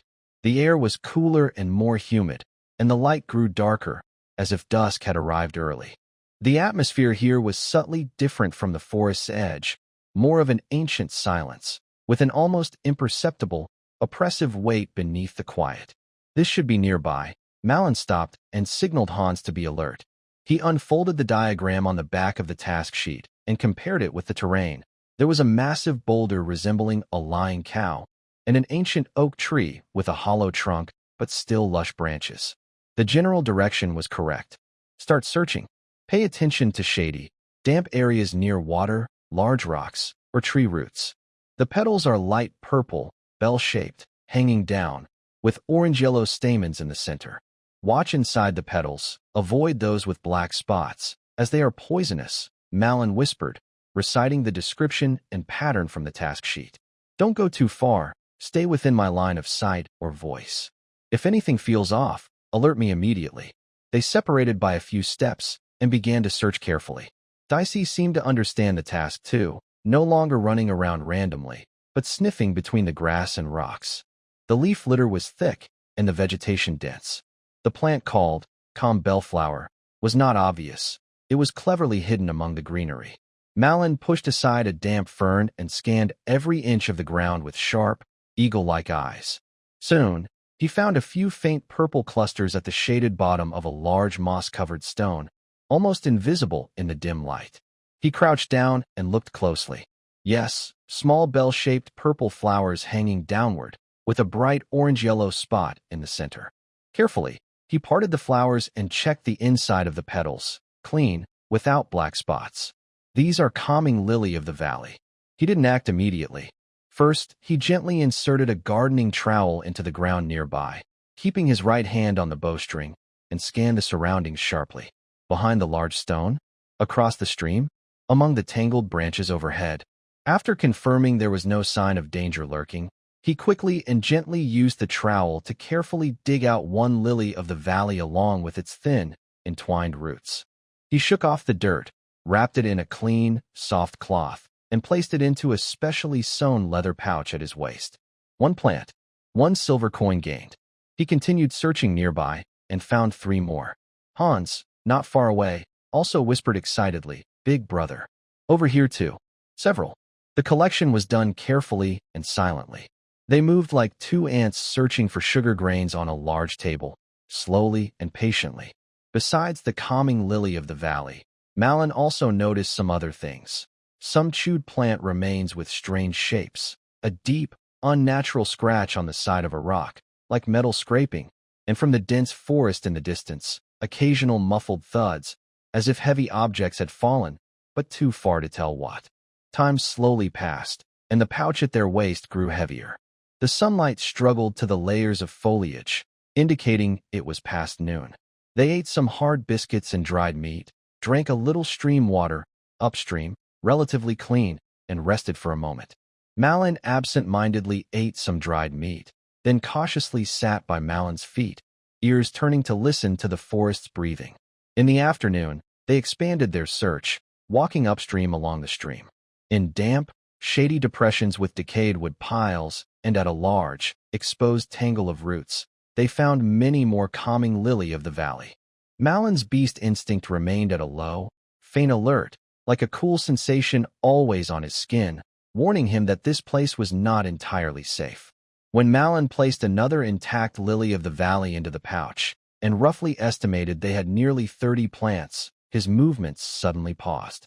It seems I caught a glimpse of something out of the corner of my eye, just ahead and to the side. In the shadowy edge of a very dense, almost opaque fir forest, something tiny moved very slightly. It wasn't the wind rustling the leaves. It was a more deliberate, purposeful movement, like a cautious adjustment with a watchful intent. He stayed crouched, his left hand casually brushing the ground, but actually pinching a small piece of hard soil. His right hand gently rested on the bowstring. Hans was a few steps away, with his back turned, focused on digging up a lily of the valley growing in the rocks. Dull seemed to sense something too. He let out a barely audible low growl, lowered his body slightly, and looked in that direction. Malin didn't turn his head immediately but used the corner of his eye, along with the faint light filtering through the trees, to carefully observe that thick, almost impenetrable shadow. Malin's fingers rested on the cold bowstring, maintaining his crouched stance. His gaze didn't directly fix on the strange shadow, but used the slight movements of his collection bag and the faint light to keep a close watch on that direction. His heartbeat was steady, his breathing calm, but all his muscles were tense, like a drawn bowstring. Odin's ingrained alertness and his growing beast instinct were both ringing loudly. Something was there, watching, with clear malicious intent, assessing. Hans was still nearby, with his back turned, focused on the lily of the valley in the rock, unaware of the approaching danger. Dul's low whimper grew even softer, his gray-black back arched, revealing tiny but sharp-looking teeth, also staring fixedly at the shadow in the fir forest. It wasn't an animal. An animal's observation wouldn't carry this cold, calculating sense of weighing options. Was it a person? Or something humanoid? Malin's left hand casually pinched another small piece of hard soil from the ground, slowly rubbing it between thumb and forefinger. He didn't make any warning sound. Any sudden movement or noise could break this fragile balance and trigger an unpredictable attack. He needed to judge, to confirm, to find an opportunity. The shadow flickered slightly, very subtly, as if only the wind had moved the branches. But Malin saw it. Something behind that shadow was moving very slowly to the side, shifting half a step, into a position that was better for observing him and Hans, especially the young man who seemed notably unalert. Next, in another direction, about behind their left side and a dense bush covered with vines, a faint sound came. Very quiet, like boots crushing dry twigs, almost drowned out by the sound of the stream. In front of them on the right, on the moss-covered side of a large rock, a shadow seemed to slide silently along the rock surface. 3 directions. Encirclement. This was not a coincidence. It was an ambush. The target was clear. These 2 young adventurers, carrying obvious signs of recent gathering, bulging collection bags, new gear, deep in the forest, looking not very experienced. Malin's heart sank, but his mind became sharper, like being immersed in cold water. Thieves. Odin and some old hands in town sometimes mention them, but vaguely. In the wilderness, especially deep in the forest far from town laws, attacks by fellow adventurers are not just stories. Compared to fighting fierce monsters, attacking other adventurers often has lower risk and can be more profitable, especially when the target has just finished their work. He didn't have time to assess their strength exactly, but the obvious greed and cold malice, along with the silent coordination of the encirclement, showed this wasn't their first time. They chose a tricky time and place. Dim light, complex terrain, the sound of the stream hiding their movements. Perfect for an attack. What should he do? Warn Hans immediately and try to break out? The enemies are in a good position, outnumber them, and Hans lacks combat experience. Forcing a fight could be dangerous for both. Pretend not to notice and keep gathering, looking for an opening? That's too passive, risking their lives. Plus, the enemies seem to have already assessed the situation and won't wait long. Malin's mind raced, calculating distances, angles, possible escape routes, and who might be the first target? Who looks more threatening, him or Hans? Who seems more like an easy target? Clearly, Hans, who is focused on digging and appears unguarded, is the best target. Attacking him could quickly weaken the enemy and cause chaos and panic. He must take the initiative, break the deadlock, and draw the danger onto himself, giving Hans a chance to react and escape. His decision was made. Malin seemed to have just finished gathering a lily of the valley. Naturally, he straightened up and stretched his somewhat numb legs. At the same time, with a smooth motion that looked like just checking his arrow, he fully knocked the feathered arrow on his bowstring. He slightly adjusted the bow's angle, not toward the shadows, nor toward the bushes or large rocks, but seemingly casually pointed it toward a tall, dead tree on Hans's front right side, across the stream. This movement was not large enough to immediately alert the hidden enemies, but clearly showed he was holding a bow and was not completely unprepared. Just as he stood upright, with his gaze seemingly fixed on that dead tree, Hans. 3 o'clock, behind the big rock, Malin shouted sharply in a common language. His voice was not loud, but carried a firm command and a sense of urgent danger. At the same time, the arrow on his bow suddenly shifted direction like a startled snake, even without fully aiming, based on his feeling and the slight unnatural movement he had just noticed on the side of the big rock. He released the arrow instinctively. Whoosh! The arrow shot straight toward the side of the big rock. Almost at the same moment the arrow was released, Malin didn't look at the result, but suddenly rolled and fell to the right, away from Hans's direction. A thrown short axe whistled past him, cutting through the air with a sharp sound, embedding deeply into a nearby tree trunk, with chips flying everywhere. The enemy had moved. They worked in coordination. Someone threw a projectile from a distance to distract or attack, while another launched a close-range surprise attack. Hans was startled by Malin's sharp shout and the sudden breaking sound. But his training and experience in Black Claw Valley kicked in. He didn't foolishly turn around, but followed Malin's instructions.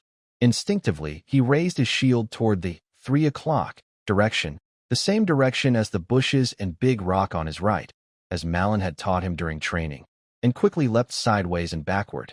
The moment he jumped, a figure rushed out from behind the big rock, wielding a rusty but sharp-looking machete. It slashed fiercely at where Hans had just been standing, embedding itself into the ground.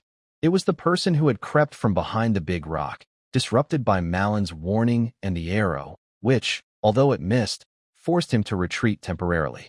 Malin had already risen from his roll and was half kneeling again. The second arrow flashed like lightning as he knocked it on his bowstring. This time, he saw clearly. The figure rushing out from the shadow of the fir trees was a bald, muscular man wearing half-plate armor and wielding a broad-bladed sword. His fierce eyes looked ready to attack, and he was clearly the leader of the three enemies, also the most threatening. From the bushes on the left, another person appeared, holding a long dagger. The person moved quickly, aiming straight at Hans, who had just escaped danger and was still a bit shaken. All three enemies revealed themselves. The bald, armored man, a warrior, probably the leader, the axe wielder behind the large rock, a warrior, and the dagger wielder behind the bushes, possibly a thief or a quick fighter. There was no time to hesitate or retreat. In this narrow space, they could only fight to the death. Maluin's arrow aimed at the rushing bald leader. The enemy wore armor, but there were gaps at the face, neck, and joints. He was 20 steps away and charging forward. Whoosh! The arrow shot straight at his face. The bald leader, experienced in battle, tilted his head sharply during the sprint. The arrow brushed past his cheek, splattering blood but not causing serious injury. He didn't slow down. Instead, he roared wildly, raising his broadsword high, and closed the distance to within 10 steps. At this range, archery was no longer effective. Manhwa dropped his bow and quickly drew his curved dagger from his waist. He lowered his body, ready to meet the fierce attack. He didn't try to block the powerful strike. Instead, as the sword swung toward him, he slipped sideways, body like a fish without bones, retreating half a step. At the same time, he swung his dagger upward, aiming at the exposed armpit and inner arm of his opponent, an old trick taught by Odin to fight heavily armed enemies. Don't block directly, find the gap, and strike where they are vulnerable. The bald leader didn't expect the young archer's quick and slick close combat response. His sword was old and experienced, so he had to twist his body to dodge. The dagger's blade brushed past the edge of his armor, making a harsh scraping sound.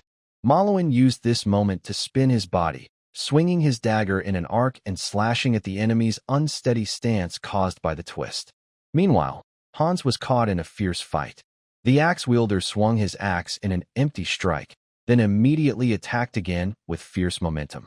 Hans barely managed to block 2 of the strikes with his new shield, sparks flying on the shield's surface.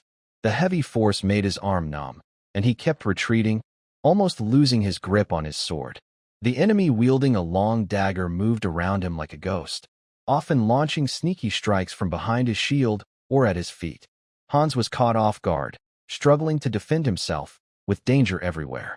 He barked wildly, trying to bite the attacker's legs to distract him, but the enemy dodged skillfully and kicked Hans in the side, making him cry out in pain and stumble away. Hans, keep your shield low, your sword up. Don't worry about that jumping around guy. Take out the one with the cleaver first, Marlin shouted loudly during the fierce attack from the bald enemy, trying to give clear instructions. He knew Hans lacked experience, and that fighting 2 enemies with different styles could easily overwhelm him. The bald enemy heard Marlin still giving commands and became more fierce. He swung his broad sword like a windmill, powerful and precise, showing he had practiced swordsmanship for many years and was quite skilled. Marlin relied on his agility and a special curved dagger technique he learned from Odin, which allowed quick small movements and counterattacks. But the strength difference and his chainmail made it hard to hurt the enemy, and he almost got hit several times by the heavy sword. He managed to dodge with instinct and determination, though his leather armor was cut in 2 places, bleeding. This couldn't go on. I had to break the deadlock. Marlin's peripheral vision caught sight of Hans in increasing danger. The dagger wielder struck after, and Hans's shield was tilting, his steps unsteady. The dagger man seemed to think Hans was trapped and, ignoring him, sneaked silently to Marlin's side and behind, forming a pincer with the bald enemy. He was caught from behind. Marlin's heart tightened, just as the dagger man suddenly stabbed from his blind spot aiming at his lower back. Marlin made a very risky decision. Instead of trying to dodge the attack head-on, he focused most of his attention behind him. His body shifted slightly at the last moment, and his left hand suddenly raised to protect his waist, right where the dagger was stabbing. Thud! The dagger pierced through his leather armor, feeling cold and sharp pain. But almost at the same time, the rough bloodstone ring on Marlin's index finger lit up with a faint, dark red glow, brightening in the heat of the life-and-death moment. A thin, almost invisible ripple of faint red appeared the moment the dagger tip touched his skin. Clang! A strange, dull metallic clang sounded like metal hitting rotten wood. The dagger seemed to pierce a tough, slippery, gel-like substance. Its force was strangely deflected and pushed away. The sharp tip only scratched the leather armor and outer skin, causing a shallow wound, but failing to reach the internal organs.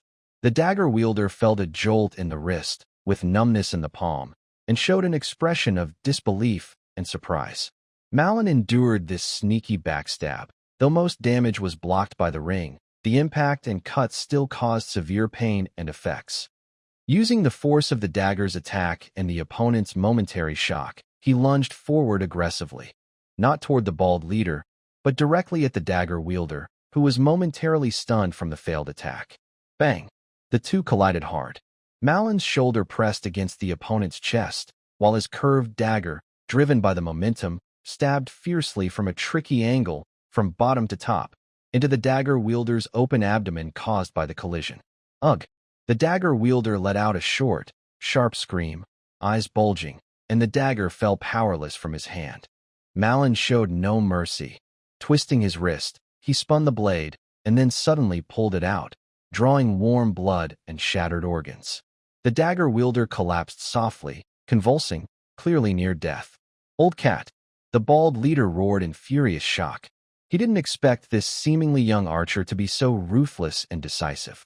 He also saw a faint red glow on the opponent's body, hinting at some strange protection. Enraged, he no longer held back. With a mighty slash of his broad sword, like splitting mountains and rocks, he swung it down fiercely at Malin's head, who had just killed someone and was unsteady. This contained all his strength and fury, aiming to cut Malin and his sword in half. Malin had just pulled out his curved dagger. His old strength was gone, and new strength had not yet risen. A cold wind howled overhead, leaving him no chance to dodge. He could even feel the stabbing pain from the sword's edge slicing through the air. Is it over? No. The life-and-death pressure sharpened his mind like never before. The terrible pain in his left hand, the faint, weak response from the ring, seeming to fade completely at any moment. The bitter taste of blood, the shadow of death. All of this mixed into a cold, crazy feeling. He no longer tried to completely dodge, but poured all his remaining strength and spirit into his right arm and the curved sword in his hand. Instead of retreating, he advanced, aiming at the bald leader's throat, which was slightly tilted forward from his powerful downward strike, with his neck open in chainmail. He used all his might to deliver a desperate, final stab. Is it a matter of exchanging injuries? No, it's a matter of exchanging lives. Let's see whose sword is faster. Whose will is stronger? The bald leader clearly didn't expect such reckless bravery from his opponent. A flash of shock crossed his eyes, and his downward sword strike hesitated slightly. That tiny difference in timing. Malin's curved sword moved half a step ahead, its tip sharply stabbing into the hollow below the bald leader's collarbone, piercing through the gaps in his chainmail and sinking deep. At the same moment, the leader's broadsword descended with a fierce whistle, just as the blade was about to hit. The faint remaining energy from the bloodstone ring on Malin's left index finger seemed to be completely drained. It flickered weakly with a barely visible red glow, thinner than before, then quickly went out. Cracks on the ring's surface seemed to spread a little. Clang! Hiss! A strange deflection force field reappeared, but much weaker. The broadsword was slightly diverted, and instead of striking Malin's head, it slashed diagonally into his left shoulder. The leather armor on his shoulder and the bones beneath cracked with a sharp, painful sound. The immense force sent Malin tumbling backward, his left shoulder torn with a ripping pain. His left arm went numb instantly, and his curved sword flew out of his hand. Ugh! Ugh! The bald leader staggered back, clutching his bleeding neck wound with both hands. Dark blood still seeped from his fingers. He stared wide-eyed at Malin, who was rolling on the ground, seemingly unable to believe he would die here. Finally, he collapsed with a loud crash, twitching a few times before falling silent. "Big brother!" Hans shouted with a trembling, tearful voice. Just moments ago, driven by Malin's warning and the desperation of the situation, he had erupted with fierce courage. He no longer tried to fight both enemies at once, but used his shield to block a heavy strike from the axe wielder. During the brief moment the opponent withdrew his axe, Hans ignored everything else and stabbed his sword fiercely into the other's abdomen.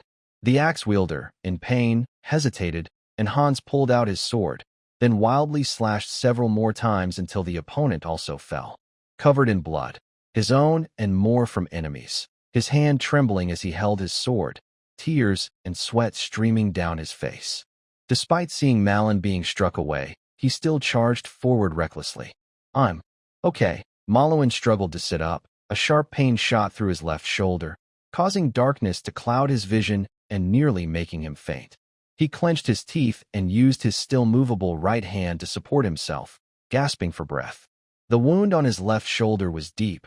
His bones might be cracked, but probably not broken. The worst part was the weakness from blood loss and intense pain. He looked at his left index finger, where the bloodstone ring had become dull and cracked, as if it would shatter with a touch. He had forced it to activate twice in one day, especially the second time, which nearly drained it completely. This magical item might have suffered irreversible damage, and whether it can be repaired is still unknown. Dai also limped over, licking the blood on Maluan's face and making soft whining sounds. Its side was injured from a kick, with fur torn and bleeding. The forest returned to silence. Only the heavy breathing of the three of them and a steady stream of the creek breaking the quiet. The strong smell of blood filled the damp air, making people feel sick.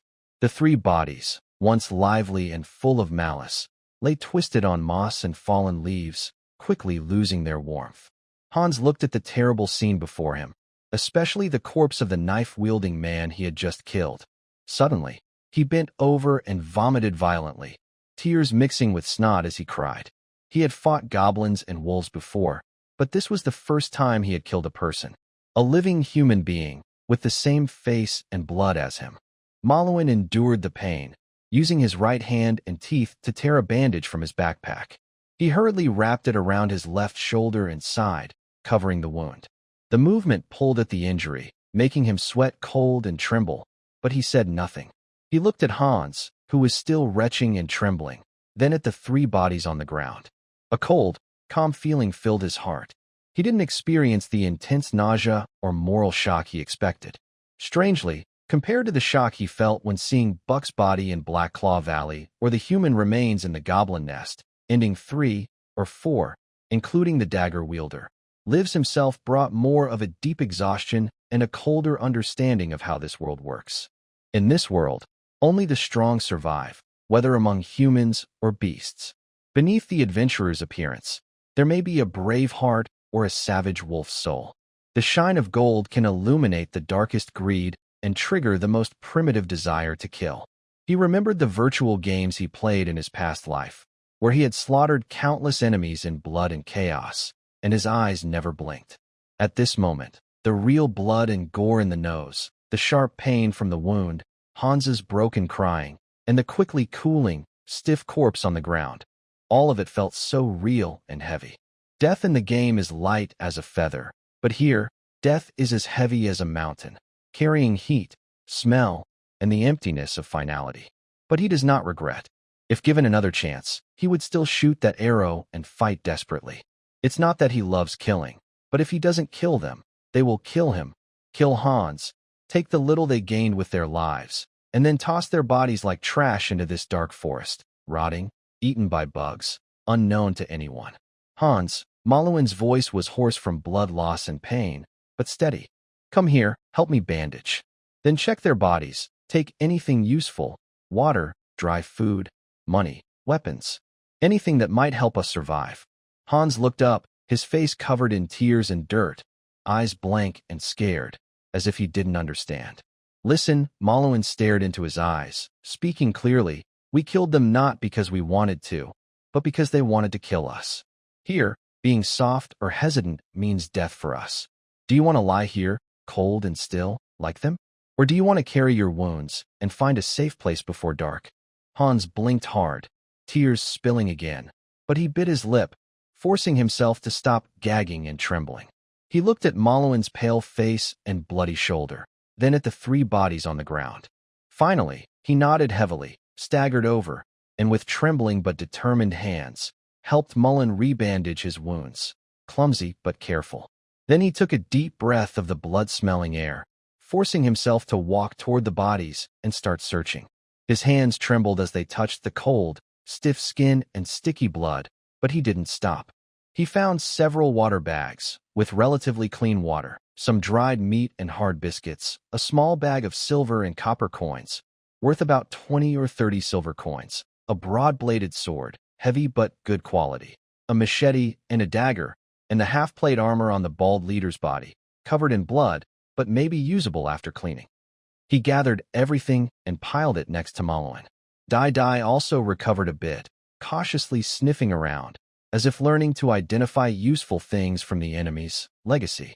Malin leaned against a tree trunk, watching Hans busy at work. Beneath his cold, calm exterior, a faint sense of relief flickered. Hans was growing, in a harsh but real way, through blood and fire. He was also growing stronger. Each time he walked the edge of life and death, His sword became faster, his arrows more accurate, and his heart tougher. The sunset's last rays barely penetrated the thick canopy, and the forest quickly grew dark.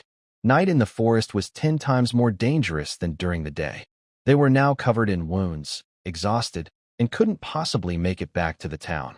"We need to find a place to sleep," Malin said with difficulty. Using his still movable right hand, he pointed to a large rock with a hollow at its base. "There, sheltered from the wind, can hide from rain, and has a relatively open view. We can build a small fire, drive away animals, and keep warm." "Build the fire in the hollow of the rock, using wet wood to make less smoke." Hans nodded, supporting Malin as they struggled to move to the rock. They gathered some relatively dry twigs and leaves, then struck a fire with flint. The flickering flames pushed back some darkness and cold, illuminating their battered, blood-stained figures. They ate some dry food they found from the raiders and drank water. Malin's left shoulder throbbed so badly he almost couldn't sleep, but he forced himself to close his eyes and rest.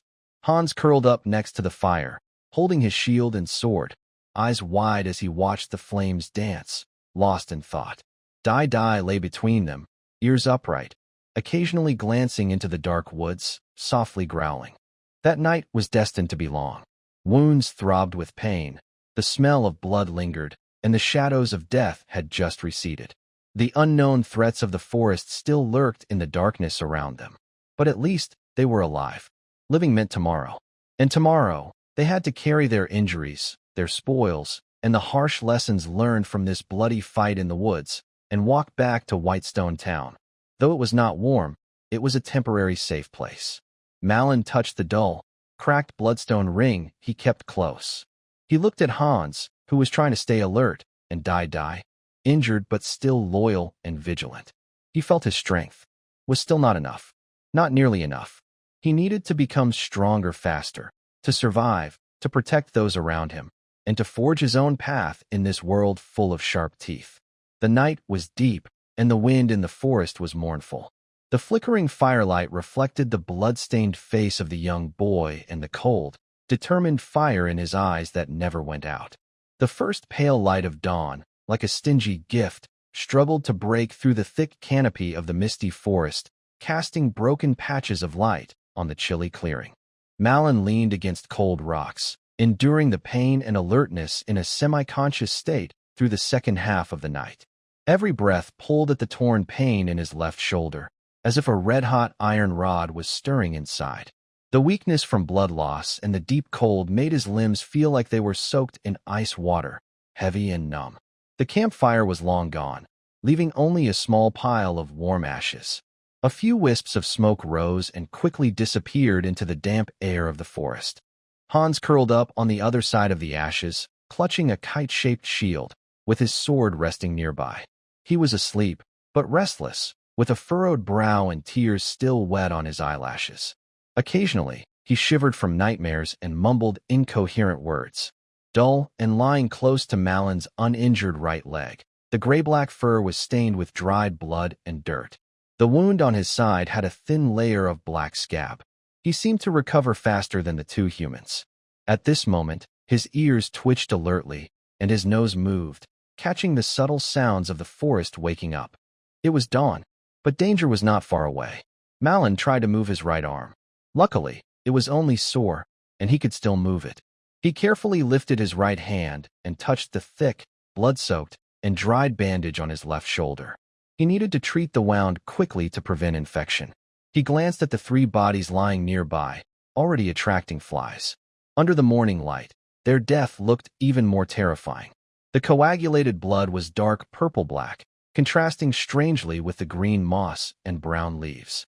The heavy smell of blood in the air seemed to have lessened, but mixed with the morning dew and plant scents, it turned into a more unpleasant sweet and metallic smell. He closed his eyes and sank into his innate sense of awareness, like a cold water reflection. Not to find comfort, but to assess the damage and what was left. Name, Maloan level, LV.3 status, moderate blood loss, severe injury to the left shoulder, bone fracture, serious muscle tears, slight internal shock, extreme fatigue. Strength, 1.4 agility, 1.5 constitution, 1.3 Spirit, 2.2 Combat Skills, Archery, LV.4, 410 out of 400, LV.5, 10/500, leveled up. Curved Sword Mastery, LV.3, 190/300, Life Skills. Tanning, LV.2, 85/200, Wilderness Survival, LV.2, 120/200, New. Special Item, Rough Bloodstone Ring. Severely damaged/energy depleted, the ring's surface cracks are spreading, and the core energy response is nearly gone. Natural energy recharge efficiency is expected to decrease by over 90%, and full recovery time is unknown. Protective capabilities are greatly reduced. Companions/partners. Hans, Human Warrior Apprentice. Level, LV.1. Status, slight injuries, scratches and bruises, minor blood loss, mental strain, fatigue. Strength, 1.1. Agility, 1.0. Constitution, 1.1. Spirit, 1.3. Skills, One-Handed Sword Mastery LV.0, 45/100. Shield Mastery LV.0, 30/100. Alertness LV.0, 20/100. Days, Wolf, Youth/Companion. Level, LV.2, leveled up. Status, slight injury, hip strain, fatigue. Strength, 1.3. Agility, 1.8. Constitution, 1.4. Perception, 1.7. Traits. Loyal Protector, significantly enhances protection for Malwin, Hans, and trusted teammates. Basic Tracking, Danger Warning, slightly improved. Note: as a non-ordinary beast with a strong bond to its host, some of Daze's potential is unlocked and grows through shared experiences and the host's level. Currently, growth favors agility and perception. Malwin's archery skill has improved. Under the pressure of life-and-death battles and multiple extreme shots, he finally broke through the invisible barrier and reached LV. 5. The feeling of a new level is not yet clear, but Marin can vaguely sense that his understanding of the bow, the wind, distance, and moving targets seems to have entered a more subtle realm. His mastery of the curved sword has also improved a lot. Real combat training is far better than boring practice. The new Wilderness Survival skill was probably gained through forced adaptation during their camping in Black Claw Valley last night. Marin was surprised by his slow level up and new traits, but it made sense. This little guy has experienced real fights and danger with them, so both his instincts and connection to them are growing stronger. His loyalty, protection, and alertness to danger will surely be very useful on their journey.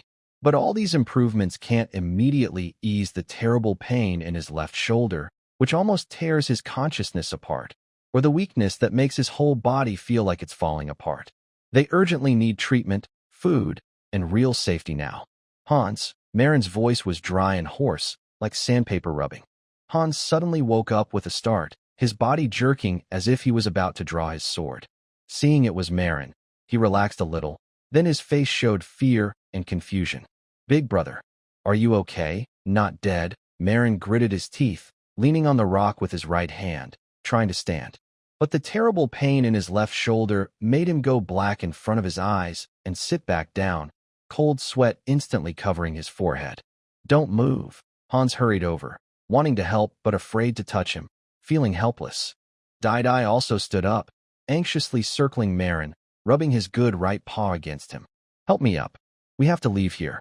The smell of blood will attract other things," Marin panted, looking at the corpses and then at the spoils they collected last night. Water skins, food, a pouch of coins, and that heavy wide-blade sword and half-plate armor. "The armor is too heavy to carry. The wide-blade sword. Try to take it, maybe we can sell it." "Take the others," Hans nodded, fighting his fear and discomfort about the corpses. He first hung a few water skins and food pouches on himself, then stuffed the coin pouch with 20 or 30 silver coins into his pocket. Then he tried to pick up the wide-blade sword. It was very heavy.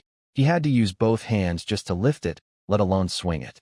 "Big brother, this. Tie it with a rope, drag it along, or leave it here as a marker. If we come back and it's still here." Marin didn't finish his sentence and shook his head. Coming back? That was too unlikely. This forest would not keep any unclaimed things for them. "Forget it. Take it along. Try to drag it out." It's proof, and it adds some weight. Having a decent weapon sometimes helps scare off suspicious looks. Hans roughly tied a piece of rope he found on the raider around his back, securing his broadsword. The sword's tip nearly dragged on the ground. He then helped Marin, placing Marin's right arm on his thin shoulder. Marin almost pressed most of his weight onto Hans. Hans clenched his teeth, his face turning red from effort, but he stayed steady. Let's go. Follow the stream downstream, back to where Silver Creek joins the main river. Then find our way back to town. Marin checked the direction. They had left the creek a bit earlier to search for lilies, so now they needed to return to the easier-to-recognize riverbank. The way back was 10 times harder than coming here. Every step brought sharp pain in his left shoulder and a wave of weakness through his body. Marin had to put most of his weight on Hans. The two staggered along, moving so slowly it was like a dying snail. Hans not only supported Marin but also carried extra weight. Soon, he was panting heavily, sweat mixing with dirt on his face. He said nothing, just bit his lip tightly, eyes fixed on the blurry path ahead, moving forward step by step. Dumbly, the dog ran ahead, acting as a scout and warning system. It seemed to understand how bad their condition was. It no longer played happily like before, but was more cautious, stopping now and then to wait, or giving low warning growls toward a certain direction. Once, it snarled and growled at a dense bush in front and to the side for a long time, until Marin signaled Hans to go around far away. Not long after they left, a faint, unsettling sound came from behind the bushes, like a large feline dragging prey. The forest seemed to sense their weakness and grew more unfriendly. Twisted roots easily tripped them, and slippery moss made standing difficult. Small streams and gullies that were easy to cross before now became obstacles that took a lot of effort and time to pass. The sunlight moved, but the woods always looked dark and hopeless, a green that felt like despair. They had to stop often to rest. Marin leaned against a tree, his face pale as paper, breathing heavily. Hans sat on the ground, gasping for air, checking their water and food supplies. Food was limited, so they had to eat sparingly. Water was enough. The clear Silver Creek was risky to drink, but they took some anyway. For now, it seemed safe. During rest, Malwin forced himself to focus and feel the wound on his left shoulder. There was no burning pain from infection, which was good news, but the pain itself hadn't lessened at all. He tried to soothe the intense pain with his faintly growing mental strength, but it had little effect. Still, it seemed to give him a brief moment of clarity between the pains. He also watched Hans. The boy's eyes still showed fear and confusion, but now there was also a quiet resilience born from being pushed to the edge. Hans no longer cried. He just pressed his lips together. Occasionally, when he looked at Malwin's wound or the direction they came from, a deep worry and fear would show in his eyes.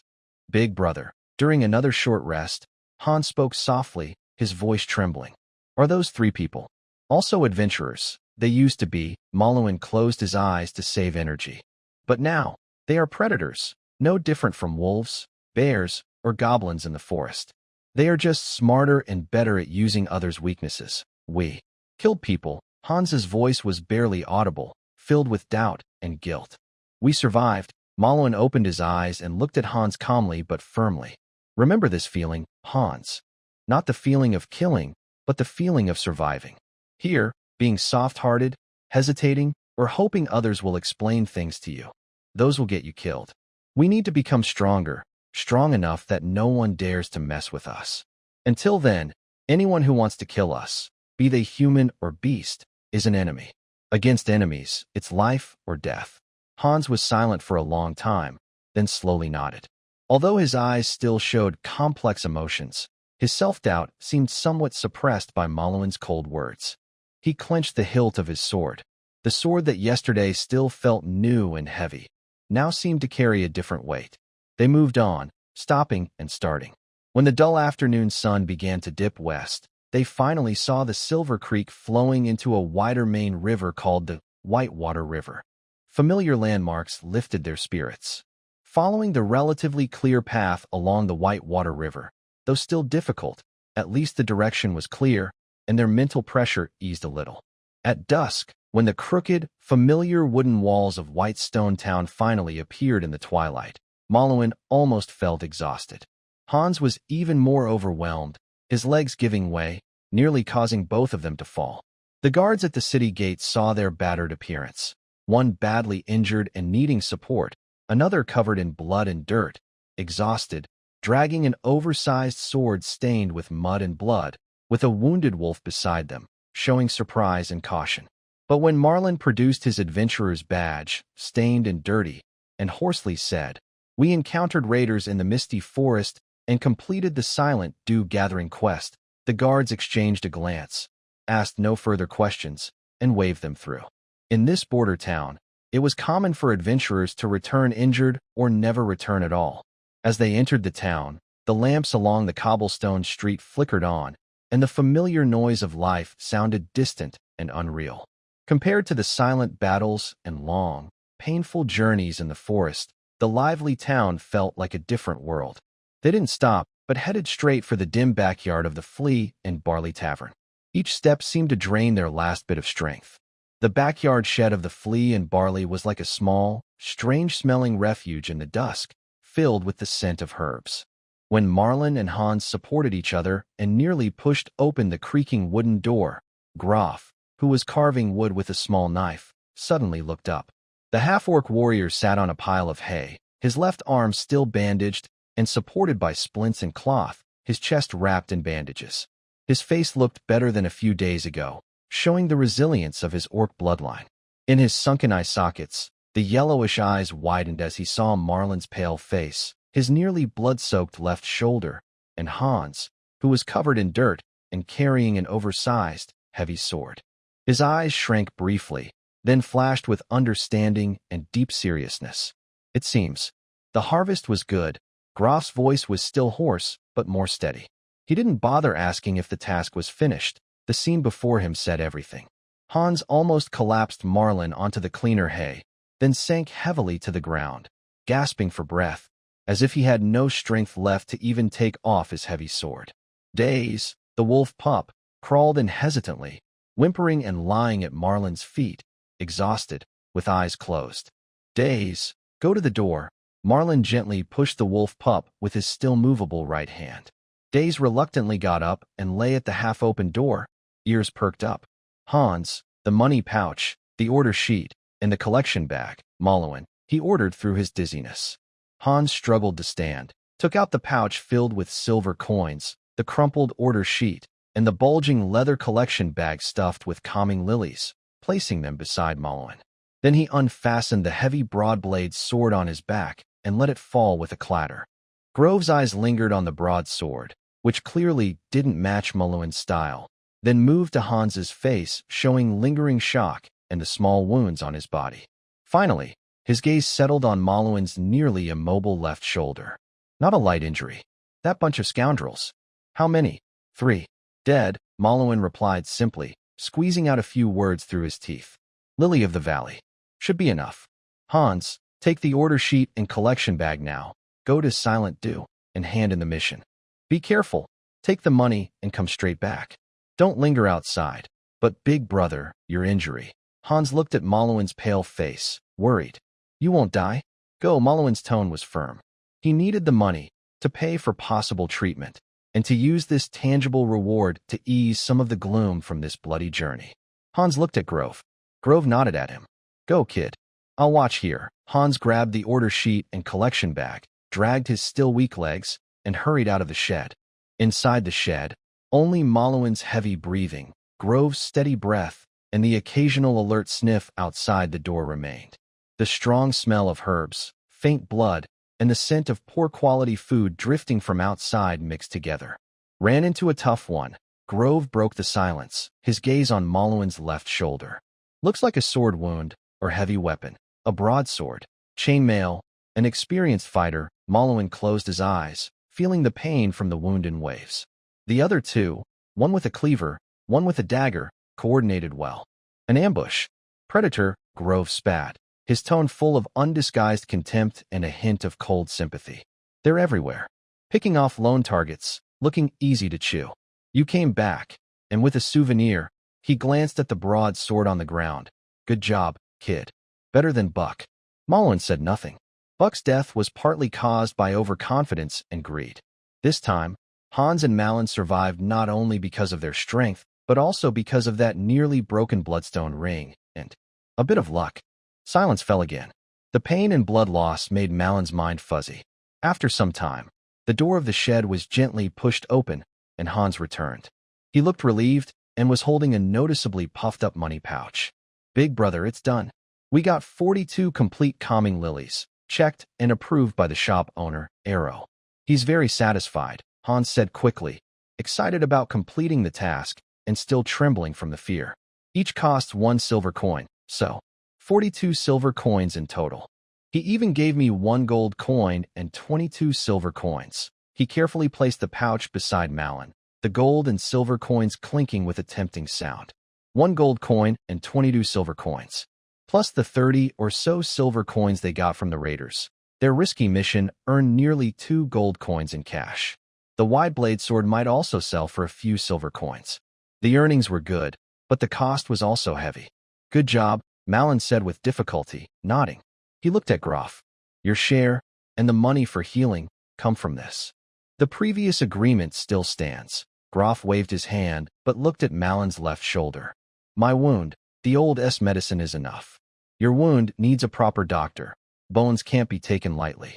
On the east side of town, Silver Hand, Liana is more expensive but much better at treating battle wounds. She used to be the chief medic of a mercenary group." Malin remembered the name. He really needed professional treatment now. "Tomorrow. Tonight. Just hold on." Hans poured some cold water and carefully cleaned the dried blood around Malin's left shoulder. The wound was fierce, with torn flesh and visible white bone. Hans's hands trembled as he endured the discomfort, using the remaining clean cloth and the more pungent ointment from the old to rebandage it. Malin sweated cold and clenched his teeth with a rattling sound, but said nothing. Groff watched silently. After Hans finished, he spoke. "2 people going into the woods is too risky, especially with a young kid who hasn't grown up yet." His words were straightforward, not mocking, just stating a fact. Malin did not reply. After the Black Claw Valley and this raid, he understands this better than anyone. Archers need space and cover. Hans is changing, but growth takes time, and experienced fighters need to lead the way so he can focus on attacking and have a chance to improve. Groff. If he recovers well, he is undoubtedly the best choice. He is experienced, brave, has faced life and death, and seems to know his limits. "How long will your injuries take to heal?" Malin asked, opening his eyes and looking at Groff. Groff moved his fixed left arm and touched his chest. "Bones heal slowly, but I'm a half-orc, tougher than humans. In about 10 days, I can barely move my left hand, and my chest won't stop me from walking or punching. But to be able to fight hard at the front again," he estimated, "at least a month, and I need to eat well." A month is a long time, but it's okay to wait. During this period, he and Hans can take safer, closer tasks near the town to practice more and save more money. "If," Malin paused, his voice weak but clear, "if we form a steady team, after you recover, would you like to work with us? The loot and rewards will be shared based on contribution and agreement. We'll agree on the rules beforehand." Groff didn't answer immediately. He stared at Malin with dull eyes, as if weighing the importance of the proposal and judging Malin himself. Only the faint crackling of the oil lamp filled the room. After a long moment, Groff slowly spoke. "I prefer to fight with 2-handed weapons, an axe or a heavy sword. Shields I only use when I team up with Buck. My true style is offense, crushing enemies." He pointed to his strong arms and broad shoulders. "In our half-orc bloodline, there's something else. Have you heard of Berserk Rage?" Malin's mind moved. Berserk Rage is a signature ability of orcs and some savage bloodlines. It greatly boosts strength, speed, and dulls pain for a short time, but causes loss of some reason. After it ends, one falls into weakness. It's a powerful but risky double-edged sword. "Can you control it?" Malin asked.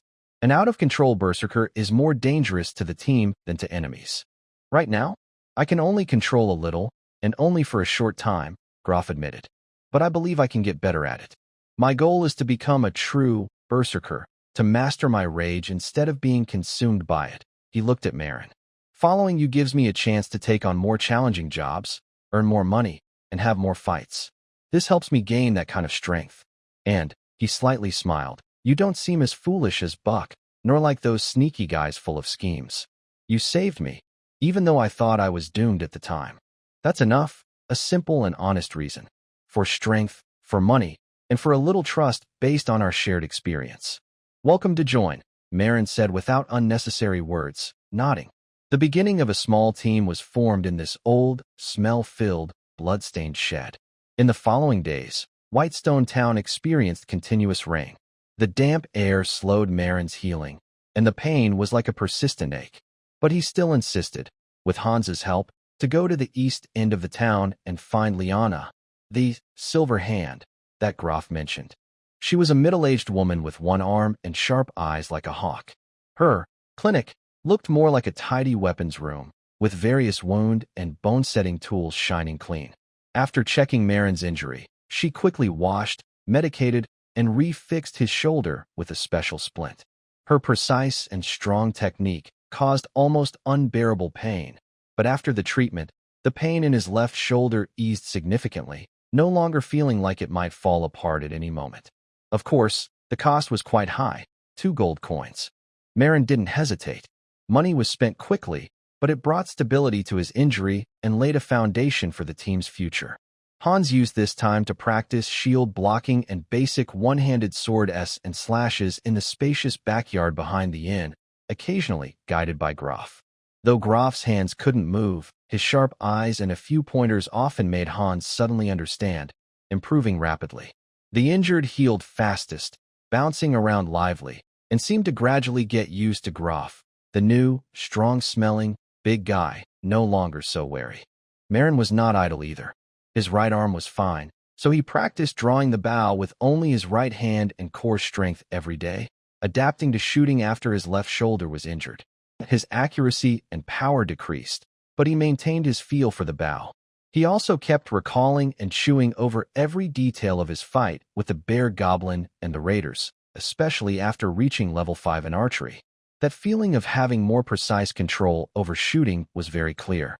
He felt like he was touching the threshold between quick shooting and precise sniping, but he still needed more practice and real combat to strengthen this skill.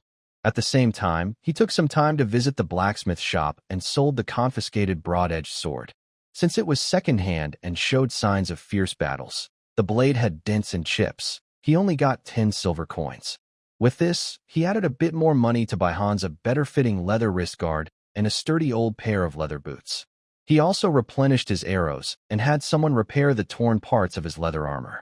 That afternoon, the rain temporarily stopped. The splint on Malin's left shoulder hadn't been removed yet, but he could move it slightly. He sat in the sunlight at the door of the wood shed, which occasionally peeked through the clouds, watching Hans and Graf training in the backyard. Though called training, it was really Hans holding a shield while Graf used a thick stick to simulate an axe, constantly hitting and poking at Hans's shield.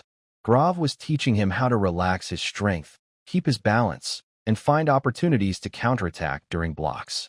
Graf, though only using one hand and not applying much force, still had a fierce presence and tricky angles that made Hans flustered and sweaty, but his eyes grew brighter with each attempt. "Hey, big guy, are you good with two-handed weapons?" Malin suddenly asked. Graf paused, leaning on his stick and catching his breath. His internal injury hadn't fully healed. "Started practicing with this since I was a kid. In the orc tribe, the strongest kids learn this. Later, I used to battle axe more outside." "Why? Once you're more skilled, let's spar sometime," Malin said. "I won't use arrows, just a sword. I want to see what real combat with a two-handed weapon looks like, and also think about how we can work together in the future." A flicker of interest appeared in Graf's eyes. He nodded. "Sure, when your shoulder's better. I also want to see how slick your bow skills are with a sword." A new understanding quietly formed through sweat and simple talk. It wasn't a life-and-death friendship, but at least a cooperative relationship based on mutual benefit and initial trust. In this dangerous world, that was already a good start. As night fell again, Malin checked the pouch at his waist. Although the expenses were high, after completing the Lily of the Valley task and selling the broad-edged sword, they still had about 1 gold coin and 8 silver coins in cash. Including the healing funds reserved at Grove's place, about 7 silver coins, they wouldn't have to worry about their livelihood in the short term. He looked at his system panel, focusing on the level, LV.3. Then he glanced at Hans, who was exhausted and lying on the ground, but still grinning foolishly, and at Grove, leaning against the wall, resting but with eyes no longer dull. At his feet, Dull was happily gnawing on a piece of meat and bone. The road ahead was long and full of dangers, but at least they were no longer just two lonely people. A small team, stumbling forward with scars but clear goals, was quietly forming in the shadows of this border town. Their next adventure would begin when Grove's battle axe could be swung again. Until then, it was about gathering strength, bonding as a team, and exploring and adapting more deeply to this harsh world. On the day Grove took off his left arm splint, Whitestone Town finally enjoyed a clear day. The sun, though still not warm, was enough to dispel the recent gloom and warm the wet streets and rooftops. The half-orc warrior stood in the inn's backyard, moving his newly freed, still slightly stiff and slender, compared to his left arm. His knuckles clicked as he clenched his fist, and his dull yellow eyes flickered with long-suppressed desire to move. The bandages on his chest had been removed, leaving a large, fierce, pink scar that stood out on his dark green skin, but it didn't hinder his wide movements. Marin's left shoulder was also healing well. Liana's silver hand healing skills were truly excellent, and combined with the young man's strong recovery ability, his bones were healing nicely. Though he couldn't fully draw his bow yet, daily activities and swinging his sword were no longer a problem. He carefully maintained his purple longbow, wiping every inch of the bow's surface until it shone, applying wax to the string, keeping it tight and elastic. Hans was nearby, diligently sharpening his one-handed sword with a whetstone, the sound of metal rubbing focused and steady. Dull lay at his feet, lazily yawning, revealing sharp canine teeth. Nearly a month of rest, training, and relatively easy F-level tasks, mainly patrols around the town, driving away monsters, and a short-distance cargo, had helped this makeshift team develop some basic teamwork. Hans's relentless wooden stick, strikes, made the shield more stable. He learned how to defend properly and used the shield to deflect attacks. His simple stabbing and slashing became more effective. Although Groff could only use a one-handed wooden club, his understanding of battle axes and heavy weapons, along with his wild yet strategic fighting style, benefited both Marlin and Hans. Marlin's own one-handed sword skills became sharper and more aggressive under Groff's training, with limited strength. He also explored more options when switching between weapons and bows. More importantly, the bond between the three, based on shared goals, earning money, becoming stronger, surviving, and initial trust, gradually became real through daily training, meals, and discussing missions. Groff still spoke little, but he was no longer completely silent. Sometimes he shared stories from the north or adventures, speaking calmly with the experience of a seasoned warrior. Marlin also learned some pieces of Groff's past, growing up on the border where conflicts between beasts and humans were common, working as a mercenary, and after a betrayal. He didn't go into details. In trouble, he moved south to the calmer provinces of the Empire. He craves strength, the fury in his blood, and hopes to find a team where he can swing his battle axe without constantly worrying about betrayal from behind.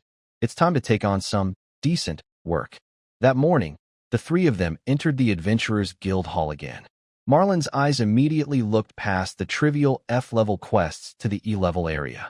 Soon, a fresh-looking parchment posted in the corner caught his attention. E-level elimination mission target. Clear out the goblin nests near the mine area around Stonemer Village. Estimated number, 20 to 25. Location, northeast of Whitestone Town, near Stonemer Village, about half a day's travel, including the abandoned, old tunnels, and surrounding areas. Reward, a total of 4 gold coins, funded by the villagers of Stonemer. Additionally, each adult goblin's left ear can be exchanged for 2.5 silver coins. Issuer, the Village Council of Stonemer, seal, crossed hammer and oar. Note, goblins have attacked the village several times, stealing food and tools, harming livestock, and threatening miners' safety. The team needs enough melee strength to handle possible tunnel fights.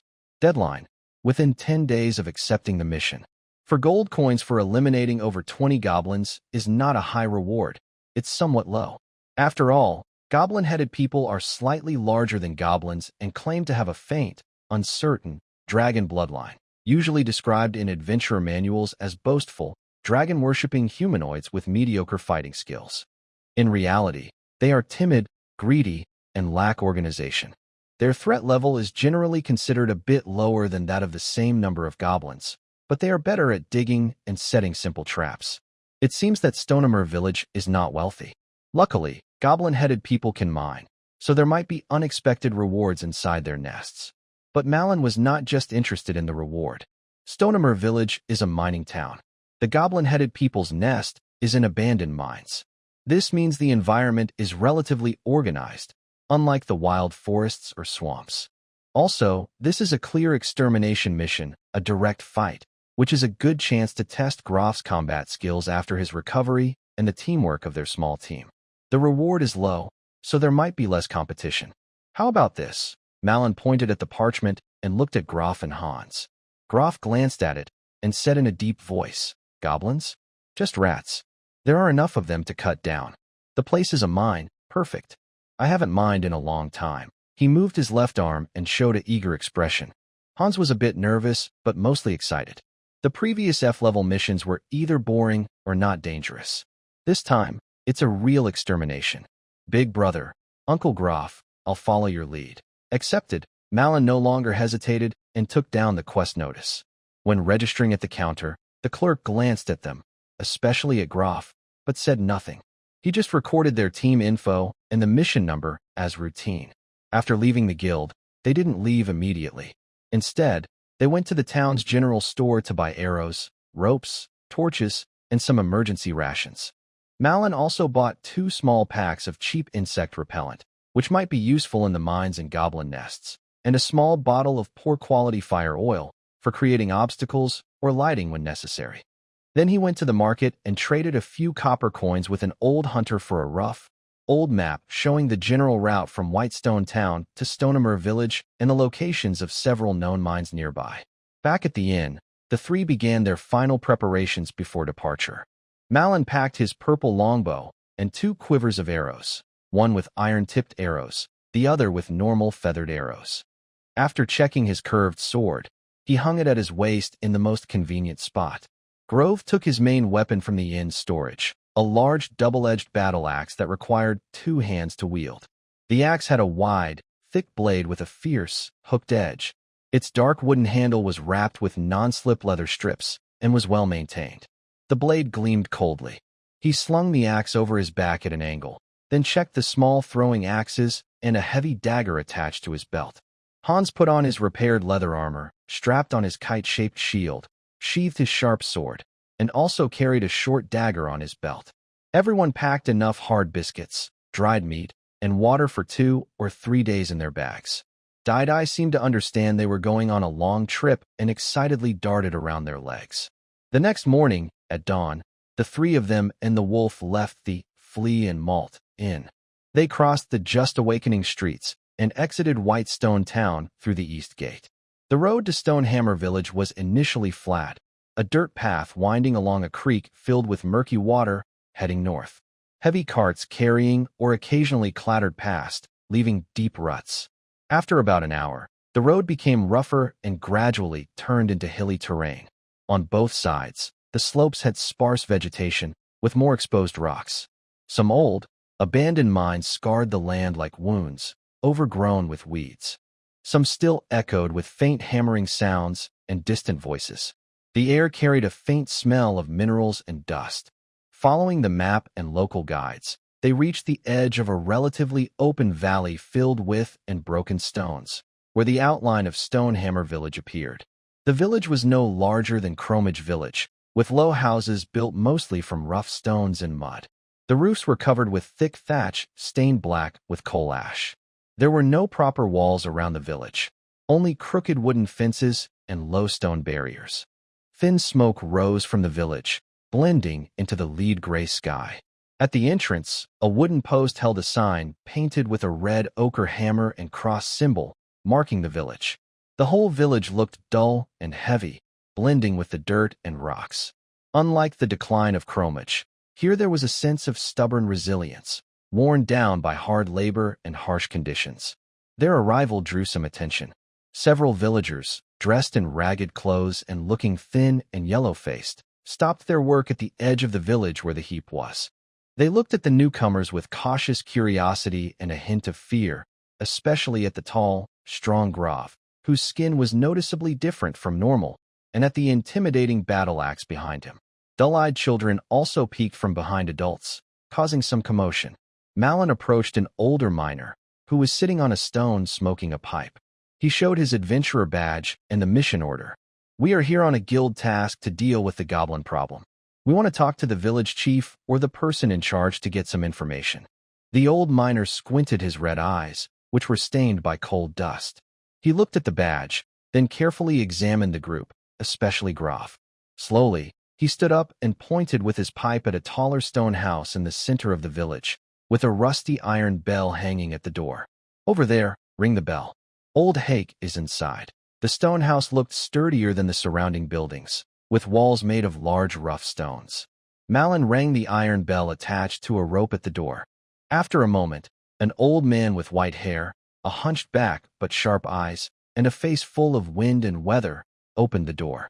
He wore a greasy leather apron and held a file, as if repairing some tools. "What's the matter?" The old man's voice was rough. His gaze swept over the three, lingering a bit longer on Graf, but there was no obvious fear like with ordinary villagers, just a look of assessment. Malin showed his badge and mission order again, explaining their purpose. The old man, Hake, the village chief and the only blacksmith in Stonehammer village, judging by the forge and tool rack inside, nodded and stepped aside. "Come in. It's dusty outside." Inside, it was darker than outside, filled with the smell of coal smoke, metal, sweat, and cheap tobacco. In the center was a forge with a faint red glow, next to an anvil and various tools. In the corner, there were some unfinished items. Hake pulled over some rough wooden stools for them to sit on and leaned against the workbench. "The goblin problem, huh? Looks like you'll have to handle it," Hake said plainly, with a tired and helpless tone. "Those little rats, I don't know where they came from, but they've taken over the old tunnel in the northern mountain valley. That tunnel's been abandoned for over 10 years, with many forks inside. No one's been there for a long time. About a month ago, goblin-like creatures started sneaking into the village at night. They stole grain from the storage, killed chickens and ducks in the pens, and even sneaked into miners' homes to steal tools. At first, there were only a few, just 2 or 3, and we organized several patrols. But gradually, their numbers increased, and they became bolder. A few nights ago, about 7 or 8 of them gathered and tried to break into the tool shed at the village entrance. The night watchman saw them, rang the bell to scare them away, and they fled. However, old John was injured when they stabbed him with a sharpened wooden spear, making a hole in his leg. He paused, took a deep puff from his pipe, and exhaled a thick cloud of smoke. "Most of us are miners, strong but not skilled fighters. We don't know how to deal with creatures that hide in the dark, are clever, and hold grudges.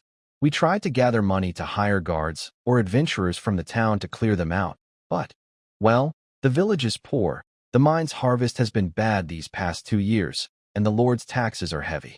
We managed to gather just 4 gold coins, mostly from families whose animals were badly harmed and had to pay more. We know it's not much, and probably not enough to attract real experts, but we have no choice. If we let them keep causing trouble, everyone will be scared, and the mines will be unsafe to work." Malin listened quietly without interrupting. He understood this helpless feeling. If Chromii village faced similar problems, it might be in the same situation. According to the message, the trouble is around the old mine tunnel and nearby. Can you tell me more about that place? Also, do you know the goblins' usual activity patterns? Have you seen a leader or any special spots? Malin asked. Old Hake walked to the wall and drew a simple map on a flat stone with charcoal. This is the village.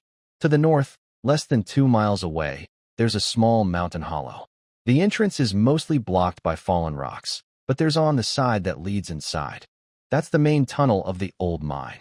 It's not very deep, but it has many branches, like a spider's web. It was left from old mining days, but when the veins ran out and after a small collapse, it was abandoned. The goblins probably use it as their home. They rarely come out during the day, mostly at night, but sometimes you can see guards near the cave entrance during daylight. The most we've seen at once is about 10, but I think there are at least 20 in total. As for the leader, he frowned. There seems to be one that's bigger than the others, with a rag tied around its head, probably from some old cloth. It makes the loudest noise, but I haven't seen it do anything special, just braver than the rest. He pointed to another direction on the map of the mountain valley. Over here, follow the up a bit. There are some shallow, open old mine pits. Sometimes, the dog-headed people go there to sunbathe or pick up leftover shiny stones from our discarded. They seem to really like bright, sparkling things. Malin remembered what old Hack had told him. Typical dog-headed people habits: living in caves, being shy but greedy, active at night, and collecting shiny objects. Do they have weapons? Besides wooden spears? Groff suddenly asked, his voice low in the small blacksmith shop. Mostly sharpened sticks, rough hand axes tied with stone flakes, and simple guns made from animal sinew and branches. They smear something on the arrowheads, maybe their droppings or poisonous plant juice. If hit, it causes swelling and itching. Very troublesome, old Hack replied. I haven't seen any metal weapons. Maybe they stole our tools but haven't used them yet, or they've hidden them. Are there any special dangers inside the mine? Like collapses or deep water? Malin asked for details. The main tunnel is quite sturdy. It hasn't collapsed in years. But some side passages are narrow, and the ceiling has cracks and leaks. The ground is slippery. It's dark inside, so you need a torch. The dog-headed people might have set simple traps in the side passages, tripwires or small pits, so be careful, old Hack warned. It's best not to stay inside too long. The air isn't fresh, and you might get dizzy. After learning the basics, Malin roughly planned his approach. He thanked old Hack and asked, we might need a guide, at least to the entrance of the mountain valley. Is anyone familiar with that area? We'll pay a little. Old Hack thought for a moment, then called out the door. Little Toby, a boy, about 12 or 13, thin as a stick and covered in soot, peeked in from the doorway. His eyes darted around curiously as he looked at Malin and the others. Take these gentlemen to the old tunnel over there. Show them the way and come back. Don't wander off, old Hack instructed. Then he added to Malin, this is my grandson. He's clever and knows that area well. Just give him 2 copper coins for some candy. Malin counted out 5 copper coins and handed them to the boy. Toby's eyes lit up. He quickly took the coins, stuffed them into his torn pocket, and nodded eagerly. Don't worry, sir. I know the way. Under the watchful and curious, yet somewhat fearful, gazes of the villagers, the 3 followed little Toby and left Stonehammer village. The path beneath their feet quickly changed from a packed earth road to a narrow trail filled with gravel and dust, worn smooth by carts and footsteps. The hills on both sides grew more barren, with almost no vegetation, and everywhere were signs of mining, abandoned pits and piles of, looking especially bleak under the dark sky. The air was thick with the smell of rocks and dust. Little Toby was quite talkative, hopping nimbly among the stones while chattering. Gentlemen, the goblins are bad. Last time, they stole the cured meat I was saving for winter. My grandpa was so angry he chased them far away. Over there, that big hole used to have good ore, but it collapsed and killed someone. If you go a little further, you'll see the mountain hollow. The goblins are inside.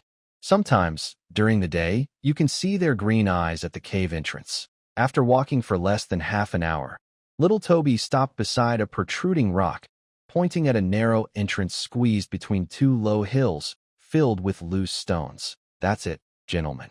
You can squeeze in from beside that big rock on the right. I won't go any closer. The boy looked clearly frightened, showing his fear of the goblin den. Malin nodded and handed him a coin. Go back and tell your grandpa we've started the investigation. If all goes well, we should have news tomorrow. Little Toby took the coin, thanked him, and quickly ran back toward the village, disappearing behind a pile of rocks. Now, only the 3 of them and a wolf remained, facing the dark mountain hollow that emitted a faint, fishy smell, as if a giant beast was lurking inside. The wind swept through the stones, making a mournful sound. Malin looked at Groff and Hans. Groff had already taken off his battle axe, holding it casually on his shoulder, his eyes burning with a desire to fight. Hans took a deep breath, raised his shield, and gripped his sword tightly, standing steady despite his nervousness. Dui lowered his body, nostrils flaring, growling softly as a warning toward the cave. "Same as always," Malin whispered, drawing an arrow and knocking it. "I'll go closer to check the entrance. Groff, watch the sides and behind. Hans, stay close and protect your shield. DUI, stay alert." He moved silently like a shadow toward the gap behind the pile of stones. The battle was about to begin. This time, they were a complete team that had gone through tough training and battles. The wind swept through heaps of and jagged rocks, producing a whistling sound that rose and fell like a sob. The air was thick with dust from the ore, old smoke from past mining, and a strong, animal-like smell, making the gloomy sky seem even more oppressive. Malin crouched behind a weathered, half-human-sized piece of brown sandstone, its surface full of holes from wind and rain. His body pressed close to the cold, rough stone, with only his sharp, eagle-like eyes visible, fixed on a cave entrance about 50 steps ahead. The entrance was hidden among two low, wrinkled rocks, partly covered by fallen stones. The cave was larger than expected, about as tall as a person, wide enough for two people to walk in side by side while bending over. The rocks around the entrance were a strange dark brown, as if they had been smoked or soaked in some secretion. Scattered nearby were some weathered, white bones of animals, adding an ominous feeling. Everything was silent except for the wind, but Malin's keen instincts told him something was watching from the shadows inside the cave. He could feel a piercing gaze from somewhere deep within. "It looks like we found their hideout." Grof's low voice, rough like metal scraping, came from behind him on the right. Grof was crouched under a larger rock shadow, his half-beast yellow eyes faintly glowing in the dim light. His strong fingers loosened their grip on his battle axe, shifting to a stance ready for a quick strike. The axe blade pointed diagonally at the ground, reflecting a cold glint of daylight. Grof looked like a fierce beast lying in wait, silent but full of explosive power. Hans crouched slightly behind Malin on the left, close to a pile of dead shrub remains. He held his kite-shaped shield tightly with both hands, his knuckles turning white from the grip. The shield was pressed against his chest, and his eyes darted around nervously. His breathing was quick, and despite trying to control it, his chest rose and fell visibly. He held his new sword's hilt tightly in his right hand, sweat covering his palm. This was his first real battle after graduating from Grof's training. An actual fight against a living, resisting, killing creature, not a practice or a wild animal that occasionally appeared. He could feel his heart pounding wildly behind his ribs, mixed with fear, excitement, and a strong urge to prove himself. Dai was lying in or among the broken stones at Maluan's feet, its gray-black fur blending almost completely with the shadows. It wasn't trembling as obviously as Hans, but its muscles were tense, ears standing straight up, constantly turning to scan the surroundings, nostrils flaring quickly to catch every strange smell in the air. A low, warning growl rumbled in its throat, and its eyes fixed tightly on the dark, thick shadows at the cave entrance. "Ready," Maluan said calmly, as if stating a simple fact. His right hand gently brushed the cold bowstring of his purple shirt longbow, feeling the perfect tension of the beast's bowstring. A new feathered arrow was silently nocked, its tip gleaming with cold light, aimed at a protruding rock near the cave entrance that might serve as cover. He was waiting for a clear signal or a chance to act if necessary. A few seconds after his words, movement stirred in the seemingly frozen darkness at the cave entrance. First, tiny gravel rolled down making a soft, sifting sound. Then, three small, hunched figures, moving slowly and stealthily like typical lizard creatures, emerged from the shadows deep inside the cave, stepping into the brighter daylight outside. They were goblin patrols. They stood slightly taller than goblins, about chest height for an average person, but appeared thinner and longer. Their bodies were covered in dark brown, slightly shiny scales that looked greasy in the dull light.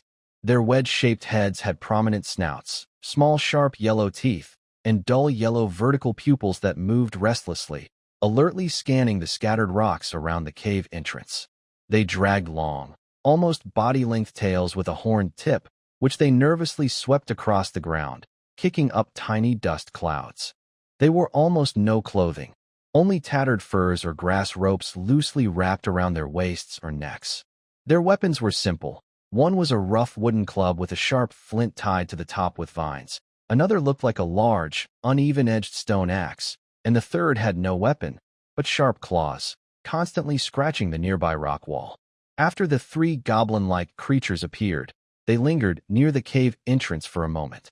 Using their hoarse, unpleasant voices with a hissing sound, they whispered to each other briefly before splitting up into three directions to patrol, as usual. One headed toward the pile of rocks where Marin and his group were hiding, sniffing the ground as it moved. Another turned toward the sloped area on the left, where more mine debris was scattered. The third stayed near the cave entrance, leaning against the rock wall, lazily yawning with half-closed yellow vertical pupils, looking somewhat distracted. Opportunity.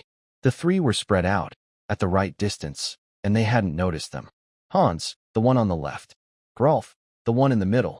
The one at the entrance. I'll watch it. Marin's commands were short and clear, almost inaudible in the wind, but Grolf and Hans immediately understood.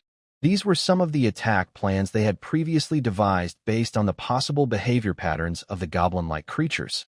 Grolf didn't respond. His yellow eyes suddenly ignited with a fierce fighting spirit. His massive body no longer concealed his strength, like an ancient giant awakening from sleep. He suddenly stood up from behind the rocks.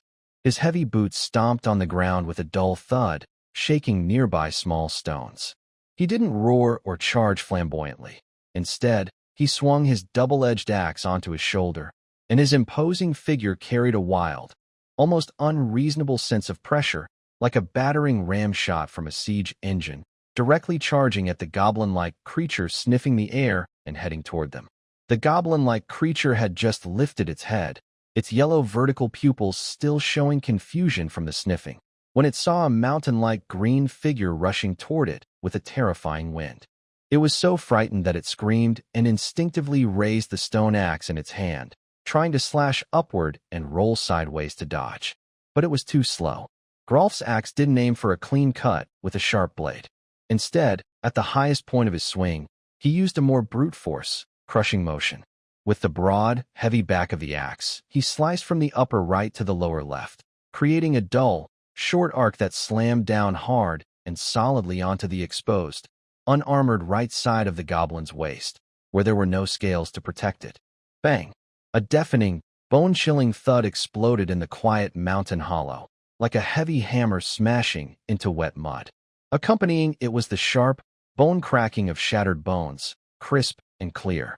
The goblin's head was like a torn-up doll hit head-on by a speeding carriage. Its long, thin body twisted sharply to the left in a completely unnatural way. The stone axe it held flew out of its hand, spinning through the air and making a curved arc, landing with a clink on some distant gravel. The goblin itself was thrown backward by an unstoppable force, like a kite with its string cut, crashing hard into a jagged black rock a few steps away. There was another thick, sticky sound. The goblin's body paused briefly on the rock. Then, like a piece of rotten mud losing its support, it slid down the rough wall. It left behind a large pool of dark red and greenish blood mixed with broken internal organs. Its body twisted in a strange way, clearly with its spine and half of its ribs shattered. It died instantly, without even a scream. From the moment Grolf attacked to the goblin's death, only 2 or 3 heartbeats passed. It was simple, brutal, and full of raw power.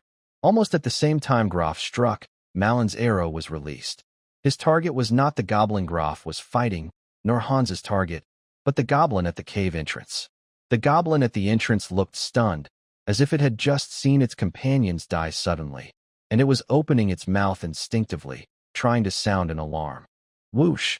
The arrow shot through the air faster than Grolf's charge. It accurately pierced the goblin's throat from less than 40 steps away. Just as the goblin's warning scream was about to escape its mouth, the arrow struck hard into its open, yellow-toothed mouth. The arrowhead pierced upward through the soft upper jaw, going straight through until only the feathers remained outside. Ugh!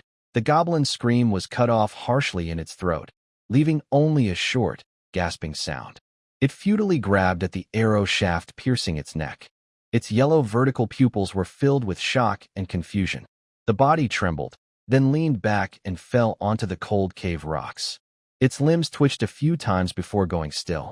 Clean, swift, a single arrow to the throat. It avoided making a loud noise that might alert the deeper parts of the cave. Meanwhile, on the sloped side to the left, the fight looked a bit awkward and dangerous. When Grov crushed his opponents like a war god, Hans also gathered his courage. He rushed out from behind the bushes and debris, lunging at the goblin headman who was startled by the loud noise and the sight of his fallen comrades. The goblin was turning nervously toward him, raising a rough wooden club. Hans remembered Grov's teachings, stayed calm, and kept his kite-shaped shield firmly in front of him. He stepped forward steadily, cautiously extending his long sword from the side of his shield, looking for a chance to strike. "Don't mess up, Hans," he shouted silently to himself. This was the second time in real combat that he faced a living, resisting enemy, different from the weak goblins he had fought before. The pressure of facing the goblin headman for the first time made his adrenaline surge, and his arm trembled slightly from overexertion. The goblin was clearly frightened by Grov and Marin's quick kills of two of his allies, but his instinct to survive and his fear of the stronger enemy made him vent all his fear and aggression on what looked like the youngest and most easily bullied opponent. It let out a sharp, shrill scream filled with fear. Instead of trying to retreat, its eyes, or perhaps its yellow eyes had turned redder, glinted with rage. It swung its wooden club, tipped with flint, wildly and blindly at Hans. Its attack was chaotic but not slow, and it carried enough force. Bang!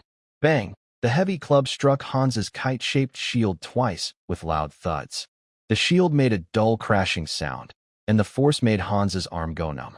He instinctively took a half-step back, and the shield tilted for a moment. Seeing this, the goblin became even more frantic. It howled and raised its club again, ready for a third strike. Its long tail whipped through the air like a whip, aiming at Hans's lower body with a whooshing sound. Hans's heart tightened. Memories of training and Grov's grumpy advice flashed through his mind quickly. He stopped trying to resist directly. Instead, he used the force of the second to his shield to the side and quickly slid his body in the same direction. The goblin's third, determined strike missed as the club scraped past the edge of his shield and hit the ground, kicking up stones. Its sneaky tail swipe also missed because Hans's quick slide avoided it. Now was the moment. His old strength was gone, but new strength had yet to grow. His center of gravity leaned forward. A fierce light flashed in Hans's eyes. The suppressed fear was instantly replaced by a fierce desire to win. He steadied his stance, suddenly pushed off the ground with his right foot, and his body snapped like a drawn bowstring. Using the momentum of his slide and push, he concentrated all his weight and the basic stabbing skills he had practiced these days into his right arm and the tip of his sword. "Huh," he shouted briefly, encouraging himself. His long sword transformed into a straight, cold flash of light, stabbing out sharply from beneath his shield, aiming directly at the orc's unprotected chest, which was slightly leaning forward after missing his target. Thud! The sharp steel sword pierced through the orc's relatively weak chest armor, breaking through tough flesh and cartilage with a clear resistance. The sword tip hit something harder, probably the spine or ribs, and paused slightly. Hans felt the handle tremble as the orc's muscles spasmed inside its body, and warm blood flowed along the blood groove on the sword, soaking his hand. His heart pounded wildly, but he didn't stop. He twisted his wrist forcefully, stirring the sword's blade to widen the wound, then suddenly pulled the sword back. Hans felt the handle tremble again as the orc's muscles spasmed, and warm blood poured out, soaking his hand. His heart raced, but he kept his action. He twisted his wrist, widened the wound, then yanked the sword out sharply. Ugh! Ah! The orc let out a piercing, agonized scream, blood gushing from its chest. It dropped its wooden club with a clatter, futilely covering the huge wound with both hands. Dark red blood mixed with greenish, unidentifiable liquid spilled from between its fingers. It staggered backward, its yellow vertical pupils staring at Hans with pain, hatred, and confusion. Finally, it fell face up on the rocky, convulsing violently, its breath fading quickly. Hans stood there, gasping heavily. His right hand, holding the blood-dripping sword, trembled slightly, whether from exertion or shock from the fight, he wasn't sure. He looked at the orc on the ground, losing life quickly, and at the warm blood on his sword tip and arm. His stomach churned, but he forced himself to hold back. He did it. He alone took down one. No one was left behind. Good job, kid, Grimoff's voice came, carrying rare approval. He had already walked over to the orc's broken body, kicked it casually with his boot to confirm it was dead, then looked at Hans. It's just that after stabbing, twisting that extra bit was unnecessary. For creatures like this, pulling out and fixing the wound is more practical. However, this is your first time, so I'll consider you qualified. Malin also stepped out from hiding, nodded approvingly at Hans, then cautiously scanned the silent entrance and surroundings. Clean up, check the bodies, then prepare to enter the cave. The noise earlier might have alerted those inside. The three quickly moved into action. Grov crouched down and roughly cut off the left ear of the three dog-headed men, placing it into a special leather bag. Malin went to the dead dog-headed man near the cave entrance, crouched down to examine him. He first pulled out his arrow, wiped away the blood on the tattered fur, and reloaded his quiver. Then he looked over the body, routinely searching for valuables, some worn copper coins and a dull-colored stone that might be low-quality iron or nothing more. But just as he was about to stand up, he caught sight of a dark string in the dirty, scaly crevice of the dog-headed man's neck. Using a cloth to avoid direct contact, he carefully moved aside the scales and dirt, revealing a rough, dark-colored string made from some beast's tendon. At the end of the string, there was a small talisman, about the size of a thumb, carved from a beast's fawn. The talisman was very roughly made, just a curved, slightly arched white thong, possibly from a wild boar or a large canine, sharpened at one end, with a hole drilled at the other to thread the string. The surface was painted with dark red pigment, perhaps a mixture of blood and minerals, forming crooked, hard-to-recognize abstract patterns, either flames or twisted reptiles. Malin's mind stirred slightly. While dog-headed men do like collecting shiny things, this clearly processed, primitive decoration or symbol on the talisman seemed unusual for their usual habits. He remembered from adventure manuals that dog-headed men claimed to have a faint dragon bloodline and had a morbid obsession with dragons and related symbols. Could the patterns on this Fong talisman be a simplified, almost laughable dragon pattern they mimicked? Carefully, he tore the talisman and string from the body, feeling its cold, rough texture. There was no magical aura or special energy, just a crude, primitive craft. But its presence here might mean that these dog-headed men had a bit more organization or faith than ordinary rats. He stuffed it into his belt pouch. Any discoveries? Grove approached and glanced at the action in Malin's hand. An amulet, probably made by them. Malin stood up, brushed dust off his hands. Nothing special, but anyone guarding the entrance with this thing might be a small leader. Who cares if he's a big boss or a small one? One axe, and he's just rotten meat, Grove said dismissively. He lifted his battle axe and looked into the dark, deep hole, his eyes burning with fighting spirit. It's time for them to come out. As if to prove his point, faint sounds of hurried, shuffling, crawling noises and the panicked, angry whispers of goblin-like creatures came from the depths of the darkness at the entrance. There was also the crisp sound of metal, perhaps stolen pickaxes, clashing against rocks. The fight was far from over. The real clearing of the nest had just begun, and the bloody curtain was only starting to rise. The three bodies at the entrance were just a small appetizer. The rough, fong-shaped amulet seemed like an ominous sign, hinting that this seemingly ordinary goblin nest might hide some unexpected surprises. Malin knocked an arrow onto his bowstring, took a deep breath of the cold, blood-scented air. Prepare to enter the cave. Standard formation. I'll cover the middle, Grove will lead the front, Hans on the flank. Didi, stay close. Watch your footing and overhead. The three of them and a wolf formed a loose triangle, stepping over the still warm goblin corpses, and moved steadily toward the dark cave that reeked of foul odors and unknown dangers. The entrance looked like a greedy, foul-smelling giant mouth, swallowing all the last bits of daylight.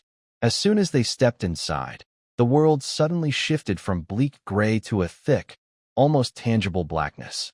Damp, cold air carried a nauseating stench, an overwhelming mix of years of goblin habitation, waste, and rotting food, a foul smell unique to underground lairs. smacking their faces suddenly, making Hans gag. He quickly covered his mouth and nose with his arm. Grove merely wrinkled his scarred nose and snorted, seemingly used to the smell. Malin remained calm, but his eyes sharpened like an eagle in the night, adjusting to the sudden change in light. The only light came from a simple torch Malin had lit. The crackling sound of pine resin burning echoed loudly in the quiet tunnel. The dim, flickering light barely pushed back the darkness within a few steps, casting the shadows of 3 people and a wolf on the damp, shiny walls covered with suspicious mucus and writhing moss, twisting and stretching like ghosts. Water droplets seeped from cracks above, falling onto the rocks or the water on the ground, making a clear, monotonous, ticking sound, adding to the feeling of being enclosed. Occasionally, a small, frightened cave cockroach darted quickly past the glow, disappearing into the deeper darkness. "Stay close, don't fall behind," Malin's deep voice echoed in the narrow tunnel. He held a torch in his left hand and lightly pressed his curved dagger against his waist with his right, leading the way. His steps were very quiet, the soles of his boots making faint squeaks on the wet, mixed ground of broken bones and unknown filth. Grove carried a battle axe and followed closely. His large body looked a bit cramped in the tunnel, but he didn't seem to mind. His dull yellow eyes slowly moved in the flickering light, scanning the ceiling, the walls on both sides, and every shadowy corner. His ears twitched slightly, listening for any strange sounds besides the dripping water. Hans walked in the middle, clutching his shield tightly, feeling his palms start to sweat again. He tried to keep his eyes wide open to see beyond the flickering light into the darkness, but it seemed filled with countless unseen things lurking. He could almost hear his heart pounding in his chest. He forced himself to focus on Malin and Grove's steady backs and the slippery ground beneath his feet. His small legs moved stiffly, and a low, warning growl kept coming from his throat. His nostrils flared quickly, showing he was on high alert in this strange environment. The tunnel was more winding and deep than expected, and forks appeared. Some were natural cracks in the rock, others were old, half-collapsed tunnels dug by miners long ago. The air was still, filled with a heavy smell of mold and a stronger stench of the kobold scent. Along the way, they saw signs of kobold activity, scattered small bones, some still fresh, low walls made of broken stones and mud, and deep claw marks on the ground from these lizard-like creatures. Once, Hans almost stepped on a pile of fresh, steaming droppings, which made him turn green with disgust. "Be careful where you step. Watch your head," Grove suddenly reminded in a muffled voice, pointing with his axe handle at a slightly darker shadow on the top of the tunnel ahead. There might be something lying there. As soon as he finished speaking, a sharp, hissing scream came from the shadow. A small, dark figure suddenly lunged down from the ceiling, aiming straight at Hans, who seemed the weakest in the group. It was a lurking goblin with a dog-like head, scratching at the rock crevice with sharp claws, hanging upside down for an unknown amount of time. Hans was terrified, but his trained muscles and instinctive reactions kicked in. Without thinking, he quickly raised his shield to protect his head and upper body. Bang! The goblin slammed into the shield, making a dull, crashing sound. The impact made Hans's arm go weak, but he clenched his teeth and held on. The goblin missed its attack, seeming confused, and growled angrily on the shield, swinging its claws to scratch. At that moment, a cold flash of light flickered. Grove didn't stop. He simply swung his battle axe with a quick motion. The heavy, blunt side of the axe, he used the dull side, struck the goblin's face with a solid thud. Thud! A sickening, muffled sound. The goblin didn't even scream before being knocked off the shield by the force, hitting the nearby rock wall like a torn cloth bag, then sliding down softly and falling silent. Dark green blood and shattered teeth splattered on the wall. "Good job, kid. You didn't let go," Grove said, glancing at Hans. He rarely gave praise, but this time he acknowledged him with a calm tone. Hans, still shaken, looked at the nearly flattened goblin head on the ground. He then looked at his intact shield and arm, feeling a mix of fear and a small sense of achievement. He gasped for breath, nodded at Grove, and tightened his grip on the shield. He growled softly at the goblin's body, then continued to sniff the front cautiously. Marin only glanced back to check that everything was fine before moving on. His eyes focused more on the tunnel itself. When they reached a fork in the path, he noticed a faint reddish reflection at the base of the right tunnel's wall, different from the surrounding rocks. He signaled the team to stop and carefully approached. It was a small, fist-sized stone with a dark red color and a metallic sheen, partly buried in dirt and gravel. This is ore, and it looks much better in quality than the heaps outside. He squatted down, picked it up with his bare hand, and felt its weight. His awareness sharpened, and the identification system activated. Item: low-grade hematite ore, contains some impurities. Value: about 5 to 8 copper coins. Comment: an abandoned edge of a mineral vein. Not very valuable to miners, but maybe enough to buy a decent dinner for you. Better than nothing. Malin quietly put the ore into a small leather pouch at his waist. In this world, no resource can be wasted. He stood up, ready to tell the team to move on, when his eyes caught a tiny difference in the ground just half a step ahead of where he was squatting. The soil looked more even and softer. Just as he was about to investigate carefully, "Don't move," a deep voice shouted from behind. Suddenly, a strong, calloused hand grabbed the back of his leather armor and yanked him backward with force, making him stumble. Malin nearly fell, the torch in his hand flickering wildly. He quickly steadied himself and looked in surprise at Groff. Groff didn't look at him. He just released his grip and pointed his chin at the spot where Malin almost stepped. His face was grim. Malin followed his gaze. In the breeze caused by the pull, the surface of the unusual soil was lifted slightly, revealing sharp wooden stakes underneath, gleaming coldly in the firelight.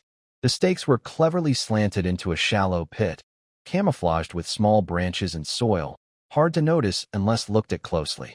Crude spike trap effect pierces the foot or lower leg, causing difficulty in movement, bleeding, and possible infection. A common greeting among goblins. Comment: experience is the best eye in darkness. Your teammate just happens to have one. Suddenly, cold sweat soaked Malin's back. If Groff hadn't pulled him back so forcefully, he might have already injured his foot. In this dark, dangerous tunnel, being unable to move easily is almost a death sentence. Where are your eyes? Grove, with his strong arms, casually carried his battle axe on his shoulder. His dull yellow eyes fixed on Marin, and his tone was openly mocking. You almost got yourself turned into a meat skewer just to pick up that broken stone? Your little tricks, are they gone to the dogs? Marin's face flushed slightly. Indeed, just now, he was focused on identifying the mineral, and after a smooth journey, he relaxed a bit, almost causing a big mistake. He took a deep breath, suppressing his fear and the embarrassment of being scolded, and sincerely said, "Thanks, Grove." Grove snorted and said nothing more. He stepped forward, lifted his heavy boots, and quickly stomped down the crude trap, breaking the wooden stakes and clearing a safe path. Hans watched nervously from behind, instinctively checking his footing, silently reminding himself to stay close and not make any mistakes. This small incident made the team's mood more tense, but it also deepened Hans's understanding of Grove's rough exterior, hiding his seasoned experience. Marin also focused more, pushing his senses to the limit, not missing any strange signs. They continued to move through the maze-like tunnels. The crude traps set by the goblins increased. Some used abandoned, half-rotted wooden planks in the old mine tunnels, with spikes underneath. Others were simple tripwires connected to loose stones above. But with Grove and Marin being extra careful, most were spotted and disarmed early. Once, in front of a narrow just wide enough for one person to squeeze through, Grove signaled to stop. He carefully examined the worn marks on the ground at the entrance, sniffed the air, then asked Hans for a coil of rope. He tied a stone to the end of the rope, then slowly probed into the, keeping close to the ground. A soft click sounded from deep inside as if a trap had been triggered.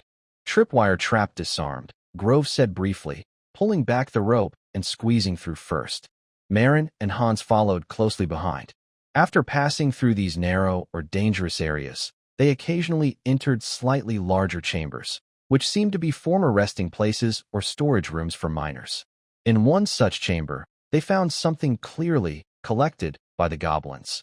A small wooden box placed on a stone platform in the center, covered in dust but decorated with tarnished brass strips. The box was unlocked and open, sitting there invitingly, glowing faintly in the torchlight. Huh, Groff sneered. These little rats are so dull. They set up a bright box and think we're fools. He stopped Hans, who was about to check closer, and took a length of spare rope from his waist. This time he brought one. He made a quick loop, stood a few steps away, and with a flick of his wrist, the loop perfectly caught the corner of the box. Then he suddenly pulled back. Whoosh, whoosh. Almost at the moment the box was dragged away from its original spot, several small darts shot out from hidden cracks in the ceiling above the box. The tips glowed with a strange blue hue in the firelight, and they sharply embedded themselves in the original position of the box and the surrounding ground. The darts weren't very strong, but they were clearly poisoned. See that? Groff used his axe to poke at the poisoned darts on the ground. That's all they've got. Just sneaky, greedy fools who don't care about their lives. After the darts were shot, he dragged the box over and used the axe blade to open the lid. Inside, there was no gold or silver. Only dozens of heavily worn copper coins, a few dull-colored, weak magic crystal shards, some shiny glass fragments, and rusty metal buttons. Typical goblin treasure. Groff put away the copper coins and crystal shards. Even a little is still meat. He didn't bother to look at the rest. Malin noticed that on the inside of the lid, someone had painted a crooked symbol with dark red paint, similar to the goblin talisman seen at the cave entrance, but more complex. He scraped a bit of the paint with his knife tip, sniffed it, and detected a faint bloody smell. He said nothing, just kept it in mind. As they went deeper, the tunnel started to become more orderly. Rusty, dust-covered rails appeared on the ground, partly buried, and more signs of manual digging showed on the rock walls. It seemed they had entered the main tunnel of the old mine. The air grew heavier, and the smell and signs of goblin activity, claw marks, droppings, discarded bones, became fresher and more frequent. Finally, after passing a huge rock pillar that looked like it had collapsed from above and was half buried in the dirt, they heard faint sounds ahead. Not just a single screech, but a chaotic mix of voices full of wild excitement, with occasional dull, rhythmic pounding sounds. At the same time, a different kind of light, steadier, and even with a strange warm glow, seeped out from the large cave entrance ahead. The three exchanged glances, extinguished their torches to avoid becoming targets, and pressed their bodies close to the shadowed rock wall. Holding their breath and focusing intently, they carefully moved toward the source of light and sound. Dei also lowered his body, ears straight up. They crept to the edge of the cave entrance, using the faint glow inside to look carefully inside. The scene before them made even Malin and Groff, who had fought in the Bloodfang Valley, slightly flinch. It was an extremely large natural cave, 10 times wider than any tunnel they had seen before. The ceiling was high and disappeared into darkness. In the center of the cave stood a rough altar made of many blackened river stones, animal bones, some clearly from large creatures, and various rusty metal scraps. The altar was irregularly cone-shaped, covered with suspicious dark brown stains that looked like dried blood spilled over many years. Around the base of the altar, there were disturbing offerings. Small skulls, from both beasts and humanoid-like figures, ugly dolls made from torn cloth and hair, strings of teeth, and other organic objects emitting a foul smell. But the most striking and eerie contrast to this dirty, savage, primitive evil altar was what was burning quietly on top of it. It was not a torch or a bonfire. It was a statue, a roughly carved dragon statue, about half a person tall, made from a dull gold-colored material that was neither metal nor stone. The craftsmanship was so crude it was almost laughable. Its dragon head was blurry, wings twisted, but the general shape was still recognizable. At this moment, the rough statue was emitting a gentle, steady, warm golden glow from its open, toothy mouth and the rough scales covering its body. This light was not dazzling but strangely dispelled most shadows in the cave, enveloping the entire vast space in a faint, sacred yet evil golden aura.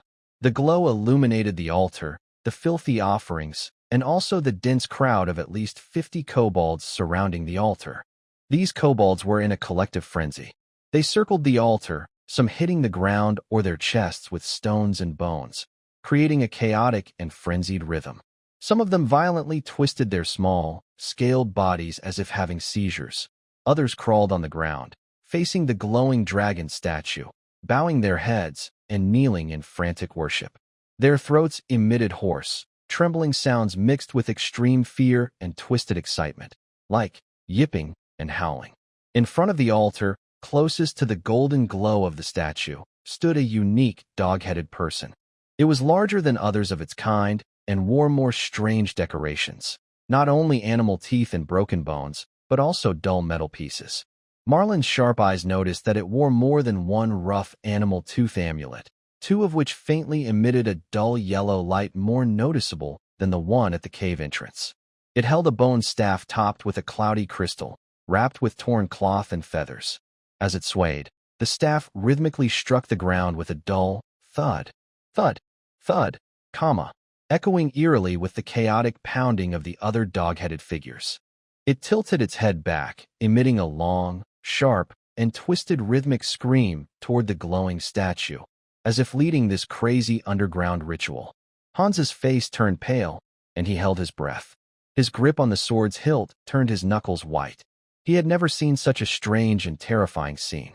His muffled gulp turned into a tense, hissing sound squeezed from between his teeth, and his back hairs stood on end. Grove licked his cracked lips, his yellow eyes burning with fierce determination, but more with seriousness. What's with that glow? That broken statue? Even with his experience, he had never seen a statue that glowed on its own, especially one radiating such lively, warm light, let alone inside a dog-headed creature's nest. Marlin's brow furrowed tightly. His appraisal eyes immediately activated, locking onto the strange statue. But the feedback made his heart sink.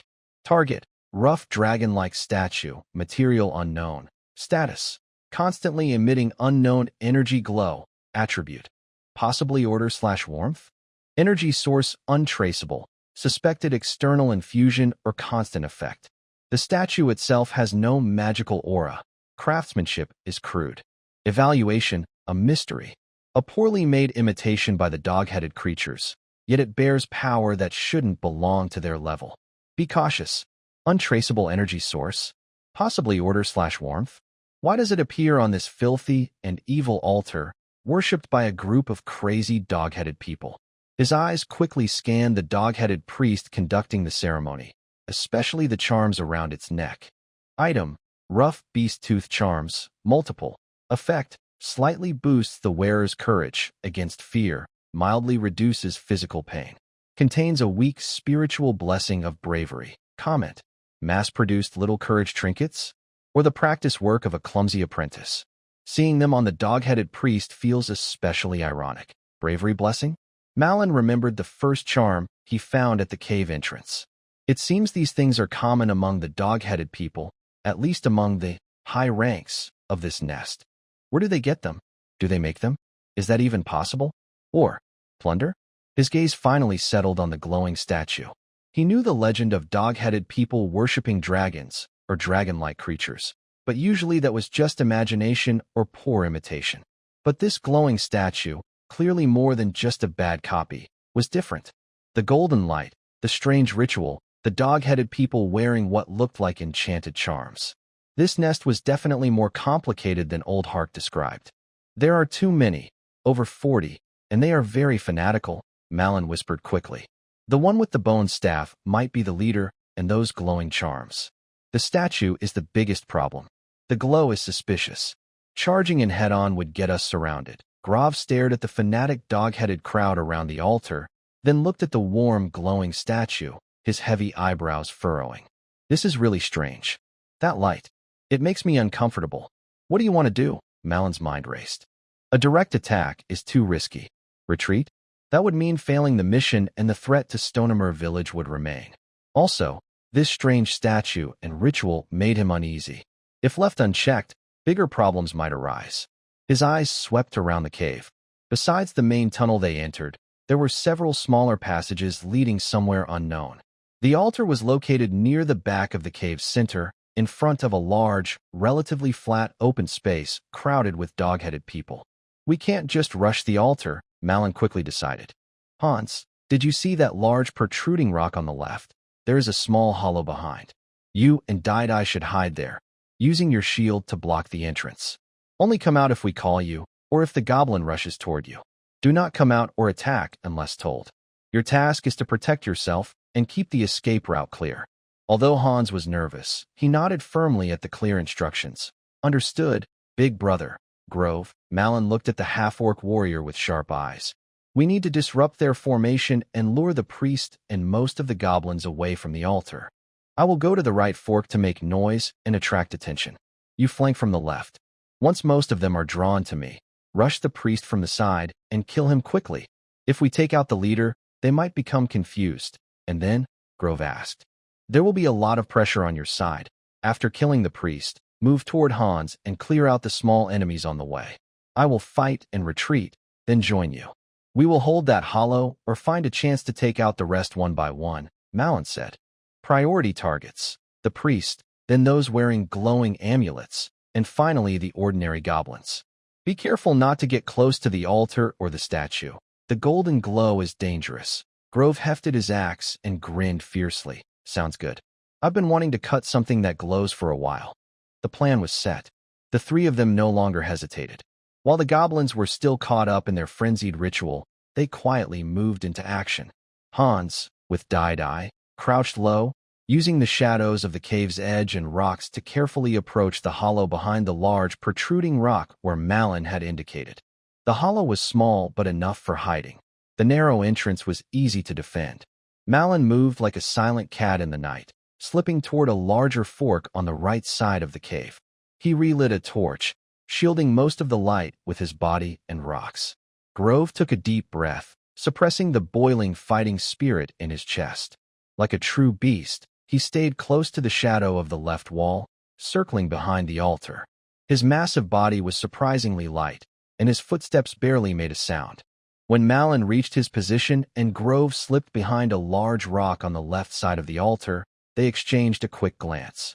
Malin suddenly his lit torch into a prominent rock at the fork, and the jumping flames instantly shattered the balance of the cave's golden glow. Next, he took down the purple cedar longbow, knocked an arrow, drew the string, and released the bow.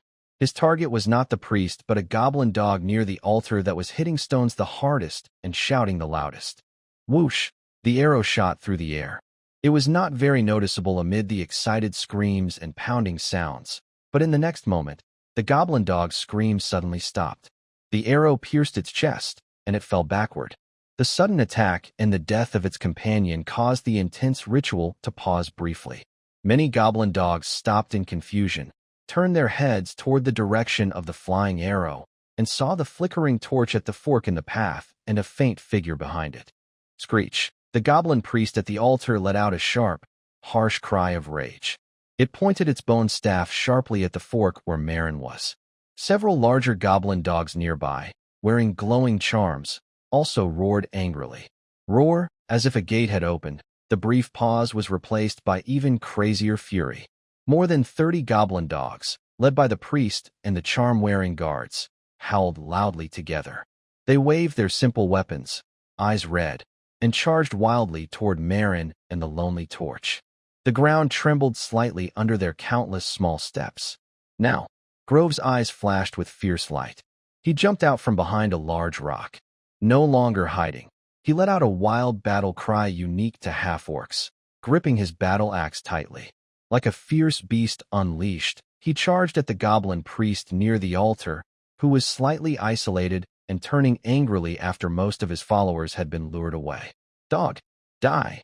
His goal was clear. The goblin priest at the altar, who had just put down his bone staff and seemed somewhat relaxed after most of his followers left, turning his head to see the attacker clearly. Also, the 3 guards nearby, who reacted fastest, turned around immediately and raised their weapons to defend the priest. The distance quickly closed under Grove's furious charge. 3 guard dogs with humanoid heads growled loudly. One swung a rough wooden club embedded with sharp crystals, possibly picked from, at Grof's head. Another a broken metal spear, seemingly made from a repurposed pickaxe handle, toward his abdomen. The third cunningly lowered his body and aimed a rusty short sword at his calf. Faced with this coordinated attempt to block him, Grof's dull yellow eyes only showed cold mockery. He didn't change his charging path or block with his battle axe. Just as the wooden club was about to hit his head and the spear was about to pierce his stomach, his muscles suddenly tensed. Dark green skin bulged with blue veins like old roots, and he let out a deep, restrained roar that sounded like rocks grinding. Get out of the way. No bright effects or obvious blood surges appeared, but a raw, wild, oppressive energy burst from Groff. His speed seemed to increase slightly beyond his limit, and his already fierce strength radiated a terrifying ferocity. Bang!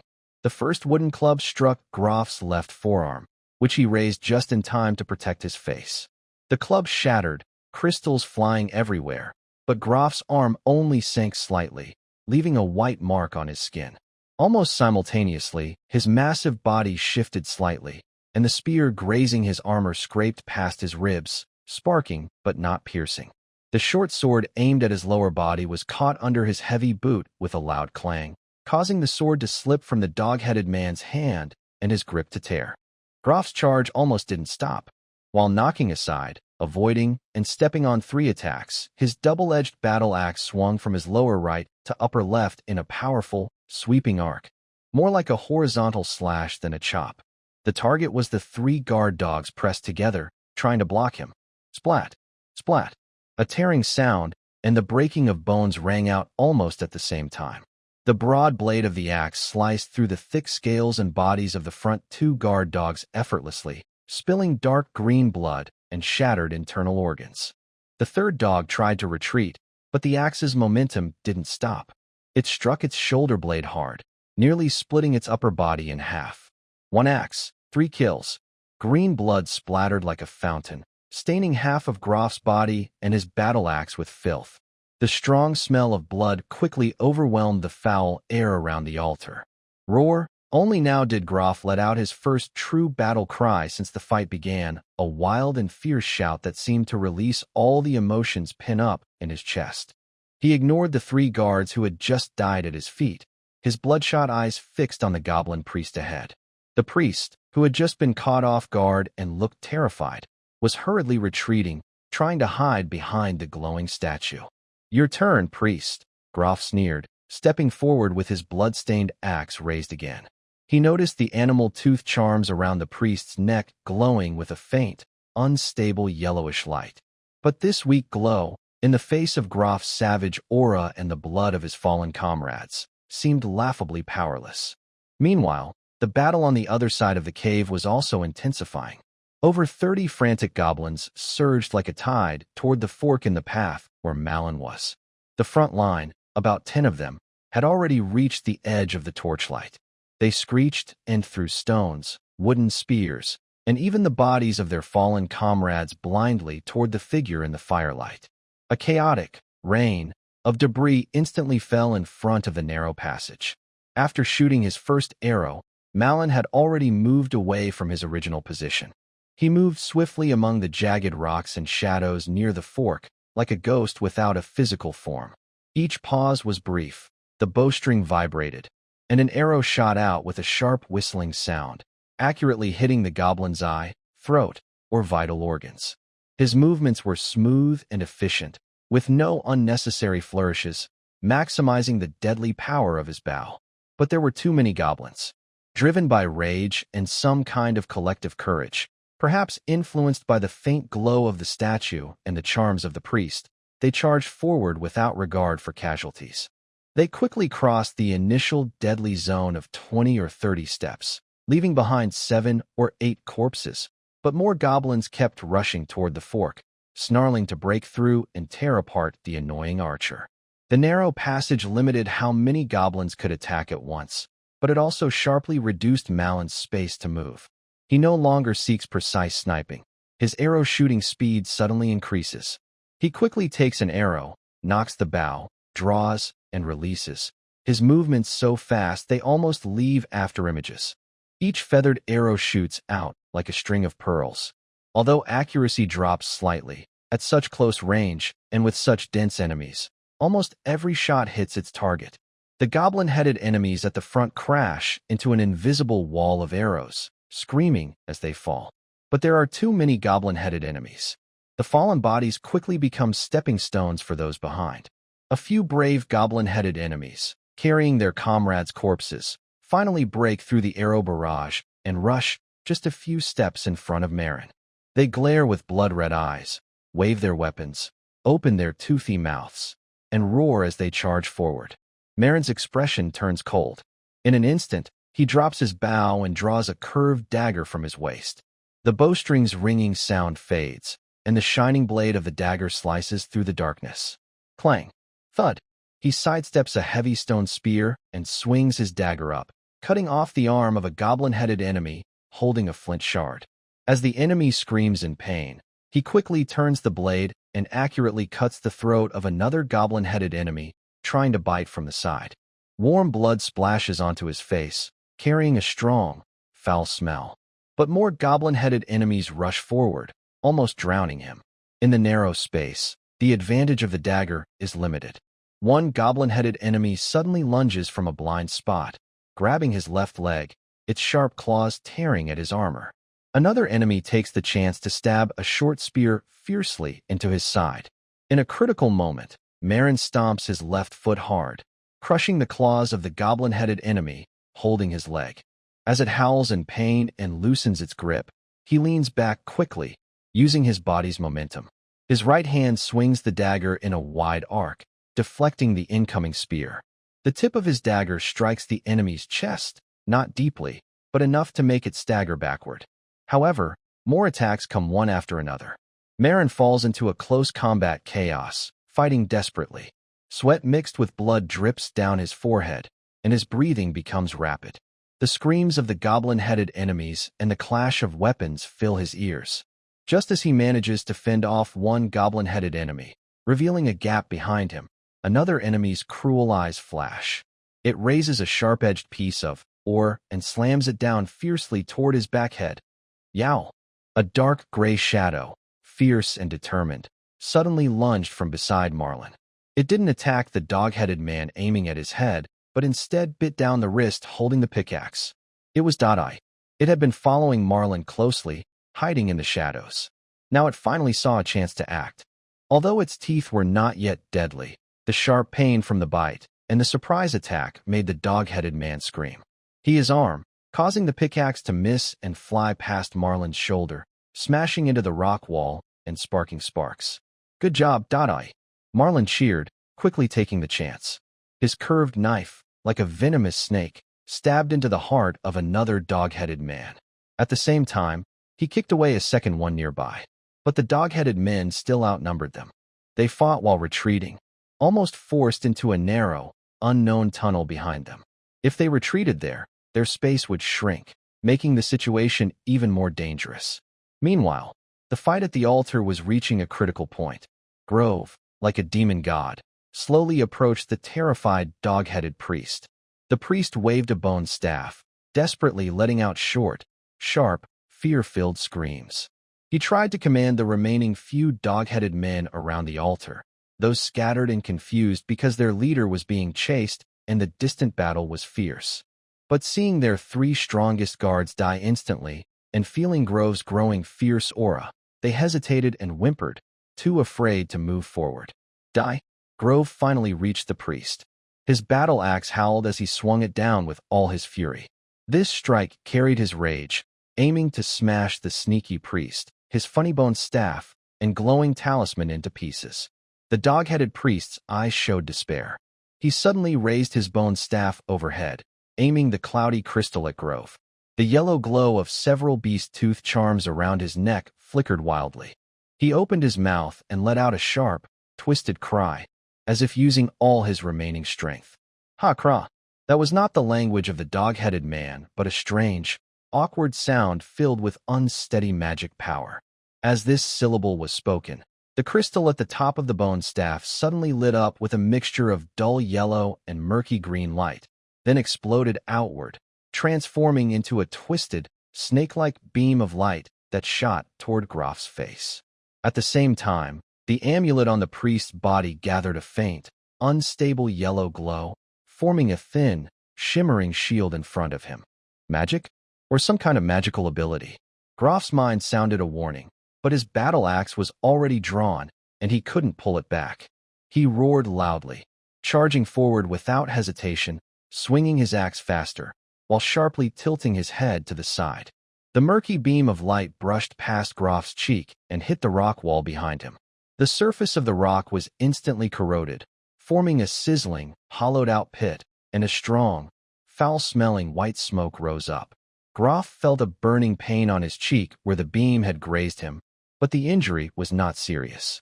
Meanwhile, his battle axe struck the fragile, soap bubble-like shield formed by the priest's amulet and the bone staff held high in a rush. Bang! The shield shattered like a fragile soap bubble, and the bone staff broke apart. The remaining force of the axe struck the priest's head and shoulder connection with a heavy ugh. Gah! The priest's scream suddenly stopped. Its yellow vertical pupils lost their light instantly, and the immense force sent its small body flying backward, crashing heavily onto the rough stone altar. Dark green blood gushed from the terrible wound, soaking its strange ornaments and broken amulet. It twitched twice and then stopped moving. The priest was dead. However, at the moment of its death, a strange change suddenly occurred. The broken beast tooth amulet on its neck and the fragment of the murky crystal on the broken bone staff seemed to be triggered by some force.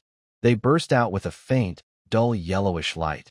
Then, with a series of soft pops, shattered into powder. But the powder did not vanish.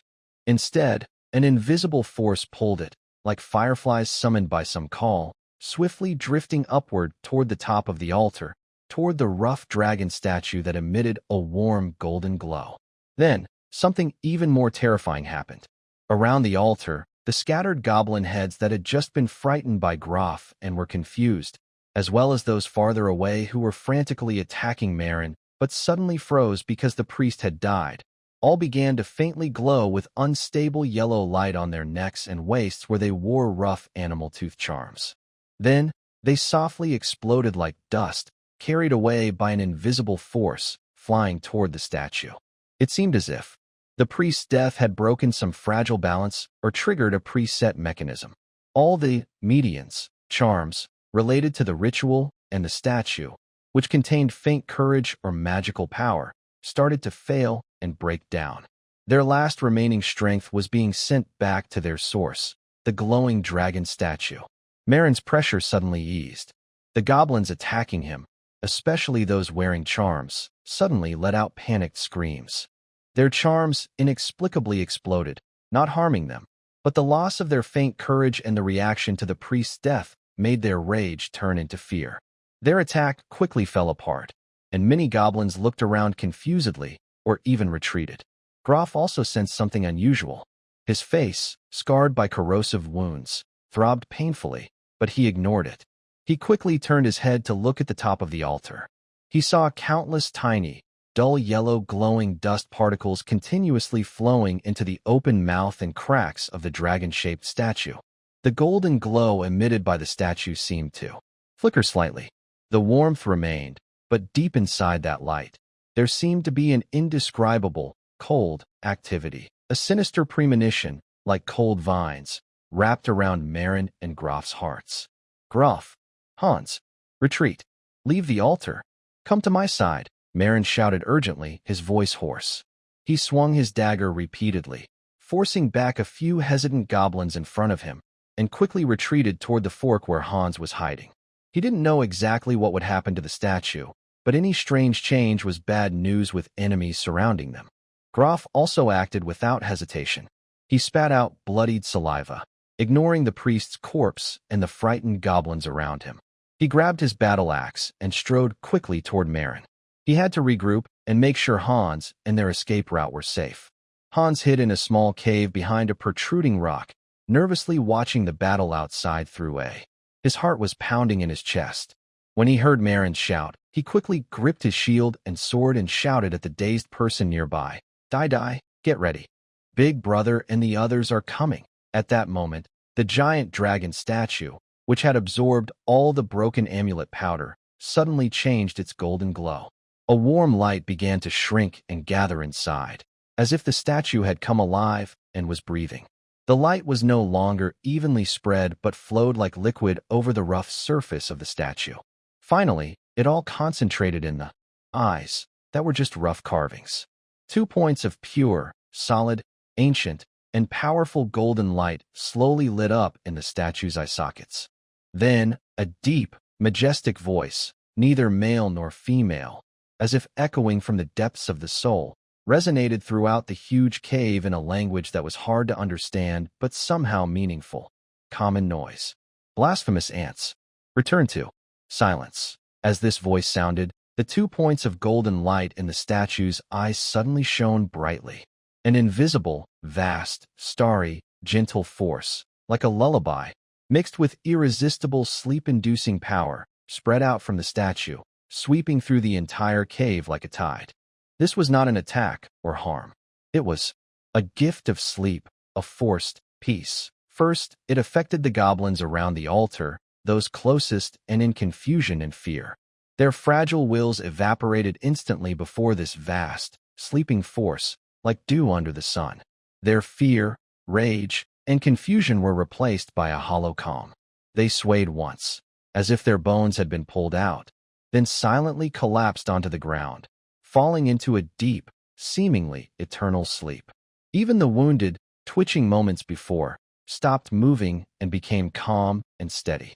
This wave of sleep spread quickly outward, passing over the open space, rushing toward Marin, Glover, the forked path, and Hans's hiding spot in the cave. When Marin heard that voice, he felt an indescribable heavy exhaustion pressing down on his soul like a mountain. The world before him began to blur and spin. The sounds of fighting, his own breathing, and his heartbeat quickly faded away, replaced by a soothing, tempting whisper of peace. He bit his tongue, feeling sharp pain that brought a moment of clarity. His mind desperately fought to stay awake, but the sleepiness was too strong. His resistance was like a mantis trying to stop a chariot, and his consciousness quickly sank into darkness. Grove let out a reluctant roar. His orc blood and strong will kept him fighting for a moment longer. His battle axe slipped from his hand and clattered to the ground. His huge body swayed as he tried to take another step toward Marin, but finally, his eyelids drooped as if weighed down by lead. He collapsed with a loud thud, joining the ranks of the sleeping. Hans was inside a hollow. He felt a warm, tear-jerking sense of peace wrap around him. All his tension, fear, and exhaustion vanished in an instant. He felt incredibly comfortable and sleepy. His sword dropped with a clink, and his shield slipped from his weak hands. He leaned against the cold rock wall and slowly sat down on the ground, eyelids closing as he fell into a dreamless sleep. Only a faint, peaceful smile remained at the corner of his mouth. The dull whimpering also suddenly stopped. It curled up at Hans's feet, its nose no longer moving, and sank into the same deep sleep. In just a few breaths, the huge, blood-soaked cavern that had just been filled with shouts and chaos became completely silent.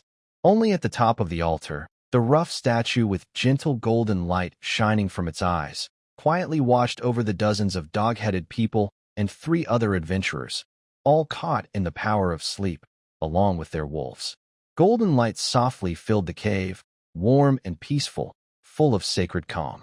But this also made the sleeping creatures seem strange and sad.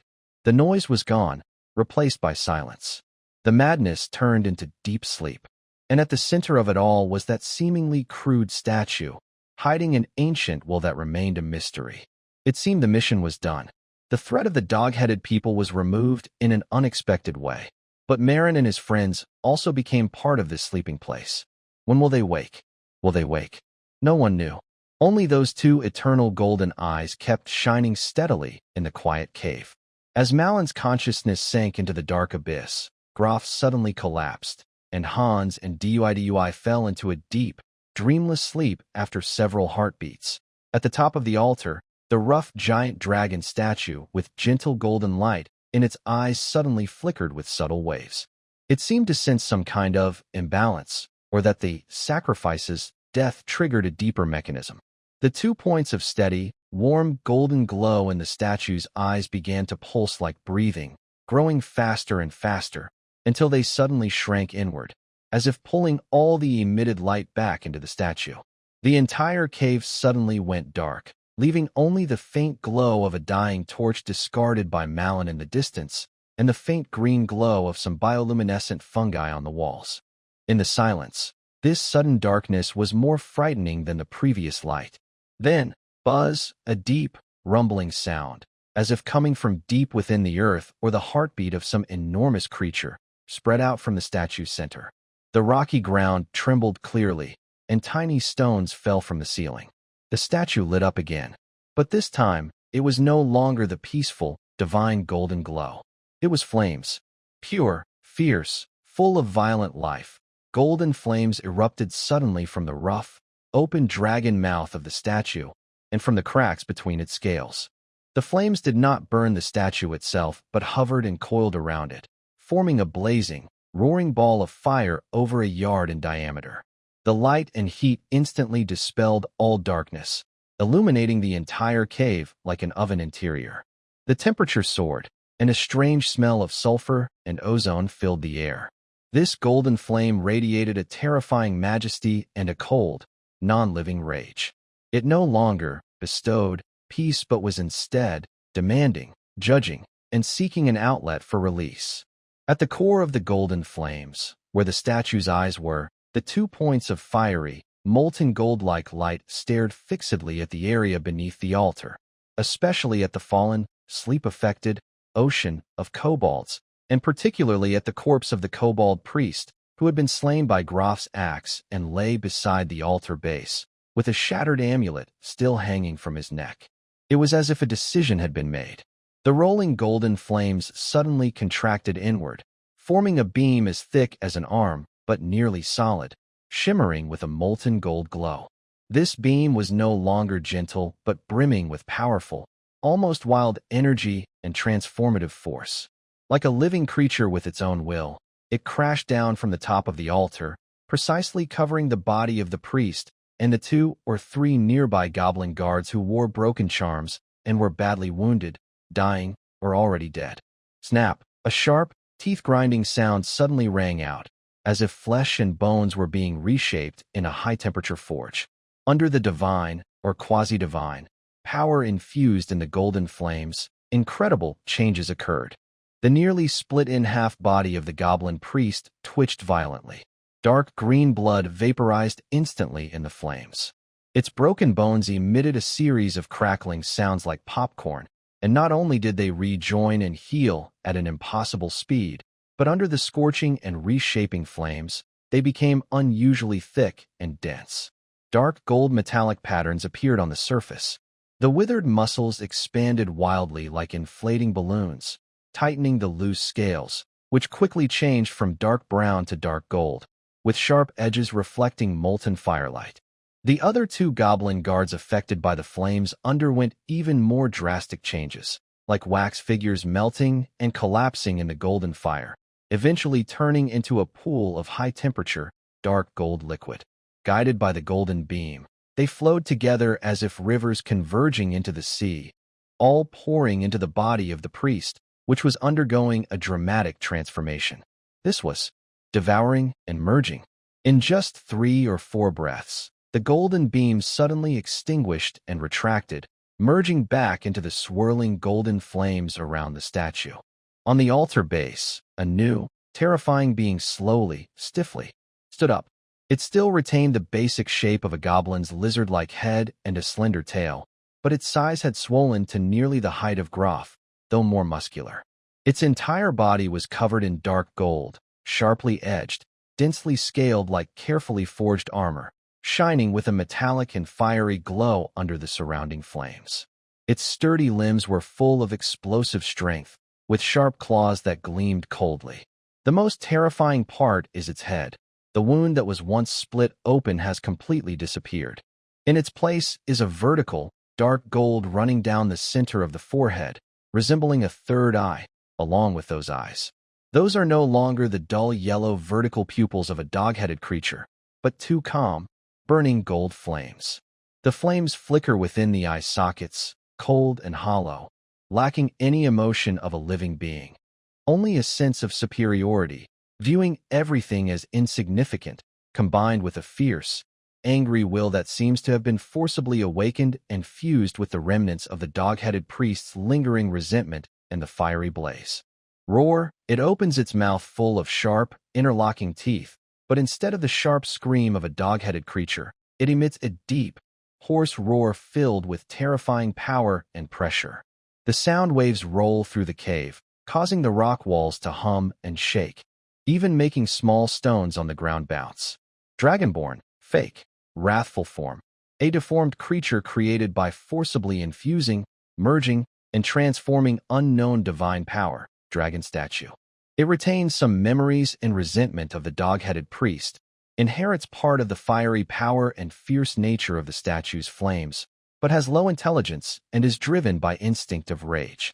Status: divine infusion, unstable, merging complete, furious. Threat level: extremely high. Cold assessment information flashed across Maluan's foggy mind, like icy needles piercing him, jolting him from deep sleep. He groaned softly, feeling a terrible headache, as if his soul was torn apart and forcibly stitched back together. But the overwhelming sense of danger, driven by survival instinct, drowned out all discomfort. He struggled to open his heavy eyelids, and what he saw was the rolling golden flames on the altar, and in front of the flames, the dark gold monster that had just completed its transformation, exuding an oppressive, suffocating aura. Grov, Hans, wake up! Maluan shouted with all his strength, his voice hoarse and cracking from exhaustion and a dry throat. He struggled to sit up, but his body felt as heavy as lead. His old shoulder wound and the dizziness from the recent mental shock hit him at the same time, causing his vision to blur. Almost simultaneously, Grov's massive body trembled violently, emitting a painful, angry grunt, and he rolled himself up from the ground. He shook his large head, his yellowish eyes bloodshot, clearly struggling to break free from the forced sleep. But he recovered faster, his gaze instantly locking onto the dragonborn monster at the altar, pupils shrinking suddenly. What kind of creature is this? Grov gasped, feeling a chill despite his bravery when seeing this unnatural being. But he didn't retreat. Instead, his fighting spirit grew fiercer. He bent down to pick up his double-edged battle axe, gripping it tightly with bulging muscles. Hans was the last to wake up. He seemed to be pulled forcibly from a deep, unwilling dream. His mind was fuzzy, and he looked around blankly. When his eyes fell on the dark gold horror, all remaining sleep vanished in extreme fear. His face turned pale instantly. He instinctively grabbed his shield and sword, trembling from the effort, but he stood up. He moved in front of the still shaky Marlin, protecting him. That was his duty. Dai also woke up, letting out a low roar full of fear and warning. He tucked his tail and hid behind Hans's leg, but still bared his teeth at the dragonborn monster. The dragonborn monster seemed to have just adapted to this new body. It turned its burning golden head, its cold gaze sweeping over the three awake figures and the wolf.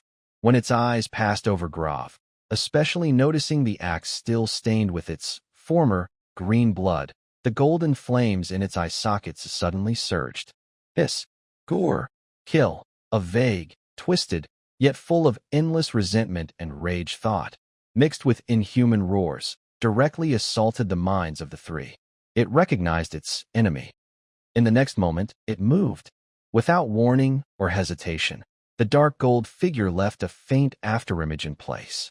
Moving faster than the goblin priest earlier, like a fired cannonball, it charged straight at Grov. The fierce wind from the charge even blew the few sleeping goblin corpses on the ground into rolling away. Too fast. Too quick. Grov, experienced in battle, was already alert the moment the enemy's gaze locked onto him. Facing this terrifying charge, he knew there was no time to dodge. In a narrow space, he could only brace himself and fight back. Grove let out a wild roar, not retreating but charging forward. He stepped fiercely, using his waist and abdomen to channel all his strength into his arms. His heavy double-edged axe swung upward in a fierce, unstoppable strike, aiming at the approaching dragonborn monster. The axe blade sliced through the air with a piercing scream, as if a giant hammer struck a solid steel pillar.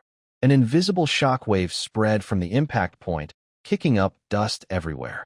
Ugh, Grove grunted, feeling an overwhelming force from the axe handle. His arms trembled violently, and his palms split open, blood instantly staining the axe's wrapping. His heavy body, over 200 pounds, was knocked off balance and lifted off the ground by the. He was thrown backward, crashing into a rock wall several meters behind with a loud boom. The wall shook and crumbled, stones falling to the ground. Grove's throat felt tight, almost causing him to blood. His axe remained in his hands, but a small appeared on the blade where it struck the fist. The Dragonborn's fist, covered in dark golden scales, only had a slight dent and a white scar. As the golden flames flickered, the scar was quickly fading. The power was overwhelming. His defense was incredible. Grove. Marlin's eyes nearly bulged out. Despite feeling dizzy and weak, he quickly drew his purple longbow from his back. He knew ordinary arrows might not break through the defenses, but he had to do something to buy Grove some time to recover. He swiftly knocked a fine iron spine arrow, pulled the bowstring, and aimed. Though his left shoulder throbbed with pain, he only pulled the string to about 70%.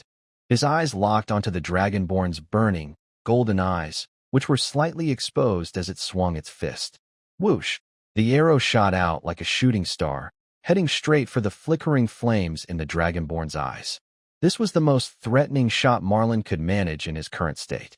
The Dragonborn seemed to have a natural disdain for arrows, perhaps from memories of goblin priests. It ignored the incoming arrow, letting it fly toward its eyes, while its other scaled paw swiftly reached for Grove's head, which was just getting up and hadn't yet stabilized. The speed was lightning fast. However, just as the arrow was about to pierce the fiery eye socket, the flames burning inside suddenly surged upward by an inch. Snick! The metal arrowhead of the arrow, upon touching the golden flame, melted, twisted, and vaporized at a visible speed, like iron falling into a furnace. The shaft behind it immediately caught fire, turning into a wisp of blue smoke, with only a few charred feathers drifting down weakly. The golden flame has terrifying high temperatures and destructive power. Marin's heart sank to the bottom. Physical attacks can't break through, and the arrow is suppressed by the golden flame. How can they fight? At this moment, the Dragonborn monster's sharp claws had already reached Glover. Glover had just been hit hard, his energy surging, and he was a half-beat slow, unable to fully dodge this deadly claw. Just as the crisis reached its peak, a trembling yet fiercely determined roar came from the side. It was Hans. The young boy had somehow rushed to the front side of Glover. His face was pale, but his eyes showed a kind of reckless madness. He didn't use his sword to attack because he knew it was useless. Instead, he put all his strength and weight onto his kite-shaped shield, tilting it and using the thickest, most raised part of the shield's center to slam into the Dragonborn monster's claws reaching for Glover. He chose the most clumsy but bravest way, using his body and shield to block this strike. Bang! A heavy, muffled sound. Hans felt as if a charging rhinoceros had hit him head-on. The terrifying force from the shield made his arms go numb instantly, and his bones groaned under the strain. He was knocked off his feet, flying backward, and slammed hard into the nearby rocky wall next to Glover, then rolled onto the ground. The iron layer on the shield's surface was deeply gouged with 4 deep dents by the monster's claws, edges twisted and almost pierced through. Hans lay among the broken stones, bleeding from his nose and mouth, struggling to get up, but his arms were limp, the shield slipped from his grasp, and he clearly lost his fighting ability for now. "Little brat," Glover roared.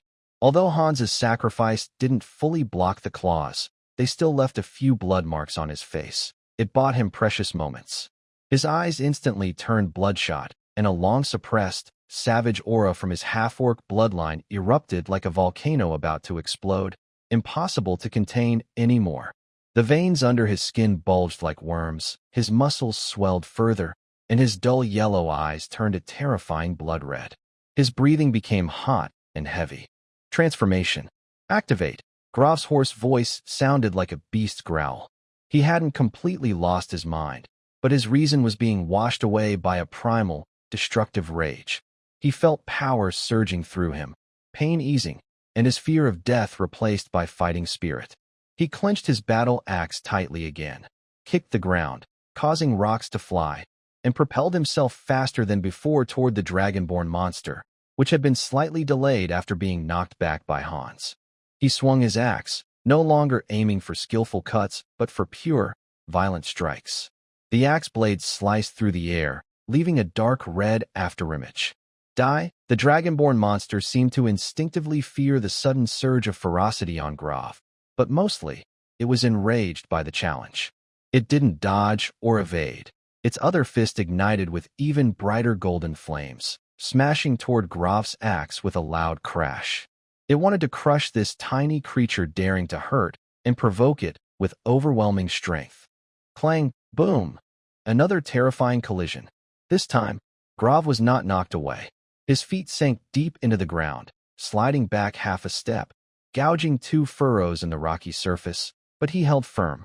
The axe blade and the fiery fist pressed against each other, with dark red violent flames and dark gold divine flames fighting and canceling each other out, emitting a sizzling sound. Grov's forehead veins bulged, blood spilling from his mouth, but under the rage transformation, he briefly resisted the monster's terrifying power. Now's the time. Malin forced down dizziness and pain in his left shoulder, his eyes sharp as a blade. He saw it. As the dragonborn monster fought Grov with all its might, most of its golden flames gathered in its fist. The scales on other parts of its body seemed duller, especially in the weaker areas like the neck, armpits, and joints. Also, the golden flames in its eye sockets slightly contracted, as if focusing its strength into its arms. Bows and arrows were useless, and a curved sword might also struggle to break through. What should he do? His gaze quickly swept around and finally fixed on the statue at the top of the altar, still burning fiercely with a radiant, majestic golden flame. It was this statue that caused all this. Its energy maintained the monster. If he could attack the statue itself, maybe he could cut off or interfere with the monster's source of power. A crazy and risky plan suddenly formed in his mind. This requires Grov to hold on for a few more seconds, needing precise timing, and most importantly, risking everything. Grov, hold on. Let it toward the altar, Marin shouted loudly, while pulling his purple longbow back over his shoulder and drawing his curved dagger from his waist.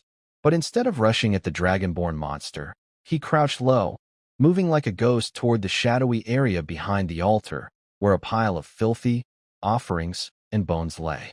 His goal was to use the altar's cover and the chaotic environment to quietly circle around to the side, looking for a chance to get close or even climb onto the altar. Grov heard Marin shout. Though he was in a berserk state, his remaining reason and trust in Marin made him understand the plan instantly. He roared again, muscles bulging to the limit, and suddenly lifted his battle axe during a struggle, momentarily pushing away the dragonborn's fist. Then, he pushed off with his feet, no longer fighting head-on but staggering backward, retreating toward the altar. He was acting as the most dangerous bait. The dragonborn monster was indeed angered. It roared loudly, took big steps, and relentlessly chased after Grov. Its fists, burning with golden flames, hammered down like rain on the retreating Grov. In his berserk state, Grov's speed, reaction, and resilience were greatly improved. He no longer took hits directly, but used his axe to block and absorb the force, taking cover behind stone pillars and rubble, delaying the monster effectively. Wounded constantly, his main goal remained the altar. Marin moved like a shadowy serpent through the disgusting corpses and debris, holding his breath to minimize his presence. He circled to the side of the altar, closer to the rolling golden flames. The intense heat burned his skin, and sweat soaked his clothes instantly. He looked up. The altar was built from rough stones and bones, uneven and with enough handholds to climb. But above was the rolling, seemingly all-consuming golden fire, extremely dangerous. He didn't hesitate. Biting his dagger in his mouth, he grabbed a protruding lump, whether stone or bone, then kicked off with his feet, beginning to climb. His movements were quick and careful, trying not to make noise. The intense heat scorched his back, and the strong smell of sulfur almost made him suffocate. Below, the sounds of Grof's fierce fight with the dragonborn monster echoed. Clashes, grunts from Grof's injuries, and the monster's furious roars. "Hurry up! Faster!" Malin shouted fiercely in his mind. He could feel Grof's breath trembling with exhaustion amid the chaos. The wild transformation couldn't last long. The side effects would come soon. After a few breaths, Malin finally climbed to the edge of the altar's top. He crouched low, hiding behind a large, blackened stone near the altar's edge, carefully peeking out with his eyes. Before him stood a rough dragon statue, just a short distance away. The entire statue was wrapped in blazing golden flames, with the core being the statue itself, constantly emitting light and heat. Malin could clearly see that the brightest flames burst from the eyes of the statue. Also, there seemed to be a very thin, almost invisible golden thread extending from the chest of the statue downward, connecting to the dragon creature that was chasing Groff. This thread wasn't a physical object, but more like an energy flow, flickering faintly in his vision. Sure enough, the statue is the core, the source of energy. But how to destroy it? Cutting with a curved blade? The blade might not even touch the statue before being burned to ash by the flames. Shooting an arrow? The arrow would melt. His eyes quickly searched around. Suddenly, he fixed his gaze on a pile of offerings beside the statue's base, shining brightly in the flames, several dull-colored, unremarkable but neatly shaped black stones. His detection eye immediately provided information. Item: weak magic disrupting stone fragment. Property: can interfere with, absorb, and neutralize low-strength magical or similar energy fields to some extent. Very weak against constant effects or divine power. Evaluation: rare mineral, usually used in certain magic circles or special structures. Its presence here might be accidental collection by the goblin, or perhaps, for a ritual, magic disrupting stones. Although weak against divine power, they might create some interference. Also, they didn't seem to be burned directly by the flames, indicating they can resist the fire to some degree. A crazier idea suddenly popped into his mind. There was no time to think further. Malin suddenly leapt out from his hiding spot, ignoring the scorching heat. He reached out and grabbed several of the magic-disrupting stones. They were hot to the touch, but still tolerable. He grabbed 3 or 4 larger fragments. Then, with all his strength, he slammed one of them forcefully toward the connection point of the golden energy thread on the statue's chest. At the same time, 2 other stones were thrown with great force toward the statue's eyes, which were blazing with intense golden flames. Bang! Hiss! The stones hit the statue, making dull sounds. The stone that struck the magic restriction, silk thread, glowed faintly with a gray light upon contact with the golden flames. The golden energy thread flickered violently and shimmered. The 2 stones aimed at the eyes sank directly into the surging flames, causing the flames to flare wildly, like startled sparks that quickly retracted and flickered. Although the magic restriction stones soon turned red and cracked in the flames, they caused a brief disturbance. Roar! Below, the dragon-blooded monster attacking Groff suddenly stiffened and let out a roar filled with pain and anger. The dark gold glow on its body dimmed noticeably, and the golden flames burning around its eyes and fists weakened and flickered. It seemed as if part of its energy was suddenly cut off, causing its movements to slow and become unsteady. Now, Groff, Malin shouted desperately from the top of the altar, drawing his curved dagger from his mouth. He knew the effect of the magic restriction stone might only last a moment. He had to seize this fleeting chance to do something. Anything, even if it was just to distract the statue and create a real attack opportunity for Groff. He poured his nearly depleted, cold mental energy madly into his left index finger, the bloodstone ring covered with cracks and dull. The ring showed no response. Its energy was long exhausted. But Malin didn't care. He only wanted to make an attack gesture to attract the statue, or perhaps the will within the statue's gaze. He raised his curved dagger, ready to pounce on the statue. Just as his mental energy touched the ring and he prepared to attack, a sudden change occurred. The statue, which had just been disturbed by the magic restriction stone and whose golden flames flickered, seemed to be utterly enraged by Malin. This ant. It erupted with a surge of golden flames from its eyes, gathering rapidly. No longer maintaining the connection with the dragon-blooded monster, it instantly locked onto Malin on the altar. A terrifying pressure, full of destructive will and as solid as a mountain, crashed down on him with overwhelming force. At the same time, 2 extremely refined golden flames, as thin as fingers but seemingly containing the core temperature of the sun, shot out from the statue's eyes, crossing directly toward Marin. The speed was so fast that there was no way to dodge. Death was just inches away. Below, Groff saw the flaw caused by the dragonborn monster's energy interruption and also saw Marin facing a desperate situation on the altar. His blood-red eyes nearly bulged, and he let out a beast-like roar that didn't sound human. In his berserk state, pushed to the limit and even beyond the safe line, his skin began to seep tiny blood beads. He no longer retreated or blocked. Instead, he charged at the sluggish, flickering golden flames of the dragonborn monster with all his strength, weight, fury, and unwavering will to fight to the death. He poured everything into his battle axe, unleashing his strongest, most exhausting, and most vulnerable attack, Shatter, Impact. He resembled a human-shaped battering ram, crashing directly into the dragonborn monster.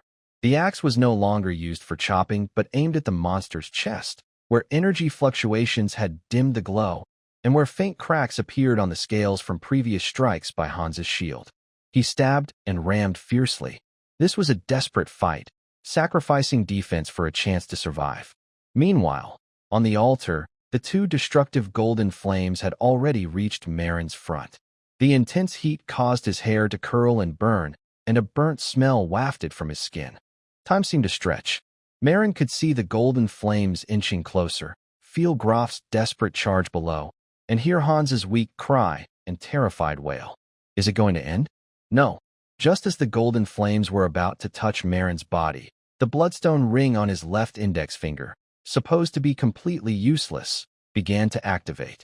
Under his reckless mental effort and the deadly pressure of external destructive energy, the tiniest core part of the ring, a subtle defense and deflection rune that even the appraisal I had not detected, seemed to be forcibly awakened by his obsession and the double pressure of despair. There was no glow, no energy field. Only a nearly imperceptible, invisible ripple of rules flickered briefly on the ring's surface. A hissing sound. Two intersecting streams of golden fire shot toward Malin's head, just before they nearly pierced his skull and heart. It was as if an invisible hand had gently nudged and deflected them slightly. That tiny shift made all the difference. Puff, puff. The two streams of fire brushed past Malin's temples, scorching his hair and skin with intense heat. The fiery pain was sharp, but they did not hit him directly. The flames struck the back wall, melting two deep, dark red lava-filled holes silently and without a sound. Almost at the same moment. Below, Sizzle, Grove, burning with life and fury, launched a reckless attack. His battle axe, wrapped in dark red, raging flames, fiercely struck the dull-colored chest of the dragon-like monster. The tough, dark gold scales cracked loudly under the force of Grove's full strength and rage. The axe blade broke through the scales and sank deep into the creature's body. Dark gold blood, glowing with heat and a divine aura, erupted like a fountain, splashing Grove's face and hair with sizzling, burning sounds. Roar! The dragon-like monster let out its loudest, most painful roar since the battle began. The heavy wound on its chest dimmed the golden flames in its eyes. Its furious strength waned like a tide. Its huge body wobbled as it tried to tear apart Grove with its claws. But after the strike, Grove's overexertion and the side effects of his rage hit him like a wave. His vision darkened. He barely released his grip on the axe handle, the axe still embedded in the monster's chest. With his last strength, he staggered backward, narrowly avoiding the monster's claws. He fell to the ground, unable to get up, gasping for breath. The dragon-like creature, clutching its large, bleeding wound on its chest, staggered back, dark gold blood spilling everywhere. It looked up with eyes burning with dull golden flames, glaring with hatred at Malin, who was still alive and trembling on the altar. It then looked at Grove and Hans, who had lost their fighting ability. Finally, its hollow, fiery eyes turned toward the top of the altar, the giant dragon statue, which was flickering with intense golden flames due to its heavy damage, as if it too was affected. It seemed to hesitate, or perhaps it was communicating with the statue. Malin, lying at the edge of the altar, gasped heavily. His left cheek and side of his face burned painfully, but he was still alive. He stared intently at the dragonborn monster and Grolf below, his mind racing. The monster was badly wounded, but not necessarily dead. Grolf had lost his fighting ability, and Hans was seriously injured. Dazed, couldn't be of much help. Although the statue flickered with golden flames, it still seemed to have some strength left. In this desperate situation, it felt like they had gone from certain death to possible but still dangerous victory. They had already paid a heavy price. Inside the cave, only the dragonborn monster's painful breathing, the crackling of golden flames, and the heavy, uneven breaths of a few people remained. The fight was not over yet, but the beginning of the counterattack had already been triggered by blood and fire. The bowstring roared, and golden flames fell. The heat at the top of the altar distorted the air, and the smell of sulfur was sharp. The sharp pain on Malon's left cheek reminded him how close he had come to death just now. Below, Grolf's heavy breathing mixed with the dying growls of the dragonborn monster, forming the last act of their desperate fight. In the statue's left eye, reflected in the remaining golden flames, looked like a mocking scar. He couldn't hesitate. There was no second chance. The statue had to be destroyed, and the monster had to die here. Malon's gaze swept below. Grolf leaned against the rock wall, supporting himself with his battle axe. His chest rose and fell violently. The burns and tears on his dark green skin were shocking, but his dull yellow eyes remained fixed on the struggling dragonborn monster, still full of fighting spirit. Hans lay far away, uncertain if he was alive or dead. His weak whimper was barely audible. Hope was in the bow in his hand.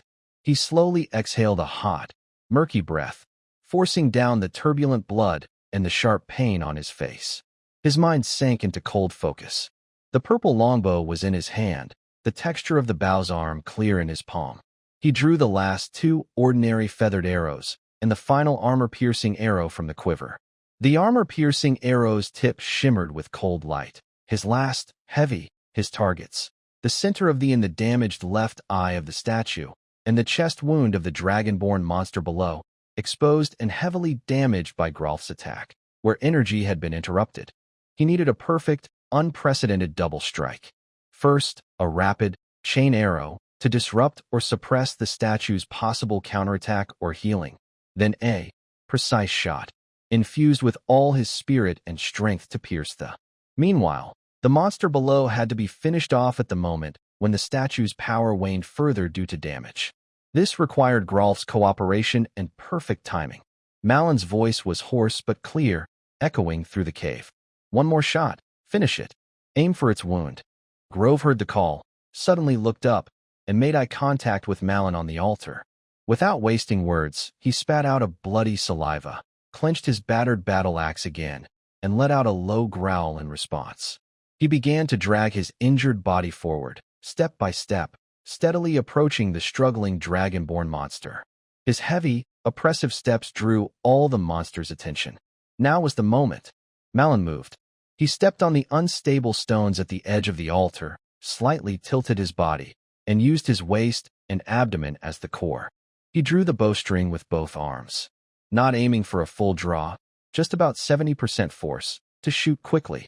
His mental focus spread out like threads, not to control the arrow, but to feel every disturbance in the air ahead, sensing the faint flickering of golden flames in the statue's left eye.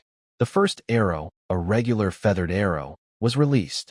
It shot out like a gray line, aimed at the area below the testing and provoking. Almost at the moment the string snapped back, his right hand performed the magic-like motion of drawing another arrow, knocking it, and drawing again. Muscle memory and the new bow feeling merged perfectly, and the bowstring sounded again. The second arrow, also a regular feathered arrow, followed the first trail, faster, aimed directly at the itself. Two arrows in quick succession, less than a heartbeat apart. The statue seemed to be angered again.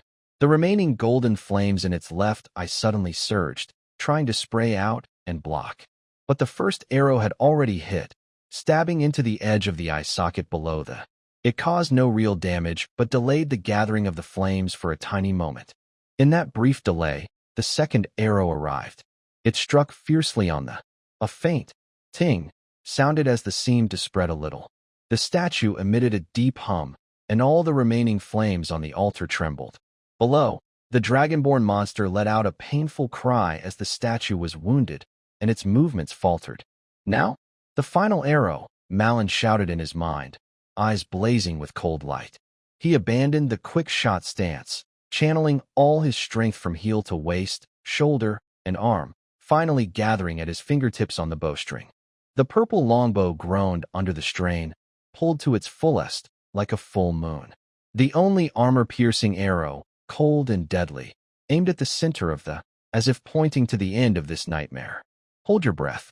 The world faded away. Only the target and the arrow remained. Release. Bang. The bowstring snapped loudly like thunder.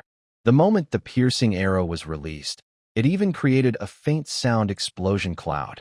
The arrow was no longer just a gray line, but a silver lightning bolt tearing through the air. It moved faster and more powerfully than any previous shot, crashing hard into the left eye of the statue, which had already been hit twice and was covered in chaotic golden flames. Time seemed to freeze. The arrow precisely struck the center of the boom. First came a sharp, crisp breaking sound, then a massive explosion like an earthquake. The statue's left eye and part of its head shattered under the terrible energy of the armor-piercing arrow and the unstable internal power. Countless dark gold fragments mixed with the last burst of golden flames shot out wildly in all directions. The entire statue shook violently, and the surface flames flickered like extinguished candles, suddenly dying out and collapsing. Finally, with a loud crash, it turned into a pile of dull, broken metal and stones. The statue was destroyed. Roar! Almost at the same moment the statue exploded. The dragonborn creature below, facing Groff, let out its final, most desperate cry of life. Its connection to the statue's energy was completely severed. The wound on its chest, which had been slowly moving, suddenly burst open, and dark gold blood spurted out like a fountain. The last faint golden flames in its eyes went out completely. Its huge body, as if drained of all support, collapsed forward with a loud crash, kicking up dust everywhere. The dark gold shimmer on its scales quickly faded into dull grayness. Dust slowly settled. In the cave, only the crackling of remaining flames and heavy, labored breathing could be heard. Malin held his bow in the ready position for several seconds before slowly lowering his arm. A sharp, tearing pain shot through his left shoulder, and his arms trembled uncontrollably from overexertion. His vision blurred, but he forced himself to keep going, staggering down the collapsed altar. Groff leaned on his battle axe, looking at the lifeless body of the creature before him. Then he looked up at Malin approaching. He grinned, showing a mix of blood and exhaustion, but with a very satisfied smile. Cough. Not bad. Shot. Malin walked over, patted his strong arm, which was wet and slippery, probably from blood or sweat. You held out. That's what matters. The two supported each other as they moved toward Hans. The boy struggled to sit up, his face pale, but when he saw that they were all alive and that the monsters and statues were gone, tears suddenly flowed down his face. He quickly wiped them away with his still-moving hand, choking as he said, "Big brother. Uncle Grove. We won." Dai also ran over, circling them anxiously and whimpering. After resting for a moment and regaining some strength, they began to clean up the battlefield. Marin carefully collected a few large pieces of the special statues, some of the most intact dark gold scales from the dragon-like monster, the skull with vertical marks on the forehead, and the largest claws. The most precious item was a small, warm, tentacle-like crystal with a faint golden glow, dug out from the shattered chest of the monster, an impure dragon blood crystal. Grove struggled to pull out his broken, blood-stained, and greenish-golden hardened battle axe, examining it with a pained look. "This axe," Grove frowned, wiping a large chip from the blade with his rough fingers. "I've had it for years, and this is the first time it's been damaged like this." But, he paused, a strange glint flashing in his dull eyes as he looked at Marin. "You might not believe it, but I feel different this time." Marin, who was bandaging his burn on the left side of his face, looked up. "What do you mean?" Grove shifted his injured shoulder, where the skin had been scorched by golden flames. It was already starting to heal. "We half-orcs have something in our blood. In the tribe, the old folks used to say that true warriors are those who fight on the edge of death, squeezing every bit of strength from their bones. I used to think that was nonsense. He touched the deepest wound on his chest, where the monster's claw had torn deep to the bone. Though still fierce-looking, the bleeding had stopped, and the muscles around it seemed to twitch slightly. But this time, I almost died in Black Claw Valley. I was nearly roasted and torn apart. But every time I survive, I feel like my bones are a little harder, and my strength recovers faster. When I blocked that monster's punch just now, I thought my arm was going to break, but some strange force just appeared and held it. He looked at Marin seriously. This isn't an illusion. I can feel it. When I get seriously hurt but don't die, I recover and become a little stronger than before. It's like gambling with my life. If I win, I can take something back from death itself. Marin listened quietly. This sounds like a very rare mutation related to the savage bloodline of half-orcs, something like near-death resilience or blood-soaked growth. It explains why Grof's recovery ability is so impressive, and after the defeat in Black Claw Valley, his strength doesn't seem to have decreased. Instead, he showed even greater toughness in the recent fight. That's a really impressive talent, Malin said sincerely. But don't rely on it to do reckless things. Every serious injury is a gamble. If you lose everything. I know, Groff grinned, showing his white teeth. But this feeling, it's not bad. At least, with a captain like you, there's a fight to be had and tough bones to chew on. That makes my bones itch in a good way. Malin shook his head and didn't say more.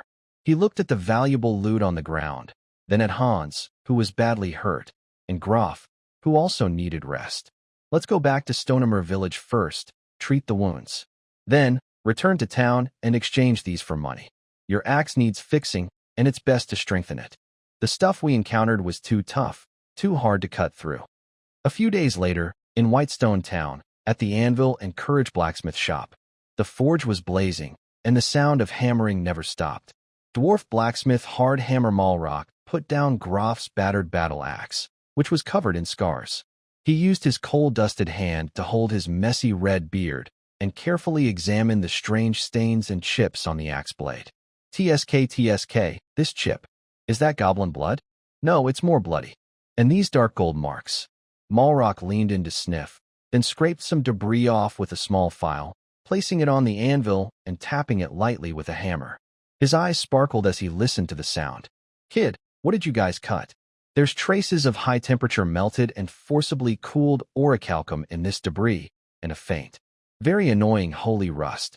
This isn't something ordinary monsters can have.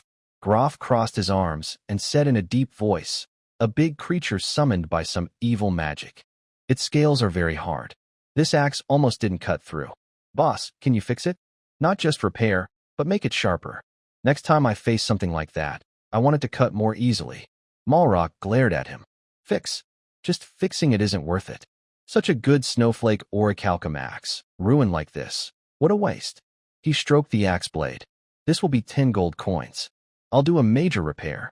Not only will I patch the chips, but I'll also reforge the blade using some of the store's black marsh iron and shattered star sand. Black marsh iron is very good at breaking armor. Adding a little star sand makes the blade more resistant to wear. It works well against magic shields or tough monsters. After fixing, it will be even more fierce than before. But I must warn you, adding materials makes the axe heavier. Whether you can handle it depends on your skill. Grov's eyes lit up. He wanted it to be heavier. Armor breaking? That's exactly what he needed. Deal. 10 gold coins is 10 gold coins. How long will it take? Why rush? Come back in 3 days to pick it up. Morlock waved his hand as if shooing a fly, but his eyes stayed fixed on the battle axe, clearly interested in this special repair. Leaving the blacksmith shop, Grov's pouch felt much lighter, but he was in a good mood. Malin headed to the other side of the market, stopping at a stall that sold second-hand weapons and odds and ends. He picked up a curved combat knife, shorter than his main dagger, with less curve and a straighter blade. The blade shone coldly, the guard was simple, and it felt light in his hand. Want to practice dual wielding? The stall owner was an old one-eyed soldier. He glanced at Malin's longbow and curved dagger on his belt. Using a bow and dual knives? That's a bit wild. This knife is good for stabbing, flicking, and blocking, and it doesn't conflict with your main curved dagger. But you need to practice hard, or you'll trip yourself up. I understand. I want this one, Malin paid. He knew dual wielding was difficult, but his experience in the cave told him he must prepare for extreme situations where his bow might be useless. More close combat options mean more chances to survive. Next, he needed to find training methods, or maybe that dusty booklet titled Basics of Two-Handed Coordination he saw at the dwarf blacksmith's shop might be worth asking about. The setting sun stretched their shadows long. New gear, new training goals, and the remaining gold in their pockets. The nightmare in Stonehammer Village was behind them, but new challenges might come with the next dawn. For now, they had better armor, sharper weapons, and a stronger trust forged through blood and fire. The silence in the cave was not peaceful but a tired echo after intense fighting, when nerves suddenly relaxed. The heavy smell of sulfur, burnt flesh, blood, and dust pressed down on everyone's chest.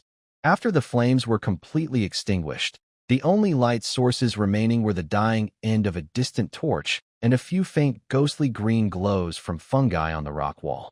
The broken altar, the fallen large shadow, and the three sitting figures on the ground formed a blurry, sad silhouette of a post-battle scene. Malin leaned against the hot stone base of the altar. Every breath caused sharp pain on his burned left cheek and a dull ache all over his body. Sweat mixed with blood and mud dripped from his forehead, stinging his eyes and wounds. He forced himself to open his heavy eyelids and looked first at Groff. The half-orc warrior, like a wounded beast, curled under the rock wall, chest rising and falling heavily with each breath, making snoring sounds from fluid in his lungs. With trembling hands, Groff was digging into a small, greasy pouch at his waist, pulling out a foul-smelling, dark green paste, and roughly applying it to the deep claw marks on his chest. The wounds were so deep that bones were visible, with blackened edges, caused by the claws of a dragon-like monster and the flames. After applying the paste, Groff's muscles tensed suddenly, his forehead veins bulged, and he let out a muffled groan, but he kept working. "Save your strength. Don't move around." Malin's voice was hoarse and unfamiliar to himself. He struggled to sit up straighter, rummaging through his torn bag for a few clean cloth strips and a small jar of poor-quality blood-stopping powder, then tossed them to Groff. Groff didn't hesitate, using his still-moving arm to push the pouch closer. Malin first tended to himself. The burn on his left cheek was the biggest problem. He soaked a relatively clean piece of cloth from his last bit of water and carefully wiped away blood and dirt around the wound. The cloth touched the charred, swollen flesh, causing a sharp pain like an electric shock that made his vision go dark. He clenched his teeth hard to stop himself from crying out. He saw a string of shiny blisters forming at the burn's edge, and the skin from his cheek to his temple looked ominously red. He sprinkled some blood-stopping powder, which caused another painful sting. Then he wrapped the wound with a makeshift cross-bandage, fixing it behind his ear, though his trembling arm made the movements clumsy. Next, he staggered to his feet and walked over to Hans. The young boy was lying on broken stones, pale as paper, lips trembling from blood loss and pain. His arms hung limply at unnatural angles, especially the left arm, swollen from a serious injury or possible fracture caused when Groff was thrown by the monster and shielded himself. Seeing Malouin come over, Hans tried hard to force a smile, but it looked worse than crying. Tears mixed with dirt on his face and rolled down. "Big brother, is my hand broken?" he asked. "Don't think too much. The bones are probably fine, just strained muscles," Malouin whispered comfortingly as he checked Hans's arm. The area around the injury was swollen and hot. Carefully, he laid Hans's arm flat and used 2 flat pieces of wood and some cloth to make a simple splint to prevent further injury. "Hold on. Go back and see a healer. Dideo, come here.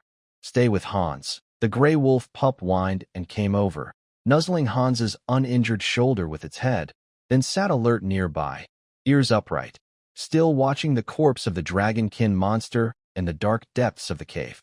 After tending to the most urgent injuries, Malouin looked toward the center of the battlefield. There lay the lifeless, mountain-sized dark gold body, and on the altar, a pile of dull, smoking statue fragments. The fight was over, but the adventurers' work was only half done. They needed to gather the loot and check for any remaining threats. He signaled Glover to stay alert, then steeled himself, gripping his curved blade, and slowly moved toward the dragonkin's body. Even in death, the creature's size still felt oppressive.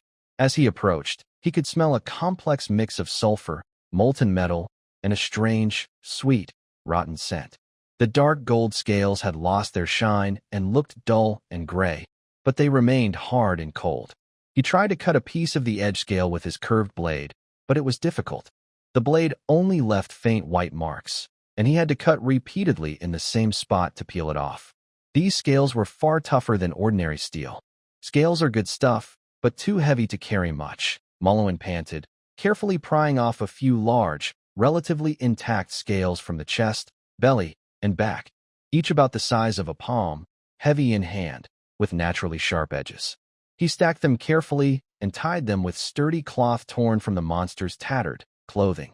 Then he aimed at the largest, hooked dark gold claws, difficult to cut through, nearly ruining his already dulling blade. But he managed to cut off the two longest, short sword-like claws. The tips shimmered with a cold, faint glow, and their material seemed even denser than the scales. The most important prize was in the chest.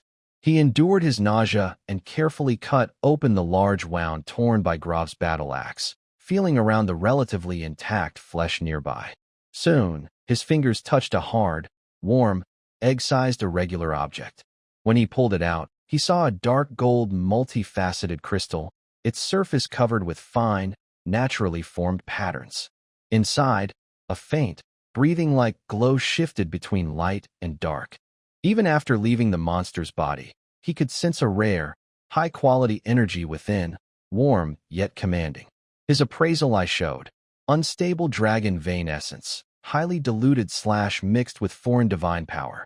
Its value was immeasurable, but it was definitely extraordinary. He wrapped it in soft cloth and kept it close to his body. He also examined the monster's head.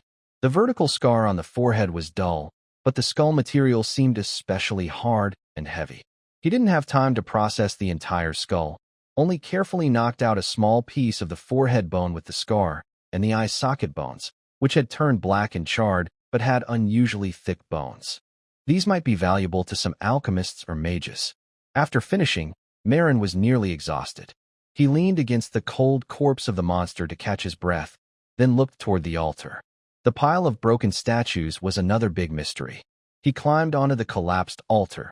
The fragments still radiated residual heat. The largest pieces vaguely showed outlines of dragon heads and wing roots, but the craftsmanship was crude. The material was neither gold nor stone, heavy to the touch, with scars from melting and energy impacts. He selected 3 representative fragments that were relatively complete and showed the most residual energy, wrapping them in cloth as well.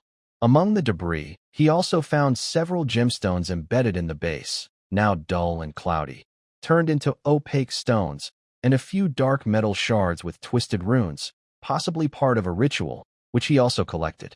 Finally, he approached Grov's broken battle axe, still embedded near the monster's wound, stained with greenish blood and tarnished.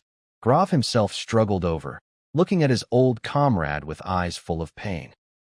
"After 5 years with me, this is the first time you've been hurt like this. It can be repaired," Marin said, working with him to pull the heavy axe free from the shattered bones and coagulated blood.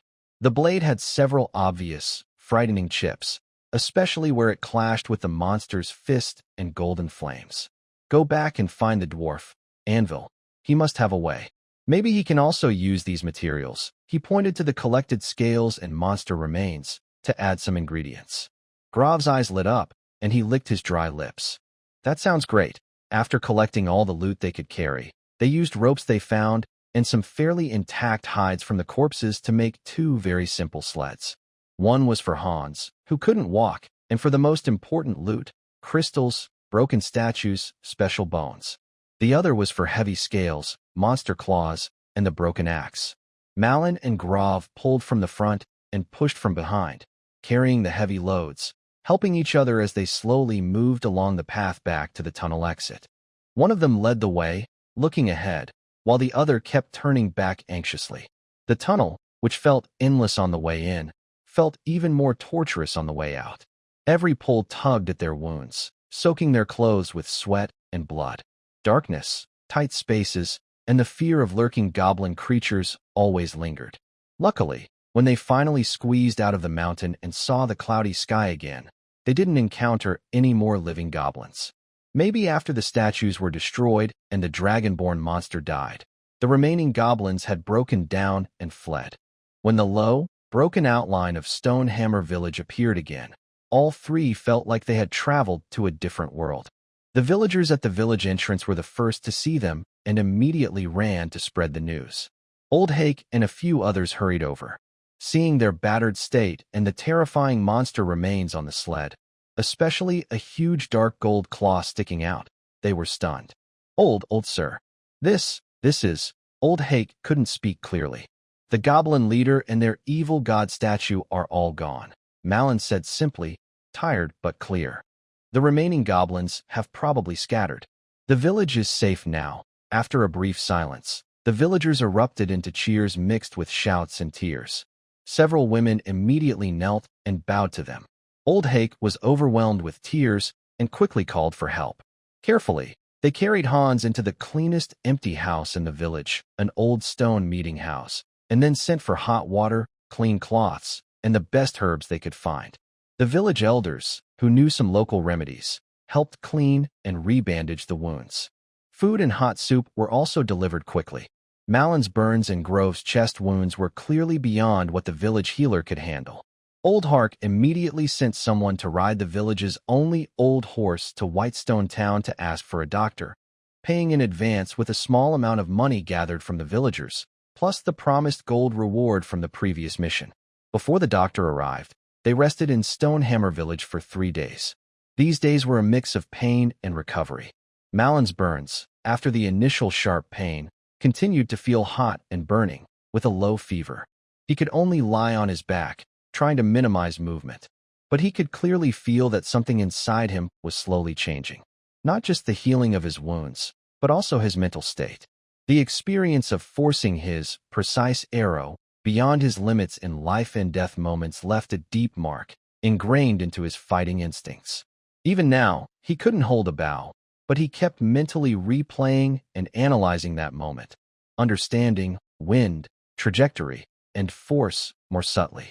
In the appraisal eye, the experience bar for archery LV.5 was steadily and slowly increasing, not through practice, but through digestion. Grove's changes were even more obvious. The half-orc warrior's recovery was astonishing. His terrible chest wound, under the village woman's herbal treatment and his strong constitution, was healing visibly, scabbing over at a noticeable speed. He had a high fever all day, his body was hot, and he kept muttering incoherently. His body emitted a stronger, rusted, wild scent than usual. But after the fever broke the next day, his spirit was much better and his eyes sharper. He privately told Malin, "This time, I feel like there's fire burning inside my bones, like molten iron being poured. After Black Claw Valley, I felt a bit of that, but not as intense as now. The pain is real, but after it, I feel full of strength, and I see things more clearly." He tried to wave his arm, and though the pain from the wound made him grimace, Malin could see that the movement contained more power and control than before he was injured. It was like a subtle improvement in the essence of life after being tempered on the edge of death. Hans's arm injuries were the most worrying, but after treatment by an older doctor who charged a high fee, it was confirmed to be severe muscle and ligament strains with minor fractures, not a complete break. The doctor used splints to restabilize the arms, prescribed some internal and external medicines, and advised at least 2 weeks of rest. After experiencing initial fear and pain, the young boy gradually stabilized emotionally with the encouragement of his companions and the careful care of the villagers. His eyes lost some of their innocence and became more calm. 3 days later, their injuries had mostly stabilized, and they could barely move. They politely declined further offers and gifts from the villagers. They were too exhausted. Most of their heavy loot, mainly scales and monster bones, was temporarily stored with Old Hake. They only took the most valuable items: dragon vein crystals, broken statue fragments, special bones, and Grof's broken axe. They rented an old cart used by villagers to transport, or placing Hans on it, and headed back to Whitestone Town. When they arrived at Flea and Mead, they paid their overdue rent, settled Hans who still needed rest, and then went straight to the anvil and courage blacksmith shop with their loot. Dwarf Moloch saw Groff's damaged battle axe, especially the dark gold stains on the blade and the strange shine at the break, and his single eye widened in surprise. He took the axe, carefully touched, tapped, sniffed, and examined with a magnifying glass. Marks of high-temperature divine power melting and then forcibly cooling, and a faint, disgusting pseudo-holy aura. Kid, what kind of creature did you kill? Moloch's voice was full of restrained excitement and curiosity. Groff snorted, a big lizard summoned by an evil god statue. Its skin is tougher than your anvil. Evil god. Divine power residue? Moloch rubbed his hands, eyes shining as he looked at the other items they brought. When Marlin carefully opened the bundle, revealing dark gold scales, monster claws, and a skull, the dwarf's breathing grew heavy. These materials, although contaminated by inferior divine power, they are excellent. They contain faint but real dragon vein energy and earth essence. He picked up a scale, tapped it lightly with a small hammer, listening to the sound, and this bone, incredibly dense. Very good, very good. He turned to Groff, extending 2 thick fingers, 10 gold coins. No bargaining. I'll use your old axe as a base, melt down these scales and claws, extracting the essence, add a piece of black prison iron and a small handful of broken law crystal dust, and forge you a new axe. It will be heavier, more fierce, and have greatly increased armor-breaking power. Especially when dealing with creatures that resist magic or have tough hides, this weapon works exceptionally well. I've already thought of a name. Let's call it Cracked Scale. However, I should warn you that the residual divine energy in these materials is a bit strange. I need to use special methods to handle it, which might cause small, unpredictable side effects, like increased bloodthirstiness or heightened sensitivity to certain scents. Are you willing to try it? Grove's eyes lit up. He wanted more power, better armor, and bloodthirstiness. Exactly the kind of weapon he dreamed of. What's there to hesitate? 10 gold coins is 10 gold coins. How long will it take? Don't rush. It will take at least 7 days. It needs careful craftsmanship. Murok, like a treasured craftsman, picked up the pile of materials and his old axe, then turned toward the backyard workshop, muttering, dark prison iron combined with dragonborn scales, enchanted fire dust. Brilliant. After finishing Grove's weapon, Malin decided to upgrade his own gear. His leather armor was torn in many places, reducing its protection. He spent 8 gold coins at a dwarf shop to order a new reinforced composite leather armor, lined with tougher exotic beast leather and embedded with thin steel plates at key points, balancing agility and defense. His purple longbow was still good, but the bowstring was heavily worn. He bought 2 high-quality lightning lizard tendon bowstrings for 1 gold coin, which offered much better elasticity and durability than normal strings. He also needed arrows, especially armor-piercing ones. He spent another gold coin to order 20 finely crafted triangular armor-piercing arrows. Next, he moved to the section of the shop displaying one-handed weapons. His curved dagger was badly dulled from battle and no longer useful. But he didn't plan to replace his main weapon. The dagger's agility and tricky style suited him well. His focus was on a secondary weapon. His eyes scanned a row of short swords and daggers, finally settling on a simple-looking combat dagger. It had a straight, slightly curved blade, about 1/3 shorter than his main dagger, with a thin guard. This type of dagger is usually used for reverse grip, good for stabbing, flicking, and blocking, complementing his main weapon's slashing and chopping. He tested it. It was lightweight and well-balanced. Thinking of dual wielding? The one-eyed veteran shopkeeper, smoking a pipe, glanced at him. Using a bow and dual knives is wild. This dagger is good for pairing, but to use it well, you'll need to practice coordination with both hands. Otherwise, you'll just trip yourself up. I have a worn-out, hidden treasure here. He rummaged under the counter and pulled out a thin, battered booklet wrapped in oilcloth.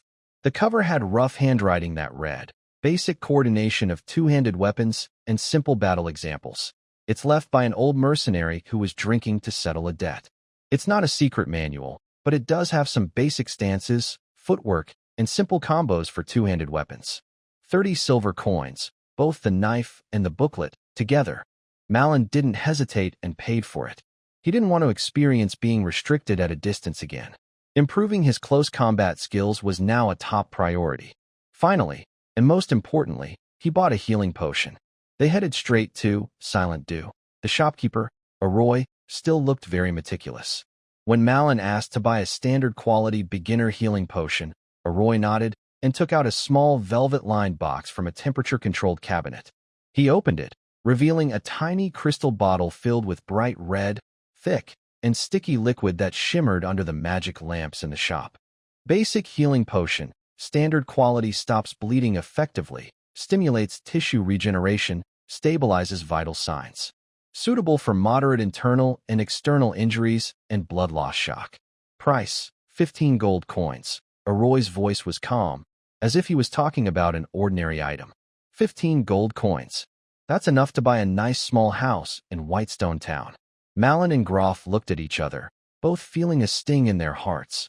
But more than that, they were resolute. This was life-saving money, and no matter the cost, they had to buy it. Malin counted out 15 shining gold coins and exchanged them for the tiny crystal bottle, which felt incredibly heavy despite being smaller than a thumb. He sealed it with a cork in wax, then carefully kept it close. This was their team's first real insurance policy. Walking out of Silent Dew, the setting sun stretched their shadows long. In just half a day, their expenses had flowed like water. Reforging the battle axe for 10 gold, new leather armor for 8 gold, bowstring and arrows for 2 gold, the fighting dagger and booklet for 30 silver, and the healing potion for 15 gold. Plus, the medical consultation fee and carriage rental from before, and some income from selling a few scales and a claw to a knowledgeable merchant for 5 gold. After all this, most of their funds had been spent. But seeing Groff's eager eyes for new weapons, holding the life-saving potion and the new fighting dagger, Malin felt it was worth it. Strength was the foundation for any adventurer to survive in this world. Investing in strength is always the most worthwhile deal. Back at the noisy, old inn, Hans had taken his medicine and fallen asleep. They put away the new supplies, and Grove eagerly started flipping through the book titled Heavy Weapon Maintenance Tips, which they had taken from the dwarves. Malin, under the dim oil lamp, opened the worn-out book called Basic Double-Handed Weapon Coordination. The pages were yellowed, the handwriting messy, and the illustrations rough, but it explained the basics of balancing, footwork, and attack-defense switching when holding different weapons with both hands. It also included simple, practical diagrams for techniques like crossing blades, strangling, and stabbing, followed by a quick strike, which opened a new door for him. The journey ahead is long.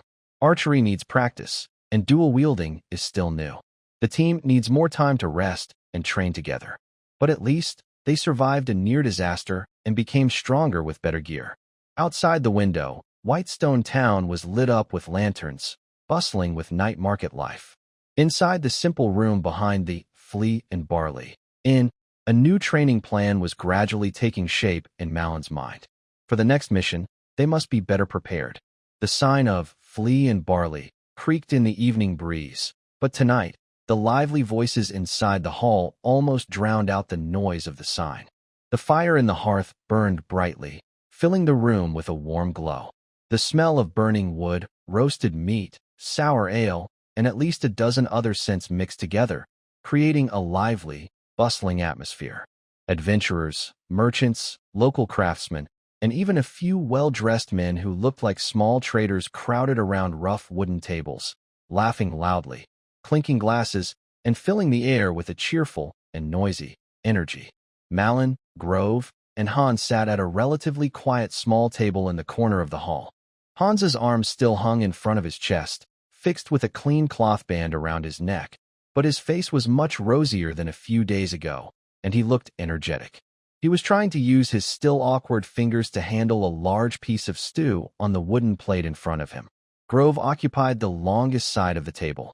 His large body, dark green skin, and especially the fierce scar on his face and chest, made the nearby tables give him extra space without hesitation. In front of him were 3 empty wooden cups, a large ceramic beer mug almost empty, and a pile of bones cleaned dry, belonging to at least 2 roasted chickens and some ribs. At this moment, he was using greasy fingers to hold a piece of black bread, dipping it into the last bit of thick, oily vegetable soup in a ceramic bowl, eating with satisfied sounds. Malin sat across from them, with his own dinner in front of him. A steaming ceramic bowl filled with tender, fragrant stew made from high-quality pork and some beef with tendons, mixed with carrots, onions, and unknown root vegetables, all in a rich sauce. A clearer but tasty vegetable soup, and two darker pieces of bread that, when broken open, smelled of pure wheat without strange impurities or grit. This meal cost him a whole silver coin, but considering the quality of the bread and the amount of stew, he thought it was worth it. After all, he had just come back from a dangerous place and had earned a good sum of money, though it was almost gone. It was nice to enjoy a good meal without overdoing it. Burp. Glover let out a long, satisfied burp that made the cups on the table shake. He casually wiped his mouth with his thick arm, scarred from old wounds, and his yellowish eyes flickered in the firelight, looking much gentler than usual. You know, the cook here is really good. This soup is 100 times better than what I had in the north. And the meat, it's cooked so tender and soft. Hans finally managed to spear a trembling piece of stew with his fork, carefully blew on it, then put it in his mouth. He squinted happily and mumbled, delicious. Better than the stew my grandma Hake makes. His appetite had been poor since he was injured, and this was the first time in days he had eaten so well. Malin slowly chewed the soft, relatively speaking, black bread, dipping it into the stew's broth, feeling the hearty taste of grains and meat blending on his tongue. His tense nerves, which had been tight for days, finally relaxed a little in this warm, noisy environment filled with the aroma of food and lively chatter. He even felt like observing the other guests. Over there, a group of adventurers who had just finished their task, animatedly talking about how they outsmarted, or were chased by, a pack of giant wolves in the forest. In the corner, two merchants whispering quietly, pointing at a piece of sheepskin parchment.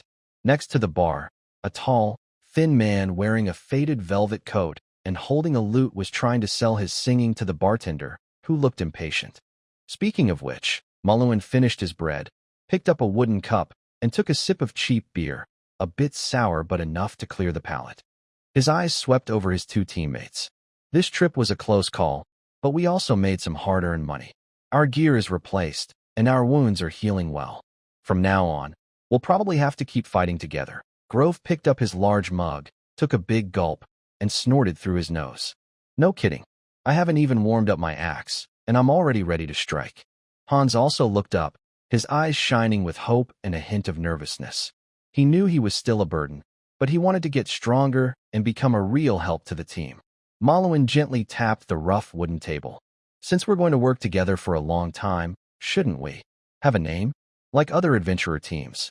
When we go out on jobs, or when others mention us, it would be good to have a name. We can't just be Mullen, that half-orc, and that kid, forever. A name? Grove's eyes twitched as if he found the idea interesting, but also thought it was unnecessary. What's the point? As long as we can fight, that's enough. But maybe it could be useful. What do you want to call us? The Head Splitters? The Broken Bones? Those sound pretty cool, Hans mumbled softly. Uncle Grove. That sounds kind of like a band of bandits. Go away, kid. What do you know? Names should sound fierce so others are scared, Grove scoffed. Malwin shook his head helplessly. We're adventurers, not bandits. Our name should reflect our skills, or our goals. Maybe where we come from, or what we're good at. Skills? Grove rubbed his short, stiff beard. I'm good with an axe. You're good at hiding and shooting arrows. And this kid, he's good at taking hits and holding up his shield. Hans blushed and argued. I'll be really strong someday. My shield can protect everyone. Protect? Grove sneered. Last time, who almost got flattened with a slap? Seeing the conversation was going off track, Malwin quickly tried to steer it back. All right. How about we think about what we all have in common? Or, what have we all experienced? Things we all share. Grove looked around and finally focused on his greasy hands and the messy table. Can everyone eat? The Foodie Alliance? Malin, forget I said that. Hans shyly raised his hand, like asking a question in class. Big brother, Uncle Grove, we fought some really tough monsters together and survived dangerous places. We're called survivors. Okay, survivors, Grove chewed on the word. That's a bit interesting, but not fierce enough. Surviving isn't a big deal. Knocking others down is what counts. Or, how about Stonehammer Squad? To remember our first real mission together, Malin suggested. Stone hammer? That's too plain, like mining, Grov rejected. Fangs and arrows? Representing Grov's melee and my ranged skills, Malin kept thinking. Fangs? I'm not a goblin. Arrows are pretty accurate, but I'm the main force. Grov seemed unhappy with any name that didn't highlight his main force role. Shield of Steel? Hans's future direction, and also our squad's defense? Malin tried to consider Hans's feelings. Shields are useless. Offense is the best defense. When I swing my axe, what do I need a shield for? Grov's loud voice drew glances from nearby tables. The discussion reached a deadlock. Grov insisted the name should sound fierce, loud, and scare children. Malin hoped for something meaningful and recognizable. Hans carefully tried to balance between the two strong teammates, suggesting gentle names that were often rejected. Just then, applause and whistling came from the bar area. A tall, thin bard holding a lute had somehow convinced or simply ignored the bartender and climbed onto an empty barrel beside the bar. He cleared his throat and plucked the strings. A smooth, cheerful melody flowed from the lute, quickly drowning out some of the noise. The bard had slightly curly brown hair, a pale face, but bright eyes. He started singing, his voice not particularly beautiful, but full of energy, with a humorous and exaggerated tone typical of street performers. Oh, listen to my song, friends. Don't worry if the foam in that cup is real or fake. Tonight, we won't talk about dragons and treasures, but about funny stories and clever tricks of adventurers. The tavern grew quieter, and many people looked at the poet with smiles, clearly used to this kind of impromptu performance. Some groups had names like the Fong of the Great Wolf, which sounded scary, but in the forest, they were chased around by rabbits. Others called themselves the Star Guides, aiming high, but they argued loudly over just 3 copper coins. Everyone laughed loudly. Even Groff smiled, finding the poet quite interesting. The poet looked around the hall, especially at Marin's table, a half-orc, a hurt young boy, and a calm young man, an unusual group. He paused for a moment. Then his eyes flashed with mischief as he improvised. Look at the 3 brave men in the corner. Their scars are medals. Their eyes show greatness. One is as strong as a mountain, eager for blood and fire. He winked at Groff. One is steady as a pine, surely skilled with a bow. His gaze swept over Marin's bow, the little one. Is working hard to grow stronger, kindly teasing Hans. He'll be a reliable shield someday, no doubt. Hans shyly lowered his head, his ears turning red. Groff puffed out his chest, pleased with the descriptions of mountain-like, strength and blood and fire, passion. The poet strummed his strings faster, singing more passionately. Adventurers, oh adventurers, your names are just symbols. Are you the sharp blade, the steady shield, or Dawnbreaker? Maybe Come Back Alive is the best name. After all, gold is good, but you need to stay alive to spend it. Laughter and applause followed. The poet bowed, jumped down from the barrel, and started going from table to table, holding out his hat for tips. When he passed by Marin's table, he winked at Groff on purpose. Groff felt happy and, rarely, took out a silver coin, tossing it into the poet's hat. Nice singing. Much more interesting than just naming yourself. The poet thanked him and moved on to the next table. The interrupted discussion about names seemed a bit more relaxed now. Marin chuckled and shook his head. Come Back Alive. Simple but true. Groff stroked his chin thoughtfully. But the bard's words about the sharp blade, the steady shield, and Dawnbreaker, they sound kind of interesting. The sharp blade is too common, the steady shield too soft. Dawnbreaker, he repeated the word, his dull yellow eyes flickering in the firelight. Dawn is coming, and the darkness will go away. It's interesting. I like dawn. It's clear, and fighting feels good, Hans whispered. Dawn is the start of a new day. We are also starting fresh. Malin's heart moved. Dawn symbolizes the end of darkness and the arrival of light. It also stands for hope, new beginnings, and driving away evil. This meaning surprisingly fits their small team, which struggles from despair, longs to grow stronger, and steps into an unknown future. They are neither boastful nor weak, but carry a quiet sharpness and energy. Team Dawn, Malin softly repeated, looking at Grolf and Hans. Grolf grinned widely, showing his white teeth. Yes, that's it. Dawn. It sounds good and feels strong. From now on, we are Dawn. Anyone who dares to act tough in front of us will regret it. Hans nodded firmly, smiling. Yes, Team Dawn. It sounds great. Malin also smiled, raising his wooden cup. Then, cheers to Dawn and to coming back alive. To Dawn. Grolf loudly raised his huge wine cup, clinking it with Malin's, spilling some of the drink. For Dawn. Hans also carefully lifted his small cup filled with water, gently clinking it. The three looked at each other and smiled.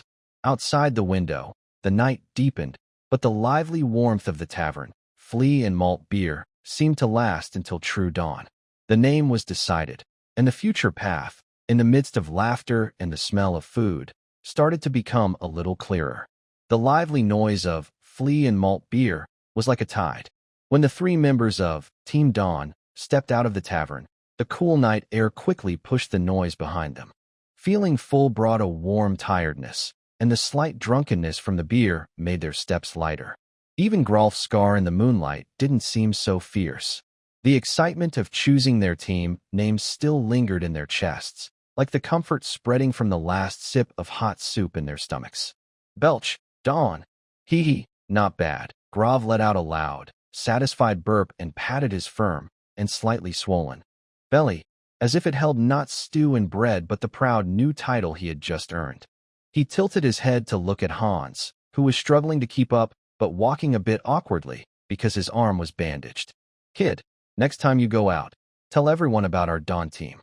And see who dares to look down on us. Hans's face was a little red from the night breeze, and his eyes sparkled with excitement. He nodded eagerly. Yes, Uncle Grov. Even though he only drank water, he seemed caught up in the cheerful mood and looked very energetic. Marin was walking a little ahead, listening to the conversation behind him. A small smile appeared on his face. The night wind brushed his left cheek, where a thin scab had formed over his burn. It itched slightly, reminding him of the danger he had just been through, but also making him value the peace of this moment even more. He checked the small bag at his waist, hearing the faint clink of silver coins and copper pieces inside. He was thinking about what tasks he could find at the guild tomorrow. The broken scale battle axe would be ready in 7 days, so he couldn't just sit around. The three of them crossed the stone-paved street, where faint lights flickered. They turned into a narrow alley leading to the back of the inn. The daytime noise had settled down, leaving only the sound of their footsteps and the distant, faint hum of a drunken singer. Dai seemed full. Grov had secretly fed her many bones, and happily trotted ahead, her tail gently wagging. They pushed open the old, always ajar wooden door to the backyard of the Flea and Malt Inn. The smell of hay, dust, and cheap oil hit them, mixing with the scent of food from earlier in the tavern, which was now fading. But this was their temporary home, a place that felt familiar despite its humble, shabby air. Hans was the first to crawl into their rented, larger shed, better than the one Grov had used to recover. At least the roof didn't leak. Marin and Grov followed behind. Just as Marin bent down to light the small oil lamp on the table, he heard Hans let out a muffled, pained groan. What's wrong? Marin asked quickly, alert, as he struck a flint. The dim yellow light revealed the inside of the shed. Hans did not go to the corner grass bed as he usually did. Instead, he hunched his back and leaned against the earthen wall by the door. His small face, flickering in the firelight, looked unusually flushed, and tiny beads of sweat could be seen on his forehead. He bit his lower lip tightly, trembling slightly. Hans. Marlin hurried over, reaching out to feel his forehead, hot to the touch. You have a fever. Grove also squeezed in, frowned at the sight, and looked closer. Kid, did you eat too much? Or was it the night wind? His tone was rough, but there was a faint, hard-to-see worry in his eyes. I'm fine. Hans weakly shook his head. He tried to stand straight, but his legs went weak, almost causing him to fall. Marlin caught him quickly. It's just a bit dizzy, cold all over. Then hot again. Marlin helped him slowly sit down by the grass bed and carefully checked him. Hans's arm was still bandaged, but the exposed skin was alarmingly hot. Marlin gently untied the cloth fixing his arm to check the wound. The old healer had done a good job. The injury was scabbed over, with no signs of redness or pus, unlike a typical infection. It's not an infection from the wound, Marlin frowned, feeling a strange premonition.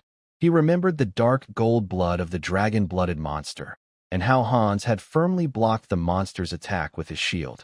Although most of the force was absorbed by the shield, could there be a tiny amount of the monster's strange energy or the fiery aura of the statue that had entered Hans's body during the impact? At that moment, Hans was at his weakest and directly facing the attack.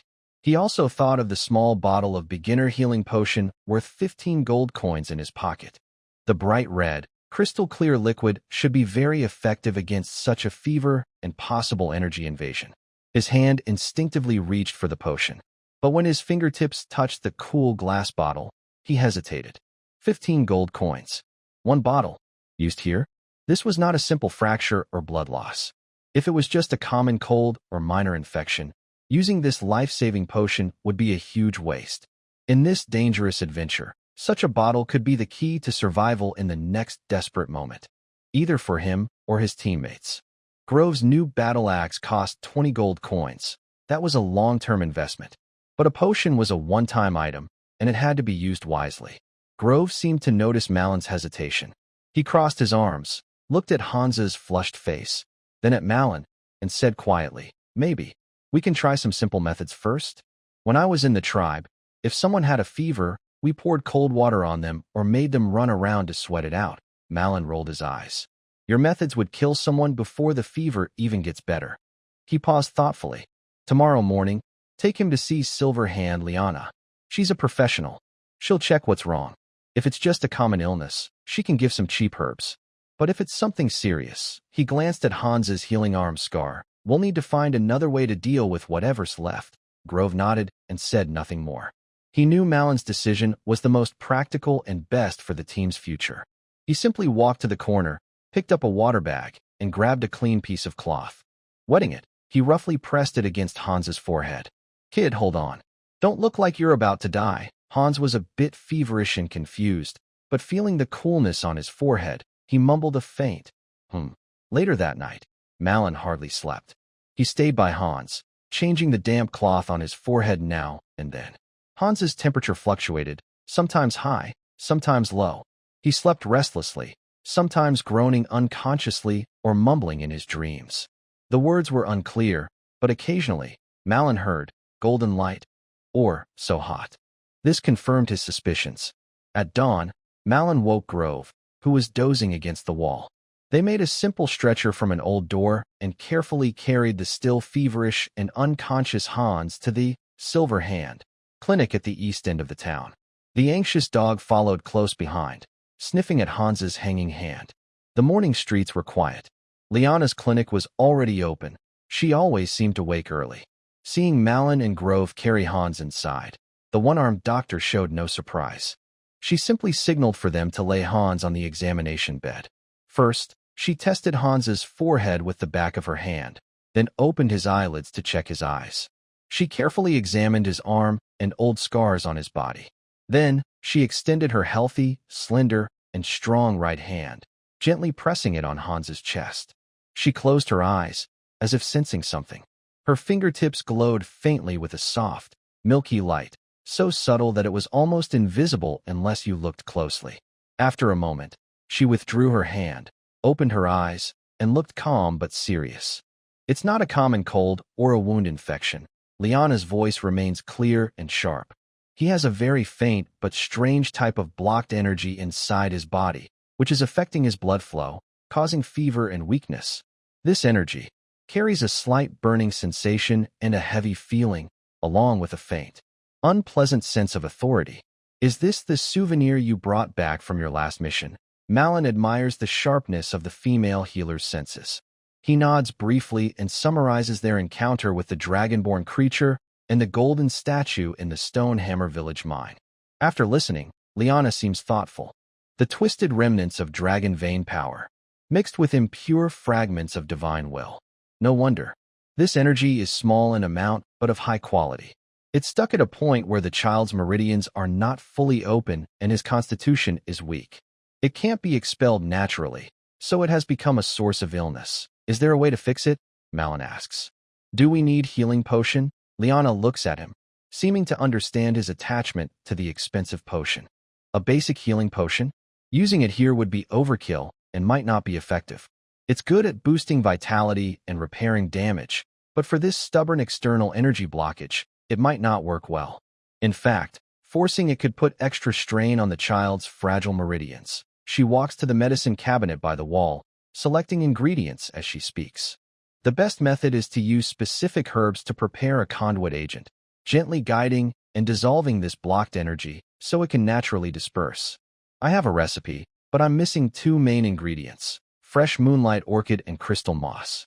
Especially the moonlight orchid, which must be freshly picked within a day, and only at night when the moonlight is strong, near pure water sources.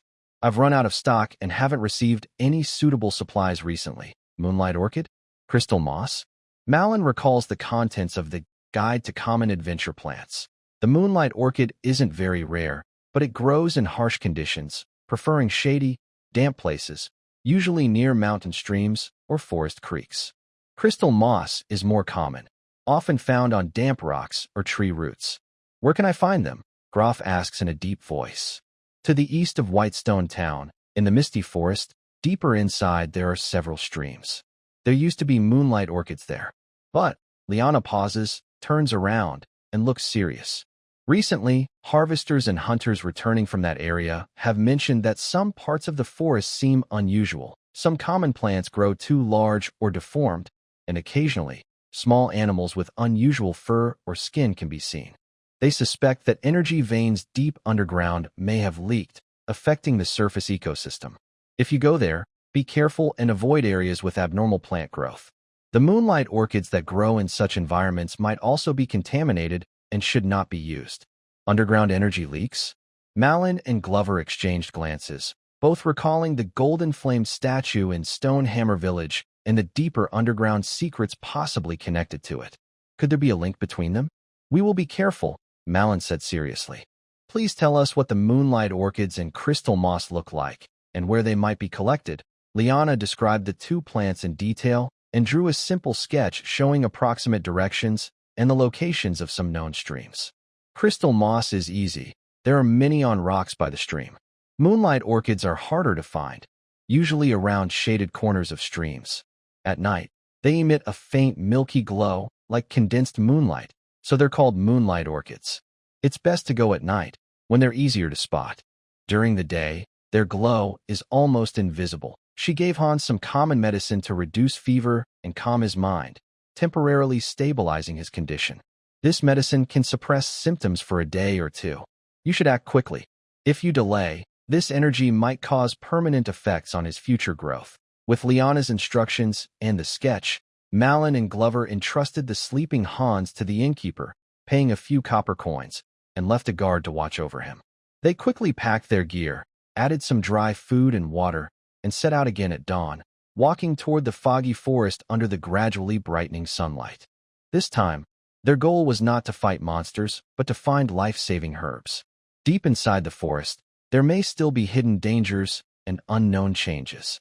In the afternoon, under the slanting sunlight, the foggy forest did not fully live up to its name. Light and shadow flickered on the ground among the trees, and the air was filled with the fresh scent of leaves, damp earth, and countless wildflowers, mixed with a faint, almost unnoticeable hint of mushroom and decayed organic matter's sweet, sour smell. It was much better than the foul, heavy air of the Stonehammer Village mine. However, whether it was Marin walking ahead, using a newly sharpened pickaxe to clear the vines, or Groff carrying the unsheathed, broken scales, with a cautious look around, neither dared to relax. Liana's warning was still fresh in their minds. Underground energy leaks, mutated plants and animals, all sounded dangerous and unpredictable. Their goal was clear: find the moonlight orchid and crystal moss, and they had to be normal. This meant they needed to go deep into the forest, find suitable streams, and avoid areas that might be contaminated. This forest looks much better than the mine, Groff said gruffly, casually knocking on an old moss-covered tree trunk with the blunt side of his battle axe, startling a few brightly colored small birds. I just don't know where those weird things are hiding. Better to be cautious, Marin replied, pausing to look at a large fern. Its leaves were nearly twice as big as usual, with an unnatural dark green color and faint, almost invisible purple veins. He didn't go closer, signaling Groff to go around. Lady Liana said that along this hunter's trail, about 2 miles ahead, there's a stream coming down from the eastern mountains. There used to be moonlight orchid there. They quickened their pace. Although Hans's condition was temporarily stable, they couldn't delay. The deeper they went, the taller and denser the trees became, with the canopy almost blocking out the sky, only scattered beams of light, like searchlights, piercing through. The ground was covered with thick, soft humus, and occasionally, they saw startled beetles about the size of piglets with strange tumor-like bumps scurrying past, or heard distant animal roars and bird calls, long and short, of uncertain species. After walking for about half an hour, they finally heard the faint sound of flowing water ahead. The air grew more humid and cool. Pushing aside the last hanging vine curtain, they saw a wide mountain stream about 3 steps across, flowing happily over the rocks, clear and sparkling in the sunlight. The water shimmered like broken silver, and the sound was lively, full of the forest's vibrant energy. First, find the crystal moss, Marin said, observing both sides of the stream. Soon, they discovered a large patch of green velvet-like crystal moss on a shaded, slow-flowing part of the bank, spreading across the rocks. The moss is shiny and covered with tiny water droplets, giving off a faint green glow in the dark, which matches Liana's description.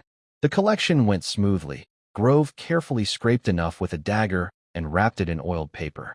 Next was the more difficult moonlight orchid.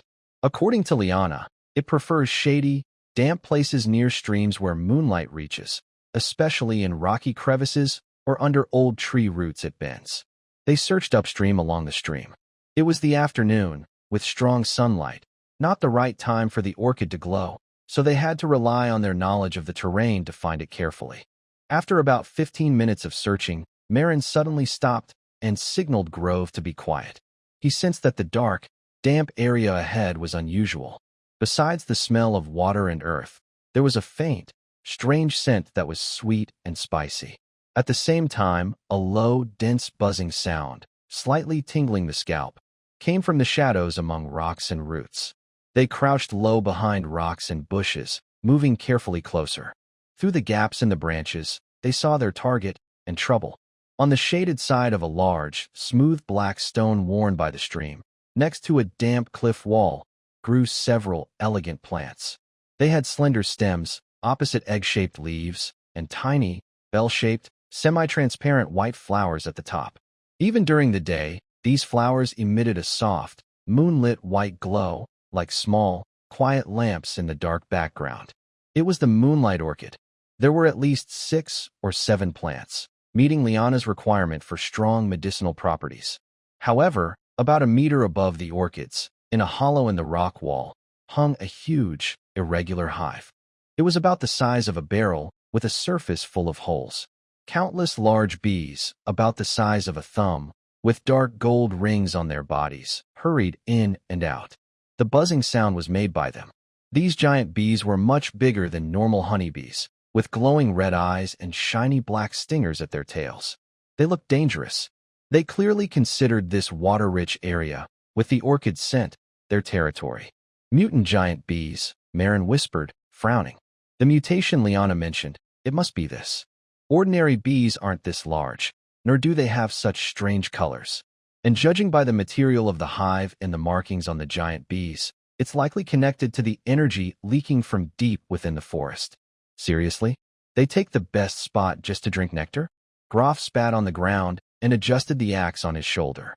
So what now? Do we charge in? I could smash the hive and the rock in one swing. No, Marin said firmly. If the hive breaks, the giant bees will go wild. We might not make it out safely, and the moonlight orchids could be destroyed. Worse, the noise could attract something even more dangerous. He studied the terrain and the bees' movements carefully. The hive was built into a hollow in the cliff, with a stream and boulders below and to the side, and an open area in front.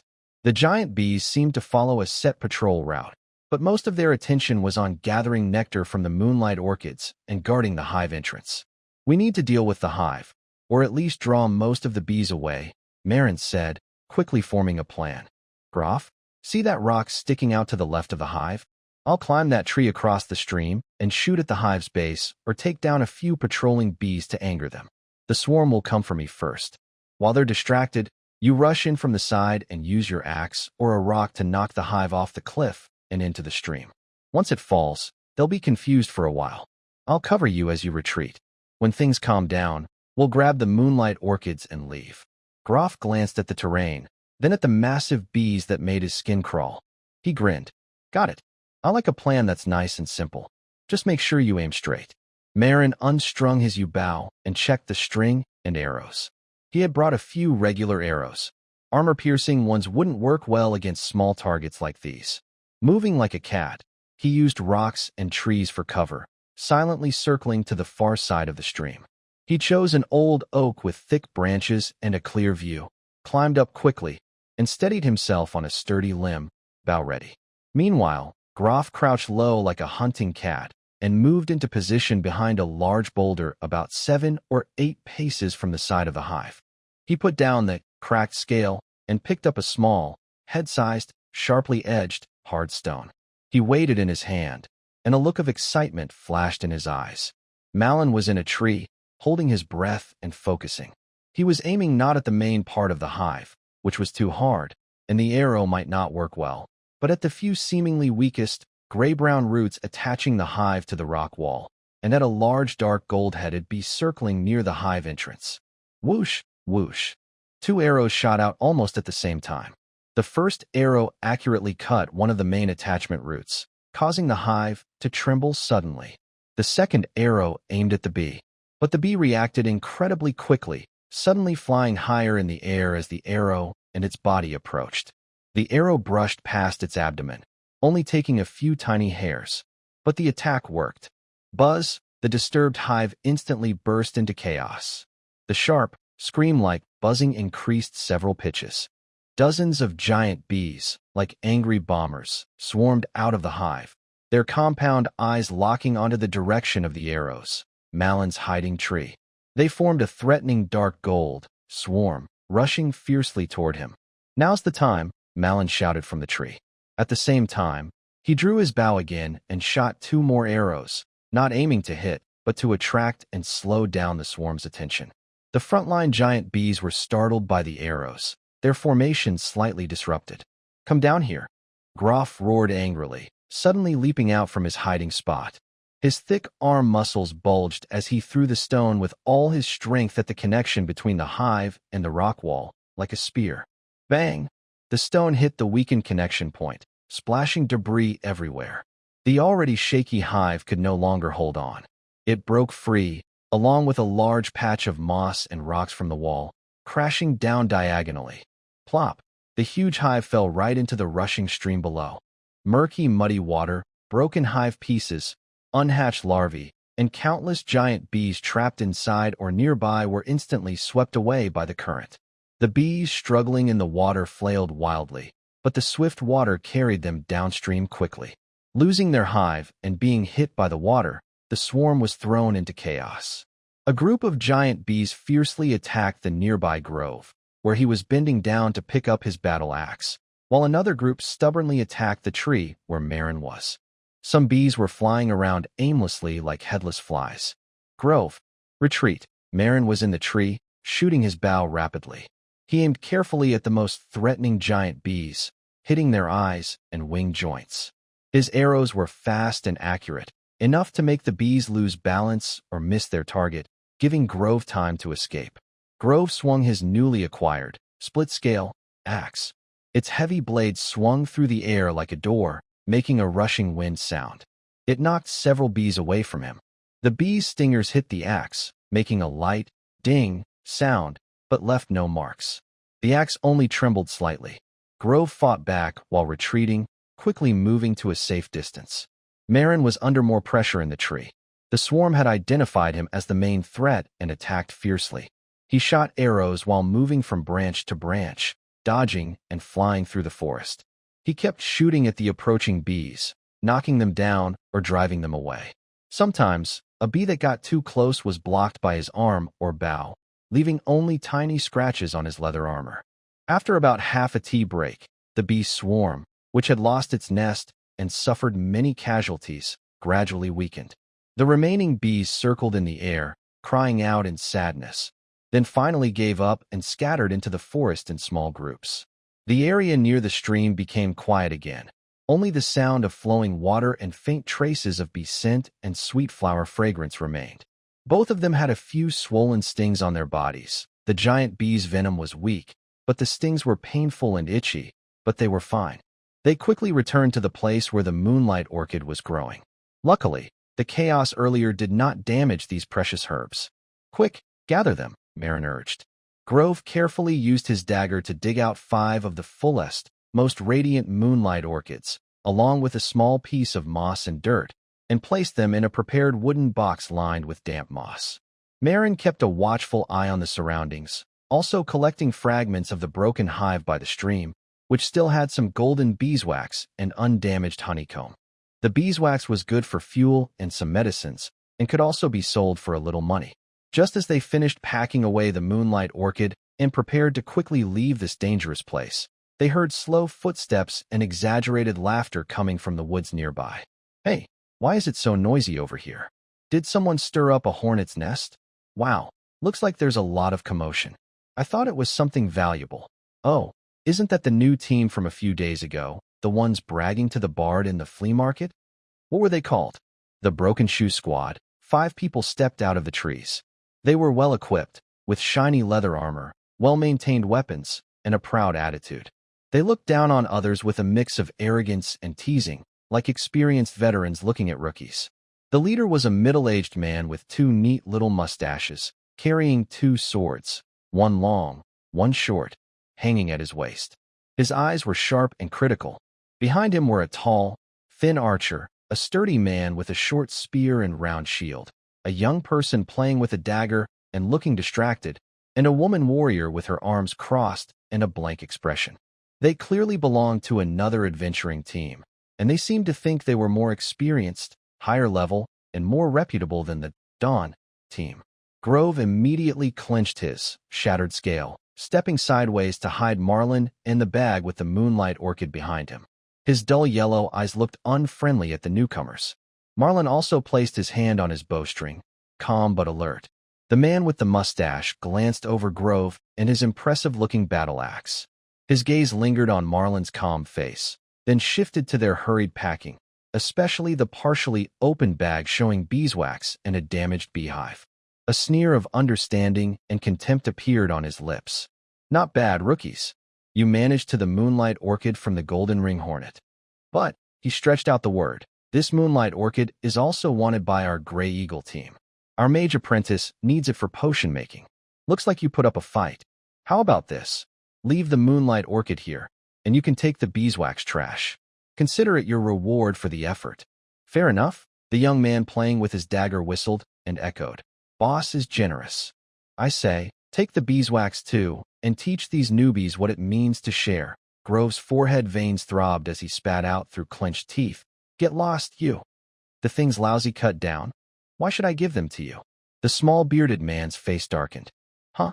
Half-orc, watch your words. We are a proper D-class team, the Gray Eagle, and we've completed missions like wiping out goblin tribes. Since you're new and don't know the rules, I'll give you one more chance. Leave the moonlight orchid and get out. Or else," he placed his hand on the hilt of his sword, and his team behind him showed threatening expressions. Malin had been silent, but suddenly stepped forward, standing shoulder to shoulder with Glover.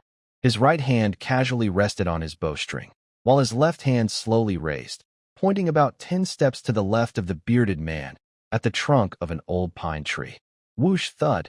An arrow shot out almost instantly, making a sharp whistling sound as it hit the tree trunk precisely where the bearded man had pointed. The arrow sank deep into the wood, its tail trembling rapidly, producing a buzzing sound. The tip of the arrow was exactly where the man had indicated. More importantly, the arrow pierced through a half-dead, trembling pine needle branch. The branch was slowly spinning and drifting down, landing right in front of the bearded man's boot. The entire action was lightning fast, less than a second from pointing to the arrow hitting the tree. No one even saw how Malin drew the arrow, knocked it, or aimed. Suddenly, the forest was silent. Only the buzzing of the trembling arrow and the gentle sound of the stream could be heard. Everyone in the Gray Eagle team, including the bearded captain, looked shocked. Especially the tall, thin archer with a long bow. His pupils shrank. He was experienced and could see the precision, speed, and effortless control behind that shot. It was far beyond what a normal E-class archer could do.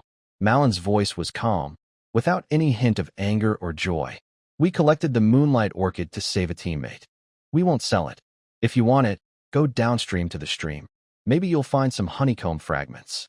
Or, he glanced at the 5 others and finally at the bearded captain, his tone still flat. You can try to take it by force. But next time, my arrow might not be aimed at the tree. As he finished speaking, an invisible pressure spread out. Glover responded with a deep, threatening growl, gripping, broken scale, tightly. His axe blade slightly lifted, shimmering with cold light in the dappled sunlight. Although he was not enraged, his tough aura, forged through countless battles and emerging from blood and corpses, combined with Marlin's skillful arrow, created a strong sense of intimidation. Captain Littlebeard's face alternated between pale and flushed. His eyes flicked between Marlin's calm yet sharp gaze, Groff's terrifying battle axe and commanding presence, and the trembling feathered arrow still on the tree branch, as if silently warning. The team members behind him also showed hesitation and caution, their playful and relaxed expressions gone. They stared at each other for a few seconds. Suddenly, Captain Littlebeard let out a stiff laugh, ha-ha, with a somewhat awkward tone. Good archery. It seems the Dawn team lives up to its name. Just joking, just joking. Since Moonlight Orchid is life-saving, we Gray Eagles won't take what isn't ours. We're leaving. After saying this, he looked deeply at Marlin, as if trying to remember the young archer, then decisively turned around and quickly led his team away, not even glancing downstream at the so-called hive fragment. Only after the Gray Eagles disappeared completely into the forest did Groff spit and say, "Bah, what kind of stuff is that?" Relying on numbers and high levels to try to things, Marlin slowly lowered his bow, walked to the tree, and carefully retrieved the arrow, placing it back into his quiver. It's quite normal. In the world of adventurers, strength and intimidation are the real currency. If we had been a bit weaker today, or if my shot had missed, things could have turned bloody. He touched the arrowhead, recalling that with his breakthrough, he had a deeper understanding of precision, focusing his mind intensely, and the shot turned out well. But now, we've definitely made enemies, Groff muttered. As long as we stay strong, they won't dare to act lightly. Let's go. Hans is still waiting for the medicine, Marlin said, putting away his bow and slinging his bag. The two quickly retraced their steps, returning much faster than they had come. Before the sun fully set, they reached Whitestone Town. They handed Moonlight Orchid and Crystal Moss to Liana, who had been waiting. The female healer examined them and nodded with satisfaction. Good quality, pure energy, no signs of contamination. You moved quickly. She immediately began preparing the medicine. The potion was ready soon. It was a dark green liquid with a cool, bitter smell. After giving it to Hans, who was sleeping deeply, his high fever gradually subsided, and his flushed face slowly returned to normal. Even more surprisingly, under Liana's guidance, the medicinal power of Moonlight Orchid seemed to gently guide and dissolve the blocked dragon energy within Hans. It did not completely eliminate it, but a small part, like water nourishing dry land, quietly merged into Hans's own vital energy. Later in the night, Hans slowly woke up. Though still weak, his eyes were much clearer.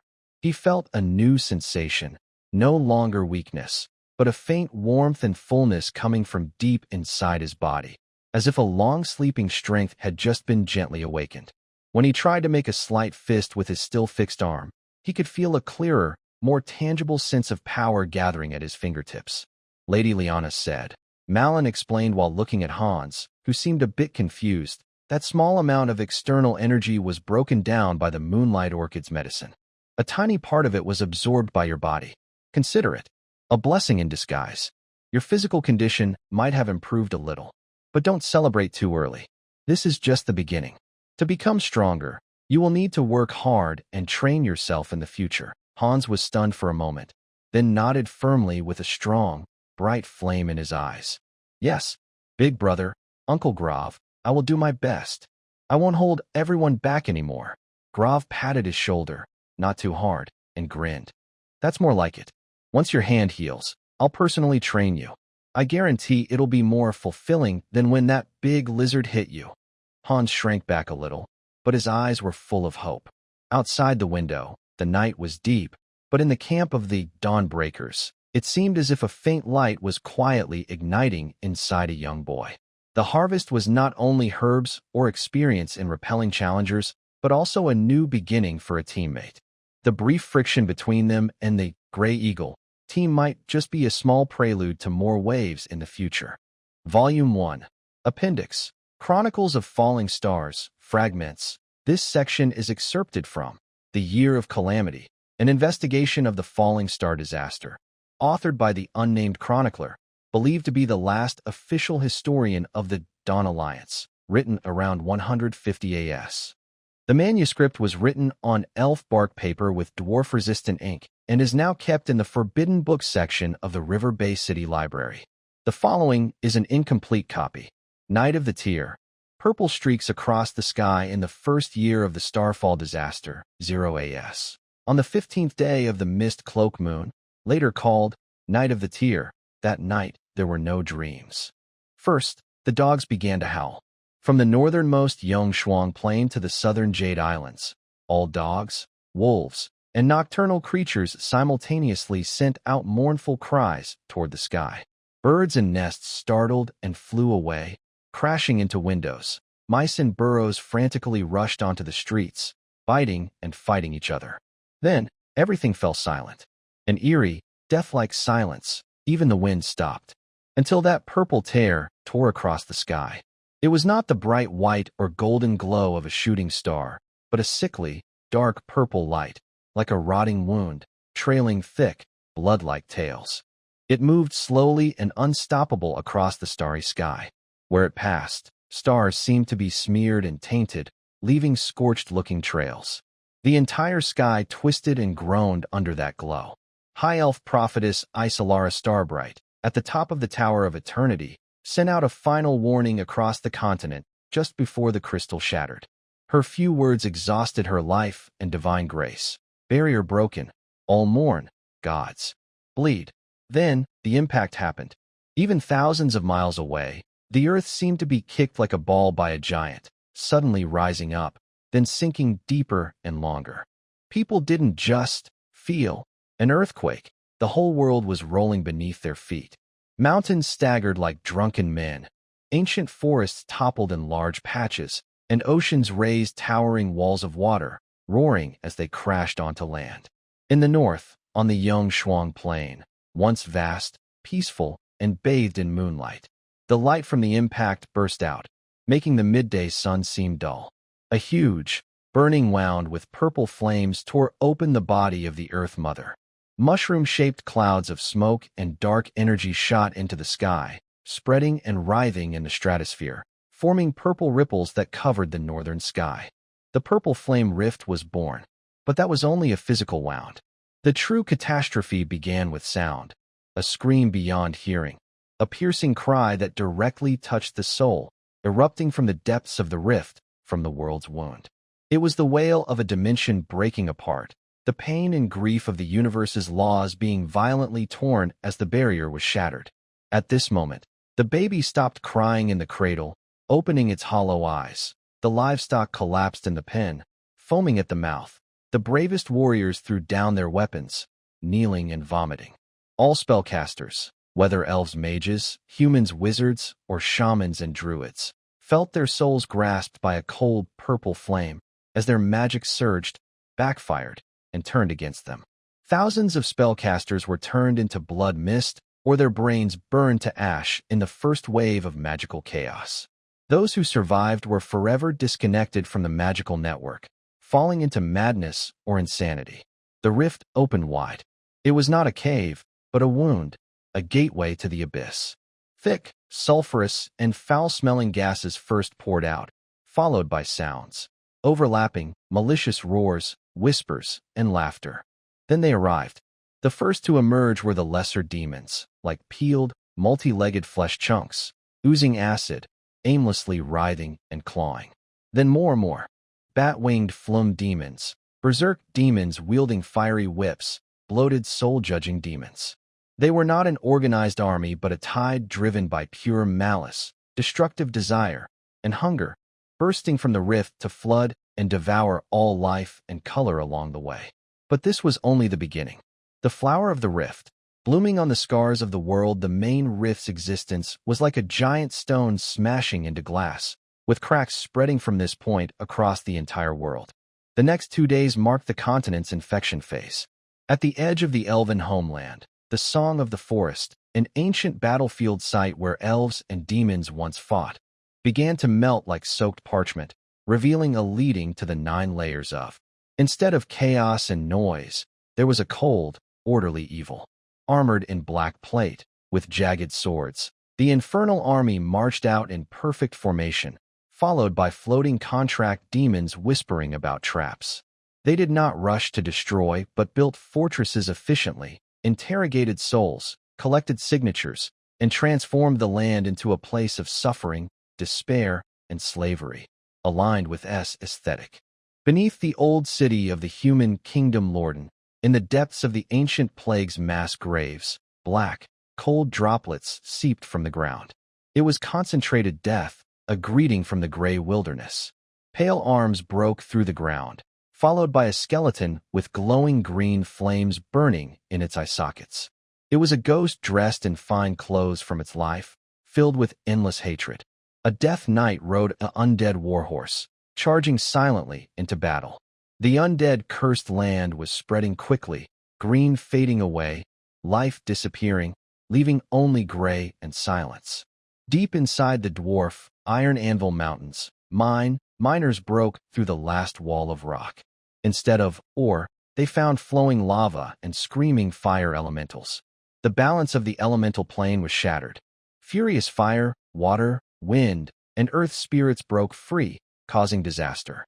Fire rained down, burning forests, acid melted castles, tornadoes lifted entire villages into the sky, earthquakes buried the dwarf city inside the mountain. There was also the ever-present, evil ash, spitting out from the violet flame rift, drifting on chaotic air currents. It looked like black snow, but touching it caused burning and itching. Plants twisted into monstrous shapes, animals' muscles swelled, bones mutated, and they lost their minds. Humans inhaled the ash and experienced hallucinations, eventually going mad or transforming into irreversible monsters.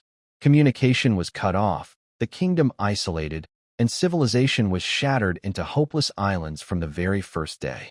Every city, village, and even family faced nightmares crawling out of cracks.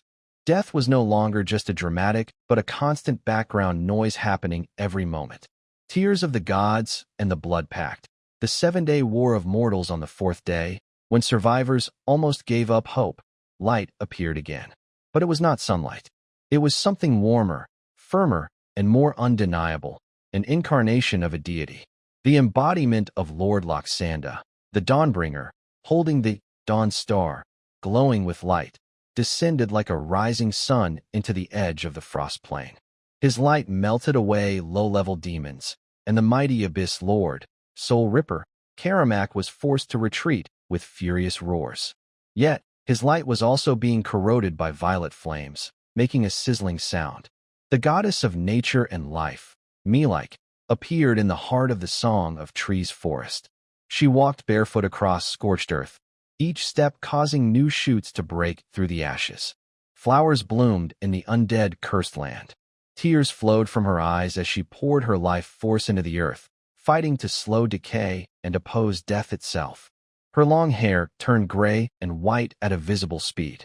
The embodiment of the god of forging and craftsmanship, Gund, raised his symbolic divine hammer beside the furnace of the dwarven city, Steelheart, which was on the verge of falling.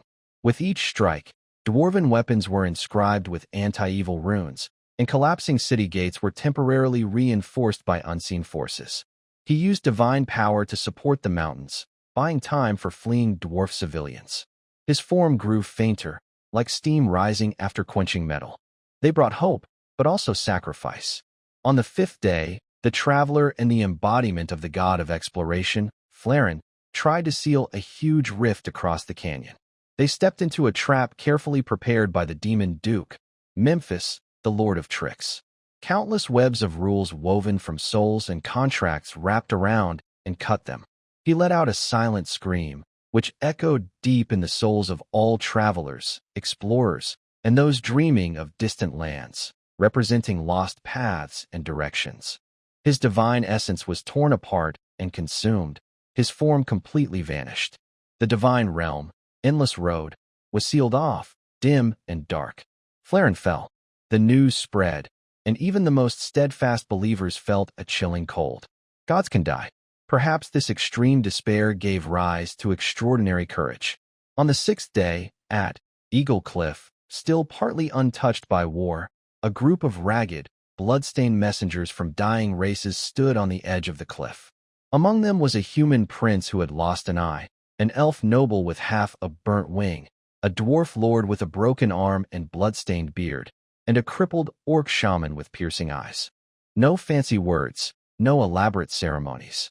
The human prince used his broken sword to cut his palm, letting blood drip onto the rock. Old grudges are forgiven today. With blood as proof, we fight evil together. The elf noble broke his bow and pressed his blood-stained hand next to the blood mark. The forest can grow again. Hatred must be forgotten. With blood as proof, the dwarf lord smashed his family crest with the blunt side of his battle axe, then placed his large hand over it. Rocks may, but vows are unbreakable. With blood as proof, the orc shaman growled, tearing open his palm with his teeth, then pressed his bloody hand down heavily. Blood and thunder. To stay alive. With blood as proof, at the edge of the cliff, in the face of the apocalypse, the Dawn Alliance was born in the most primitive and bloody way.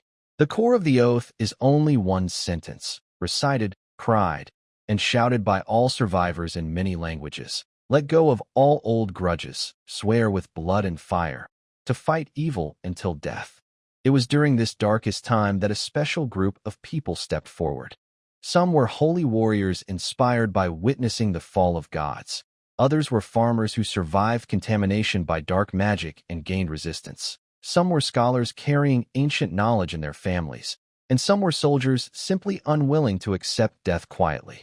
A faint, weak aura that could slightly dispel evil began to appear around them. The gods of wisdom, Bakabu, and war, Tampus, two gods with relatively more power, looked at them and bestowed vague blessings and heavy responsibilities. So, the first watchers put on simple cloaks. Their task was not to fight the army of demons head-on, but to sneak into shadows, into places even the gods' avatars could not reach, locate rift points, assassinate key monsters, gather dark energy intelligence, and plant tiny but strong hopes in the soil of despair. They knew their fate was likely silent death, but someone has to watch, remember, and prepare for the next time. Silent wounds. The post-disaster era on the seventh day, after paying a heavy price, including me-like transforming into a deep sleep and gone dissolving. The Great Seal was completed above the violet flame rift. The purple scar across the sky was forcibly closed, leaving only an unsettling energy ripple at the edges. Most secondary rifts shrank and became unstable. The flood of demons receded, the devil armies withdrew, and the expansion of the undead paused. The maddening purple hue in the sky gradually faded. But when survivors stepped out of hiding, they saw a world forever changed. The continent shifted, new seas, the misty sea, appeared, and old mountains collapsed. Familiar homes became strange. Population dropped to 1 in 10, and civilization regressed. The song Forest Forever lost its western songs, and the northern foothills of Iron Anvil Mountain became the Silent Valley, burying countless dwarf heroes. The gods no longer responded easily to prayers. The church's power and authority waned as miracles became rare. The world entered the age of the gods' silence, but silence also meant emptiness. The pursuit of lost divine power, forbidden knowledge, and the greed for the forces that leaked from the night of tearing apart. These grew and spread in the shadows. Many evil cults and secret societies in later generations may have their origins buried in the power released during those 7 days, a force far beyond ordinary understanding and full of temptation. Most of the Watchers fell in the darkness before dawn, leaving behind no names. A few survivors hid their knowledge, duties, and warnings in secret outposts and archives, waiting for successors who might never come. The disaster of the falling star has ended. But the disaster of the falling star has never truly ended. Its echoes have become countless dangerous ruins and forbidden zones across the continent. Its wounds have become shared nightmares in the memories of all races. The cracks it left, even sealed, remain like unhealed scars, faintly aching in the winds of history. The cold truth about the universe beyond the barrier, and whether the seed of calamity still whispers deep within the rifts, have become eternal ghosts behind every secret and conspiracy of the new era. Hans's fever finally subsided, and Lady Liana personally removed the splint from his arm a few days later. His young bones and muscles were healing well, although he couldn't exert much force yet. Basic grip and slight movements were no longer a problem. The female doctor advised at least 10 more days of rest and gentle rehabilitation. Hans's smile returned clearly, especially when he felt the faint but real warmth of new life within him. The daily routine of the Dawnbreakers was quickly filled with training during breaks between missions. The backyard, a patch of trampled dirt, became a temporary training ground. Every evening, as the noise from the front yard of Flea and Malt Beer grew louder, the old wooden door of the backyard would reveal the steady sounds of movement, sometimes dull, sometimes swift. Malin's training was the quietest and most awkward. He held a repaired curved sword in his right hand and a new, short in combat, curved sword in his left. At first, just holding 2 swords made him feel off balance, with unstable steps. The old, worn-out book titled Basic Coordination of Two-Handed Weapons was torn and frayed, with simple charcoal sketches of human figures and rough notes. It became the object of his nightly practice and reflection. Keep your weight between your feet, stay slightly heavy. Right hand is the main, both attack and defense. Left hand is auxiliary, mainly guarding, distracting the enemy, and seeking openings for strikes. Malwin whispered the key points from the book, moving slowly with uneven steps. He tried to perform the first basic stance from the book, the cross-cut, with his right hand holding a curved blade forward, pointing vaguely ahead, and his left hand gripping a fighting knife, held across his chest or side, ready to block attacks or flick upward for quick stabs. His movements were stiff, and his coordination was poor. When he wanted to slash with his right hand, he often forgot whether to block or attack with his left, causing the 2 blades' paths to nearly collide. Once, lost in concentration, he turned and stepped, but his left hand's knife slipped, almost cutting his thigh, which made the nearby Graf jump back in surprise and shout, "Ha!" Graf, who was practicing basic axe swings on a broken wooden post nearby, saw Malouin's awkwardness and couldn't help but laugh. "Hey, Archer, your left hand looks like it's borrowed. Want me to cut it off and put a hook on it? Might be more useful." Malouin shot him an annoyed look, wiped the sweat from his forehead, and kept practicing with his hands. He knew he couldn't rush. Mastering both hands took countless repetitions until it became muscle memory. Every night, he trained until his arms were sore and his fingers numb before stopping. Progress was slow and barely noticeable, but sometimes, in a fleeting moment, his right hand's slash would faint, and his left hand's knife would instinctively follow with a quick stab. Though still rough in power and angle, it made him feel a little excited. The things in that torn book weren't completely useless. Compared to Malouin's calm practice, Graf's training was much more active. He didn't practice complicated moves, just the basics of chopping, slashing, sweeping, and flicking. He repeated these actions over and over against the unlucky wooden post. Each strike was powerful and loud, with a rushing wind sound. He was getting used to the weight and balance of the crack scale axe. The new axe was nearly 30% heavier than the old one, making it harder to swing, but its destructive power was obvious. Deep axe marks quickly covered the wood, and wood chips flew everywhere. Graf, shirtless and sweaty, moved his muscles with each strike, scars shifting with his effort. He panted heavily, but his eyes grew brighter with each swing. He feels every small change in the power transfer, trying to find a more precise and less tiring way to strike during his wild swings. Sometimes, he stops and gently touches the dark gold lines on the axe blade, which look like tiny blood vessels. He whispers, "Buddy, almost there. Soon, you'll see blood." Hans's training is very careful and also very sad. His arms are still too weak to hold the shield's weight and impact. Marin finds a thin, old wooden board, ties a rope around it, and has him practice holding the shield, moving, and simple blocking techniques without a real shield. The boy learns very seriously, his face tight with concentration. Following Marin's instructions, he repeatedly raises an air shield to block attacks from different angles in front and to the side. Sweat runs down his young face, but he rarely complains about being tired. Only sometimes, when he accidentally uses too much force and pulls at his healing arm muscles. He winces in pain but quickly clenches his teeth and keeps going. The puppy is his best practice partner, though mostly a passive one. The little wolf seems to understand that the young master is doing something important, so it no longer bites randomly.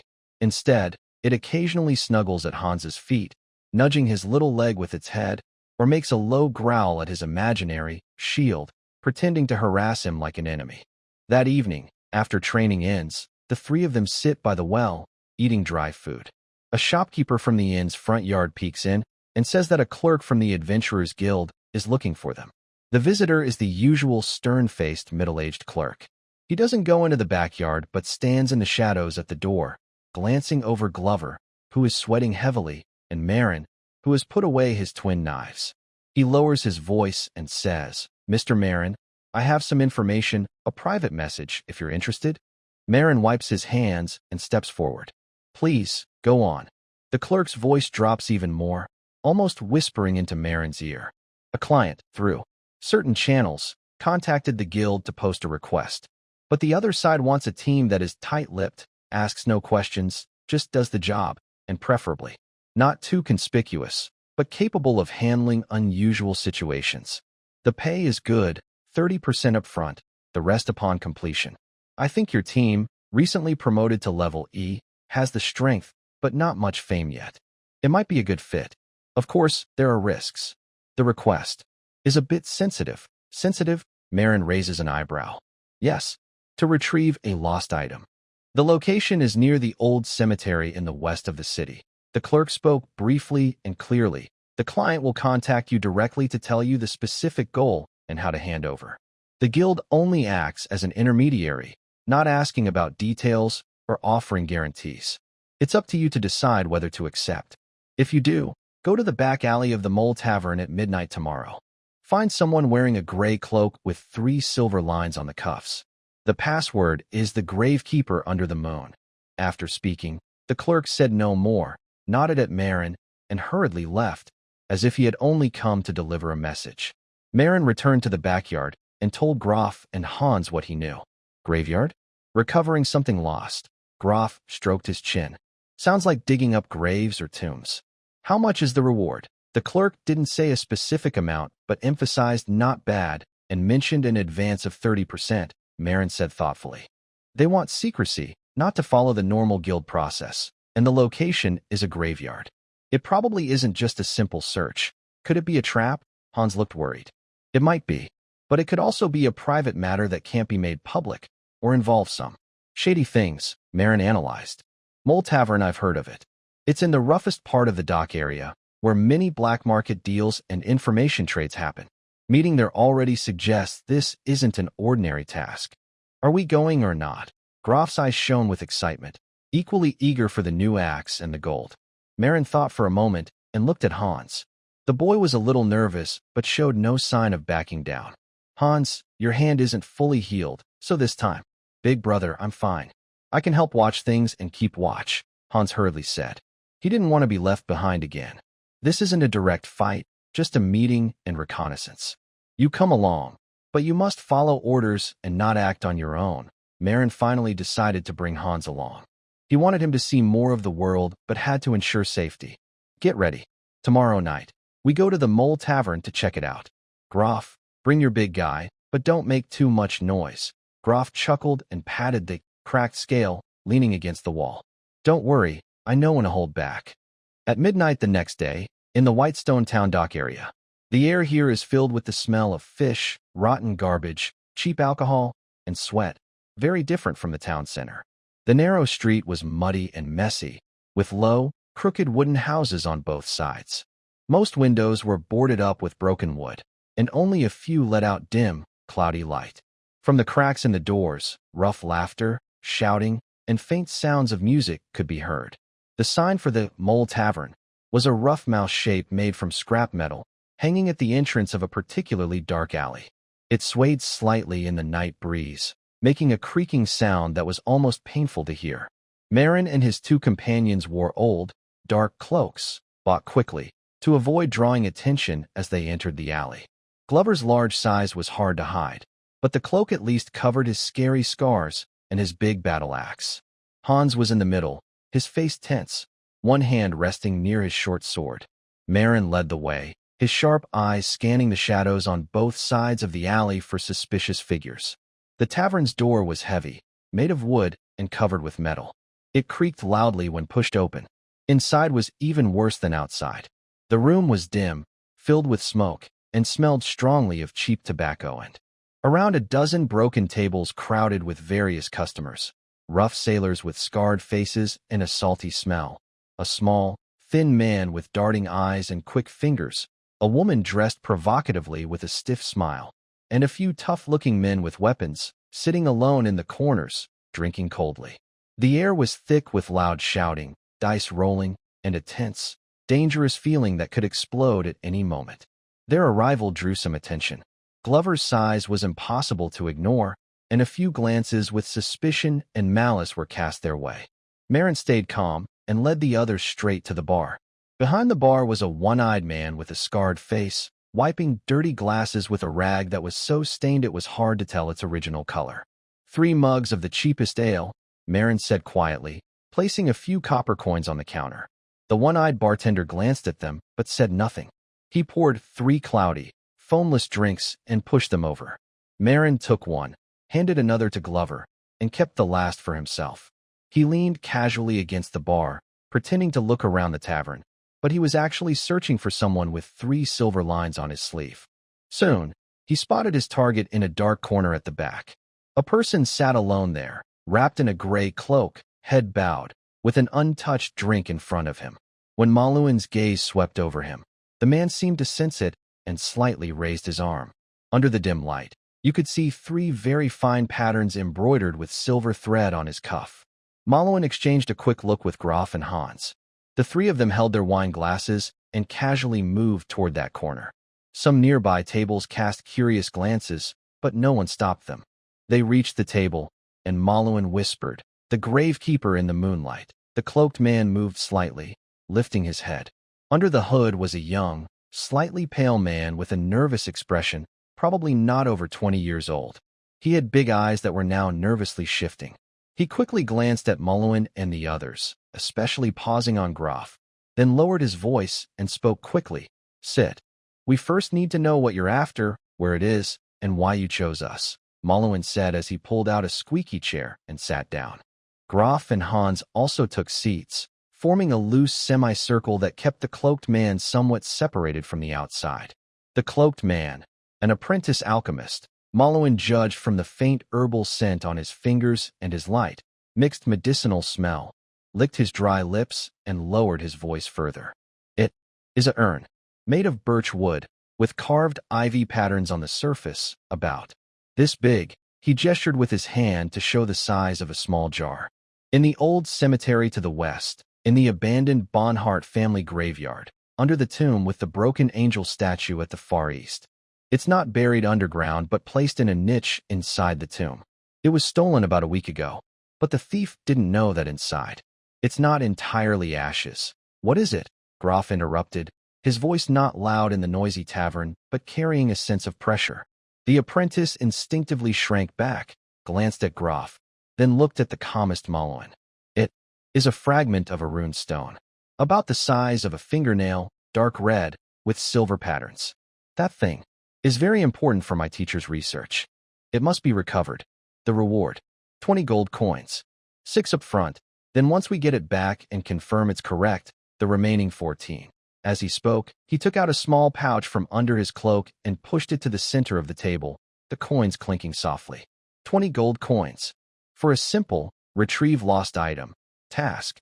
Even if the location is sensitive, the reward is quite generous. This also shows the value of the runestone fragment and the potential danger involved. Who stole it? Why steal the urn? Malwin asked. I don't know.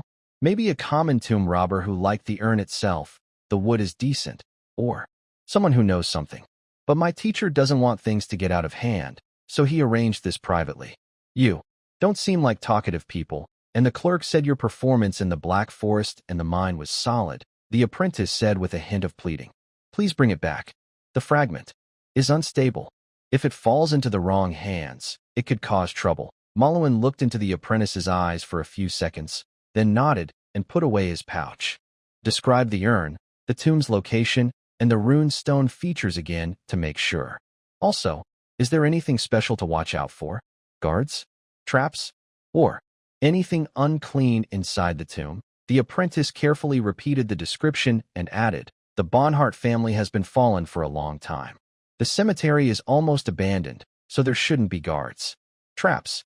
Old noble tombs might have simple security devices, but they are probably broken after so many years. As for unclean things, he hesitated. Old cemeteries always have rumors.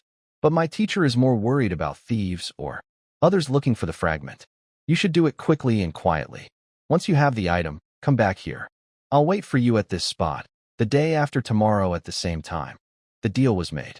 Without saying more, the apprentice hurriedly stood up, pulled his cloak tight, bowed his head, and left the tavern quickly, disappearing into the darkness outside.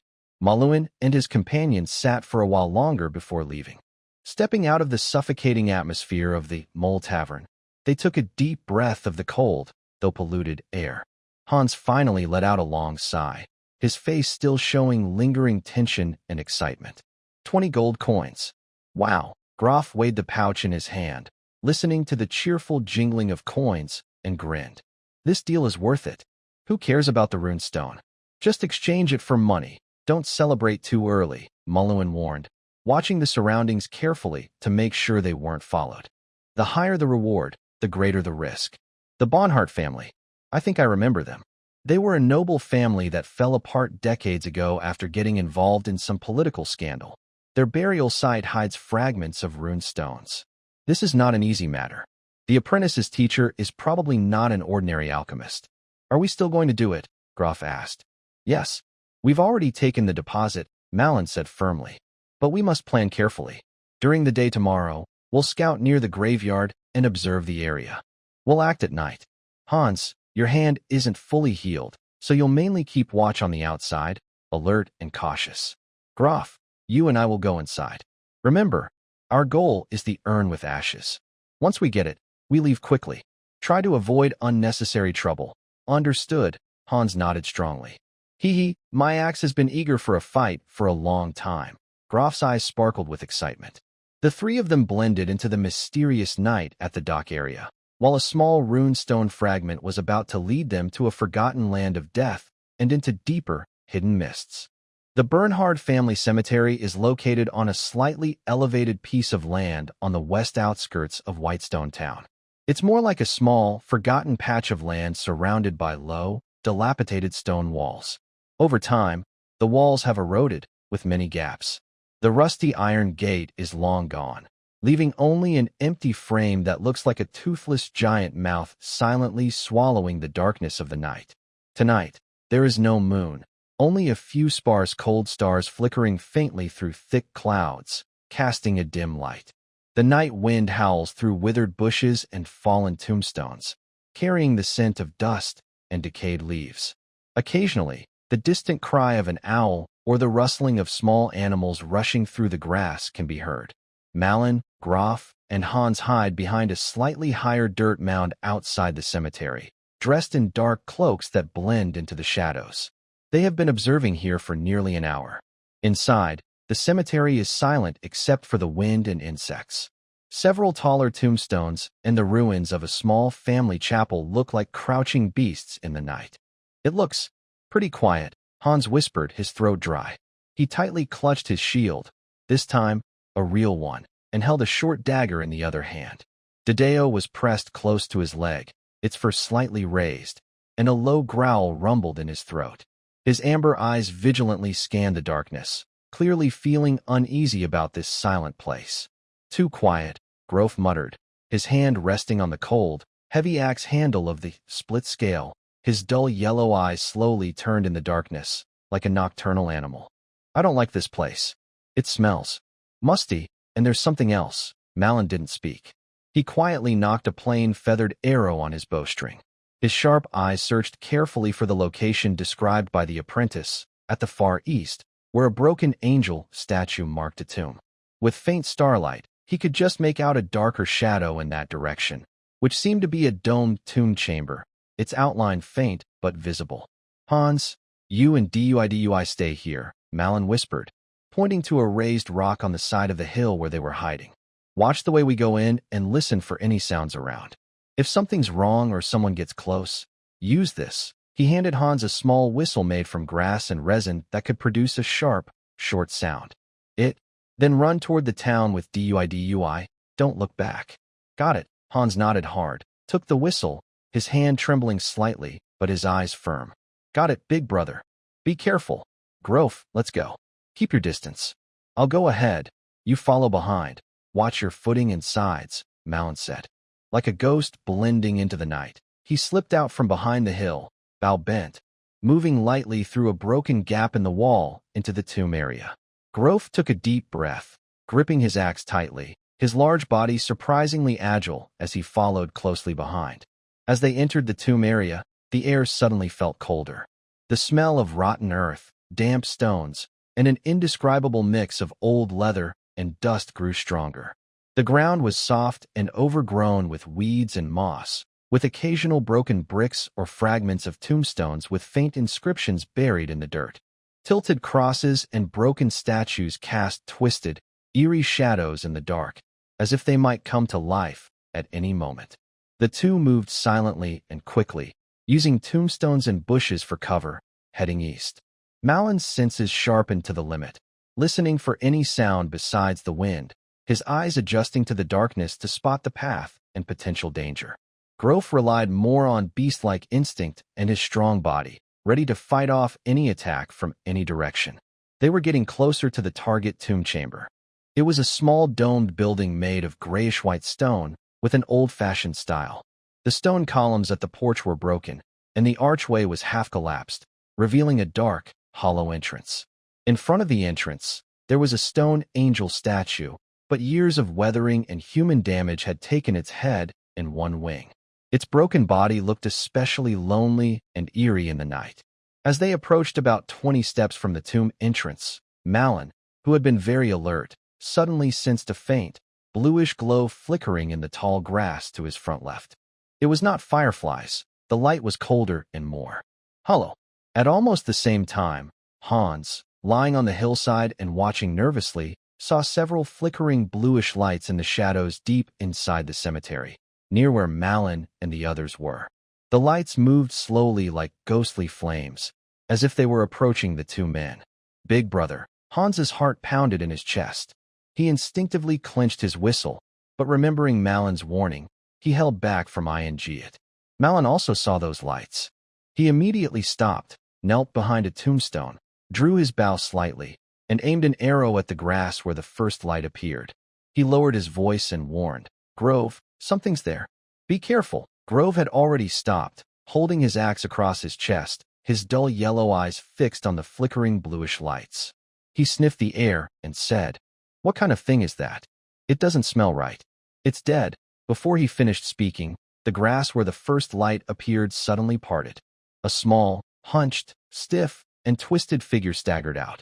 Under the bluish glow, it was barely visible, but it looked like a dog's skeleton. Its bones were an unnatural gray-black, and its eye sockets, chest, and joints burned with bluish flames. It opened its jaw, which was just a skull, and let out a silent growl. Then, with a speed that didn't match its stiff appearance, it lunged toward Malin. A bone-chilling cold and a strong stench of decay filled the air.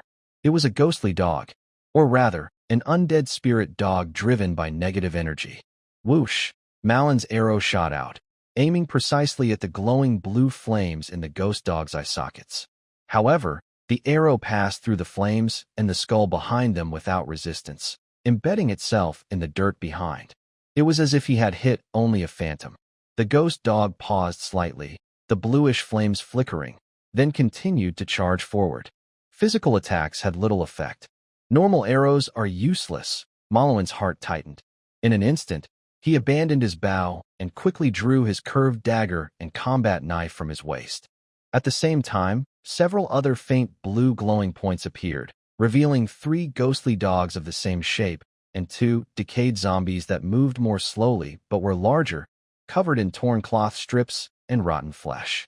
Their eyes burned with the same blue flame, and they made hissing sounds like leaking air from a broken bellows, closing in from different directions.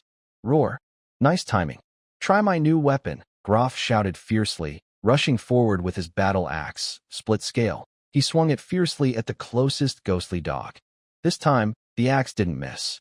The dark gold patterns on the blade suddenly glowed faintly with a destructive, blood-red light when it touched the blue flames on the ghostly dog.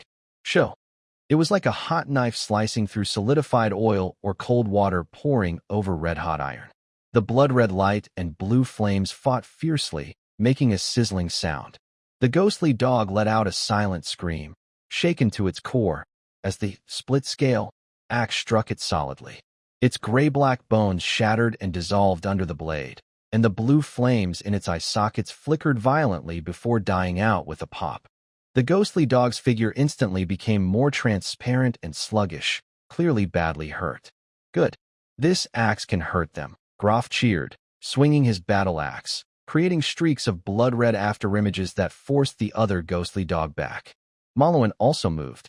He knew his ordinary sword and dagger probably couldn't do much damage to the undead, but he had a plan. His steps were quick and agile. He narrowly dodged a slow but powerful claw strike from a zombie. With his left hand, he flipped his combat knife to parry the attack and block the ghostly dog's bite. Then, with his right hand, he swung his curved dagger in an arc, not to attack the undead but to cut the dry, tough vines wrapped around a tilted tombstone nearby. He quickly cut several sections, then took a small leather pouch from his pocket. Inside was fine silver-gray powder, special holy salt he bought with part of his advance payment before leaving, quite expensive. He quickly applied it to the vines, then suddenly shook the pouch, whipping the vines like a whip toward the nearest zombie. The vine coated with holy salt burned the corpse of the zombie, immediately releasing hissing white smoke and a foul smell. The zombie let out a painful scream, and the ghostly blue flames flickered wildly, causing its attack to pause. Holy salt is very effective against low-level undead creatures. Malon seized the opportunity. His curved dagger shot out like a venomous snake and stabbed fiercely into the zombie's burning eye socket, which was glowing with ghostly blue flames. This time, the blade felt solid, as if piercing into a gel-like core.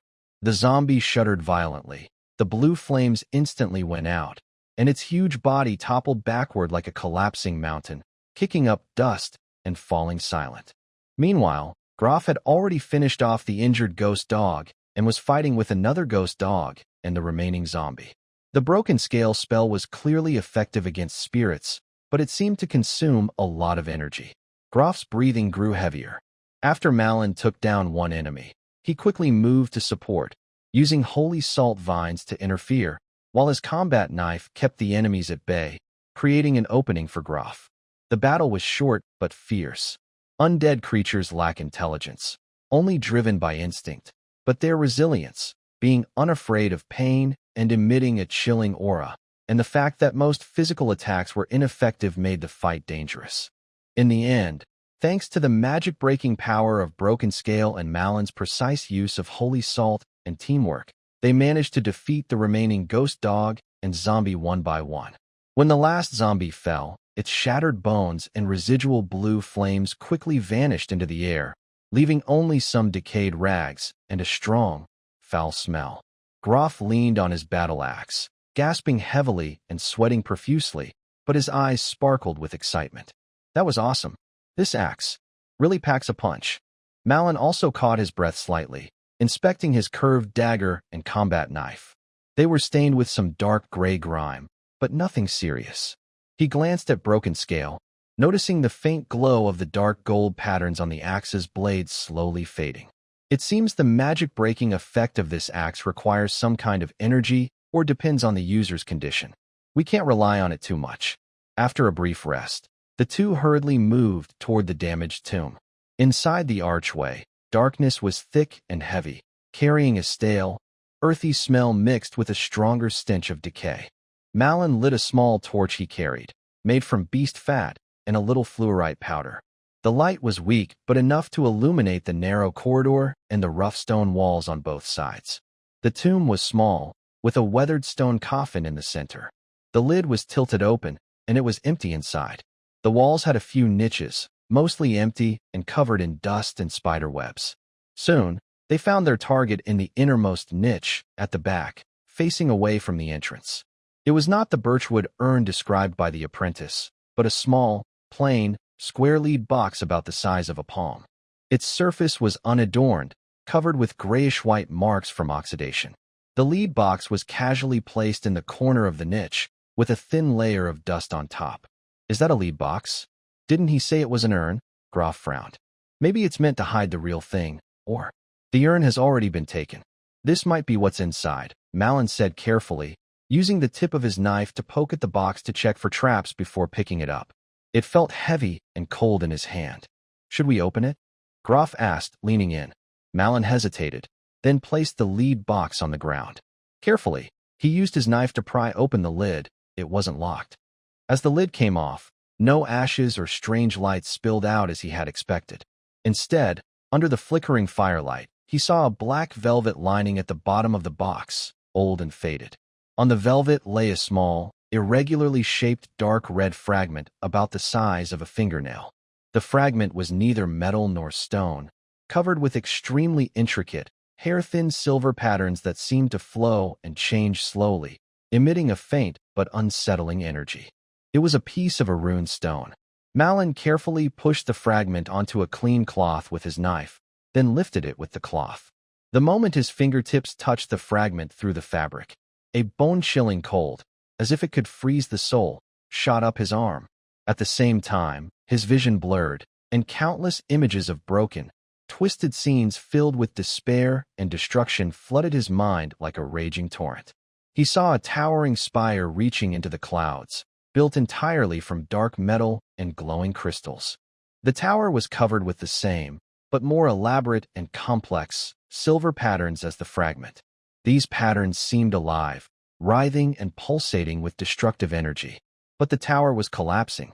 From inside, an endless surge of golden and dark red destructive energy burst forth. The tower shattered, crystals exploded, and the silver patterns fractured and faded away, piece by piece.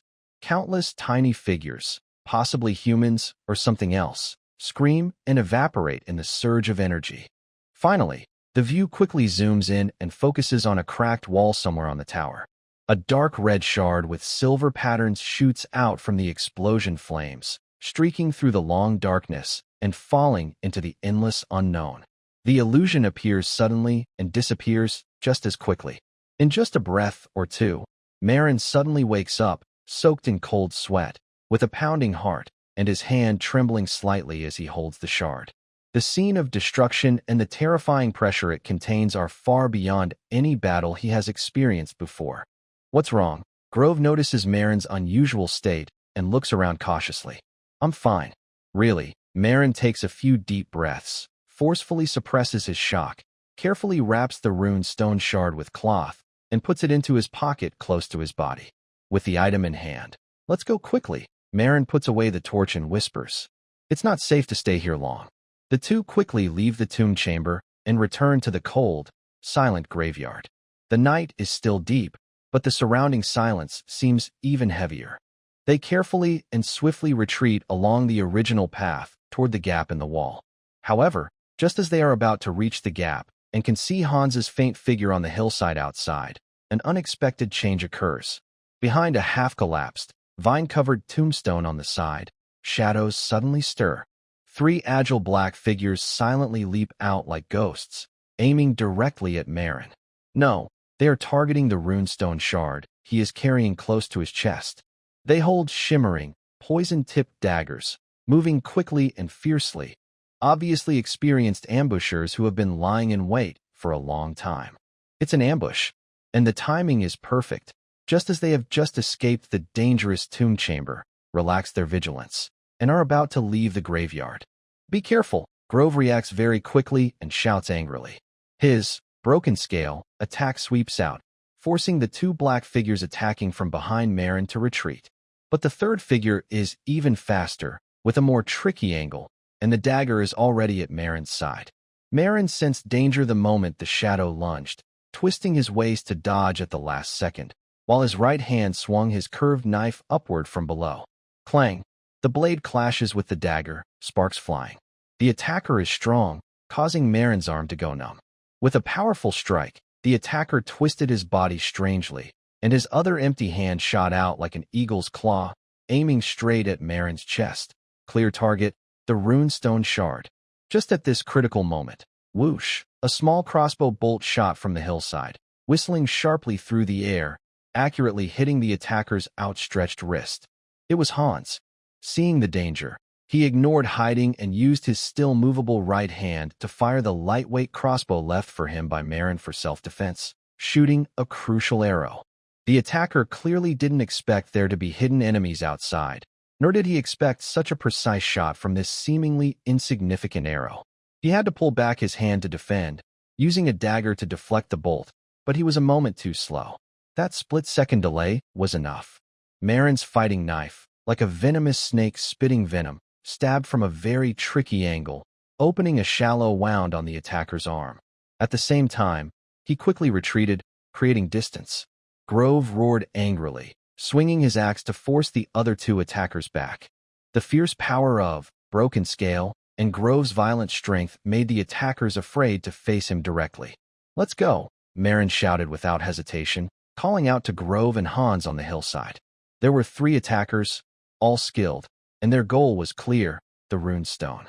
Staying to fight here could mean more enemies or surprises, especially in this creepy graveyard. Who knew what other ghosts or monsters might appear? The 3 quickly regrouped. Marin pulled Hans up, Grove covered their retreat, and they sprinted toward the town. The attackers, caught off guard by their quick retreat, hesitated. One of them seemed to want to chase, but was stopped by the leader, the one Marin cut, who whispered sharply. They looked coldly at the fleeing figures and did not pursue, disappearing quickly into the darkness on the other side of the graveyard. They ran nearly a mile before seeing faint lights at the edge of the town. Exhausted, the 3 stopped to rest against the wall of an abandoned mill. Hans looked pale, partly from fear and partly from running. Grove's chest heaved heavily, but his eyes were fierce as he looked back at the way they came. Marin immediately checked the runestone shard in his hand, intact and undamaged. Was that apprentice right? Or was it a black-and-white fight? Grove asked, panting. I don't know, but they knew we were coming, knew what we wanted, and ambushed us in advance. And judging by their skills and clothes, they don't look like ordinary thieves or adventurers, Marin said grimly.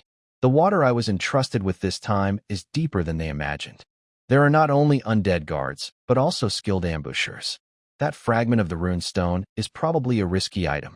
Did you get the thing? Hans whispered. Malin nodded and patted his chest. Yes, I got it. Hans, that shot just now was perfect. Thanks. Hans blushed a little and shook his head. What do we do now? Should we go to the Mole Tavern to deliver it? Glover asked.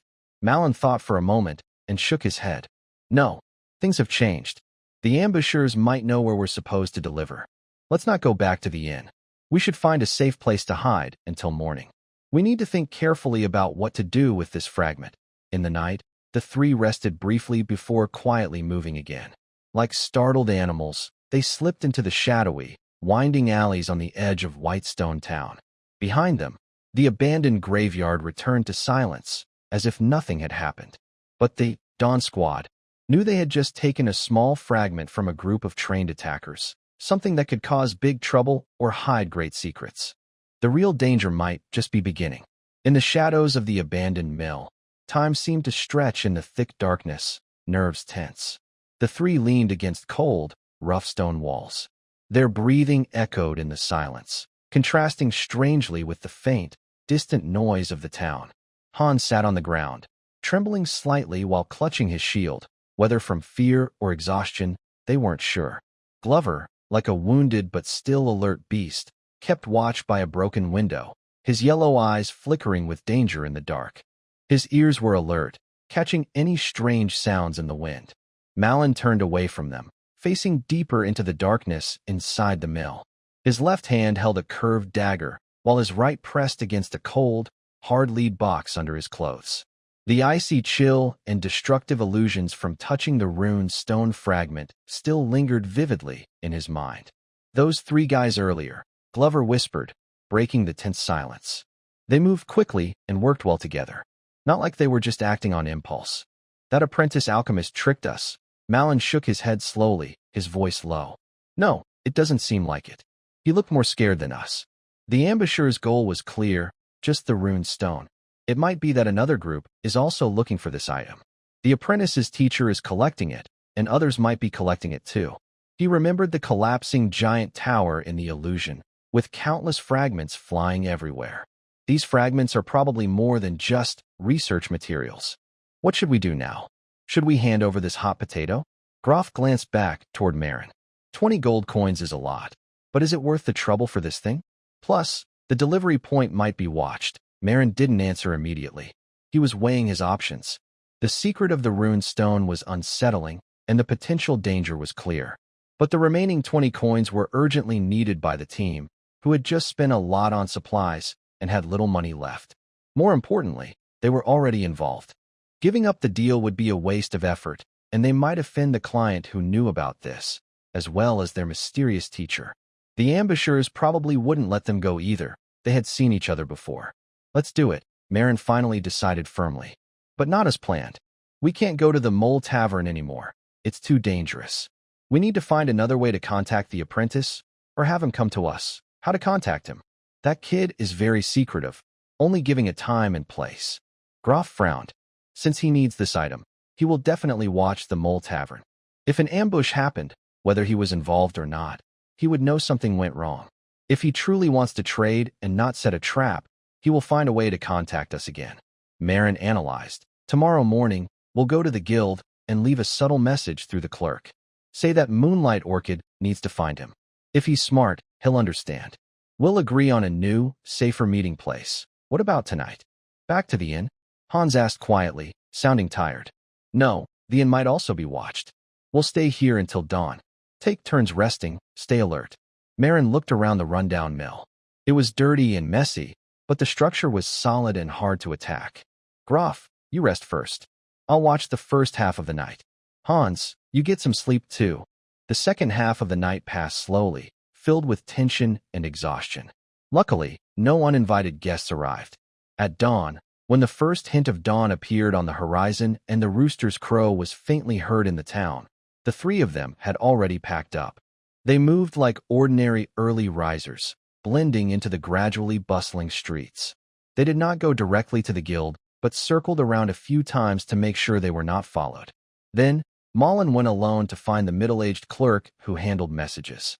After paying a few silver coins as a message fee, the clerk agreed to pass along a message. Moonlight Orchid has something to discuss. The usual place, don't be late.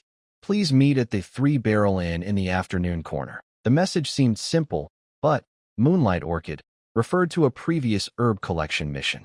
The location changed from Mole to the more public Three Barrel, and the time was set for a busy afternoon, indicating a change in the meeting place and a desire for a safer environment. In the afternoon, the Three Barrel Inn was much quieter than at night, with only a few scattered customers drinking and chatting. Malin and his companions chose a corner at the back, leaning against the wall with a clear view. Grove placed the broken scale within easy reach under the bench, and Hans kept a nervous eye on the door. The wait was not long. After about 20 minutes, a person dressed in plain linen clothes, wearing a hood, but with a build similar to last night's apprentice, hurried into the inn with his head down. He quickly scanned the room, saw Malin and the others, and noticeably quickened his pace. He approached the table, hesitated for a moment, then sat down in the empty seat opposite Malin, still with his head lowered. His face was pale, with bloodshot eyes, clearly exhausted from a sleepless night. "Did you get it?" The apprentice's voice was hoarse and dry, filled with anxious urgency he couldn't hide. Malin did not answer. He simply looked at him calmly. "Last night in the graveyard, besides us and those old friends, 3 other people were waiting too. They seemed very interested in what was inside the lead box." The apprentice trembled suddenly, looked up, and a flash of fear crossed his eyes. They attacked? You guys. The item is still safe," Malin interrupted, pulling out the unremarkable lead box from his pocket and placing it on the table, though his hand did not leave it. "But we need an explanation. What exactly is this? Why would professionals ambush us to steal it? And your teacher, what does he want to do with it?" The apprentice's face flickered with uncertainty, and his hands unconsciously clenched together under the table. He looked at the lead box, then at Marlin with his cold expression and Glover next to him, fierce and intimidating. Finally, his gaze shifted to Hans, who still looked young but alert. It seemed he had made a decision. He lowered his voice again, speaking very quickly, as if afraid someone might overhear. "Yes. It's the key. A fragment of the ancient mage tower's key." He licked his dry lips. "Legend says deep in the southern Blackwater Marsh, there is an ancient high elf, or even an earlier magical civilization's ruins called the Starwatch Tower. The tower is said to hold many lost secrets and treasures. But the tower is protected by a strong seal, which can only be opened by collecting scattered tower heart, runestone fragments, or by safely entering certain areas inside. My teacher is a hermit mage. He's very interested in some ancient alchemy and energy fusion knowledge inside the tower, and has been secretly collecting these fragments. This fragment was found after a long search, confirmed to be in the Bonnet family's tomb. But unexpectedly, the news leaked. Mage Tower? Key fragment? Marlin was shaken. This explanation seemed to fit the image of the collapsed giant tower in the illusion, and also explained why a single fragment could cause a fight. But a hermit mage, capable of collecting such dangerous items? Your teacher isn't worried about attracting bigger trouble? Like those people last night, Glover snorted. The apprentice smiled wryly. My teacher is quite persistent. He believes knowledge is priceless, and he trusts his own hiding skills. This time, maybe we slipped up, or perhaps the Bonnet family itself has records about this, and others have found out too. Anyway, you've got the item back, and we'll pay the reward. Also, he clenched his teeth and took out a small leather pouch from his pocket, pushing it to the center of the table. As extra thanks and compensation, my teacher asked me to give this to you. He said you're capable adventurers, and this was a pleasant cooperation. Maybe in the future, there will be more times you need help. Marlin opened the pouch. Inside were 2 glass tubes sealed with corks, about finger thick, containing a bright red, thick liquid that radiated strong life energy, healing potion, and of standard quality. It wasn't as clear and sparkling as the one he bought from the Silent Dew, but the energy fluctuations were just as strong. These 2 bottles of potion could be life-saving at critical moments. In addition, there was an old rolled-up parchment bound with silver thread. The apprentice pointed to the parchment and said, "This is a limited-use communication scroll. Tear it open to send a short message to my teacher. He will sense it on his end. It's only for emergencies, or if you find clues about other runestone fragments. You can contact us through this. Of course, if there are more such tasks, the reward will be worth your effort." There were 2 bottles of healing potion, a communication scroll that might connect to a mysterious mage, and an unpaid balance of 14 gold coins. The reward far exceeded the initial agreement. It seemed that, whether to keep quiet or to build a long-term connection, the hidden mage showed enough sincerity, or perhaps realized the value of the Dawn Squad. Marin and Groff exchanged a glance. The potion master's teacher was quite influential and appeared to be seriously collecting rune stones. The plans were not small. Building a relationship with such a person carried both risks and opportunities. "We accept the reward and the items," Marin said, pushing the lead box toward the apprentice while packing away the leather bag and parchment scroll. "This mission ends here. We have no intention of probing into the rune stones or the mage tower further. But please tell your teacher that the Dawn Squad only takes on tasks we can complete at a fair price. If there are more surprises like last night, Our cooperation might not last. The apprentice nodded quickly, looking relieved. He hurriedly packed the lead box, placed a heavy pouch of coins on the table, containing 14 gold coins, and whispered, "I will pass on your message. Thank you. I have to go now." Without lingering, he pulled his hood down and hurried out of the tavern, quickly disappearing into the crowd outside. Groff picked up the pouch, waited, and listened to the pleasant clink of coins. He then looked at Marin carefully storing the healing potions and scroll, and grinned. "Hey, we made a good deal. 2 life-saving potions. More valuable than gold. That old mage is quite clever." Hans also looked at the 2 red vials with curiosity, his eyes full of envy. He knew how precious those were. Marin carefully stored the potions and scroll close to his body, but his mind was not at ease. The secrets behind the rune stone fragments, the mage tower, last night's ambush, and the mysterious hermit mage. These seemed to be just the edge of uncovering a huge mystery. But as he said, this is not something their small, just starting team can investigate right now. Let's go back. Hans needs to rest, and we need to process what we gained. Malin stood up. These 2 bottles of potion are our most valuable assets. We shouldn't use them unless absolutely necessary. The communication scroll is the same. As for the mage tower and the rune stone, he paused. Forget about them for now. But we still have a connection with that apprentice mage. It might be useful later. The 3 left the 3-barrel inn. The afternoon sun was a bit harsh, slightly easing the coldness of the graveyard last night and the tension from the tavern deal. They now had 14 more gold coins, 2 life-saving potions, and a scroll that could bring opportunity or trouble. More importantly, they had fought undead creatures and a professional ambusher, completed their task, and made a fragile, initial contact with a mysterious magic user. The path of adventurers is like this. Each mission can lead you into unexpected places. After surviving the initial life and death test and this strange night adventure, the Dawn Squad is carefully expanding its boundaries and connections in this world full of danger and opportunity. The next quest posted on the bulletin board might be very different because of the bonds formed today. Back in the familiar, musty, dusty inn room of Flea and Ale, after carefully storing the heavy purse, cold healing potions, and that mysterious sheepskin scroll, a deep sense of exhaustion and lingering fear washed over Malin like a tide. He sat on the squeaky wooden bed, his gaze falling on the purple cedar longbow standing in the corner. The bow still looked smooth and elegant, and the string shimmered faintly in the dim light. But what kept replaying in Malin's mind was last night in the graveyard. The arrow shot into the ghost dog's eye socket, only to fall uselessly, as if passing through air. Was it the arrow's problem? No, it was the target's. Ordinary arrows are less effective against undead, energy creatures, or enemies with tough hides or special resistances. The bow and arrow are his foundation, the key to his role in the team.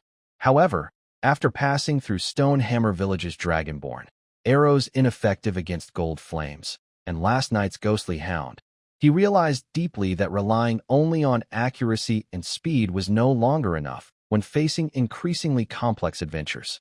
He needed stronger methods to deal with special enemies, and even a touch of extraordinary qualities.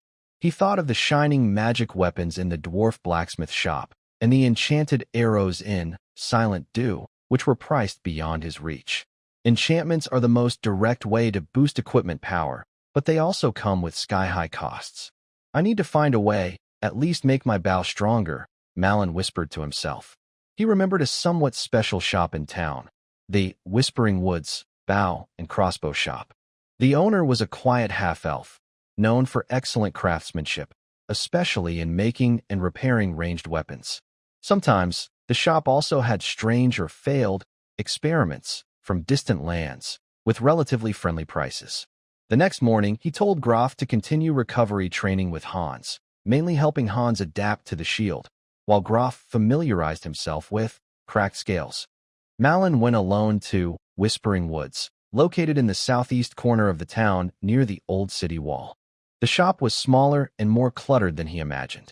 Opening the hanging wind chime door made of oak, a mixture of scents hit him: wood, varnish, animal glue, metal, and a faint herbal aroma. The walls were lined with various bows, longbows, shortbows, crossbows, hand crossbows, ranging from rough apprentice works to elegant, polished high-quality pieces. Glass cases displayed arrowheads, bowstrings, sights, and many small, unidentifiable parts. The back of the shop was separated by cloth curtains, with faint sounds of tools being struck. The shopkeeper was a man around 40, with pointed ears, light blonde hair, and fine wrinkles at the corners of his eyes. He wore a leather apron stained with wood shavings and oil, carefully filing the notch of an arrow shaft with a small file. When he saw Malin, he only glanced up, nodded slightly, and continued working, clearly not a very enthusiastic merchant. Malin didn't mind. He browsed the shop on his own. His first focus was on the finished bows. The most eye-catching was a longbow glowing faint blue, with intricate wind runes embedded in the limbs, priced at an astonishing 80 gold coins. Another bow arm is dark red, looking like molten lava flowing inside, priced at 120 gold coins. It comes with a note saying, extra damage to fire creatures. These are real enchanted weapons, with good effects, and the price is so high that Marin immediately looks away. His eyes shift to ordinary bows that have no obvious magic glow but are well made. They cost between 5 and 20 gold coins. These bows might be better in material, draw strength, and feel than his purple cedar longbow, but they don't solve his main problem, his weakness against unusual enemies. Finally, his gaze lands on a dusty wooden rack in the corner of the shop. It is cluttered with some bows and crossbows that show signs of use, strange shapes, or obvious repairs. Next to it is a sign. Defective, experimental/secondhand, no returns, price negotiable. Marin's heart moves, and he walks over carefully. He looks through the items. There is a bow with vines of metal wire wrapped around it, trying to imitate natural growth but clearly failing. A complex crossbow with many rusted parts, and a few old bows that look intact but have tiny cracks or obvious repainting. Just as he is about to give up and consider buying a better normal bow, his eyes are caught by a longbow at the bottom of the shelf, with only a small part of a deep purple tip showing. The tip is as dark as dusk, made of a material that is neither wood nor metal, with faint, shimmering silver spots that seem to breathe. He pulls out this bow. It feels heavier than it looks. The limbs are smooth and tense, with a uniform dark purple color all over. It looks like wood but feels cold like metal and has the toughness of animal horn. The bow has no fancy decorations, only a tiny silver thread near the grip, embedded with an abstract symbol that looks like overlapping arrow paths or sound waves spreading out. The symbol is dull and almost the same color as the bow.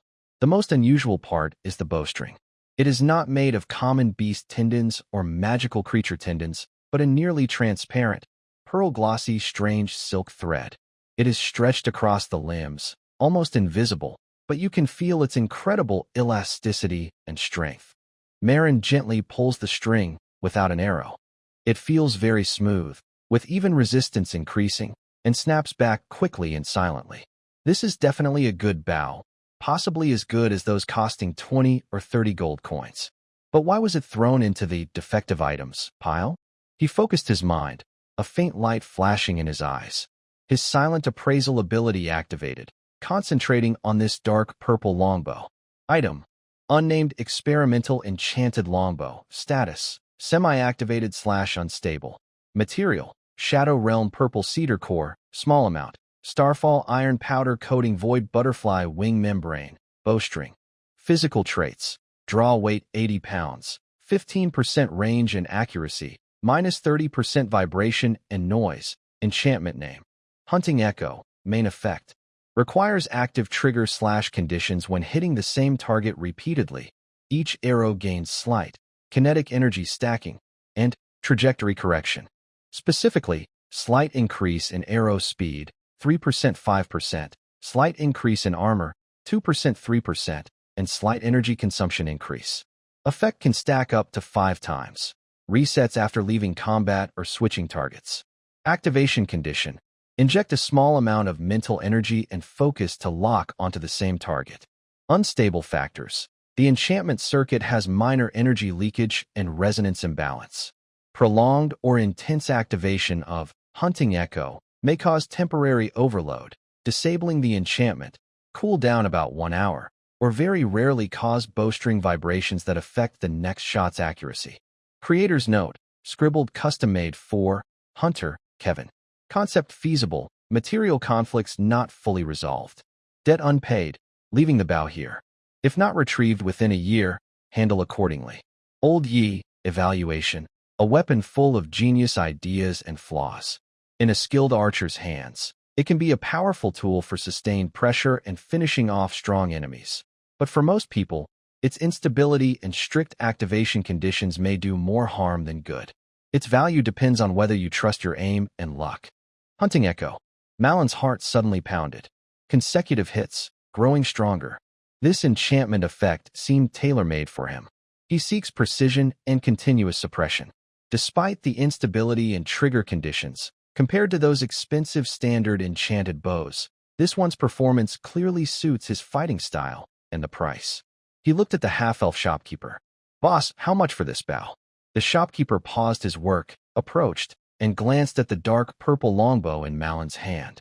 His expression was calm, but a faint, complex look appeared, part regret, part relief. The hunter's lament. Kevin's crazy order.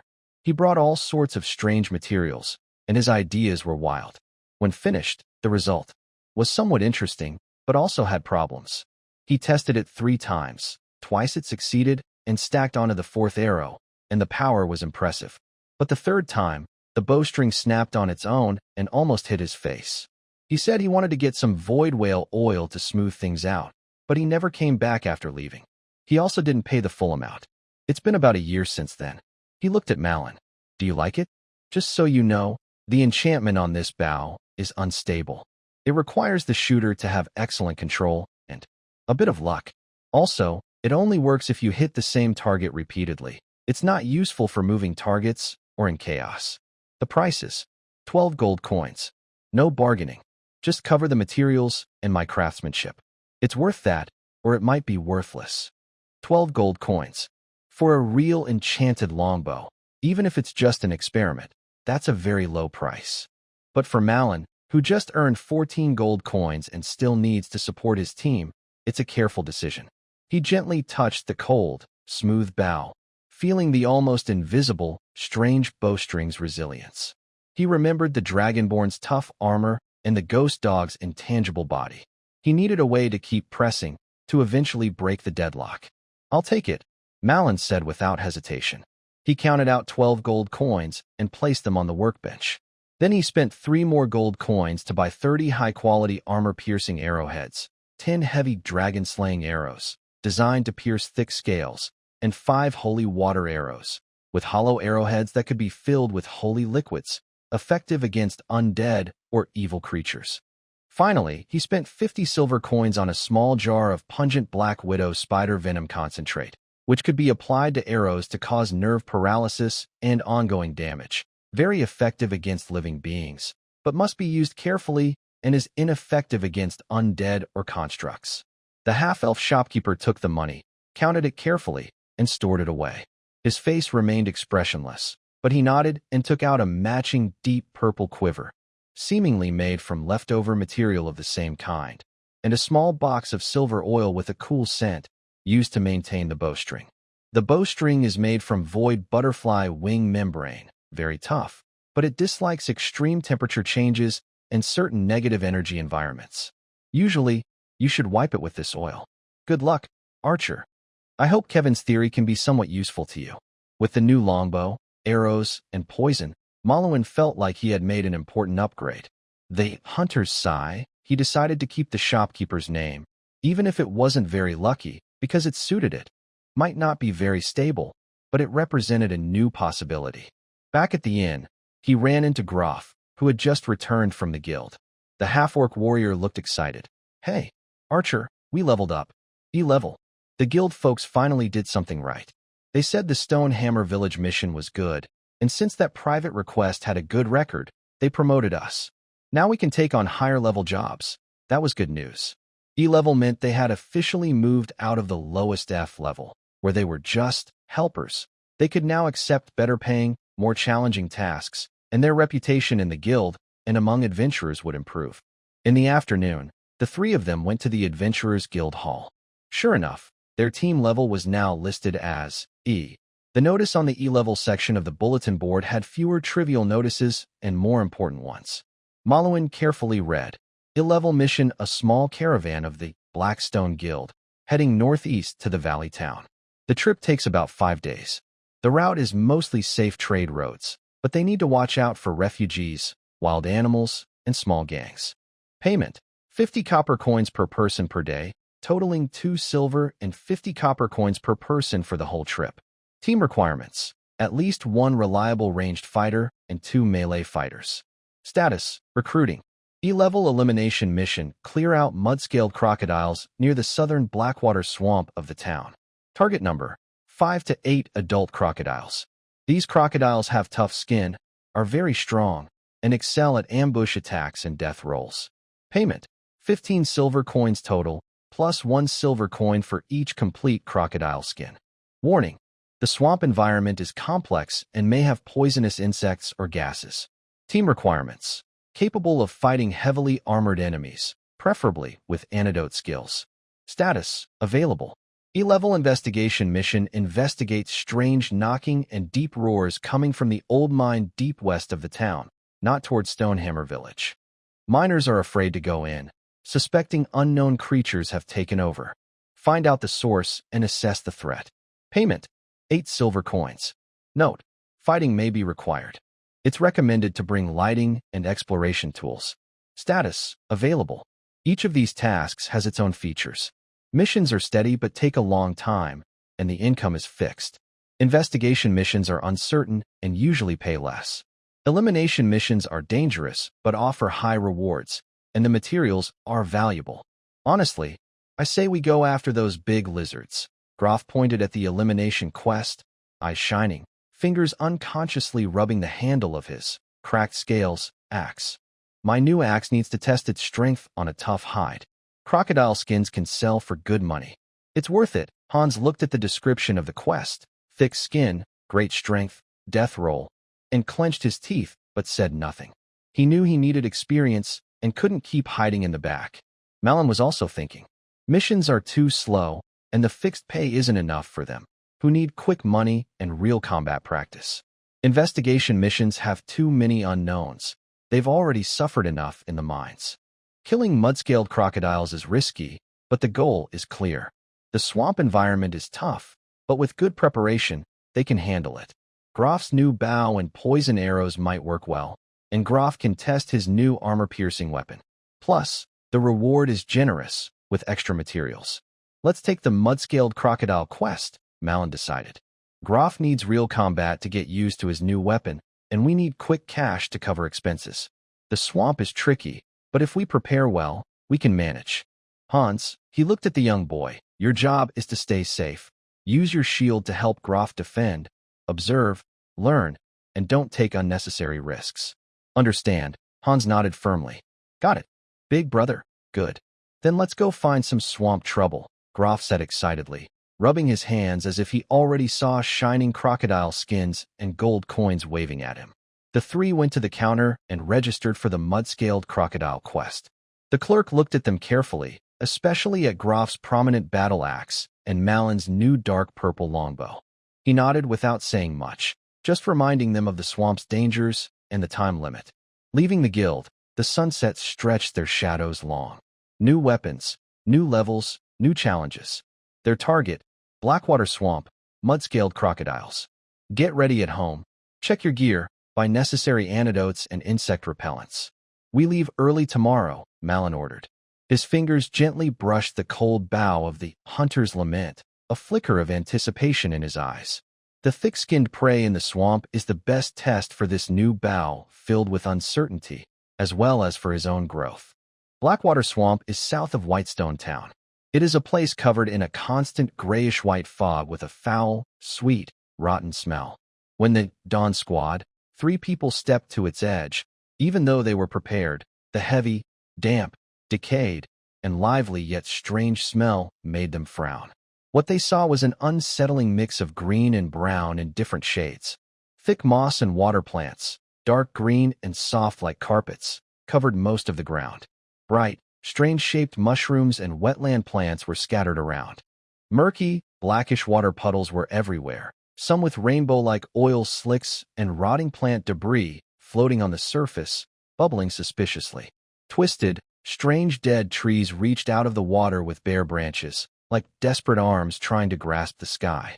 The air was filled with a strong smell of decayed organic matter, mixed with the scent of aquatic creatures and the buzzing of tiny insects, making it hard to breathe. Such a cursed place. Groff stepped on the seemingly solid but slightly sinking mossy ground, spat, and said, even more uncomfortable than a mine. There's no stable footing at all. Stay close and watch where I step. Malin led the way, holding a sharpened wooden stick, carefully probing the mossy ground or water edges ahead. His hunter's sai was wrapped in oilcloth on his back to protect it from the damp air. His keen eyes could tell, based on experience, which areas might have firm mud beneath the moss and which might be deep, swallowing water. Try to step on exposed grass patches, tree roots, or darker, drier-looking moss. Avoid water puddles that look very dark or have many bubbles. Hans nervously followed Malin, trying to imitate his careful steps. He carried his round shield and also held a short stick. Dull seemed to dislike the swamp environment very much, tail tucked, walking carefully, sniffing the air from time to time, and making warning sounds. Even with such caution, trouble kept coming. They had not gone a full mile when Hans suddenly stepped into thin air. The seemingly solid moss beneath his feet suddenly collapsed. He shouted out loud as his entire right leg sank into cold, black mud up to his thigh. The sticky, slippery mud seemed alive, pulling him down. "Don't move," Marlin shouted sharply. Glover immediately stepped forward. Glover stuck his axe into the ground nearby and grabbed Hans's shoulders with his strong arms. Marlin held a long stick in front of Hans's chest to support him. Together, they managed to pull Hans out of the muddy pit. His boots stayed behind in the mud, and he was left barefoot, looking very embarrassed. But this was just the start. Tiny black insects and long-legged mosquitoes, like moving clouds, swarmed and bit their exposed skin. Even though they used cheap insect repellent, which smelled very strong, it only helped a little. Soon, their faces and necks were covered with red, itchy bumps. Hans was bitten so much that he kept shaking his head and scratching with his claws. The hardest part was choosing the path. The swamp looked flat, but was full of hidden ditches and water channels. They had to keep detouring to find safer routes, so progress was slow. The hot, humid air made them sweat, but it also felt cold and uncomfortable. As they passed a thick patch of deadly water lilies with large white flowers, Marlin noticed a shallow water area ahead. The edge of the water had fresh, huge three-toed footprints and a wide trail that looked like something heavy had been dragged. The trail disappeared into the murky water. "There's a mud-scaled crocodile nearby," Marlin said quickly, signaling them to stop. He squatted down and carefully examined the footprints and trail. "The tracks are fresh, less than half a day old. There might be more than one." He took out a broken arrow from his quiver and knocked it, signaling Glover and Hans to stay alert. Glover gripped his split-scale sword and stood on a small mound of grass, watching the calm but strange water surface. Hans raised his shield, ready to defend, his heart pounding. They waited. Only the sound of the wind rustling the dry grass and insects chirping filled the silence. Suddenly, about 10 steps to Glover's left, the calm water surface with floating duckweed suddenly exploded.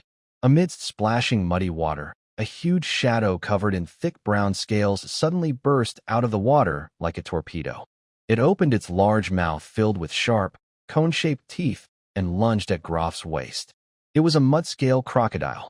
It had been hiding under the shallow, muddy water, perfectly camouflaged to blend with the environment, only attacking when it suddenly struck. It was too fast, but Groff was always alert. He roared loudly, didn't retreat but moved forward, stomping his feet and swinging his weapon, cracked scale, to meet the crocodile's huge mouth. He aimed a powerful slash at the crocodile's upper jaw. A heavy thud echoed. The axe hit the tough scales on the crocodile's snout, sparks flying. The crocodile's charge was stopped, and it roared angrily. Its head tilted to one side from the cracked scale, couldn't fully break through its thick, rock-like scales, only leaving a deep dent and cracked scales. Pain made the crocodile's thick tail swing like a steel whip, kicking up muddy water and rushing toward Groff's legs. At the same moment the crocodile lunged and Groff prepared to fight back, Marin's bowstring sounded. His target wasn't the crocodile's heavy back armor, but its slightly open mouth caused by the bite, and its cold, cruel yellow vertical pupils on top of its head. Whoosh! Whoosh! Two arrows shot almost simultaneously. The first arrow precisely slipped into the crocodile's open mouth, embedding deep into the softer inner wall. The second arrow aimed straight at its right eye. The crocodile seemed to sense danger. It suddenly its head at the moment the arrows hit. The arrow aimed at its eye brushed past the eye socket with a puff, leaving a bloody scratch on its tough eyelid, but missing the eyeball. However, the arrow in its mouth caused obvious pain, making the crocodile roar even more fiercely. Its attack became a little chaotic. Groff seized the chance. He dodged skillfully to the side to avoid the sweeping tail, then swung his battle axe again, striking the vulnerable side of the crocodile's neck exposed by its head. This time, cracked scale showed its armor-breaking power. Its blade tore through the scales, cutting into flesh, and dark red blood flowed out. The crocodile went completely mad. Its huge body thrashed violently in the water, trying to use its death roll to drag Groff into the deep. Murky mud was stirred up, turning the water upside down. Hans, Malin shouted loudly, already knocking his third arrow. His focus was intense as he aimed at the crocodile's constantly moving, injured right eye. He first tried to activate the hunter's sigh, a faint mental force flowing along the bow's grip. He could feel a slight warmth from the silver symbol on the bow arm, and a strange, tense vibration from the bowstring. Hans heard the shout and clenched his teeth. He charged forward with his shield. Instead of attacking, he waited for the crocodile to open its huge mouth again, trying to bite Groff. At that moment, he forcefully pushed his heavy iron shield into the crocodile's mouth. He used all his strength to hold the shield, his feet sinking deep into the mud. Click! The crocodile's sharp teeth bit into the metal-edged shield, making a grating sound that was almost painful to hear. The shield was badly deformed, but it temporarily blocked the crocodile's mouth, stopping it from biting effectively. Now was the moment. Because of the shield, the crocodile's head was briefly fixed in place. Malin's eyes shone brightly as he loosened his bowstring. Bang! The hunter's sigh produced a deeper, more penetrating sound than before. The arrow shot out faster than usual, leaving behind a faint silver trail in the air, or so it seemed. It precisely entered through the injured eyelid of the crocodile, hitting right where the eye was wounded, and the arrow shaft disappeared inside. Roar! A terrible, piercing scream echoed through the swamp. The mud-scaled crocodile was hit fatally. It wildly shook its head, flinging Hans and his shield into the mud several meters away.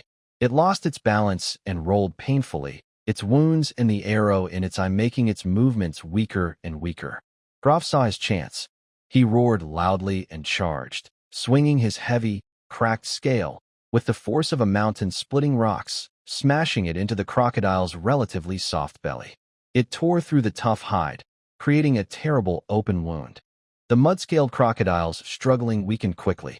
It finally collapsed in the shallow water mixed with blood and mud, its limbs twitching aimlessly. The battle was over, but all three were exhausted, panting heavily, covered in mud and blood. Groff checked the edge of the cracked scale and nodded with satisfaction. Hans crawled out of the mud, pale-faced, looking at his nearly ruined shield with a mix of pain and fear. Malin gently touched the hunter's sigh, and the silver symbols on the bow slowly dimmed. The strange tremor of the bowstring disappeared. He could clearly feel the difference from his last shot. Faster, steadier, as if the arrow itself desired to hit the target. It seems that the hunting echo has an extra boost after locking onto and finally hitting a vital point. This unstable test subject's first real combat performance was surprisingly good. They quickly dealt with the crocodile's body, removing its relatively intact skin and the longest sharp teeth. Just as they prepared to find their next target, distant sounds of fierce fighting, weapon clashes, and a short, pained human cry echoed from deep in the swamp, along with a deeper, more intimidating crocodile roar. Are there other adventurers? Fighting? Sounds intense. Groff immediately looked toward the source of the noise. Malin paused briefly. Let's go see. Be careful. Could be a bigger crocodile or other trouble. The three of them carefully moved through the swamp, following the sounds. They bypassed a dense reed patch and came to a larger, faster-flowing river fork. The scene before them made them gasp in surprise. On the riverbank, two ordinary mud-scaled crocodile corpses lay on the ground. In the deeper part of the river, a fierce battle was underway. A huge crocodile, much larger than the one they had just hunted, with darker, almost black scales and fierce bony spines along its back, was frantically attacking two people trapped on a lone rock in the water. The two were back-to-back, in a dangerous situation. One was a young warrior wearing chainmail, though it was damaged in many places, with blood and flesh on his shoulders, holding a shield in his left hand and a sword in his right. He was desperately blocking the crocodile's fierce lunges and bites, staggering and clearly injured. The other was a young female mage apprentice, wearing a muddy light blue robe, with a pale face and a short staff flickering with faint light. She kept casting weak ice spikes or wind blades to bother the giant crocodile, but their power was limited, only delaying its attack. Her magic was nearly exhausted. The small rock was barely big enough for them to stand on, surrounded by deep water, with no way to retreat. The giant crocodile seemed to have targeted them, repeatedly smashing the rock with its massive body or splashing water with its tail, trying to knock them into the water. It was the king crocodile. This small team of two people, a warrior and a mage apprentice, clearly underestimated its strength or was led into unfavorable terrain, putting them in a desperate situation. Is it the Grey Eagle team? Doesn't seem like it. Groff squinted, remembering that the Grey Eagle team had 5 members and different equipment styles. Should we help? Hans looked at Marlin. Marlin quickly assessed the situation. The Crocodile King looked tough and probably had thicker skin and more strength. But the two adventurers couldn't hold out much longer. Not helping would be unkind, and having more allies would be safer when facing the Crocodile King. In the swamp, having one more friend is better than one more enemy or a corpse. Help, Marlin decided immediately. Groff, distract it from the side. Don't fight head-on, just keep it busy. Hans, prepare your shield. If it charges, try to block like before. I'll find a chance to shoot its eyes. Watch the positions of those two. Don't accidentally hurt them. Got it, Groff roared excitedly. He dragged his split scale sword and charged into the knee-deep water from the side, shouting a challenge at the Crocodile King. Hey, big guy, look over here. The Crocodile King's attention was indeed drawn. It temporarily stopped attacking the two on the lone rock, its cold vertical pupils turning to Groff, the new and more daring challenger. It let out a deep growl, turned its massive body, pushed aside the muddy river water, and charged at Groff, its speed not much slower than a normal crocodile. Come on, Groff prepared himself. As the Crocodile King neared, he leapt sideways, swinging his battle axe to strike the joint of its front limb. Sparks flew, scales cracked, but no deep wound was caused. The Crocodile King, in pain, swung its huge tail. Groff was ready, quickly retreating backward, splashing water everywhere. At the moment the Crocodile King was distracted by Groff, Marlin's arrow was ready. He didn't immediately activate the hunting echo, but first shot a normal armor-piercing arrow at the other healthy eye of the Crocodile King. However, the Crocodile King was very alert. It suddenly closed its heavy eyelids at the moment the arrow was about to hit. Ping! The arrow bounced off, leaving only a white dot on the eyelid. Such thick skin, Marlin's heart tightened. He didn't hold back anymore. Focusing again, he poured his mental energy into his longbow. Activating the hunting echo, he targeted the injured, scaled, blood-stained joint of the Crocodile King's front limb, where the defense was relatively weaker. Whoosh, whoosh, whoosh. 3 arrows in quick succession, almost connected end to end, all aimed at the same spot. The first arrow pierced into the cracked scales, the second followed closely to widen the wound, and the third, with the faint acceleration and armor-breaking effect from the hunting echo overlay, forcefully struck the soft tissue at the joint connection. The Crocodile King roared in pain, its front limb weakening, causing its charge to falter. Its massive body staggered in the water. Seeing this, the warrior on the lone rock was greatly encouraged. Ignoring his shoulder injury, he shouted loudly and leapt down from the rock, water reaching his chest. He gripped his sword tightly and stabbed fiercely at the slightly raised, relatively soft area below the Crocodile King's throat caused by pain. The apprentice mage also used his last magic power to cast a stronger frost ray, hitting the Crocodile King's other eye. Although it didn't pierce the eyelid, the extreme cold made its movements slow again. Grove seized this rare opportunity, roaring loudly and charging forward with all his strength. His split scales attack, glowing with dark red bloodlight, struck the exposed jaw and neck area of the Crocodile King, which lacked heavy bone armor, with the force of a mountain splitting. This time, the axe blade cut through the relatively fragile flesh without resistance, embedding deeply and nearly splitting the Crocodile King's lower jaw in half. The dark red, nearly black blood gushed out like a waterfall. The Crocodile King, suffering a fatal, let out a deafening death cry. Its huge body twisted and rolled wildly, turning the surrounding river water into a sea of blood. Eventually, it collapsed weakly into the blood, with only slight convulsions remaining. The battle was over. The riverbank was a mess, filled with blood and chaos. Grove leaned on his battle axe, gasping heavily, and looked at the Crocodile King's corpse with a grin.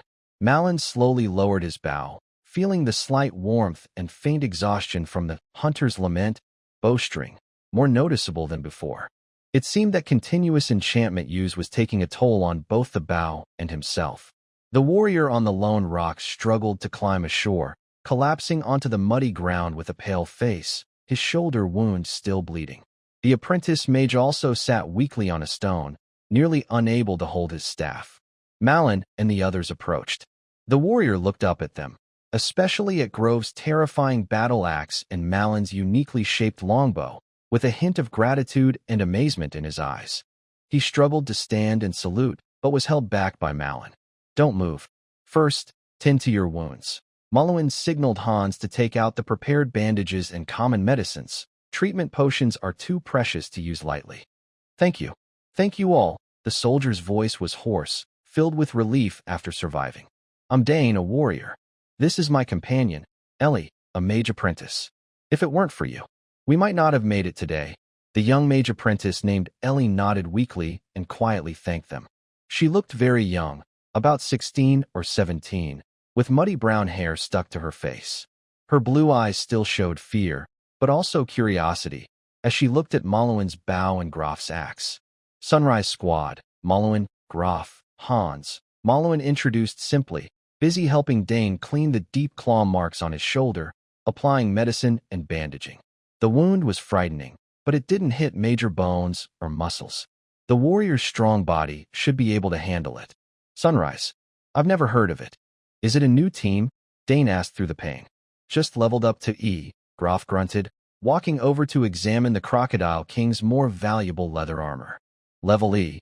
Dane and Ellie looked at each other in surprise. The coordinated, deadly attack just now didn't seem like something an ordinary level E team could do, especially the archer's terrifying accuracy and the half-orc warrior's savage strength. "What about you? Are you here to hunt crocodiles too?" Malouin asked. Dane forced a smile. "We were originally on a small task to investigate water pollution at the swamp's edge, but we accidentally entered this deep water area and were targeted by these crocodiles.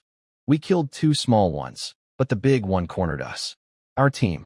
Actually, it's just the 2 of us, recently formed. It turned out to be a tiny team of 2 newcomers, inexperienced and misjudging the danger." Malouin understood. Surviving so long against the Crocodile King showed Dane's good defense and willpower, and Ellie's magic support was also impressive. "The Crocodile King's skin and teeth are valuable. Everyone who sees them gets a share," Malouin said, glancing at Grof, who was struggling to peel the skin, then speaking to Dane. Dane quickly shook his head. No, you saved us and killed that beast. The loot belongs to you. We're just grateful to have survived." Malouin nodded without fuss. In the world of adventurers, clear division of benefits is important. "All right then. However, you all are injured quite badly, and the swamp is still dangerous. It's better to travel with us and leave here first. Weaken you to the edge of the swamp." Dane and Ellie were very happy to hear this and thanked them repeatedly. Together, everyone removed the most valuable skins and teeth from the Crocodile King and the other 2 normal crocodiles. The heavy loot made everyone smile, especially the nearly black, thick skin of the Crocodile King, which was very tough and large, probably worth a lot of money. On the way back, the mood became much lighter. Dane was a cheerful and talkative young man. Although injured, he was in good spirits, sharing funny and unlucky stories from their previous adventures. Ellie was quieter but very curious about magic and adventures. She often whispered to Hans about the past missions of the Dawn Squad. Hans, after this fight, became braver and could speak a few words more clearly. Groff kept criticizing Dane's almost deformed shield and boasted about how powerful his cracked scale armor was. Marin mostly listened quietly, watching carefully around him. During a dangerous swamp cleanup, they not only gained a lot of loot and proved the power of new weapons, but also unexpectedly made 2 new friends.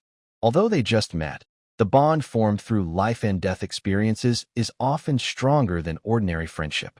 Maybe, someday in the future, this tough warrior and the promising young mage apprentice will become reliable allies of the Dawn Squad. As the sun set, casting a golden-red glow over the swamp's mist, the group, tired but satisfied, carried their heavy loot and headed back to Whitestone Town. The dangers of the swamp were left behind, and new friendships and possibilities were slowly unfolding ahead. Leaving behind the suffocating, rotten air at the edge of Blackwater Swamp, they stepped onto a firmer, earthy trail filled with the scent of soil and grass. Everyone took deep breaths, despite the lingering smell of mud on their bodies. The setting sun stretched their shadows long and made the group look a bit funny, like a bunch of muddy farmers returning from harvest, except their crops were fierce crocodile skins and gleaming white teeth. Traveling with Dane and Ellie, the journey home became much more lively. Dane is a cheerful young warrior, with a bandage wrapped around his shoulder given by Marlin. Despite his injury, he is in good spirits and talks nonstop. He vividly describes how they were led into the deep water area by 2 ordinary crocodiles, and how Ellie's last icy ray accidentally froze one of the Crocodile King's claws for half a second. Ellie is much quieter, mostly listening and occasionally adding a few details. Her eyes often drift toward the dark purple longbow behind Marlin and Gruffa's bloodstained, terrifying battle axe, filled with pure curiosity about their fine equipment. "Thanks to you guys this time," Dane said again, patting his uninjured right chest. His chainmail clanged loudly. "Otherwise, Ellie and I would have turned into swamp fertilizer, nourishing those poisonous water lilies. By the way, your Dawn team works really well." That big guy's final strike with his axe was perfect. Groag snorted through his nose, carrying split scale with several heavy crocodile skins hanging from the axe handle. He just tugged at the corner of his mouth and said, "Huh, I've been chopping for years. As for you, kid, your shield's okay, but your footing's too soft. Next time, stand firm." Dane wasn't annoyed and chuckled happily. Ellie quietly asked Hans, "Is your big archer brother always so calm? When he shoots, it looks like he doesn't even breathe." Hans puffed out his chest proudly, despite being covered in small crocodile teeth and bone spikes. "My big brother is always amazing. He just bought a new bow, and it's really powerful." He was eager to share how impressive Marlin was. Before nightfall, they set up camp beside a clear little stream. Groag skillfully started a fire, while Dane contributed a small bag of coarse salt and dried spices.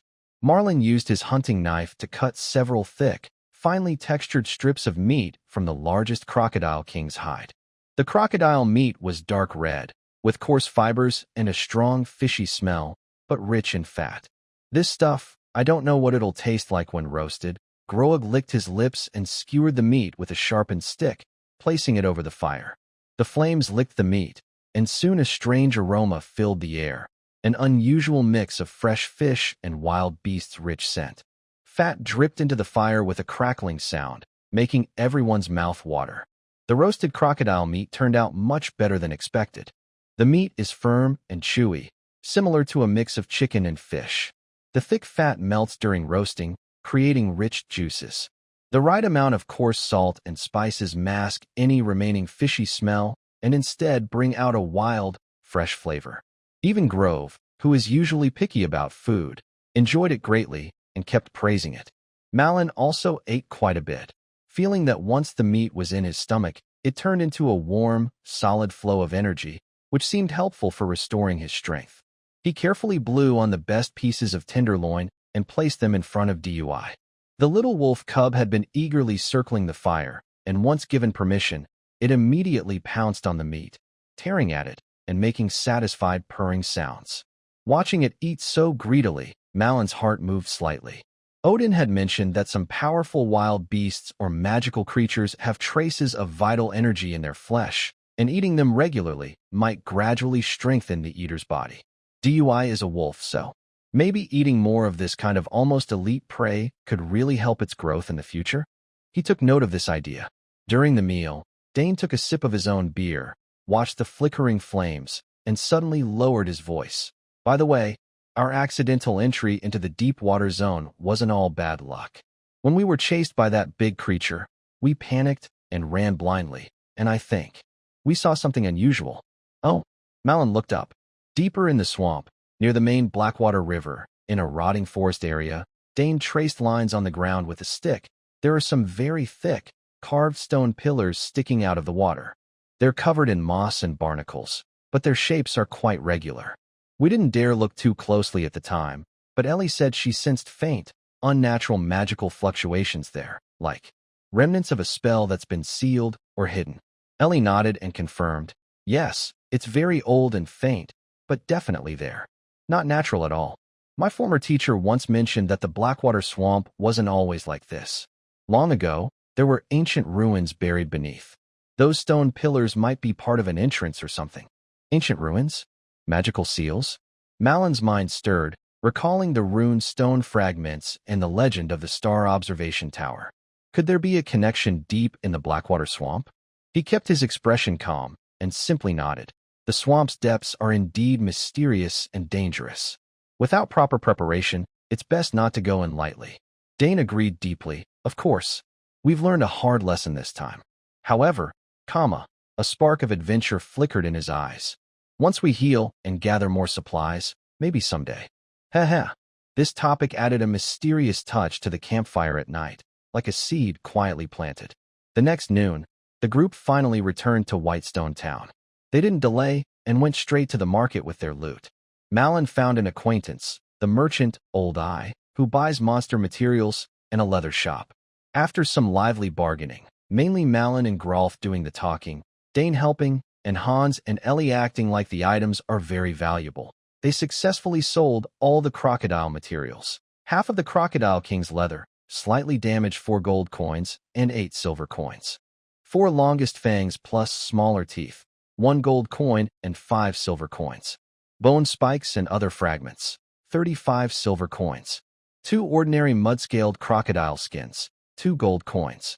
Total earnings, 8 gold coins and 28 silver coins. This doesn't include the 15 silver coins from the guild quest, eliminate mud-scaled crocodiles, or the extra 1 silver coin per crocodile skin promised for purchase. The 2 normal skins are included above, and the premium Crocodile King's leather is already priced in. Just from selling materials, the income far exceeded expectations. Old Eye examined the main fong of the Crocodile King, impressed. The quality is really good. The texture, the hardness. Perfect for making dagger handles or charms. If you find more good stuff like this, remember to think of me first, holding the heavy purse, feeling the reassuring weight of the coins inside. The fatigue from the days past seemed to fade a bit. Grolf grinned and started planning how to spend the money. Hans looked excited, having never seen so much money before. They parted ways with Dane and Ellie at the market entrance. Dane shook Malon's hand firmly, carefully avoiding his wound. I really don't know how to thank you this time. We won't split the money. It's your lives we saved. If you ever need me in Whitestone Town, just ask. We're staying at the Oak Shield Inn. Cheap. Ellie also gave Malon and Grolf a formal mage's bow, a bit awkward, and smiled at Hans. Thanks for the medicine. Goodbye. Stay in touch, Malon nodded. These 2 young people might not be the strongest yet, but they have good hearts and are worth knowing. After sending off their temporary allies, Malon did not rush to spend the loot. Instead, he took Grolf and Hans to the Anvil and Courage. The dwarf Malrock saw the thick, dark Crocodile King hide, and his single eye lit up. Great material. This hide is almost as tough as some dragon scales. And it has some cold resistance from swampy areas? Nice, very nice. Malrock rubbed his hands together. What do you want to do with it? Use this hide to make a close-fitting inner lining armor that is light and flexible. Malin pointed at Hans, and then at himself. Make me a thickened leather chest plate and arm guards, with key areas reinforced by this hide. The leftover scraps could be used to make a small arm shield or a neck guard. He needed to stay agile, but vital areas like the chest and stomach must be well protected. Hans urgently needed to improve his overall resistance to hits. Inner lining with this hide, and then add chainmail on top. Graf looked at Hans's small frame. Are you planning to turn into a tin can? Hans nodded firmly, eyes determined. Yes, I want to be able to withstand hits. Malrock estimated the amount of hide and quoted 3 gold coins, including craftsmanship, necessary metal fittings, and lining fabric. Malin paid a deposit of 1 gold coin happily, and they agreed to pick up the armor in 5 days. Next, they went to the 3-Barrel Inn. This was not the noisy, chaotic tavern for bottom-tier adventurers like Flea and Malt, but a mid-range place in town that hosted small merchants, wealthy craftsmen, and some notable adventurers. The wooden tables and chairs were sturdy and clean, and the air smelled of baked bread, stewed meat, and malted ale, not cheap alcohol and sweat. Malin ordered a whole roasted chicken, a large plate of beef stew with onions and turnips, a sausage platter, fresh black bread, and a pot of decent quality ale. It cost nearly 1 silver coin, but no one minded. This was a celebration earned through their hard-fought survival. The food was quickly served, filling the air with delicious aromas. Graf tore off a chicken leg and bit into it eagerly. Hans also tried to eat the fragrant beef stew with a knife and fork, cheeks puffed out. Malin ate more slowly, but each bite of hearty food brought real satisfaction. He had deliberately kept some meat with little sauce, boiled in water, wrapped up to take back to the inn for Dullard. The tavern was lively but not loud, with warm lighting. After a few glasses of ale, everyone felt more relaxed. Hans licked the oil stain off his finger and looked at Graf's face, where a long, old scar ran from his brow bone across his cheek and disappeared into his beard. His curiosity got the better of him, and he quietly asked, Uncle Graf, how did you get this scar on your face? It looks pretty scary. Graf paused for a moment while chewing. His dull yellow eyes flickered in the candlelight, as if a distant shadow crossed his mind. He took a big sip of beer, wiped his mouth with his sleeve, and was silent for a few seconds. Then, in a deeper voice than usual, he said briefly, up north, at the Karaklan Pass. I fought a group of orc wolf riders. There was a rogue with twin blades, and his axe was fast. I almost got split open. He spoke casually, but the words, Karaklan Pass, and orc wolf riders, carried the cold wind and bloody smell of the northern wilderness. That was a border area where human kingdoms often clashed with orc tribes, and the fighting was much more brutal than the monster extermination missions in the south. Orcs, are they really strong? Hans asked. They're tough, with thick skin and great strength. They fight without fear, Graf hummed. But that time, there were too many of them. He didn't say more, seeming unwilling to recall further, and took another sip of his drink. Malin didn't speak. Everyone has their own past, especially warriors like Graf, who grew up in the conflict between humans and orcs. His experiences are surely complicated. That scar might just be a small mark of a big, heavy story. At that moment, a bard in the corner of the tavern tuned his lute, cleared his throat, and began to sing.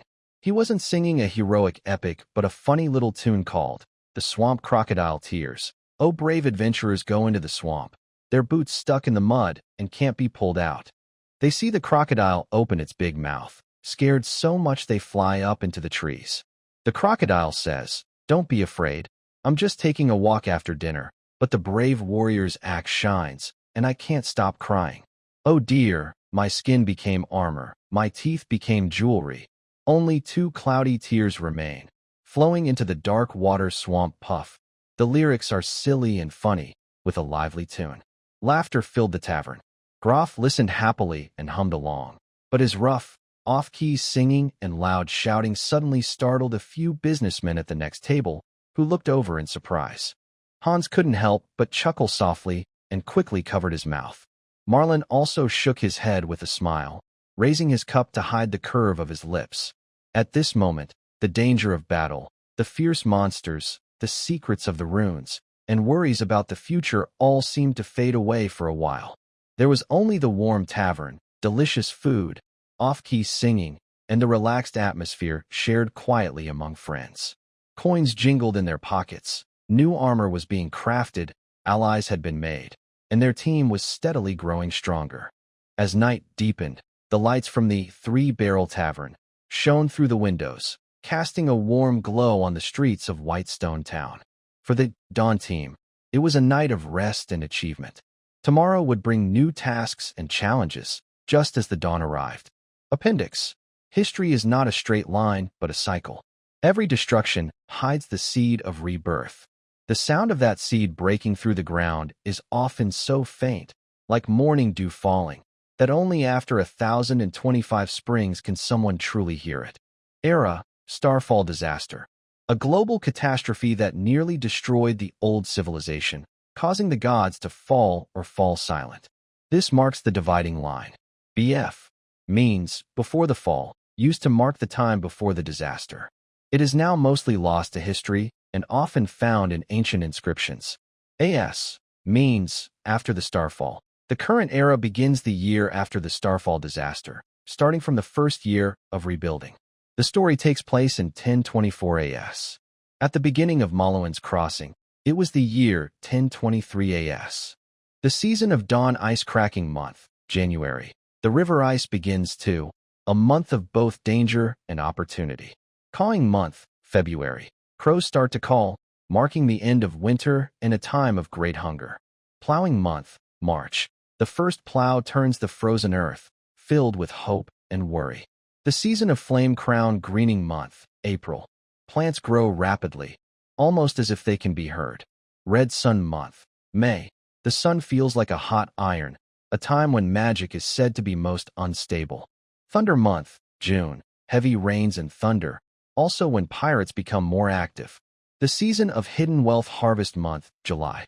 A time for gathering crops and collecting taxes. Foglock month, August. Thick fog covers roads and coasts, and bandits roam freely. Blood brew month, September. Preparing wine and slaughtering animals for winter, the land looks bloodstained. The long darkness, bone-chilling month, October. Cold winds cut like knives, piercing to the bone. Spirit night month, November. The time of the spirits festival, avoid going out alone at night. Longest night month, December.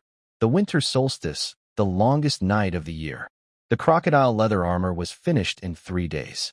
When Manhwa and Han stepped out of Anvil and Courage, they both felt more confident. Manhwa's new chest armor and arm guards used a layered design. The inner layer was tough, tanned cowhide, while the outer layer at key points, chest, stomach, shoulders, elbows, was decorated with special treated black crocodile king scales. These scales were cleverly overlapped and embedded, offering both flexibility and much better protection than ordinary leather armor. The arm guards were also reinforced at the wrists and outer forearms. The whole set was heavy but well-balanced, allowing free movement, and had a calm yet dangerous shine, matching the dark purple tone of Hunter's Sigh. Hans's gear changed even more. He wore a close-fitting lining made from the softest leather from the Crocodile King's belly, covered by a somewhat old but well-maintained chainmail shirt, which he bought with some of his earnings from selling hides from a retired veteran. Over that, he wore a larger, hard leather vest with small crocodile scales embedded at key points. Though it made him look a bit bulky, his defense was unquestionable. His nearly ruined old shield was also left at the blacksmith shop. Malrock promised to repair and reinforce it, deducting the cost from the remaining balance. The young man put on his armor. Although his movements were a bit clumsy, he stood straight with confidence, and his eyes showed a calmness he didn't have before. Grav was not interested in fancy armor. He only asked Malrock to clean the cracked scale with the best oil and add a few throwing axes. He trusted his muscles and battle axe more. The feeling of safety from new gear lasted only a few days before a sudden news spread through the town. That morning, Malin was practicing dual-wield coordination in the inn's backyard. After days of training, he was still not very skilled, but at least his swings with both hands no longer clashed often. He could set up basic moves from the initial solution, training, and sometimes even perform simple attack then stab combos in his mind. Sweat soaked his hair, helping him adapt faster to the new armor.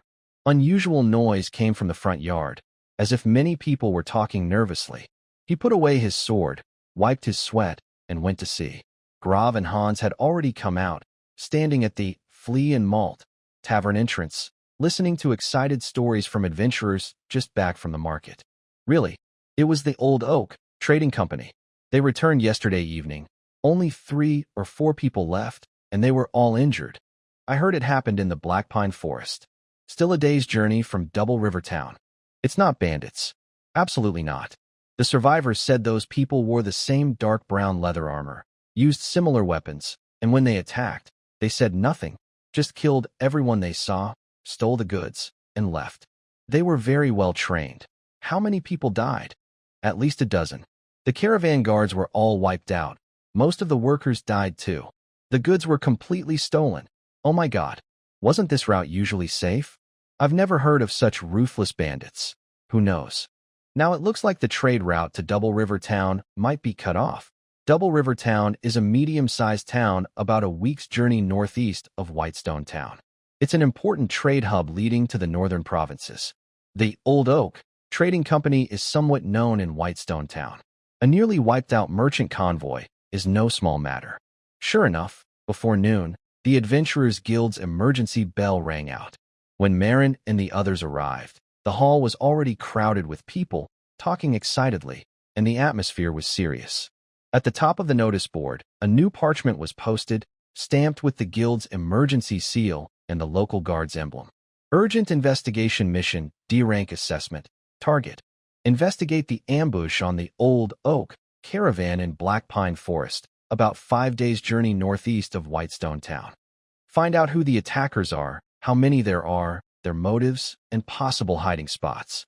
Requirements: gather reliable information, avoid direct conflict if possible. If encountered, self-defense and retreat are allowed. Warning: the attackers are highly organized and skilled in combat, making them very dangerous. This mission is rated D rank. It is recommended for experienced, mature teams of D rank or higher.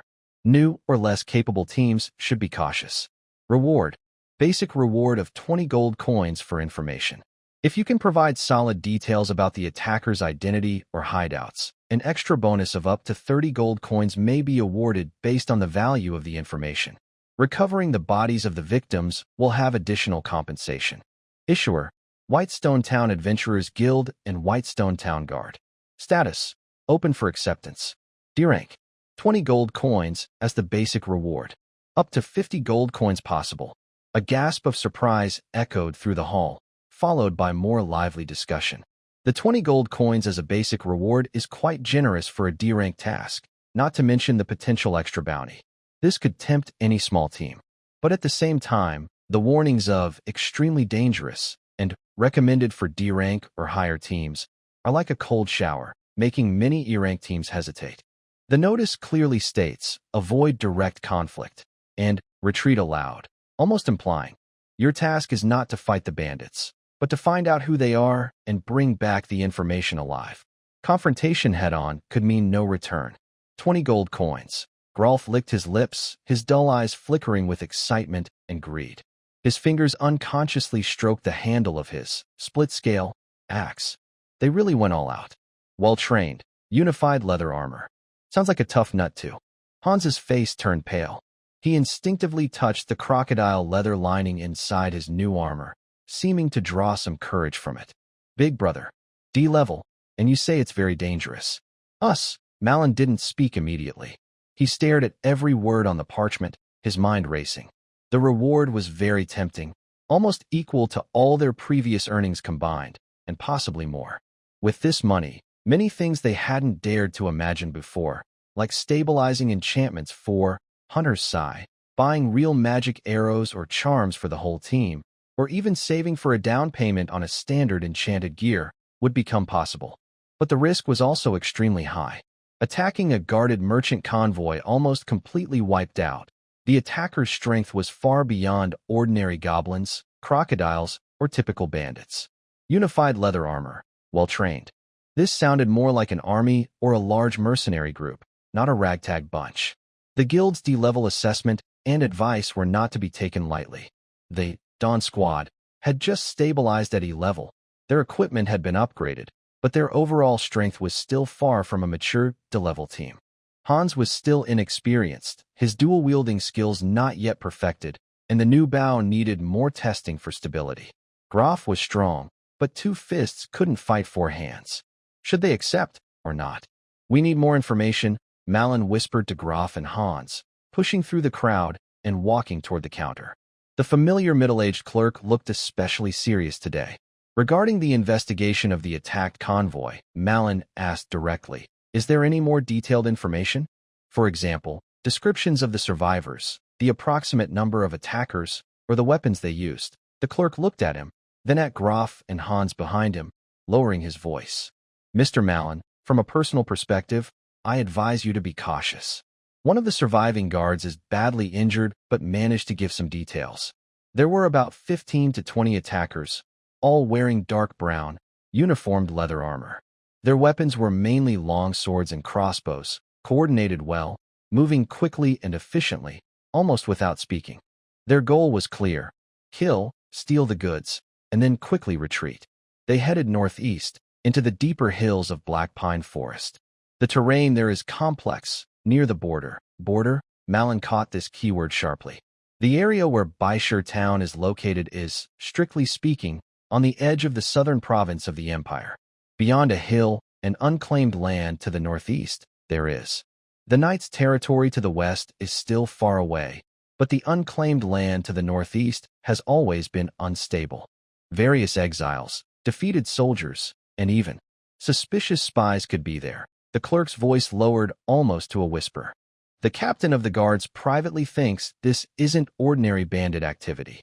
Offering such a high reward for this task is probably to find out quickly who is behind this and what they want. This is no longer just a quest for adventurers. Spies from the neighboring country? Malin was startled. He remembered some scattered rumors. The Western Kingdom, known for knights and refined culture, often called Iris or Knight's Land, has been fighting a long war of roses and thorns with the Golden Thorn Kingdom, which is based on a large island overseas. It seems they recently paused with an unclear ceasefire agreement. Could it be that after the century-long island conflict, the Knight's Land is now turning its attention back to the vast but somewhat loose Holy Empire? If so, attacking merchant caravans on the Empire's border provinces, are they testing defenses? Creating chaos? Or do they have a more specific plan? This situation is deeper and more dangerous than it seems. Getting involved could easily lead to disaster and death in an unclear way. "Thank you," Malin nodded to the clerk. He didn't immediately respond, but turned to leave the noisy guild hall with Graf and Hans. Back at the quiet courtyard of the inn, the three began to discuss seriously. "Let's do it." Graf slammed his fist into his palm, eyes burning with determination. "Whether they're bandits or soldiers, stealing goods, killing people, and it's worth a lot. Why not go see? 20 gold coins. Plus, we have new armor and weapons now. Perfect for testing. That big lizard in the swamp didn't do us any harm. But, Uncle Graf, that's an army. Or in other countries." Hans looked worried. "We only have 3 people. And my brother said they might be spies. Could there be more ambushes?" "That's why it's called investigation," Graf said nonchalantly. "Sneak over, see clearly, fight if you can, run if you can't, and bring back the information. That's 20 gold coins. This deal looks very profitable." Malin watched the two arguing and thought quietly. Glover made some good points. High risk, high reward. And the task was clearly investigation rather than elimination, leaving room for negotiation. Their mobility was decent, except Hans's gear was a bit heavy. Malouin's bow was good for long-range scouting and sniping. Glover was strong in direct combat, and Hans could provide necessary cover. If they were careful enough, they might have a chance. More importantly, he had a feeling. The runestone fragments, clues from the swamp ruins, and now a suspicious armed attack by what seemed to be spies from a neighboring country. These seemingly unrelated events might be signs that this border area is about to face bigger trouble. If a storm is coming, it's better to get ahead, learn about potential enemies, and gather first-hand information. This 20 gold coins are not just payment, but also a ticket to deeper secrets and opportunities, even if it might be stained with blood. Agreed, Malwin finally decided, his voice steady and firm. But we won't attack recklessly. The goal is clear. Sneak into the Black Pine Forest Hills, find traces or camps of the attackers, and identify who they are, how many, and what they want. Focus on reconnaissance, avoid fighting if possible. Once we gather enough information, or if we're exposed or in danger, we retreat immediately to keep the team safe. He looked at Glover. Especially you, Glover. Without my signal, don't rush ahead. We need intelligence, not reckless victory. Glover grinned and patted his armor. Don't worry, I know when to hold back. Stealth and secret scouting. I'm good at that too. He then looked at Hans. Hans, your task is very important this time. Your new armor is the thickest. You need to watch our back during the reconnaissance, and if something unexpected happens, raise your shield immediately to defend us and buy us time. Remember, your main goal is to protect yourself first, then help us. Can you do that? Hans took a deep breath and nodded firmly. Though he looked nervous, he was serious about the heavy responsibility. I can do it, big brother. Good. Let's prepare separately. Glover, go restock food and water, and buy some durable dried meat. Hans, check all our ropes, hooks, fire-starting tools, and first aid supplies. I went to gather more arrows, especially silent arrows, special feather treatment for very quiet flight, and illumination arrows. I also bought 2 bottles of better antidote and alertness potion. The money came from public funds. We will leave early tomorrow morning. The mission is clear. A mix of tension, excitement, and seriousness about unknown dangers surrounds the Dawn Squad. Behind the 20 gold coin reward are shadows of spies from neighboring countries and hidden currents beneath the border clouds. This time, their enemies are no longer monsters, but clever, trained people who may represent the will of their nations. Far to the west, the remnants of the 100 Years' War between the Night Kingdom and the Island Alliance are still settling. To the east, a large empire continues to move slowly on its path. In the small town of Whitestone, a seemingly random attack on a merchant convoy might be the first ripple of a big storm that will soon sweep through the land. The Dawn Squad is about to step into this small wave. Once the decision to leave was made, the preparations followed quickly and with purpose. The 20 gold reward was a tempting lure, while the shadow of spies from neighboring countries was an invisible whip, urging the Dawn Squad not to delay. At dawn the next day, just as the sky was turning pale, the town was still quiet and covered in mist. The 3 of them and a wolf quietly left the backyard of Flea and Malt Beer. They didn't wake anyone they knew, disappearing quickly like a stone thrown into water, heading northeast along the dirt road toward the Black Pine Forest and distant hills. Marin led the way, carrying the Lament of the Hunter in a special oilcloth bow bag, ready to use at any moment and protected from dampness and scratches. His new crocodile leather chest armor made a faint rustling sound as he walked, heavy but strangely reassuring. His sharp eyes scanned the road ahead, the bushes on both sides, and the distant tree line. His ears stood upright, listening for any sounds beyond the wind and bird calls. Grove walked a few steps behind him, a large figure like a moving wall. His split-scale axe was wrapped with cloth strips, reducing glare, and slung across his back. He mainly watched the sides and behind, his yellowish eyes constantly moving, nostrils twitching as if he could smell hidden dangers in the air. His equipment was simple, but the fierce aura of someone who had been through many battles was itself a warning. Hans walked in the middle of the group. This was his first time wearing such full armor for a long journey. The soft leather lining, the chainmail shirt, and the scale-embossed leather vest added up to quite a weight. He could clearly feel the heaviness on his shoulders and chest. Breathing was a bit harder than usual, and his steps were heavier. But he clenched his teeth, trying to adjust his pace and breathing so he could get used to it quickly. His shield was strapped to his back, and he held a sturdy wooden short spear, which could be used as a walking stick or for close combat. The boy's face had lost some of its innocence, showing more focus and alertness. He closely followed Marlin's footsteps. Dai had become the most agile lookout in the team. It no longer ran around aimlessly but followed Marlin's silent commands.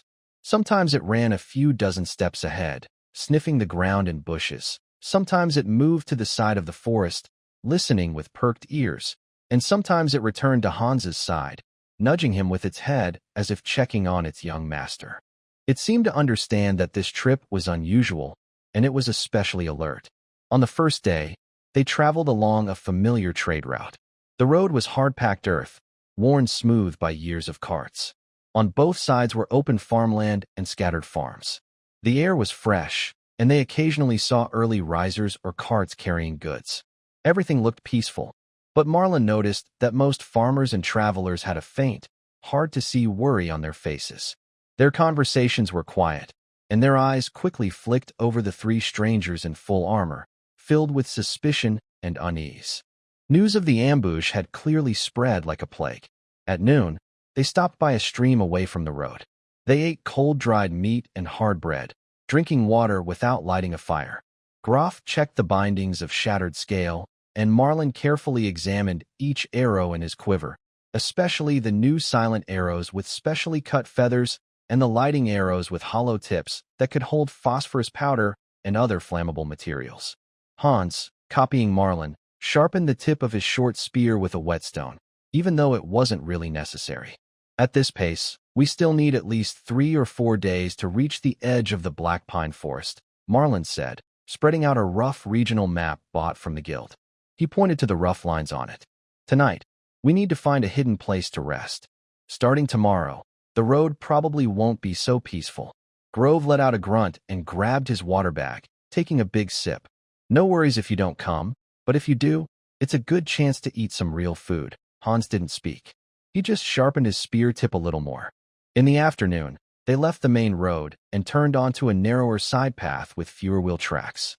According to the map and some scattered information, this road also led toward the Black Pine Forest, but it would avoid some areas where refugees or small groups of bandits might be hiding. It was quieter, but also more deserted. The road got worse. The trees on both sides grew thicker, and sunlight broke into patches through the tall canopy. Bird sounds seemed fewer, and the air grew cooler, carrying the smell of fallen leaves and decayed plants. They stopped talking and moved forward silently, senses on high alert. At dusk, they found a good place to camp, a hollow behind a small hill, surrounded on 3 sides by rocks and thick bushes. The open front view allowed them to see the small path below and a clearing in the woods. Nearby, there was a tiny mountain spring. They didn't build a big fire. Instead, they made a small fire pit with a few stones, barely smoking, using dry twigs and resin to start it. They boiled water, softened hard-dried meat and bread, and made a warm, thick stew. Days got a large piece of dried meat and happily chewed on it. As night fell, the forest darkened quickly, like thick ink spreading everywhere. The sounds of night animals began. Owl hoots, the rustling of small creatures in the bushes, and distant wolf howls. The temperature dropped fast, and their breath turned to mist. They took turns keeping watch. Malin was on first. He leaned against a cold rock, with Hunter's Lament resting on his lap. His fingers unconsciously stroked the cool, dark purple wood and slightly raised silver runes on his bow arm. His eyes had adjusted to the dark, like a nocturnal cat, slowly scanning the faintly starlit clearing below. His ears listened carefully for any strange sounds. Grove's loud snoring came from behind, and Hans curled up in his cloak, breathing evenly. Only the occasional spark from the fire pit and Daze's alert ears showed there was life in the darkness. The first night passed peacefully. The next day, the journey became even harder. They completely left any proper path, relying only on maps, the sun's position, and Marlin's outdoor experience as they moved through increasingly dense forests. Occasionally, they had to chop through tangled vines and bushes with a machete. The ground was covered with thick, soft fallen leaves hiding twisted roots and slippery moss, making slips easy. Hans's heavy armor was a big burden. He was panting and sweating but never complained, just kept trying to keep up. At a short rest at noon, Marlin noticed Hans walking a bit awkwardly. "What's wrong with your foot?" Hans took off his boot, revealing 2 large blisters on his sole that had burst, blood and sock visible. "It's fine, brother. I can walk," he said through the pain. Marlin didn't say anything. He took out clean cloth and ointment from his bag, signaled for Hans to sit down, and carefully cleaned and treated his foot. Then he wrapped it with soft cloth. Change into spare dry socks. The armor can't come off, but your feet must be protected. Tonight, soak them in hot water. Okay, Hans replied softly, feeling warm inside. In the afternoon, they crossed the edge of a swamp shrouded in light fog. The air was damp, cold, and sticky, with a sweet, rotten plant smell. Every step had to be tested first with a stick to avoid deadly traps, deep green, bubbling spots.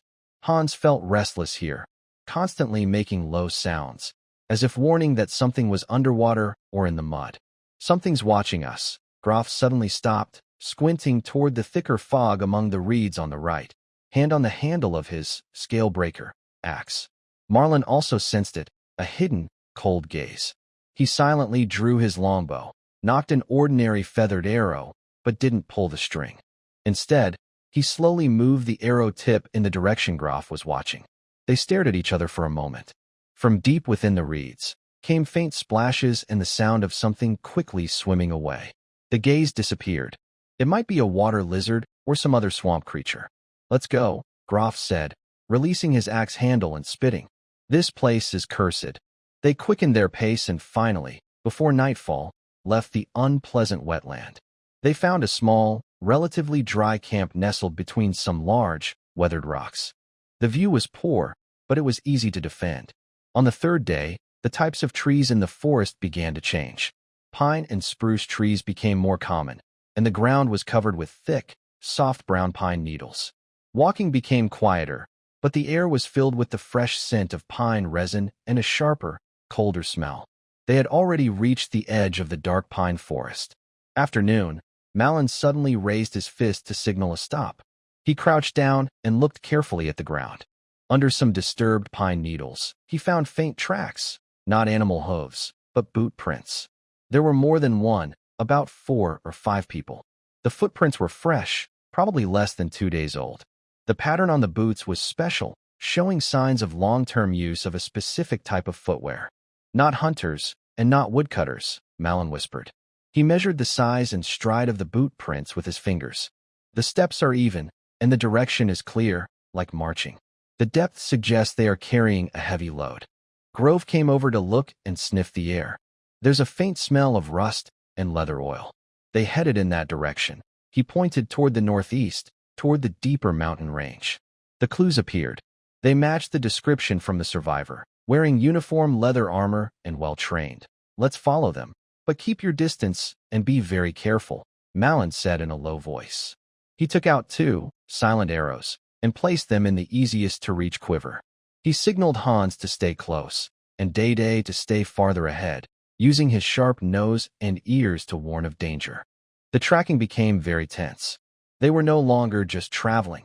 They were following a group that was likely very dangerous and skilled at tracking and avoiding being tracked.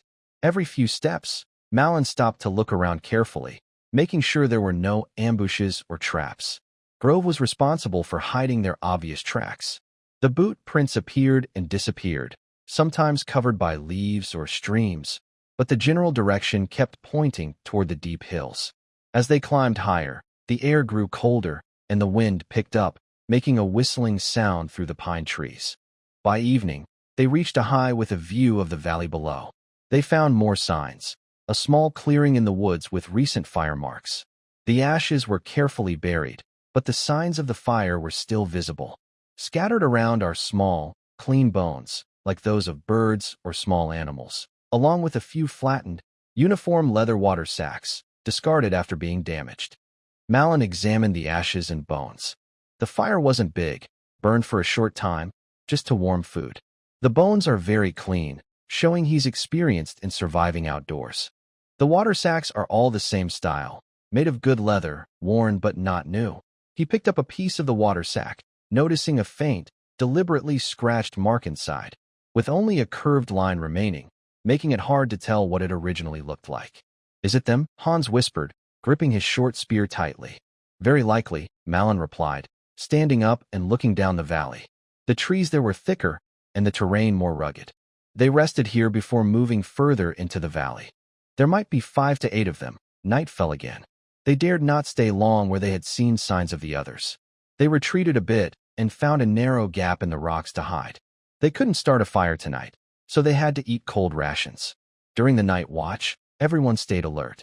The sound of the wind and rustling leaves, distant owl calls, even the falling of a leaf, all made their hearts race.